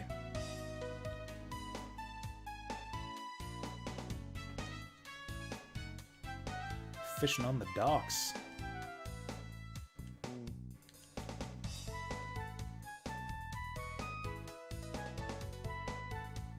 Apparently the fishing is good in this town. Everyone else is fishing, but for some reason I can't fish. We can only fish on the world now. Gar's too... Okay, Gar's gotta lose some weight. Slim down, buddy. There we go. Nina can squeeze through. That is extremely silly. He can't follow us. Oh, there he goes. Managed to squeeze his way through. Now he's stuck again.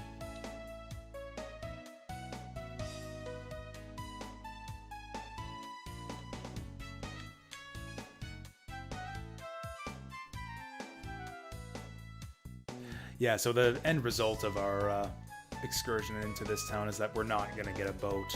There's been no boat here for a while. So we're going to do something here that's not boat related and then go through the mountain, where I think we have our first major boss fight. Like the first boss fight to give us the big boss music.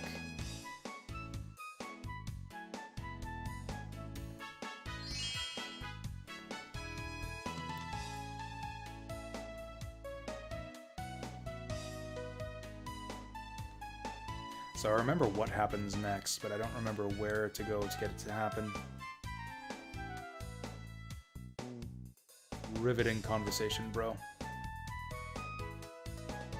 Some of the NPC dialogue in this game is kind of low quality, to be honest. Hey, there's a door down there.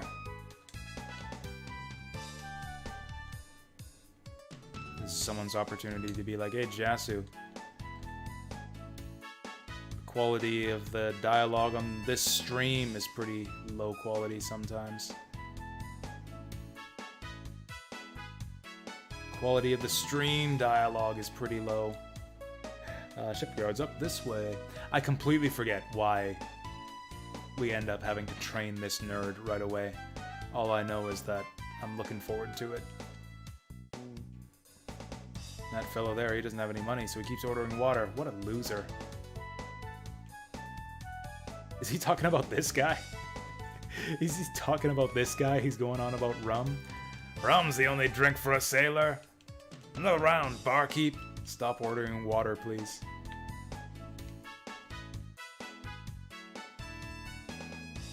Oh, is this the guy? Is this the water guy? Man, wouldn't that be the world's greatest scam? Like, we've already got, like, virtual tubers. Like, the VTuber fad has caught on, where it's like you get a virtual avatar to like, represent the streamer. The next step will be, like, a virtual voice. Not just the voice, but, like, virtual everything. Like, a real AI streamer. It's gonna happen.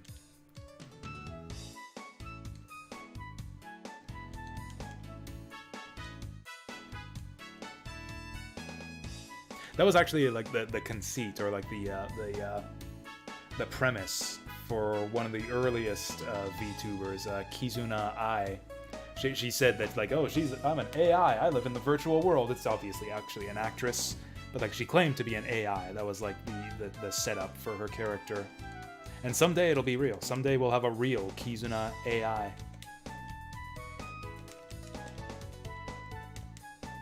What, man, if it catches on, man, wouldn't that be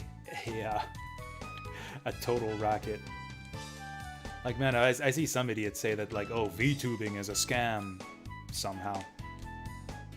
But no, an actual AI streamer, that would be the scam. Can you imagine people starting, like, simping and sending super chats to, like, a literal AI? Like, it's gonna happen. That's our future. If you could be the first person to, like, program the AI for the world's first AI streamer, like, you'd be a millionaire. That's just free money.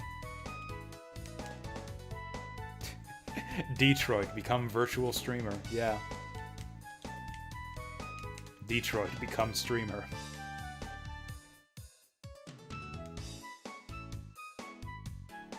Wait a sec, what? What did he say? My daughter's shaddies should be out at the shipyard. If I want to know about the ship, she's the one to talk to. Okay. Okay, yeah, the rum man. Oh, that would be the... You know, that exists already. Or I don't know about virtual chat, but you can definitely get virtual viewers. You can buy those.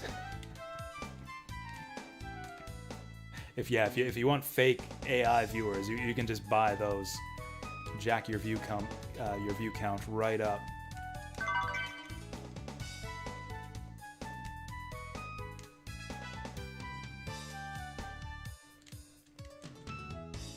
I wonder if you could get fake chatters too.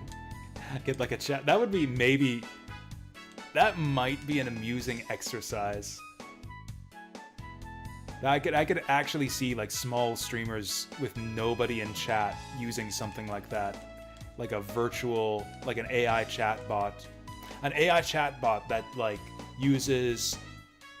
You know how you can get like instant transcripts or like instant subtitles for streams? Some streams have that. They have auto-generated subtitles. So if you could just set up a bot to read that, you could just get an AI chatbot to like react to the subtitles of your stream, and you could just go off. You could just like have a conversation with a chatbot. I could even see people using that as a service. Like, yeah, small streamers who have nobody in chat most of the time. they could just go back and forth with their chatbot and pretend like they have users, or pretend like they have viewers. God, that's so sad, but people would do it. I guarantee you, people would do it. That's such a sad, horrible concept. I think I want to make it. It wouldn't be difficult at all. Because, like, there are programs that can... these things disgust me. Like, there are programs that can generate subtitles for a stream, and there are chatbots. If you could get a chatbot to talk on Twitch, they can read the subtitles and react to them. Like, you've got... you've got a fake chatter for a Twitch streamer to talk to. Oh, I love and hate this concept the more I think about it. There are AI that write articles. I definitely believe that. I definitely believe that.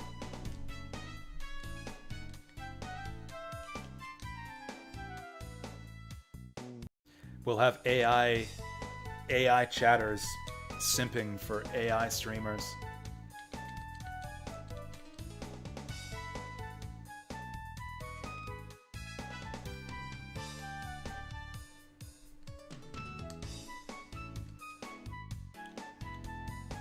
Okay, face over here, little doggy. That is the world's most adorable sprite dog. I don't think I've seen a cuter dog in any 2D sprite-based game in my life. Woof, he says. Woof. That's the perfect thing for him to be saying, too. Can I pet the dog? That counts as petting the dog. I'm gonna say that this counts. Yes to the question, can you pet the dog? In Breath of Fire 3. I'm gonna say that counts too. This counts too.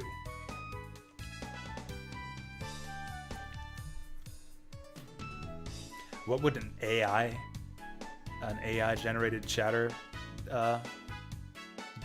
pick for viewer's choice? Probably some bullshit like Hearthstone or Apex or some garbage. Because they're just following the algorithm.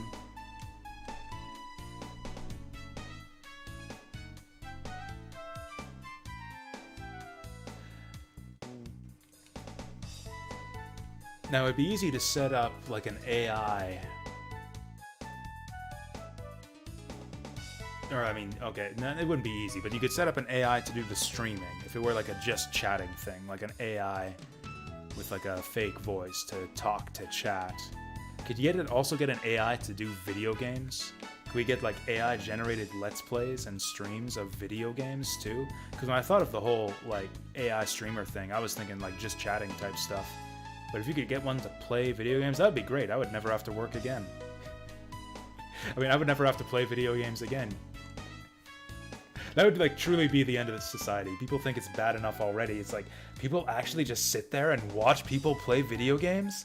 Why would you do that? That's so weird. Why would anyone just want to watch a guy play video games? How about watching an AI? How about watching an AI play video games? That's the next evolution. Or I guess devolution, depending on how you look at it. If I programmed the algorithm, it would recommend Kingsfield 4 for sure. Everyone in this town is so boring. I just want to get the next event. Are you guys going to do something about these bugs? This is actually disgusting. They're also preventing me from talking to this guy. I think this might be the nerd. I think this might be the nerd that we've got to... Oh no, this is it right here. This is it right here. Yeah, this is our next situation. First I want to talk to this man with the club.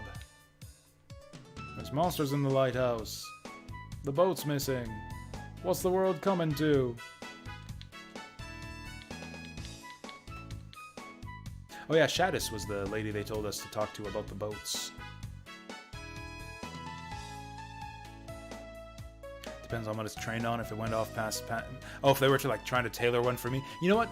The Steam front page is pretty good at suggesting stuff to me that I'm interested in. YouTube's been doing good for me too lately. I usually get pretty good suggestions on YouTube for videos that I might want to watch. So yeah, if you had that kind of algorithm, you know, I wonder. I really could replace you guys. I could replace you guys with like with fake AI viewers who will give me like better viewers' choice suggestions and everything. Look at this girl. This NPC right here. This NPC with her own unique sprite animation, tapping her foot and shaking her head and sighing and saying yare yare des. Mer?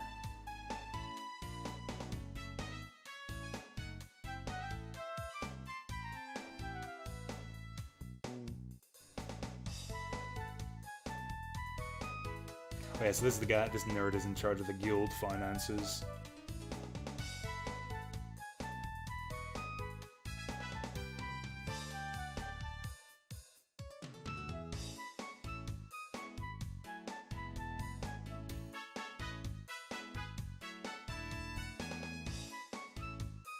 I like his monkey. I like that he has a monkey.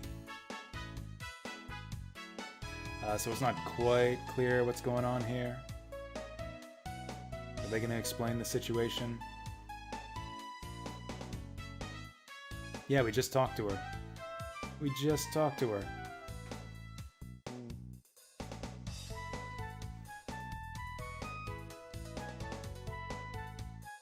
Oh, do we have to go to the lighthouse first? I actually can't quite remember what happens next.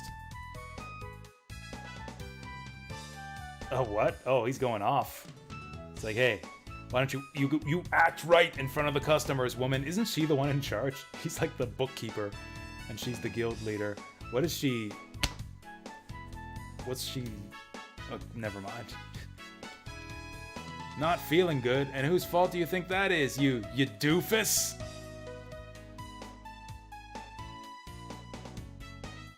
Okay, here we go. Now coming out with it. She's gonna get married to Zig. I mean, he's got a monkey. He's got a pet monkey. What else does a woman want in a husband?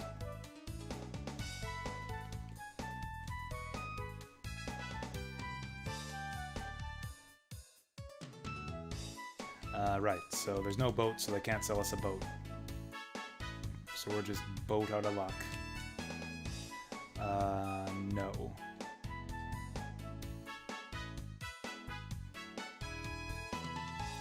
I don't want to wait for the ship to return, so let's talk some more. Who is Shadis? She's the only daughter of the guild master. Oh, she's not the head of the guild. She's like the, what's the word? Inheritor of the guild. The heir to the guild. So that was boring. Who's Zig? Zig is the best sailor. Oh, we should get that guy on board then. Guildmaster's taken with him, and he's planning on marrying Shadis.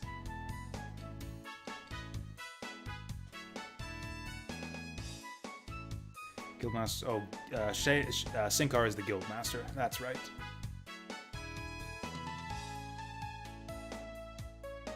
Oh, okay, that's actually okay. So she's going to inherit the guild, but the guild master doesn't think that the men will respect her, so he wants her to marry like a big tough sailor to so that like some of his authority will rub off on her.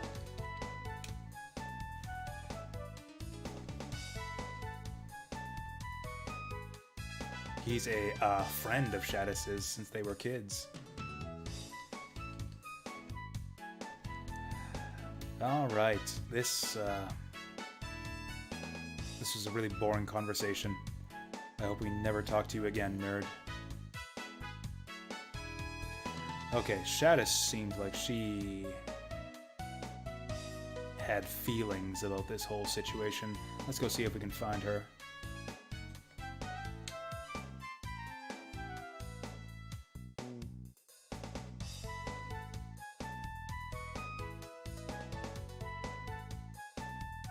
Oh yeah, speaking of Xenoblade Chronicles, I was considering that as maybe one of the games I might play today. There she is.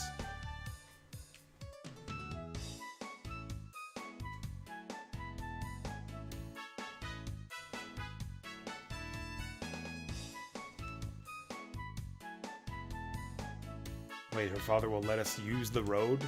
The shipping guild is in charge of the roads too?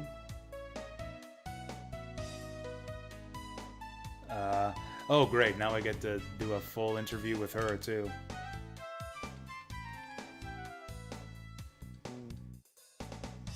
Yeah, that's right, let's not talk about the nerd. Man, this girl's got a sharp tongue. Oh, I don't want to talk about that loser. Oh, I don't want to talk about that bozo. Is there any guy in the Sailors Guild that isn't a bozo? My father? That clown. Oh, father wants me to marry a sailor. He says the guild's work is too rough for a woman. She spends more time repeating her dialogue, asking if you want to ask her a question. Finished Anthem, nice. Still not 100%. What percent are you then? What percent are you? I mean, I didn't 100% Kingsfield. I was missing 3 spells, the ultimate helmet, and whatever was in those forest folk chests.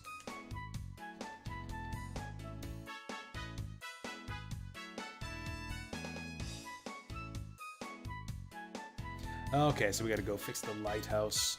Maybe this isn't the part that I think it is. We might have to go fix the lighthouse before we do the training of the nerd. Why are these docks so huge?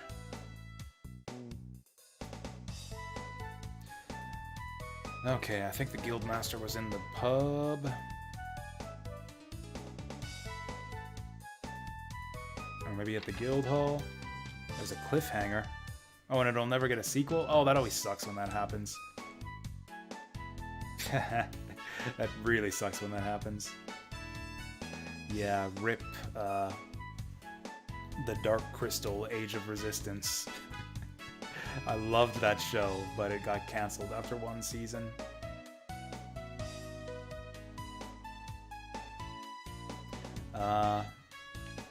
Was it the inn? Damn it, I can't remember.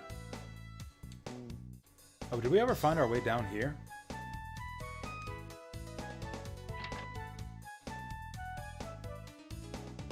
Oh yeah, that was... Wait, no. I don't know.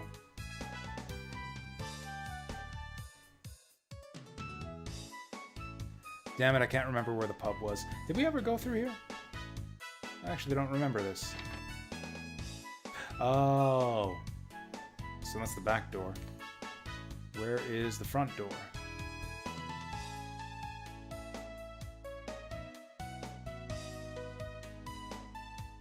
Under the inn? It's under the inn? Thank you, Family Inn Games. Oh, the bottom floor. I see what you mean. Yeah, that makes perfect sense. That makes perfect sense. Here's the guy.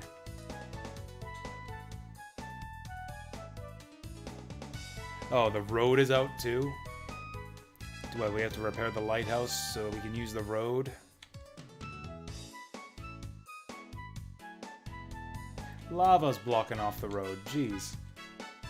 It's like lava on one side and ocean on the other.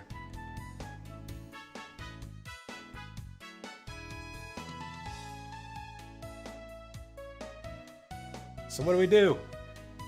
We can't do the volcano. We can't do... I mean, he said we can go to the volcano if we want to look at it. Is that what we do next? Do we go look at the volcano? Kind of getting mixed messages on what we're supposed to do next. I know we go to the volcano at some point, because there's a boss fight that I remember there. First time took you forever to figure out where the guy was. Oh, we're camping out. Okay, so we're advancing the story. Like, there's an inn right there. We just left the inn. You guys could sleep in beds if you wanted to. Apparently we prefer camping.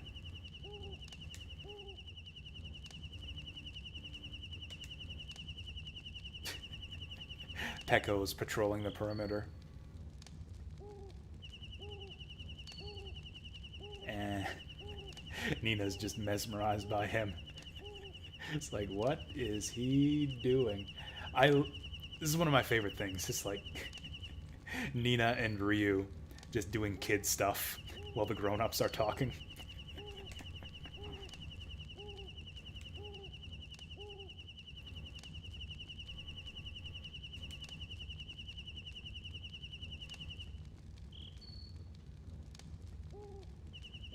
Two out of 5, huh? Sounds about what I'd expected from what I know about Anthem. Highest view count on your followers list. Nice. 1 out of 5. Is that 15? Oh, yeah. Yeah, it seems like a popular game, and, you know, I see why.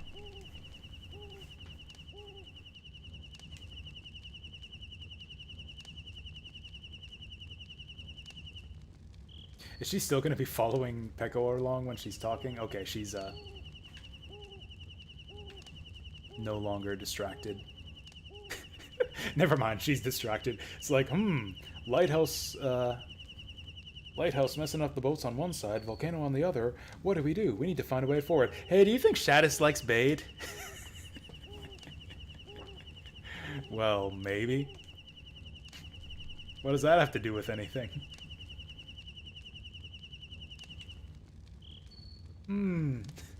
Nina has all of the best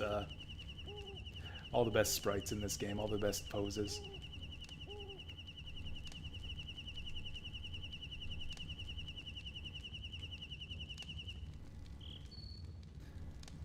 Oh hey, okay. She's gonna be Bade's Cyrano. She's gonna speak the words of love for him to relay to Shadis.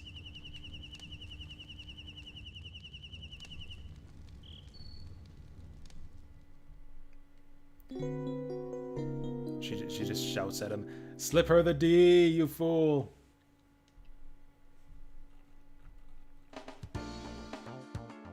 Okay, I guess we're going to talk to Shadis. Shadis? Whatever. Can we go to the volcano?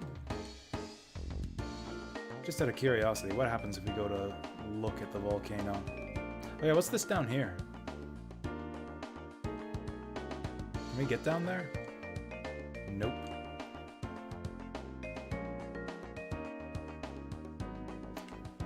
Mount Zublo.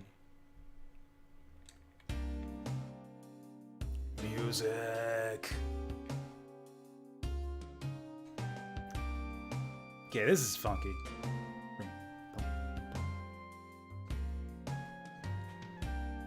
Oh, this is 3-4, ain't it?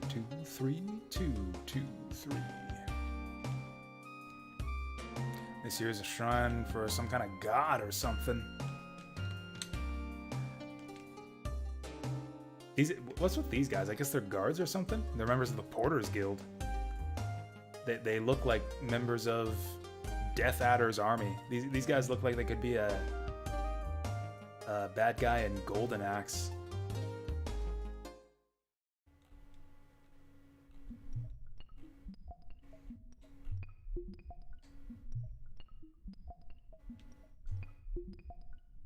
Can't decipher what the characters mean.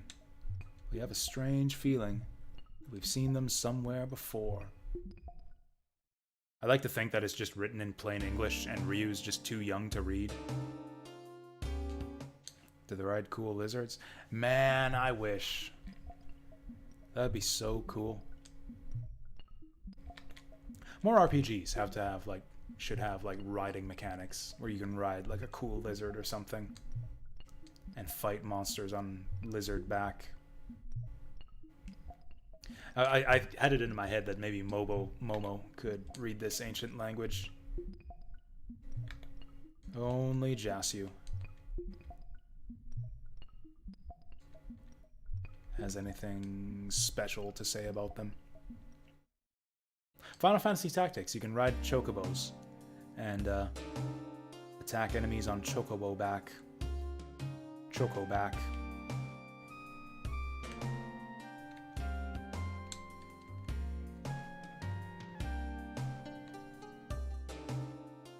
What do you mean I can't use the road? I thought the guy said I could go look at the volcano. Ah, screw this. Okay, fine. I guess we'll go beat up the nerd for 20 nights in a row.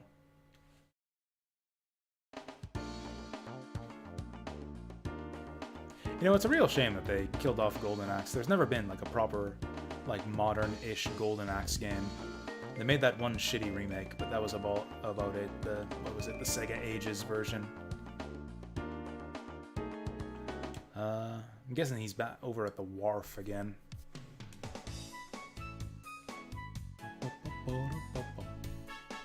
I agree. I agree that it's a good time to play some Final Fantasy Tactics. When am I ever gonna find time for it, though?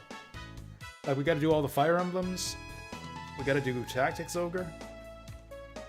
I still want to do Front Mission at some point.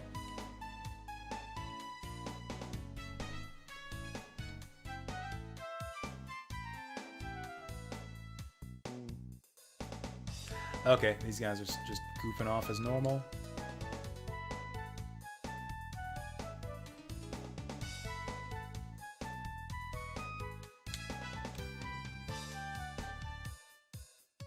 Oh, the monkey's not his pet. That he's a monkey man.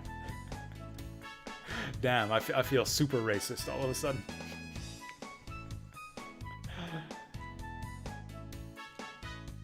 Like that's not. Yeah, he's just a person. He's an actual person. The monkey is. An after work game. Yeah, maybe. We could do some casual grinding. Get some ridiculous classes in the early game.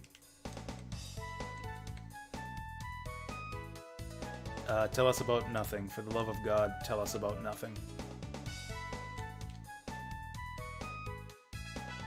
Say, babe, you're in love with Shadows, aren't you? No, what? God, I love these little text animations.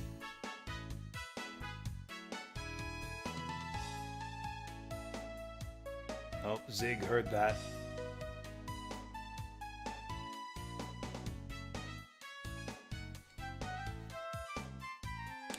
It's a pretty long game. It would be, I don't know, more than 40 hours for sure. For Final Fantasy Tactics, 3 streams? No. FFT's a long-ass game. Yeah, I'd say like 40, 50 hours minimum.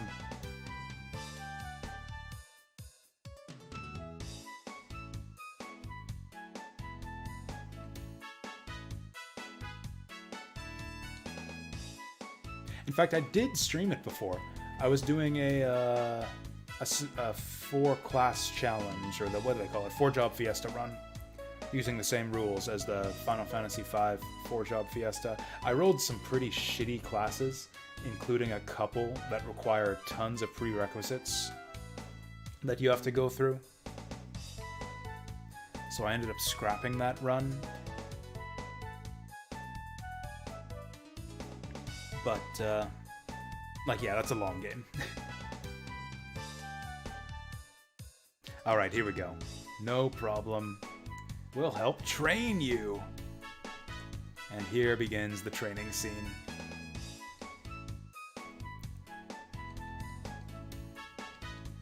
We're stuck here anyways, so we'll just beat you up at night until you get strong.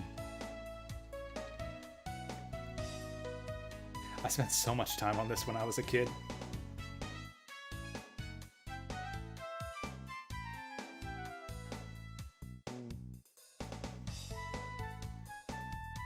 What a wimp. He's not willing to fight for the girl.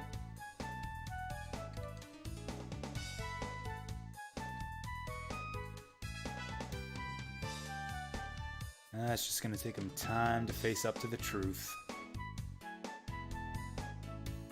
Oh my god. Oh my god, he's barfing blood all over her face. That's what I thought it looked like at first.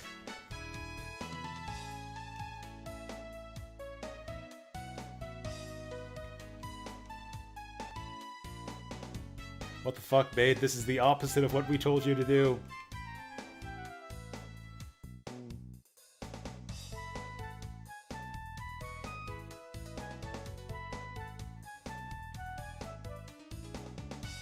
Oh, sweet. Zig's gonna do our best, gonna go do our job for us. This is just win-win. We don't even have to do anything.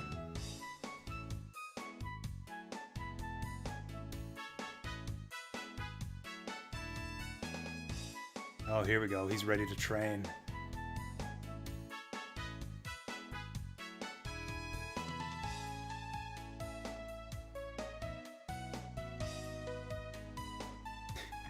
I've never used a sword or fought anyone before. Oh, we gotta get him some equipment. I don't have any money. Oh, okay, now I've got money. Some that aren't too heavy. Huh. I mean, I have a sword and armor. I have weapons and armor right here. Like the bronze sword would work. What armor do I have? Do I give him better than clothing? We should spend his money. He gave us the money, so we'll spend it. Okay. The game's taken its time to getting around to explaining this next event, so I guess I'll explain it for you guys.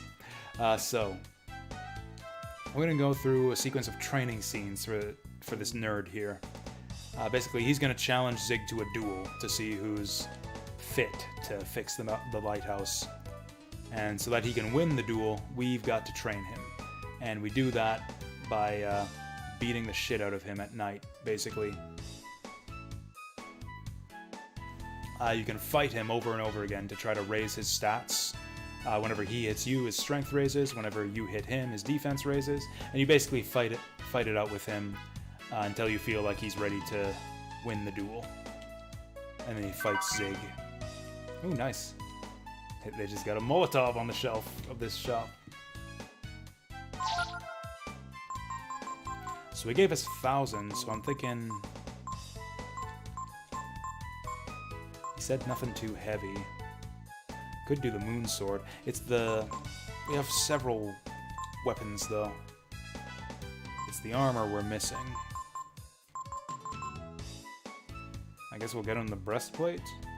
I could just strip gear off of Ryu and let him borrow it. I don't know if that's allowed, though. Damn it, $1,000 isn't enough.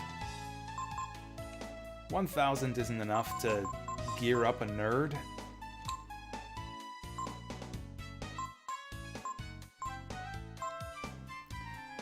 Well, the breastplate's the cheapest armor we have.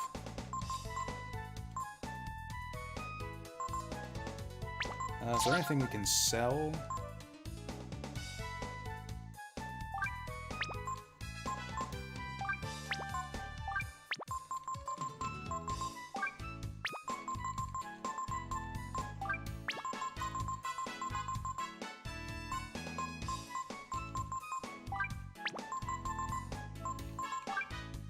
Okay, I'm gonna sell that rainbow trout. Yeah, that rainbow trout doesn't heal much, and it's worth a fair bit of money. We can make 600 bucks off that. I think I'm gonna sell the jellyfish just to get it out of here. It's worthless. Oh yeah, that's right. We use the fish as currency in the fish shop, don't we? That's fine. They're still taking up space.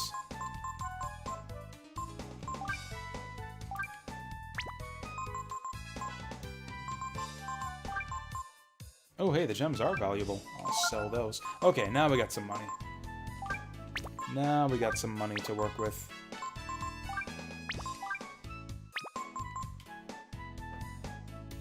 Yep, Z's and G's. That's all we need is Z's and G's.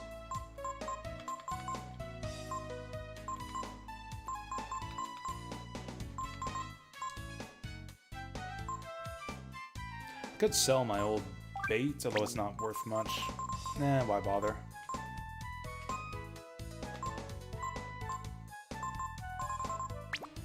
Okay, so we can buy a little bit more now. Maybe get a breastplate, buckler, and Moonsword's the only one. Alright, we got a sword already.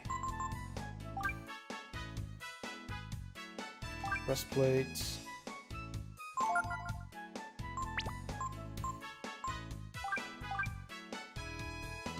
Buckler. If this stuff somehow can't be used on the nerd, we can give it to, like, Peko or someone. And a Knight Helm. And then I'll give him one of my leftover swords. Basically, the way I handled this when I was a kid is wait, this is in the way. I just beat the shit out of the nerd until his defense was so high that he was invincible, and then I let him loose.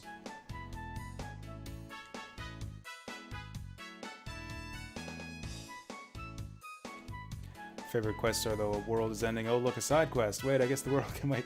Yeah, wouldn't that this quest could only be made better. This side quest could only be made better if the world were actually in danger right now, and we were like headed for the apocalypse. But oh, we have to help this nerd beat up the jock to fix the lighthouse and win the girl.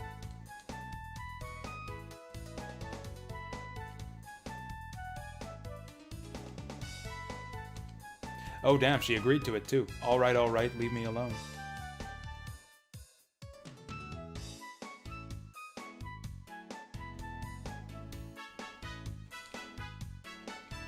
Alright, we got it. Here's your equipment. You can use anything Jasu can. Got it. Alright then. Ready to start training? Heck yeah, I am.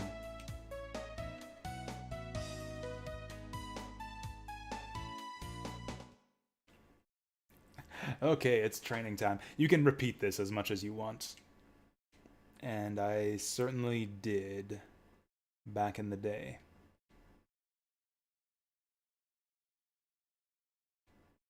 Alright, let's get started. Okay, so we got to equip Bade here. Probably give him the bronze knife. Ooh, silver knife. What? That seems pretty good. Let's give him the broadsword. Hopefully he gives this stuff back. Hopefully he gives it back afterwards. He's got 0 agility anyways. What do we care if it's heavy? Oh, he only gets armor. He only gets sword and armor. That's easy. I just wasted my money then.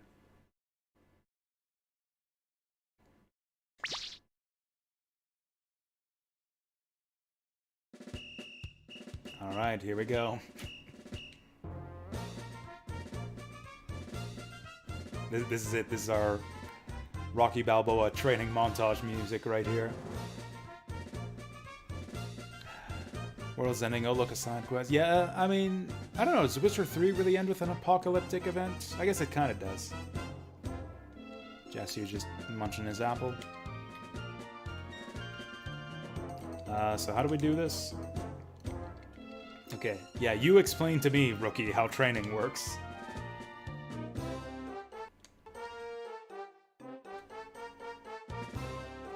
Okay, here's how it works. First of all, to raise his defense, attack him while he's defending. Defense goes up according to the number of times he's attacked. Since he doesn't have much HP, he will be defending a lot. If he attacks and hits, his power goes up. How much it goes up depends on how much damage he does. Yeah, this is kind of the hard part, is he really doesn't do a lot of damage, so it's difficult to make his power go up. The more damage he takes, the more his HP goes up. Oh yeah, we can heal him to keep him in the fight too. I didn't think of that.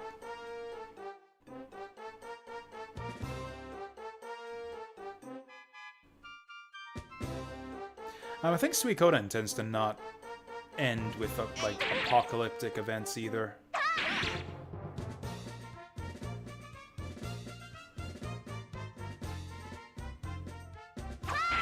Although I guess it does end with like big climactic battles to defeat the Empire.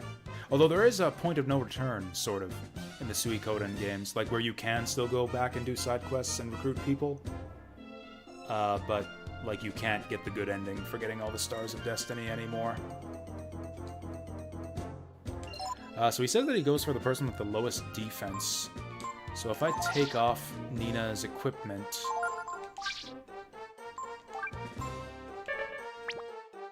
Can I take off her equipment? Oh, we can. Perfect. Yeah, let's just take off her equipment, and he can do more damage to her. Okay, I think the first couple fights against him will be really short. Let's go!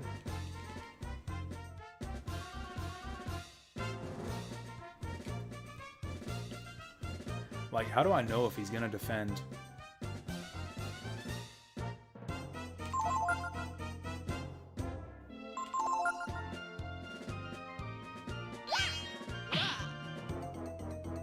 Oh, hey, I can see his hit points. Hey, he's doing damage.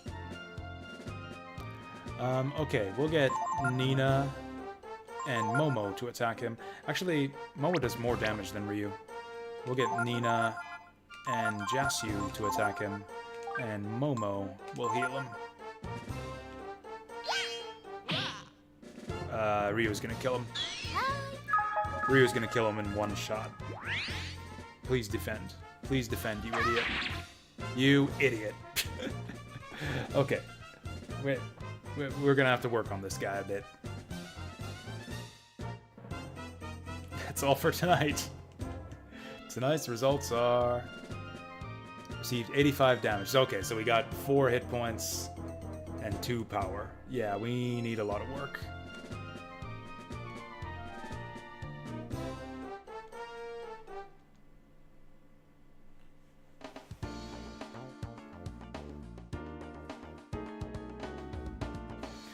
Yeah, I did so many training sessions. I did so many training sessions with this guy. Because you don't really know what you're up against. Like, you can't see Zig's stats. You don't know how much you have to train him. Also, it's just kind of fun. I don't know. Or at least I found it funny. I eventually trained him to the point where I couldn't even damage him anymore. Like, you can... Like, I think there's pretty much no limit to how high Bade's stats can get. Like, you can train him up to the point where he'll just demolish you. Like, you can jack up his power and defense to the point where you're doing 0 damage to him.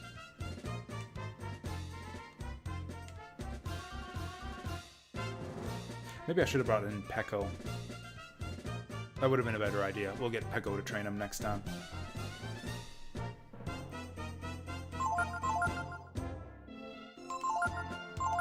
You know, Momo can probably one-shot him too.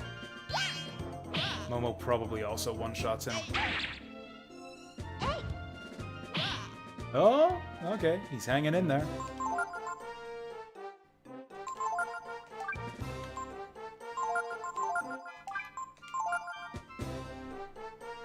Damn it. Why you gotta defend when no one's attacking you?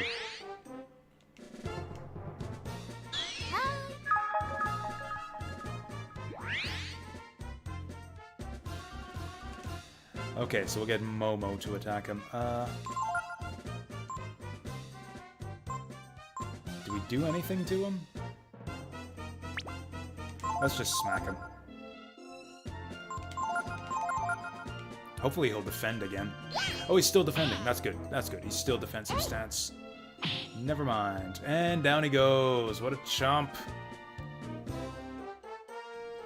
Well, okay, maybe he got enough hit points to not get taken down in 2 hits this time. Oh, hey, okay, he gained some defense. Okay, that was a good session. That was like a level up's worth. He got 5 hit points, 2 strength, 2 defense.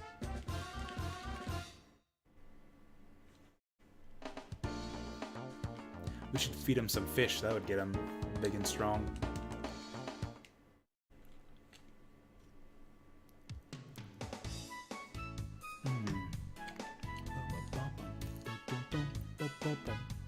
You know what?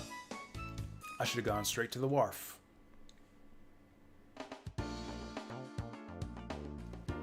So if I do want to grind up some money to get some better gear, where would I even do it? I guess just in the overworld.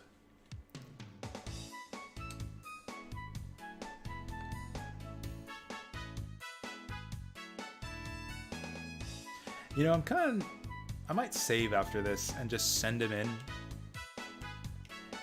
Like maybe we do one more training session and then go to the lighthouse just to see him lose. Because I don't know what happens if he loses. Honestly, he might not lose at this point. It really doesn't take a lot of training, from what I remember, for him to win the fight.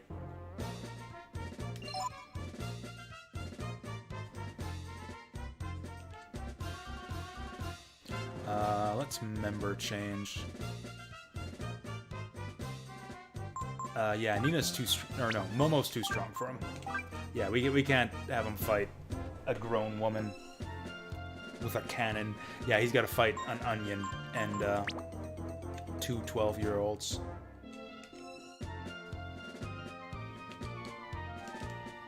Let's go. Okay, so Ryu's on healing duty. Everybody else go for broke. Nina smack him. Jasu defends. Pickle attack. Two 12-year-olds. Maybe this will be our final team. Okay, please stop attacking Ryu. Oh yeah, I forgot he's got that auto regen. Oh, his defense is actually high enough that Nina can't really hurt him anymore. That's actually bad, because that'll make it difficult. That'll make it difficult for us to increase his hit points. If we can't damage him, we can't jack up his hit points. Yeah, he's almost too good already.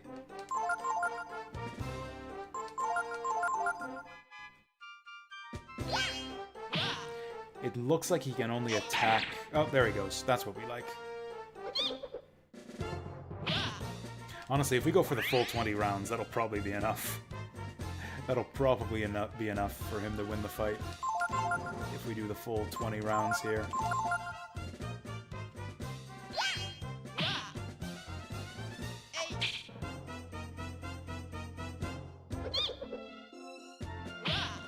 Man, who knew? Who knew that all if you want to get like the hot ship girl wife and beat up the jock,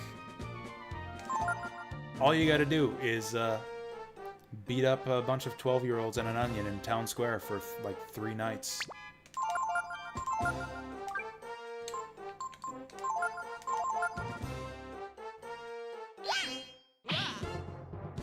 Yeah, no, a little bit low now. He has not been defending at all for this fight.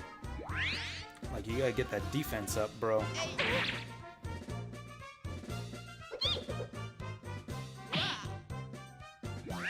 Honestly, I don't even know why we bring Peko. He's got no weapon equipped right now. Whoops. Yes, we are trying to train him. He needs to... Damn it! Stop attacking Ryu! You fucking idiot. Ryu's had enough of his shit. Ryu's had enough of his garbage. So yeah, basically... I don't really know why we're helping this guy. I guess Nina feels sorry for him. So we need to repair the lighthouse so that the ship can come in since it's lost at sea or something. I don't know.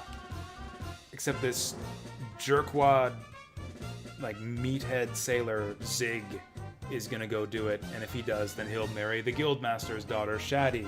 Except she wants to marry this nerd here. So the nerd has to beat up Zig to prove that he's stronger so that he can go to the lighthouse and marry the girl. It's a big stupid thing. I kind of love it though, just because I like these training scenes. This idiot refuses to train his defense though. Oh, I wonder if anyone here has any comments on the situation.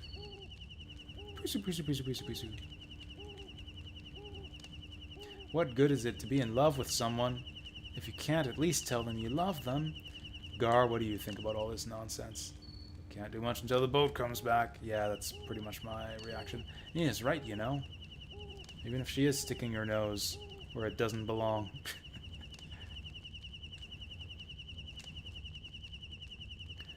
I guess we're gonna rest and save. I'm gonna send him in. I'm sending the nerd in, and we're just gonna see what happens. There we go. Hot girls for the nerd. Hot girls for the nerd. Hot girls for everyone. That's exactly the plan here.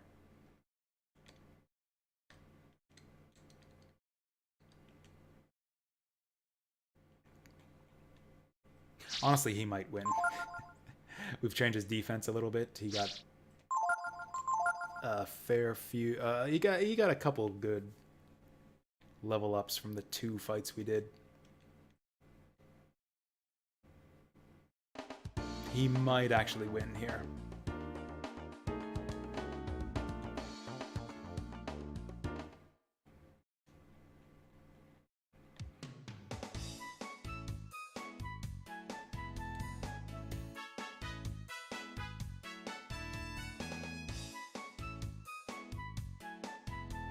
So, like, this is what they do at the... Like, this is their job. The monkey just stands there clapping while the big tough guy barfs hearts in her face. Let's go to the lighthouse. Oh, he doesn't think he's ready.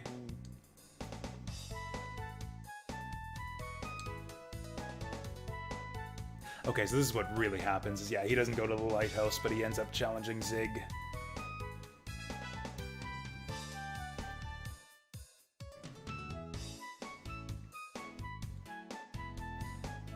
Yep, surprise, we're fighting Zig.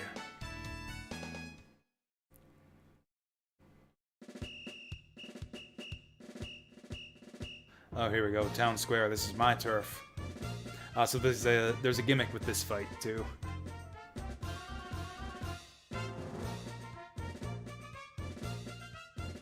There's a duel, see? Don't you be trying nothing, okay? Just stay there and watch. Well, we can probably get away with helping Bade in secret, right? So yeah, we can cheat for Bade and help from the sidelines, as long as the monkey's not looking at us.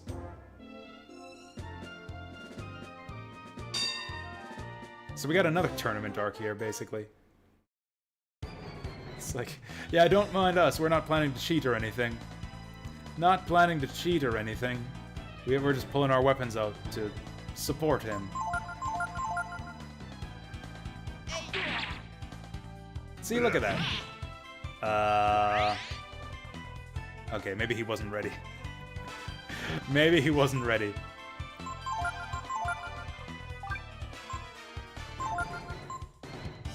Oh yeah, I guess Momo's not here.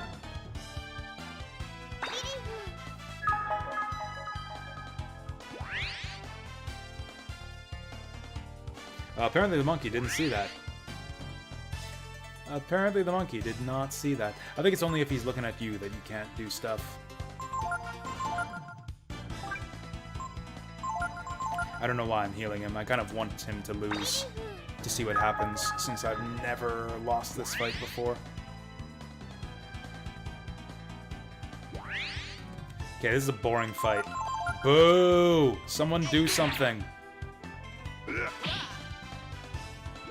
Well, they certainly did something. It's not going good for our boy Bade. Like, really, this doesn't matter. It's like, we don't care who repairs the lighthouse. Either way, we get our ship. Winner is Zig!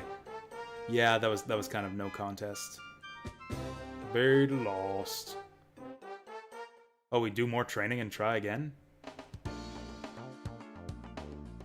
Oh, so it's not even game over. It's not even game over if we lose. Well then, I guess we just gotta do more training. Man, that kind of lowers the stakes a fair bit.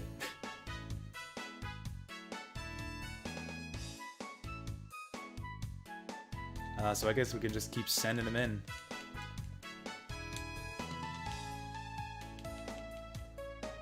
You think the fact that Zig beat the shit out of him the night before might, like, change the dynamics here? Like, maybe something different would happen? Do we have a weapon for Peko?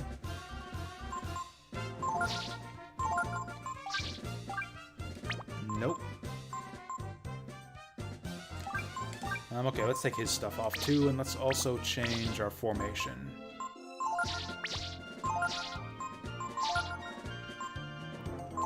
Let's go normal formation, and I'm gonna have to remember to change this later.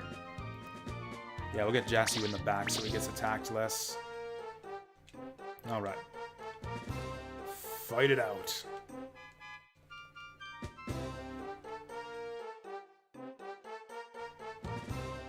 See, the thing is, the more you train him, the easier it is to increase his stats. Since he gets more stats, like, the more damage he deals, and the more damage he takes. So if he's strong enough to deal a bunch of damage and take a bunch of damage, then he'll gain more stats faster. So he can actually kind of start to become sort of a monster. Once you start training him to the point where he can actually survive and deal some damage back a little bit. There we go, there's the damage. Hit Peko more. Especially since he can regen himself.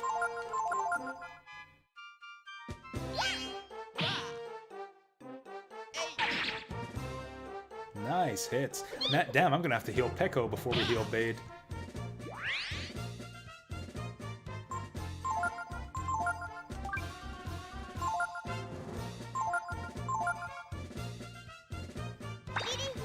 Man, it's like I'm having to heal my party members to keep them from dying. This is like, it's like this is a real boss fight. I don't know why I had Nina defend there.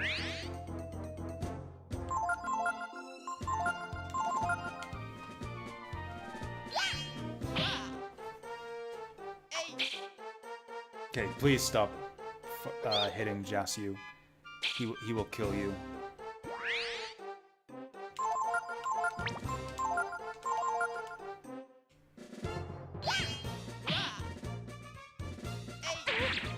Please stop.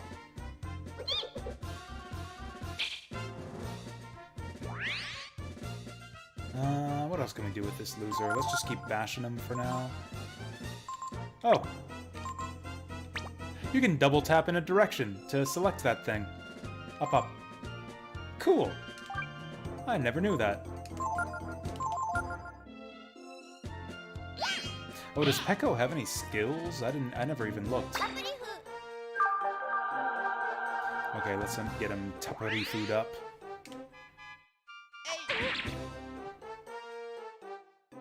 He's just asking for a reprisal here. Nina's not really doing much damage anymore, so I think I'm actually gonna try Simoon. Because we need to damage him so that he can gain hit points.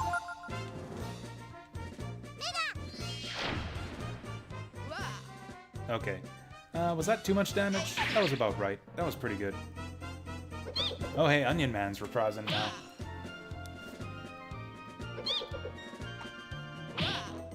Man, if only we could train our Onion like this by having him attack repeatedly.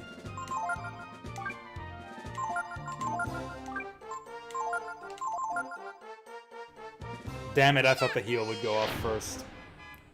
Well, rip Bade. That should have been a good session at least.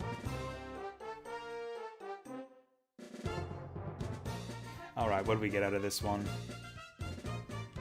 Tonight's results are... He didn't defend one time there. 6 hit points, 6 power. He'll be able to deal some damage now, but maybe he'll start defending once he gets low on health?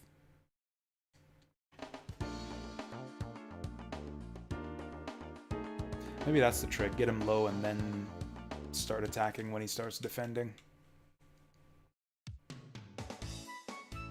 Because yeah, Zig's doing big damage. Zig's hitting him for like 20 a pop.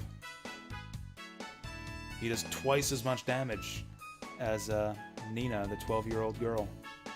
He hits twice as hard as a 12-year-old girl. Whoops.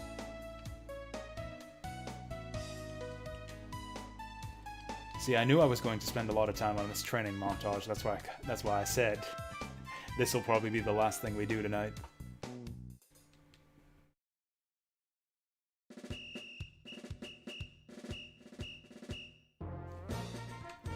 Do we want to change our setup at all? Pekko's not really helping much here. I guess him taking damage helps. Like, Pekko's basically a soft target. He's basically a punching bag. Like a nice squishy punching bag. I think I might just keep doing this every round. Yikes. Why did it do so much more damage this time? I thought his defense was... or not, okay. His defense is the same as before.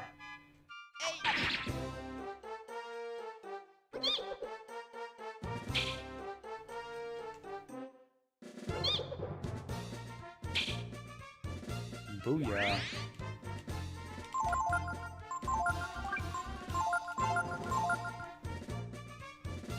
One of these times he'll survive the full 20 rounds. Oh, you know what? I could buff him. I could buff him to make him do more damage. 'Cause yeah, the more damage he deals, the more power he gains at the end. If I have any way... Blunt, weaken, slow. That's the opposite of what I want. Do I have any buffs here? Protect. Shield. That's not really what we want. Oh, we have shield already. This will be this final boss fight. Our final challenge for the nerd. He'll fight the dragon.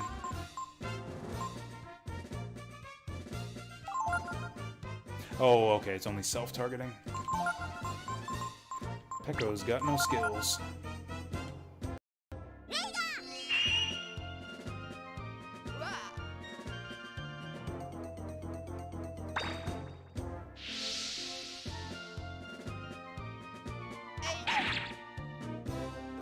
Damn, he's gonna kill us.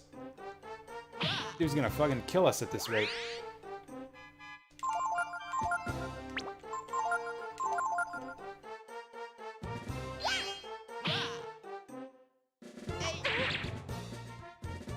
Damn it! He needs to stop fucking doing that.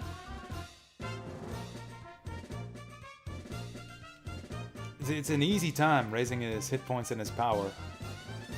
But if he refuses to defend, then he's never gonna get the defense. Maybe we just work on his strength until we get to the point where he can one-shot Zig.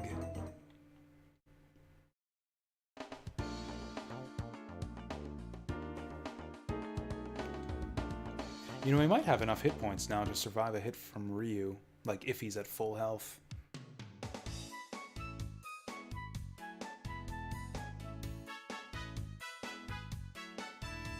Oh yeah, I could have Ryu put on a weaker sword too. I didn't think of that.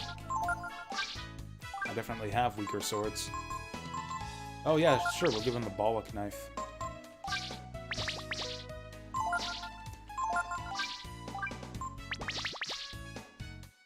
There we go, I think we'll just go all out. Let's just have everyone attack him in round one. See how that does for us. Also, I think I'm just about due for a refreshment break here. All this training's making me thirsty. This is exhausting.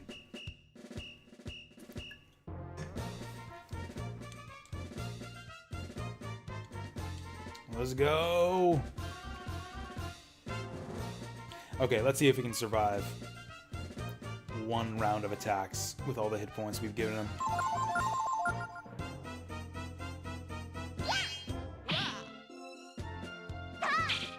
Oh, nice. Fancy footwork.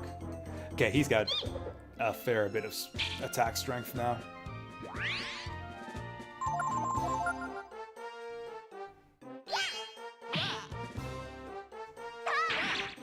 Oh, okay. Yeah, now that we got the weaker sword, he can take some hits. Okay. Okay, now that he's got low health, maybe he'll start defending.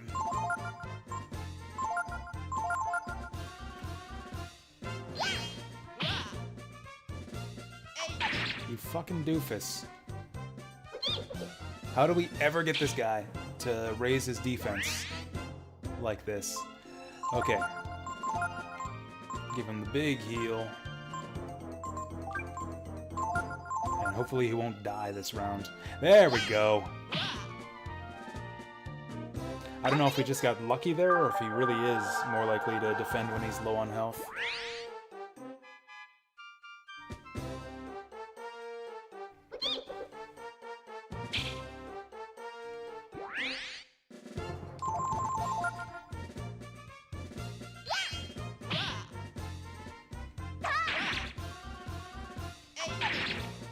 Nice hit.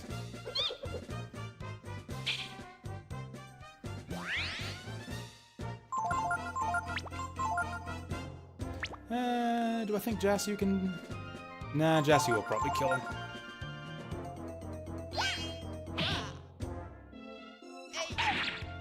Damn, front line's going down. This nerd is crushing us. Hey, Peko actually did some damage.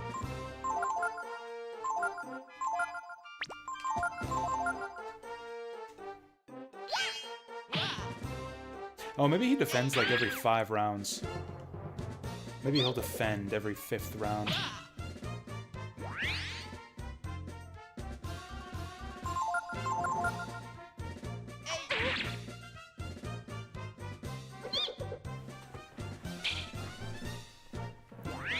Well, we're not doing any damage to him anymore.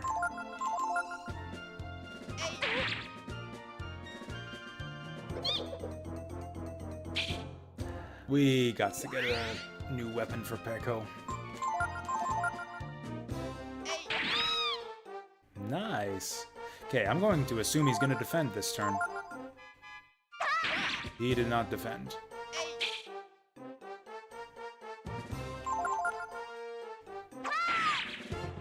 Good try.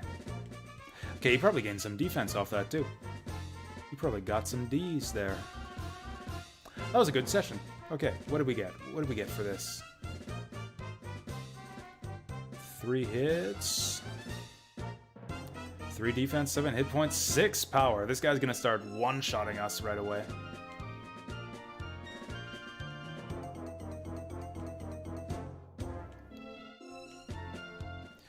So I think I'm gonna put Nina's equipment back on,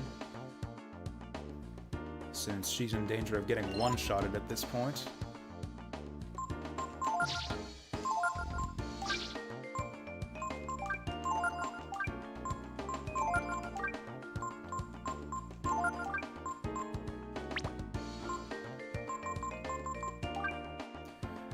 Actually, same for Peko.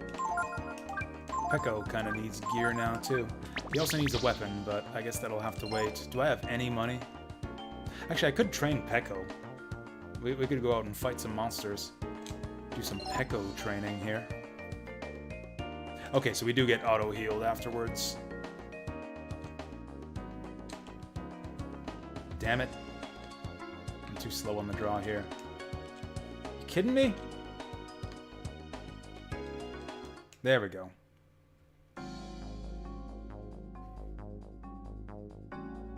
Ooh, easy at him. Never mind. Oops, we do not want Peko in the front anymore. Okay, this could be bad. Jolt, attack, and we'll just have Peko defend.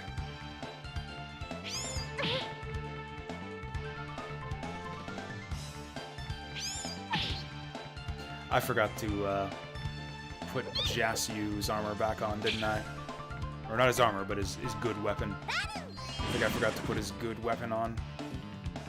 That wasn't a lot of damage. Yeah, he's just healing that right back up. Okay, cool. We don't even need the good weapon. In that case, let's jolt him again. Yeah, you better run. So that's not a lot of XP. Okay, let's get our good stuff back on. I mean, really it's money. Really it's the money we need so that we can get Peko a proper weapon.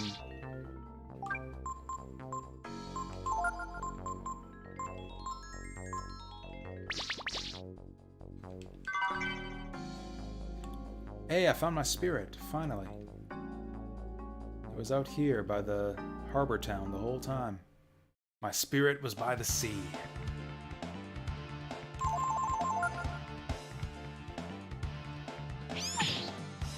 Yeah, maybe just keep defending with Peko. These must be monsters from way earlier in the game for them to be doing this little damage. Yeah, these guys are weak as hell.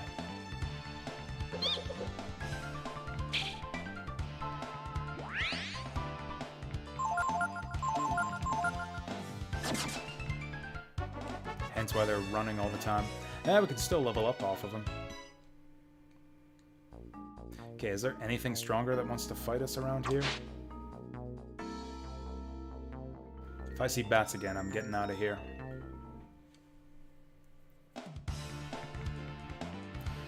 What do you know?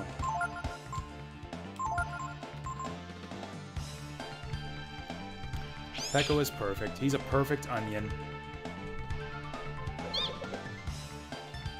He's good at getting those reprisals. That's what he's perfect at.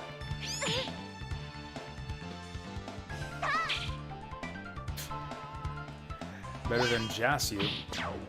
Hey! Hey! We got two of them. We got them both that time. Finally, there's the level up. With that Bunyan training. Onion... the Onion training under Bunyan.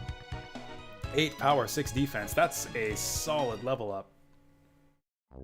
That's like more than we get out of a single night of training with the nerd. I think we want to go way back and fight some stronger enemies back here.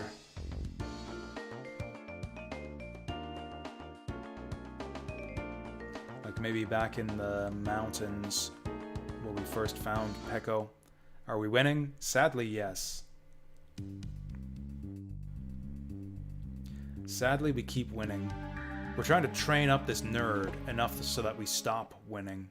We want the nerd to get strong enough so that he eventually starts beating us, but he's still so freaking weak. We just keep one-shotting him. Oh, damn, this guy's strong. Shit, this is like a real enemy. Okay. Okay, real enemy is here. I'm surprised that Ryu did so little damage. What I'm doing here is I'm trying to train up Peko. Ooh, that was a solid hit. We need a stronger enemy group than that. Just one more level on Peko should be good enough.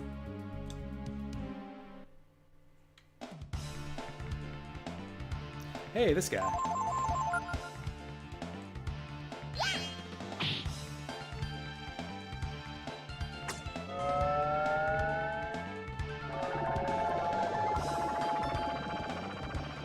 Are those Japanese characters streaming up there from the silence spell? I wonder if that's readable. Finish him off, Peko! Damn it, Peko. Oh, we can't even damage that guy. Ooh, the eyeball gains health too.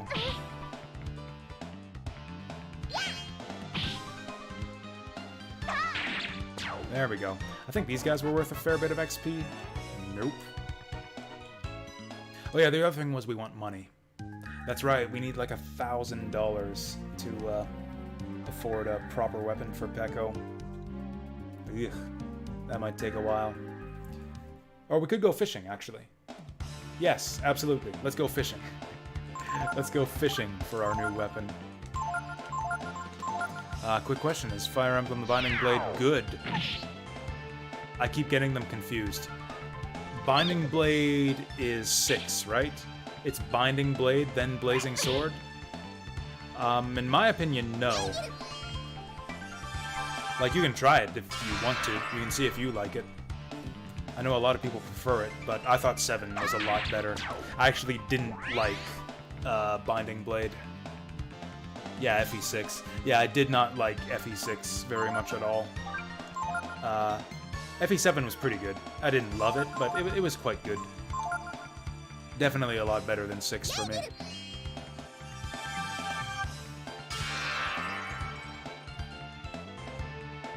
Oh, hey there, Brahmin Steak.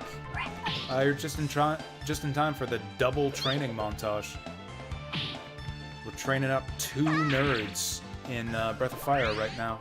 I think the first nerd is just about to be done here. Finish him off, Peko. You idiot. I do go by Jesus, too. Jesus is also perfectly fine, if that's what you want to call me. That's a shitty level up. That's an awful level up. Well, anyways, that's our first bit of training. That's our first nerd train.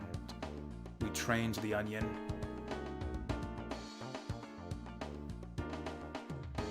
Also, he gained 2 levels. I wonder if he's good to go back to Bunyan.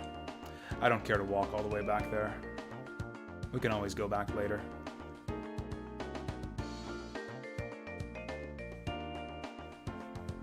The OP onion? More like the up onion. He's not the op onion, he's the up onion. Poop onion. Yeah, he's not very strong right now. Peko's having a little bit of difficulty, so I thought I'd train him up. Like, Peko's getting his ass beaten by the nerd here, and that's unacceptable. I don't know where I am right now. Here we go. Okay, this is the first part of town.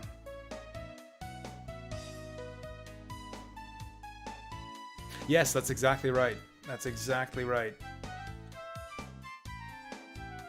I mean, which, you know, is what happens. That's what happens in this part of the game. You just keep beating up that nerd until eventually he beats you back. Oh yeah, that's right. I'm not sure we can go fishing right now with the bait that we've got. Okay, so that is for Peko. And it does give him quite a bit of power. We need 1,300 for it, though, so we're a ways. What's my tactic? I don't really have one. I just kind of beat the shit out of him until I feel like I've had enough. I certainly don't have, like, a time-efficient strategy for it. I think we've done, like, five nights of... No, probably 6 nights of training with him so far. And, we're still one-shotting him. Although he hits back pretty hard at this point. Like, he can kill Peko in 2 hits.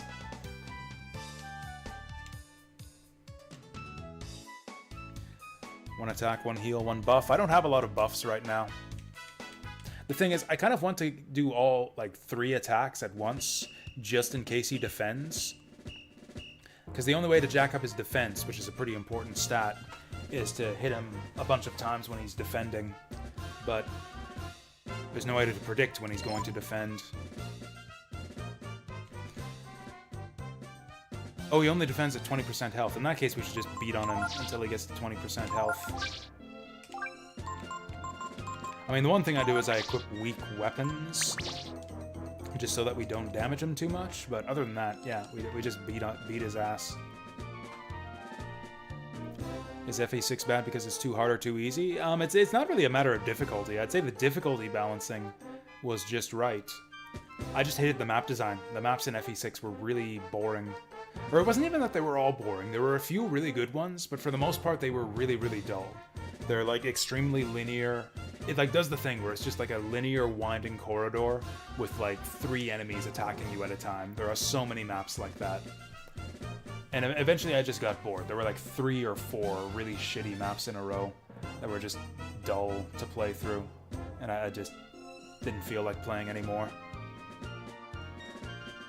Ryu has Protect. Is there any benefit to protecting him, though? Like, he gets more hit points the more he takes damage. If anything, I think we want to damage him faster, don't we? He got a lot of defense the last time we fought him. Hey, Peko got some gains from that little bit of training we did on him, too.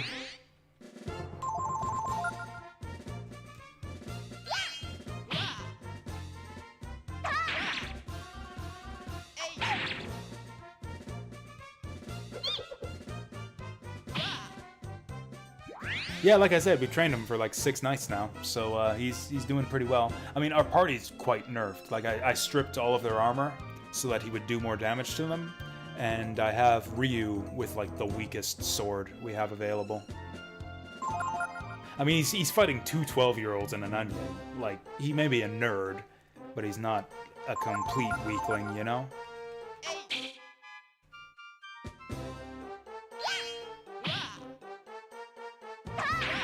Eventually we'll have him graduate to fighting Gar and Momo. Okay, so we'll have Ryu defend now, and hopefully he'll start defending and we can jack up his defense. Use apples to heal him? Why, does he like apples?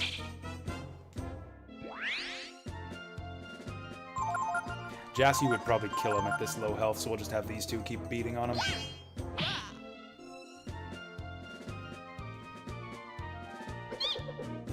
You think apples so that he stays low on defense? I was thinking we just heal him up to full, and then just beat him down to 20% again, the way we just did. That was my plan. I mean, honestly, we might just take 15 turns to beat him here. He might just defend for 15 turns. And maybe it'll take that long to kill him at this rate. Hey, did you know that you can select things in the combat menu in this game by double tapping the direction? I never knew that. That's so neat. I think it might be faster or more consistent too. Like, check this out. Or okay, the center one you have to hit X, but like defense? Tap tap. I never knew that. That's so neat. You figured it out 2 days ago. I figured it out today. Yeah, I'm slow. Oh, is it? Yeah, that's right. I never considered that. Yeah, you wouldn't, or I mean, I don't know. There's got to be a way to hit attack is the thing. There's got to be some way to hit attack. I think I'm just going to heal him now. Because yeah, there's no direction you can double tap to do an attack.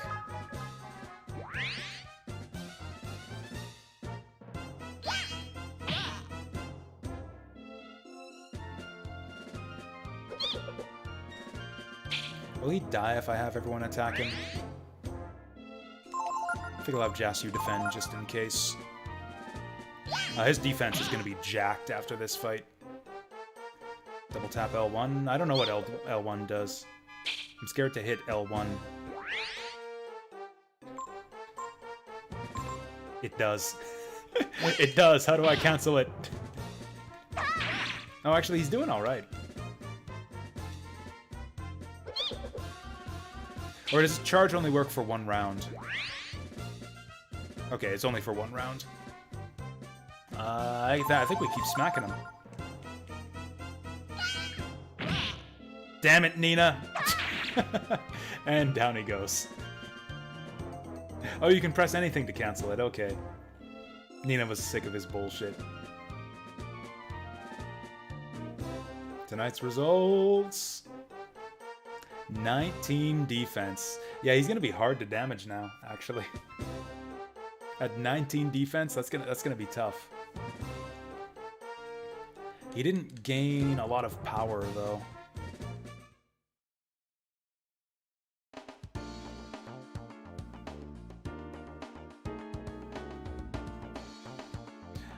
Honestly, I could probably send him in right now. Especially with my party helping him out. I don't like to cheat. I mean, I know you can, I know it's faster, but it just seems wrong, you know? It's like, Bade is our boy, you know? I want him to make it on his own merits. Like, I want to train him right. Cheat by getting him ginseng or protect. I'm tempted to say to the lighthouse here. He probably can't do it, though. We'll go for 1 more session. We'll go 1 more session, then send him in. I think we're just gonna go all out here. I mean, all out with shitty weapons. When I was a kid, I did this so much, I trained him up to the point where I couldn't beat him anymore. I could barely damage him, and he was like 2-shotting all my party members. Yeah, I did this so much. I really got a kick out of this little training section. We are not gonna be able to damage him at all. Nina's gonna have to like fireball him or something. Yeah.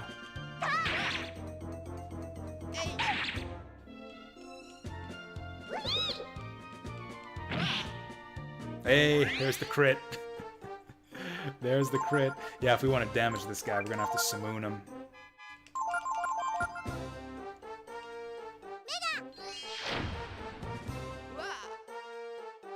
Yeah, there doesn't seem to be any way to raise his magic defense, which I guess is fine, because Zig is not a very magical man. If we're doing 0 damage to him, I think Zig is probably going to do 0 damage to him, too. I guess we'll just lay into him until someone crits. I would like him to hit us back. Oh, okay. Jasu critted him. Please keep hitting the onion.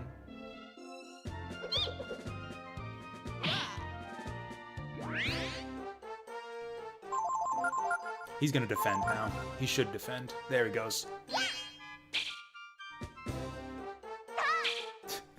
Last resort on Ryu, then double blow on Zig. Yeah, just for like massive damage. I want Bade to do it on his own. Honestly, I think this guy has enough defense.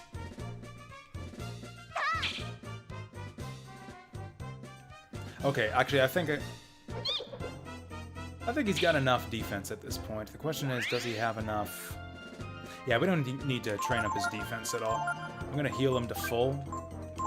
And then I think we'll give him his final boss fight.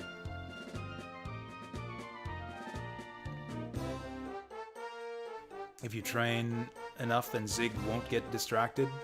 Is that how it works? Oh, and then Pekka will go in.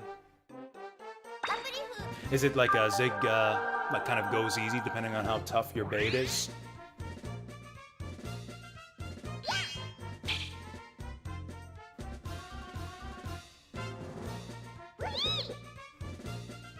Okay, I did not realize that. Let's heal him up again. Heal him up for the final boss fight. Yeah, our bait is having some difficulty dealing damage here.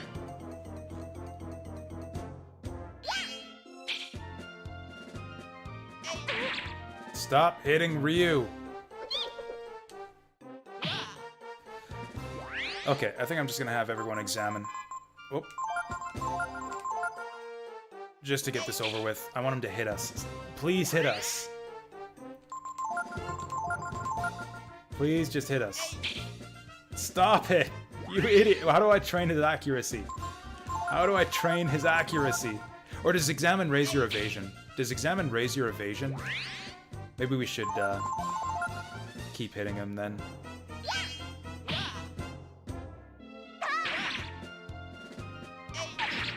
There we go.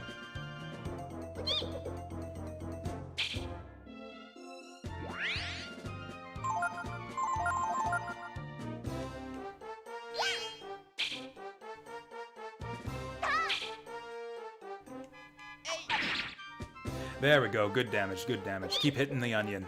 Keep punching that onion bag, man. There we go. We're training his power tonight. He might actually survive this one. He might actually survive all 20 turns at this point. Okay, if you hit Ryu one more time, my dude, you're gonna wake the dragon. Sick of your bullshit.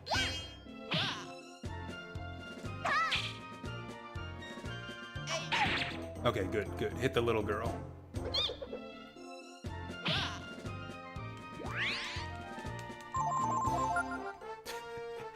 I mean, the reprisal doesn't matter anymore, because even Ryu is doing 1 damage to him with his crappy early game sword. What I mean is that, like, I'm literally going to have Ryu turn into a dragon and eat him, since he refuses to use his turns productively.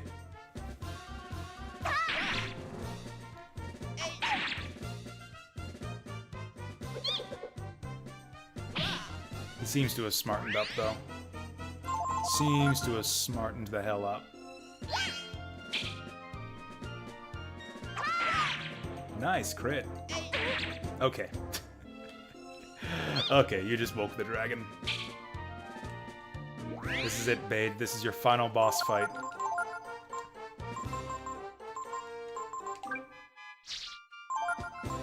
We get the Thunder Seed now.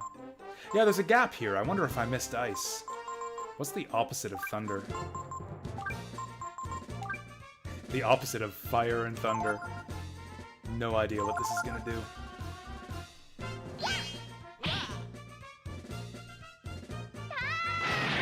Fire, thunder, reverse. What do we get? We get this like derpified chimera. Is that ice? Did I just make an ice dragon? The opposite of thunder and fire is ice. Yep.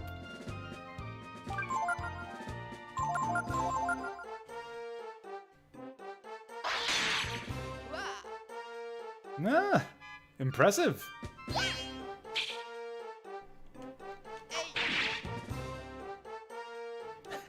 Man, that would have been so funny if we got a reprisal there.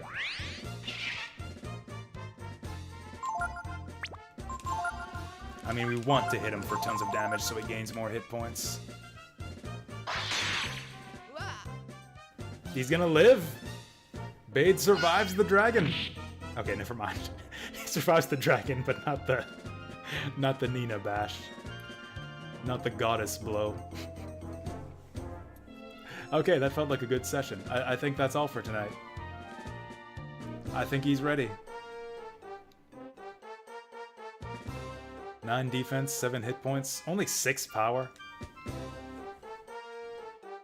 She just pokes him with a stick. I've got to get stronger.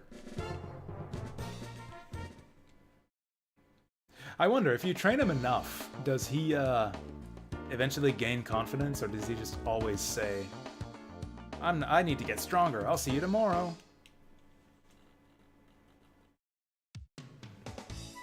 I'm tempted to drop a save point here, just so I can, like, train him even more. Like, just come back and train him even more. Just get him to fight the final boss for us. That would be cool if you could, like, get this guy as a summon or something. He just, like, subs in for your party with whatever stats you left him with.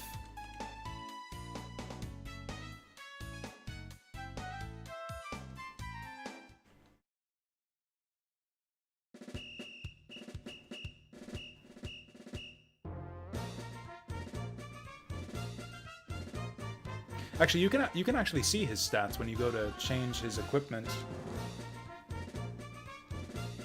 We could have checked his final stats.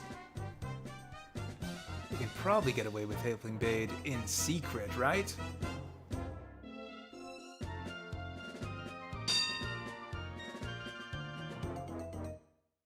Here we go. Actually, I wonder, can we learn Lucky Blow? Okay, Nina will defend. I wonder if we can learn that Lucky Blow of his. Lucky Strike, whatever. I'm guessing we can't, since we didn't get it there. This might be close, actually. Zig hits pretty hard.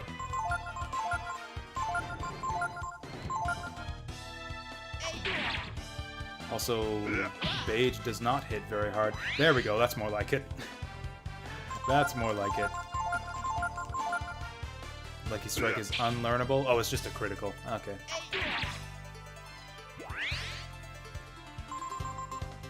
Okay, I think Zig's got this. As long as the enemy doesn't get lucky too many times. It's a shame we couldn't jack up his strength any higher.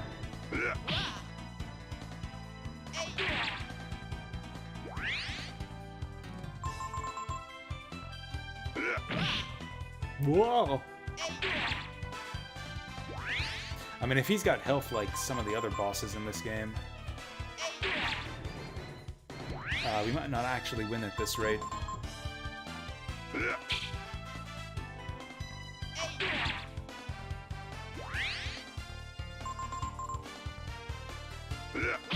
Can we run from this fight? Probably not. Oh, down he goes. Easy. Get dunked on, nerd. I mean, not nerd. The other guy who's not the nerd. And then he falls over because his equipment is too heavy.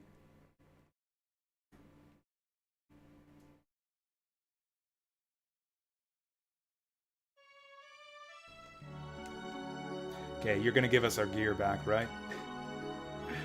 That sword was a rental. If Bade's health drops to certain points, that's what makes him distracted. Oh, okay. That makes sense, because he's like showing off for Shadis. Like, hey, look what I did! Okay, that makes sense. 98-pound weakling. Holy shit, you actually weighed 98 pounds? Actually, that's not that unusual for Japanese men.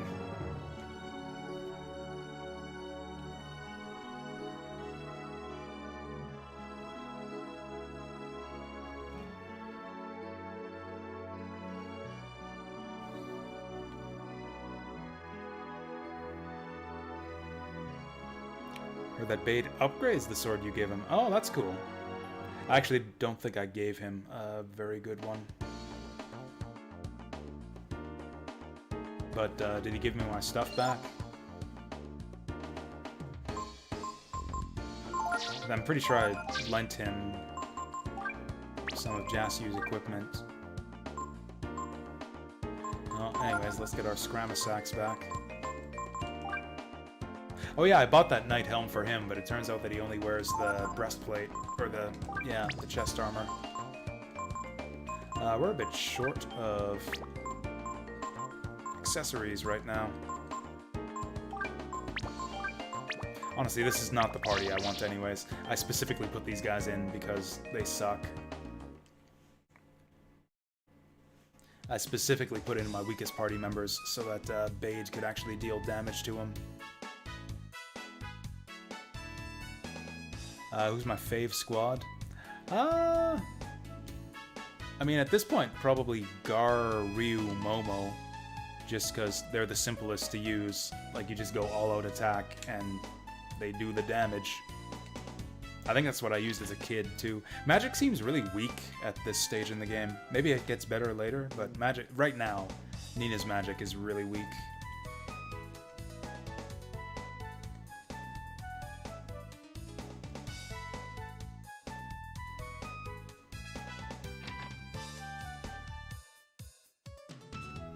Gotta jack up her intelligence. She is training under, what's his name? Magos right now. Although I don't think she's leveled up at all since we started that. We didn't gain any money, so there's no point shopping.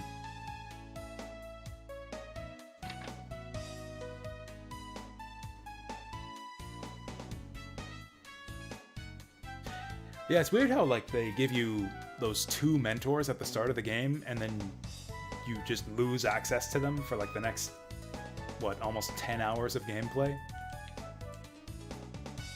And then all of a sudden, like, the game opens up and now you have access to, like, 6 mentors.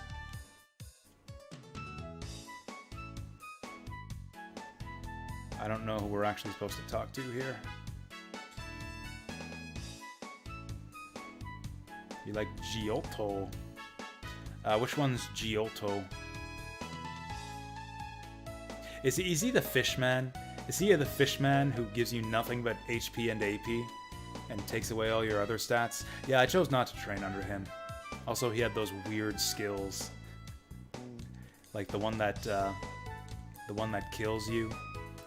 And the one that uses random skills. Oh, hey, oh, that's probably my stuff back. Oh, wow, he got clocked hard. You got those injuries at the lighthouse, right? Okay. So Zig beat him up so he can't go to the lighthouse, so we've got to go to the lighthouse. Figures.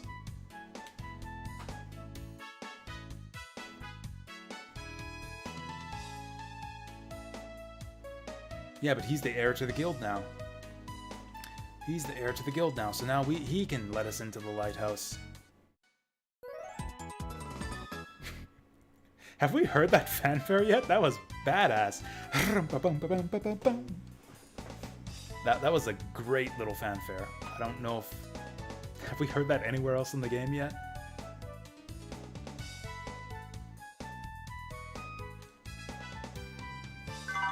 We got Silver Knife, we got Chain Cap.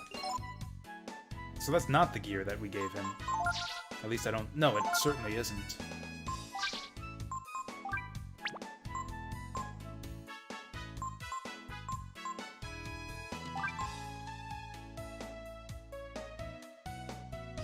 Oh, it's one up. Oh! Cool. I would have given him better stuff if I would have known that. Instead, I cheaped out because I was a poor fuck when we went shopping for him.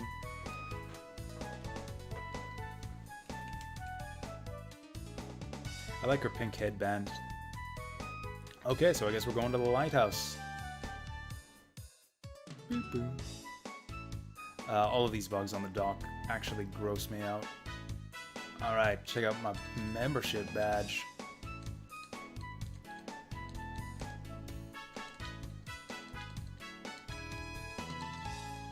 Actually, do we want to do this? I think we want to go save first. Where does this take us to the world map? Okay, good, good, good. Also, I'm pretty sure I don't want the onion going with us. Wait, this is the lighthouse? That's not what a lighthouse is. Maybe we just light a big fire on that top building. Oh boy, that was fast. Getting a warm welcome here. Oh hey, it's Ghost Country. Also Thunder, we've fought these guys before. I think he was weak to fire. And we're gonna have Peko defend, because he's probably gonna die otherwise. Oh no! Hopefully that's going on Peko. Pico. I think I would have called him Pico when I was a kid. Oh dear. Damn it.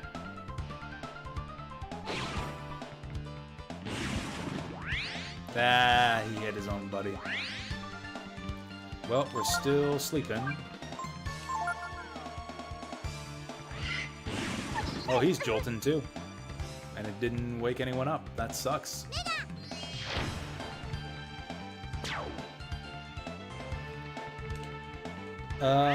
Ghosts don't like fire, right? We're gonna go with the assumption that ghosts don't like fire.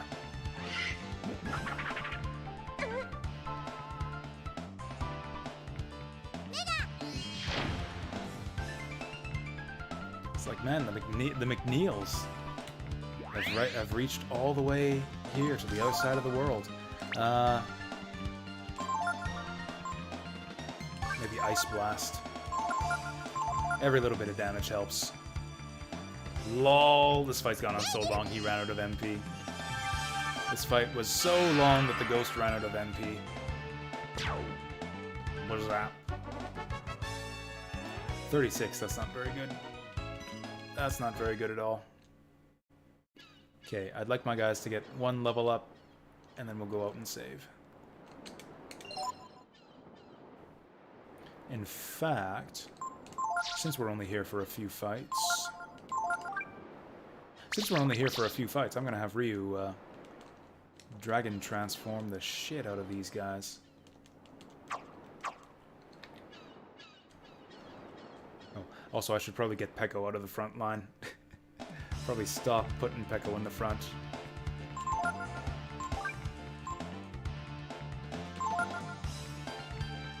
These guys I probably don't need to Dragon form, we can get them in 2 rounds.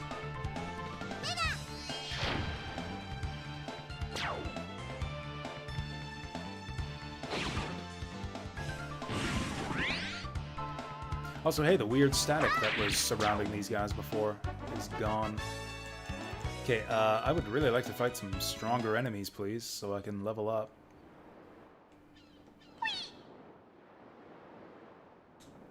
Oh yeah, we were gonna change our formation. Let's go... Okay, not Peko in the front. Let's go attack formation. There we go.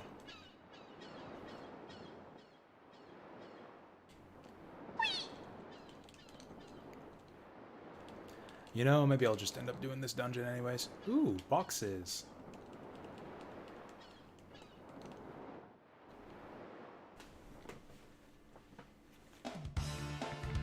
Alright, what do we got here? Bomba.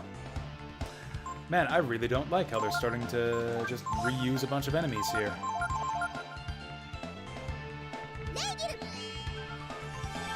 Like, We're getting enemies from the Mutant Veggie Cave. We're getting enemies from the McNeil Mansion. It's like, how about some new enemies? How about some seaside enemies? At least that guy was worth a little bit of XP for how easy he was.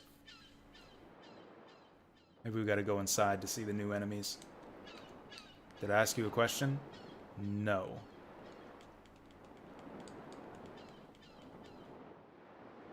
I said, where's the new enemies? I was asking the game. I was demanding that the game give me some new enemies.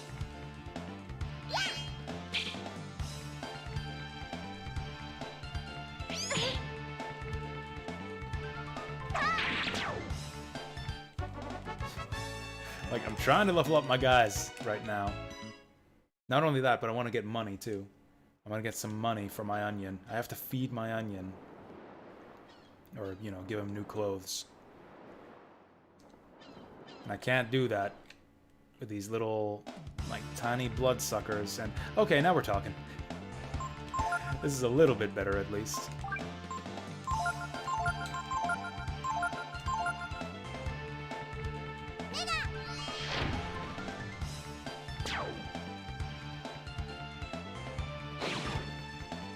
Are these guys just gonna jolt each other?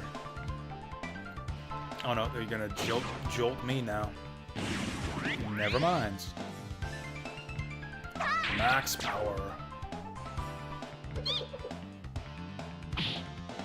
Oh damn, that was some actual damage. Imagine how hard he would hit with an actual weapon.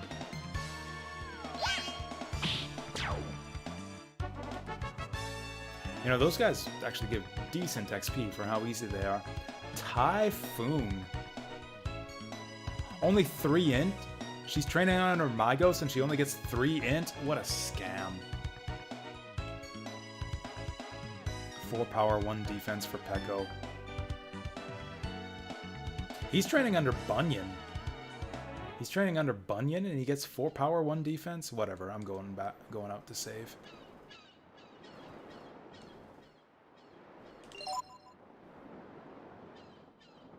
He is training under Bunyan, right? I didn't accidentally wipe their masters.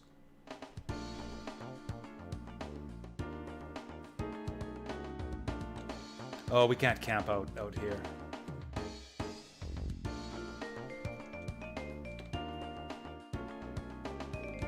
Want to unlock Delonzo? Which one's Delonzo? And where are they? Is that the one with the... where I need 15 weapons? Oh yeah, I think... yeah, she did look like a thief. Yeah, I bet you she's the one who wants me to have 15 weapons. We're getting up there, but I'm gonna need some money to buy some more weapons.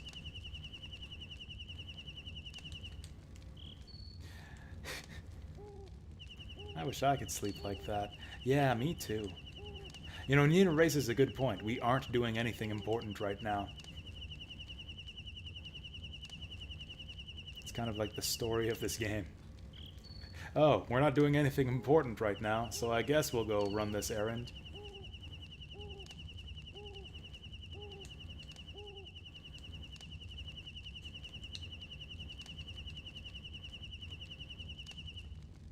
What masters do we have access to right now? We got Yggdrasil. Weak versus Flame. AP 1, Int 2, Def 1. Lose HP and power, a lot of power. And you become weak versus Flame. Who's my least favorite character? Honestly, probably Pico. I've never really used him all that much. And since he joins at level 1, he's a pain to train up. For that reason, I'd kind of like to make use of him on this run, though. The Strange Fishman. Giotto. Am I missing any others at this point, other than the thief lady? I don't really care about spoilers or anything.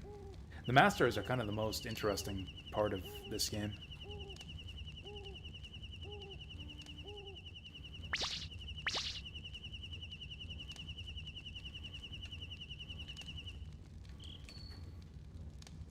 Am I missing quite a few?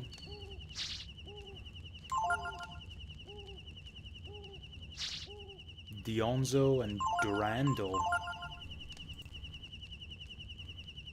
Which one's Durandal? I have a guide here. On the world map near Windia, there's a path running around Windia. Follow the path. Wait, I remember that area. We went there and there was nobody there. Or is this somewhere else? Apparently I skipped Durandal. Oh, I forgot to rest. Actually, do we have to rest? I guess I could just leave. We need to rest, though.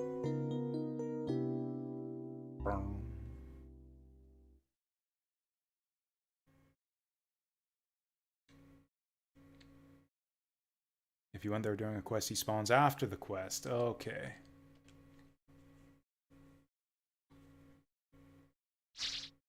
I mean, is there any reason to go up there? Like, I kind of want our guys to stay with the masters they have until they're done learning the skills. Like, everyone's all in on Bunyan at the moment, which I'm kind of happy with. I actually like the stats that Bunyan gives for our physical fighters. I haven't found a good one for Momo, because Momo loses too much. She's kind of like a hybrid, like, fighter caster. She loses too much int, I think, from Bunyan, but she loses too much strength from Mygos, so I don't know.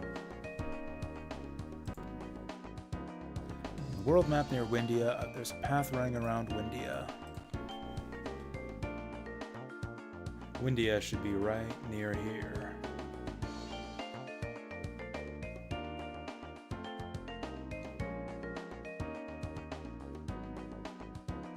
Wait, what are they talking about? A path?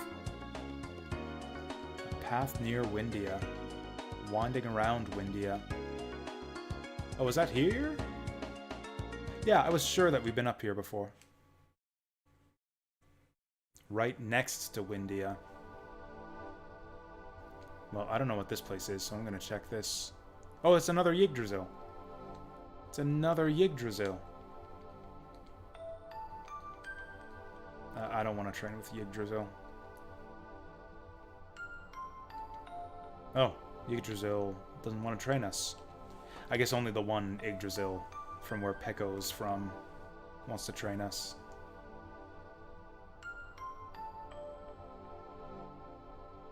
I like this music here. It reminds me of something out of like Final Fantasy VII. Oh, I see. These are like mini Yiggs.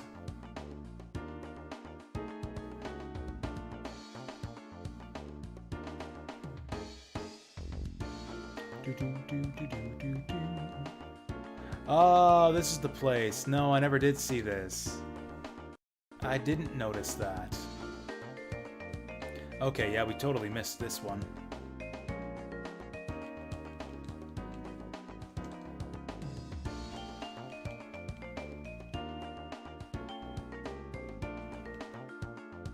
Surely this isn't Durandal. Wow, this guy looks generic. He can't be any good at all. See, he doesn't know anything. He doesn't know anything. Oh yeah, this is... Yeah, I remember this guy now. I remember this guy. This is the useless trainer. The guy who teaches you shitty skills like feign, swing, and stuff that doesn't do anything.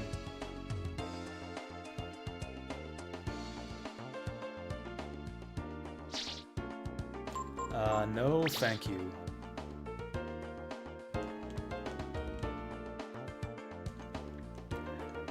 Now, do you actually have to train under him to unlock the good master, or do you just have to talk to him? Why does this shitty master have a weird teleporter under his house?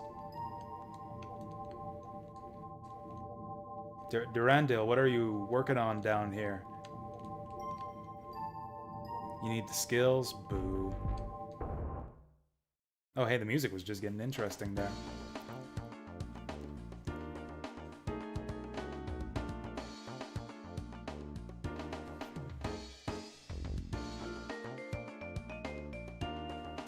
Okay, so we know, at least we can get him unlocked on the list of masters, so that we can remember that he exists.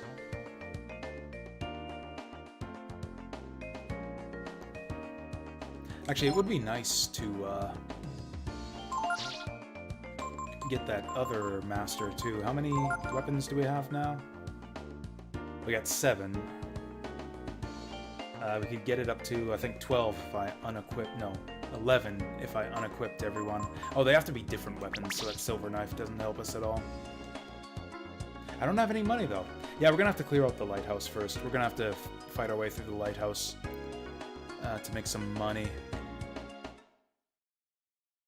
Is there anything here?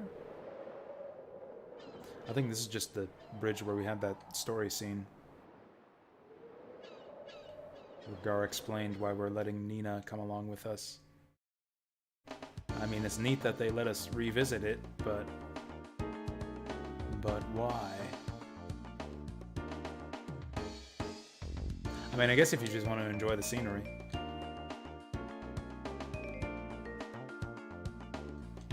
Wait, I can't enter there anymore. Oh, there it is. There it is. Yeah, I guess if you just want to admire the scenery, you can come back here.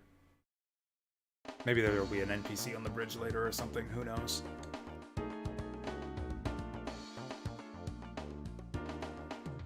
Anyways, let's... I know we just did this, but let's camp again.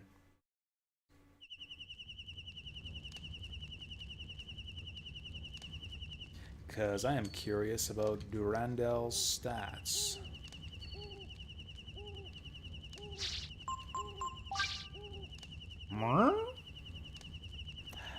Okay. Let's check the walkthrough. Oh, it doesn't actually tell you. It doesn't actually tell you. Oh, you only need to train with him for 3 levels to get his skills. That shouldn't take too long at all. We should do it. We should do it. The whole question mark stat benefits, though, makes me nervous. Like, maybe we'd just lose stats only. You know what? I should train Momo with him. Just cause she can. Oh well. We'll do it later. We'll do it some other time. Man, we played a lot of Breath of Fire 3 today. I was not expecting this. I really thought that we would just marathon Kingsfield 4 all day today. That was the original plan, and we finished it in barely over 2 hours. So I guess I'm going to have to come up with another game to play next week, or we could just keep playing this. I guess that's cool too. I'll probably start something up next week though. Maybe Tomb Raider, maybe Dark Souls. Maybe we get crazy. We do something like Napple Tale.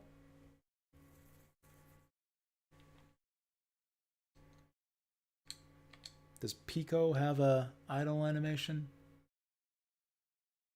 If he does, I guess he can do it on his own time. That's it for me tonight. I've got work tomorrow. We've been going for 10 hours and it's 2 a.m. Like I said, I'm not tired or anything, but I have work. Yeah, Pico's got the right idea. Pico's got the right idea. That's what we need right now. So I can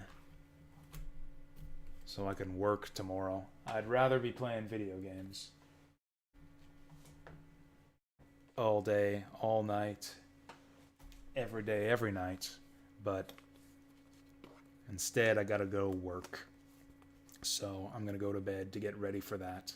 It's been a fun stream though. I had a really good time with this today. that training bit with the nerd really is like just a fun little mini game thing. I love it. I love so much about this game. Yeah, maybe we will play more this week. We'll throw Breath of Fire 3 into the ring among the contenders for next week's game. And then, of course, we got Tactics Ogre. We got Tactics Ogre coming out on Friday as well. We're probably going to marathon that as soon as that comes out. I'm actually really looking forward to it. I'm actually kind of getting excited. I hope it doesn't suck. I hope they don't ruin it somehow. Early reports are good. They've sent out like kind of preview copies to some YouTubers streamers, those types of people. Actually, they sent one to the what's his name? The Tactics Ogre guy. The guy who's got like a YouTube channel devoted to nothing but Tactics Ogre. I think his name might be Onion something or other, but I can't quite remember. This bugs me. I'm gonna look it up. The guy is... I know he'll have something somewhere on my subscription feed because he's been uploading tons of videos lately in preparation for the new Tactics Ogre.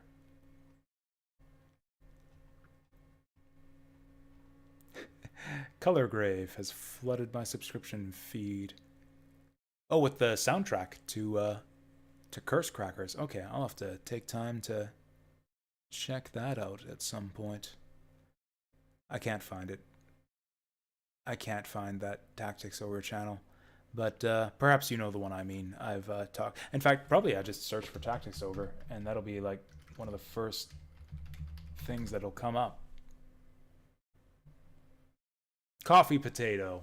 Yeah, Coffee Potato. Actually got a preview copy of Tactics Ogre Reborn or whatever it's called, which surprises me because even though he's like a dedicated channel, like he's a very small channel. Like, yeah, he's got 4,000 subscribers. He's got 4,000 subscribers, and Square Enix gave him a preview copy of Tactics Ogre Reborn, which I think is awesome because like the guy's super dedicated to the game. Like he's got this whole YouTube channel with hundreds of videos dedicated to Tactics Ogre and the Ogre series. So anyways, I just thought that was neat. Thought that was neat that they would give a preview copy to such a small YouTube channel, and he seems to think it's really good. So I'm still excited. Fingers crossed. I'm still excited for Tactics Ogre.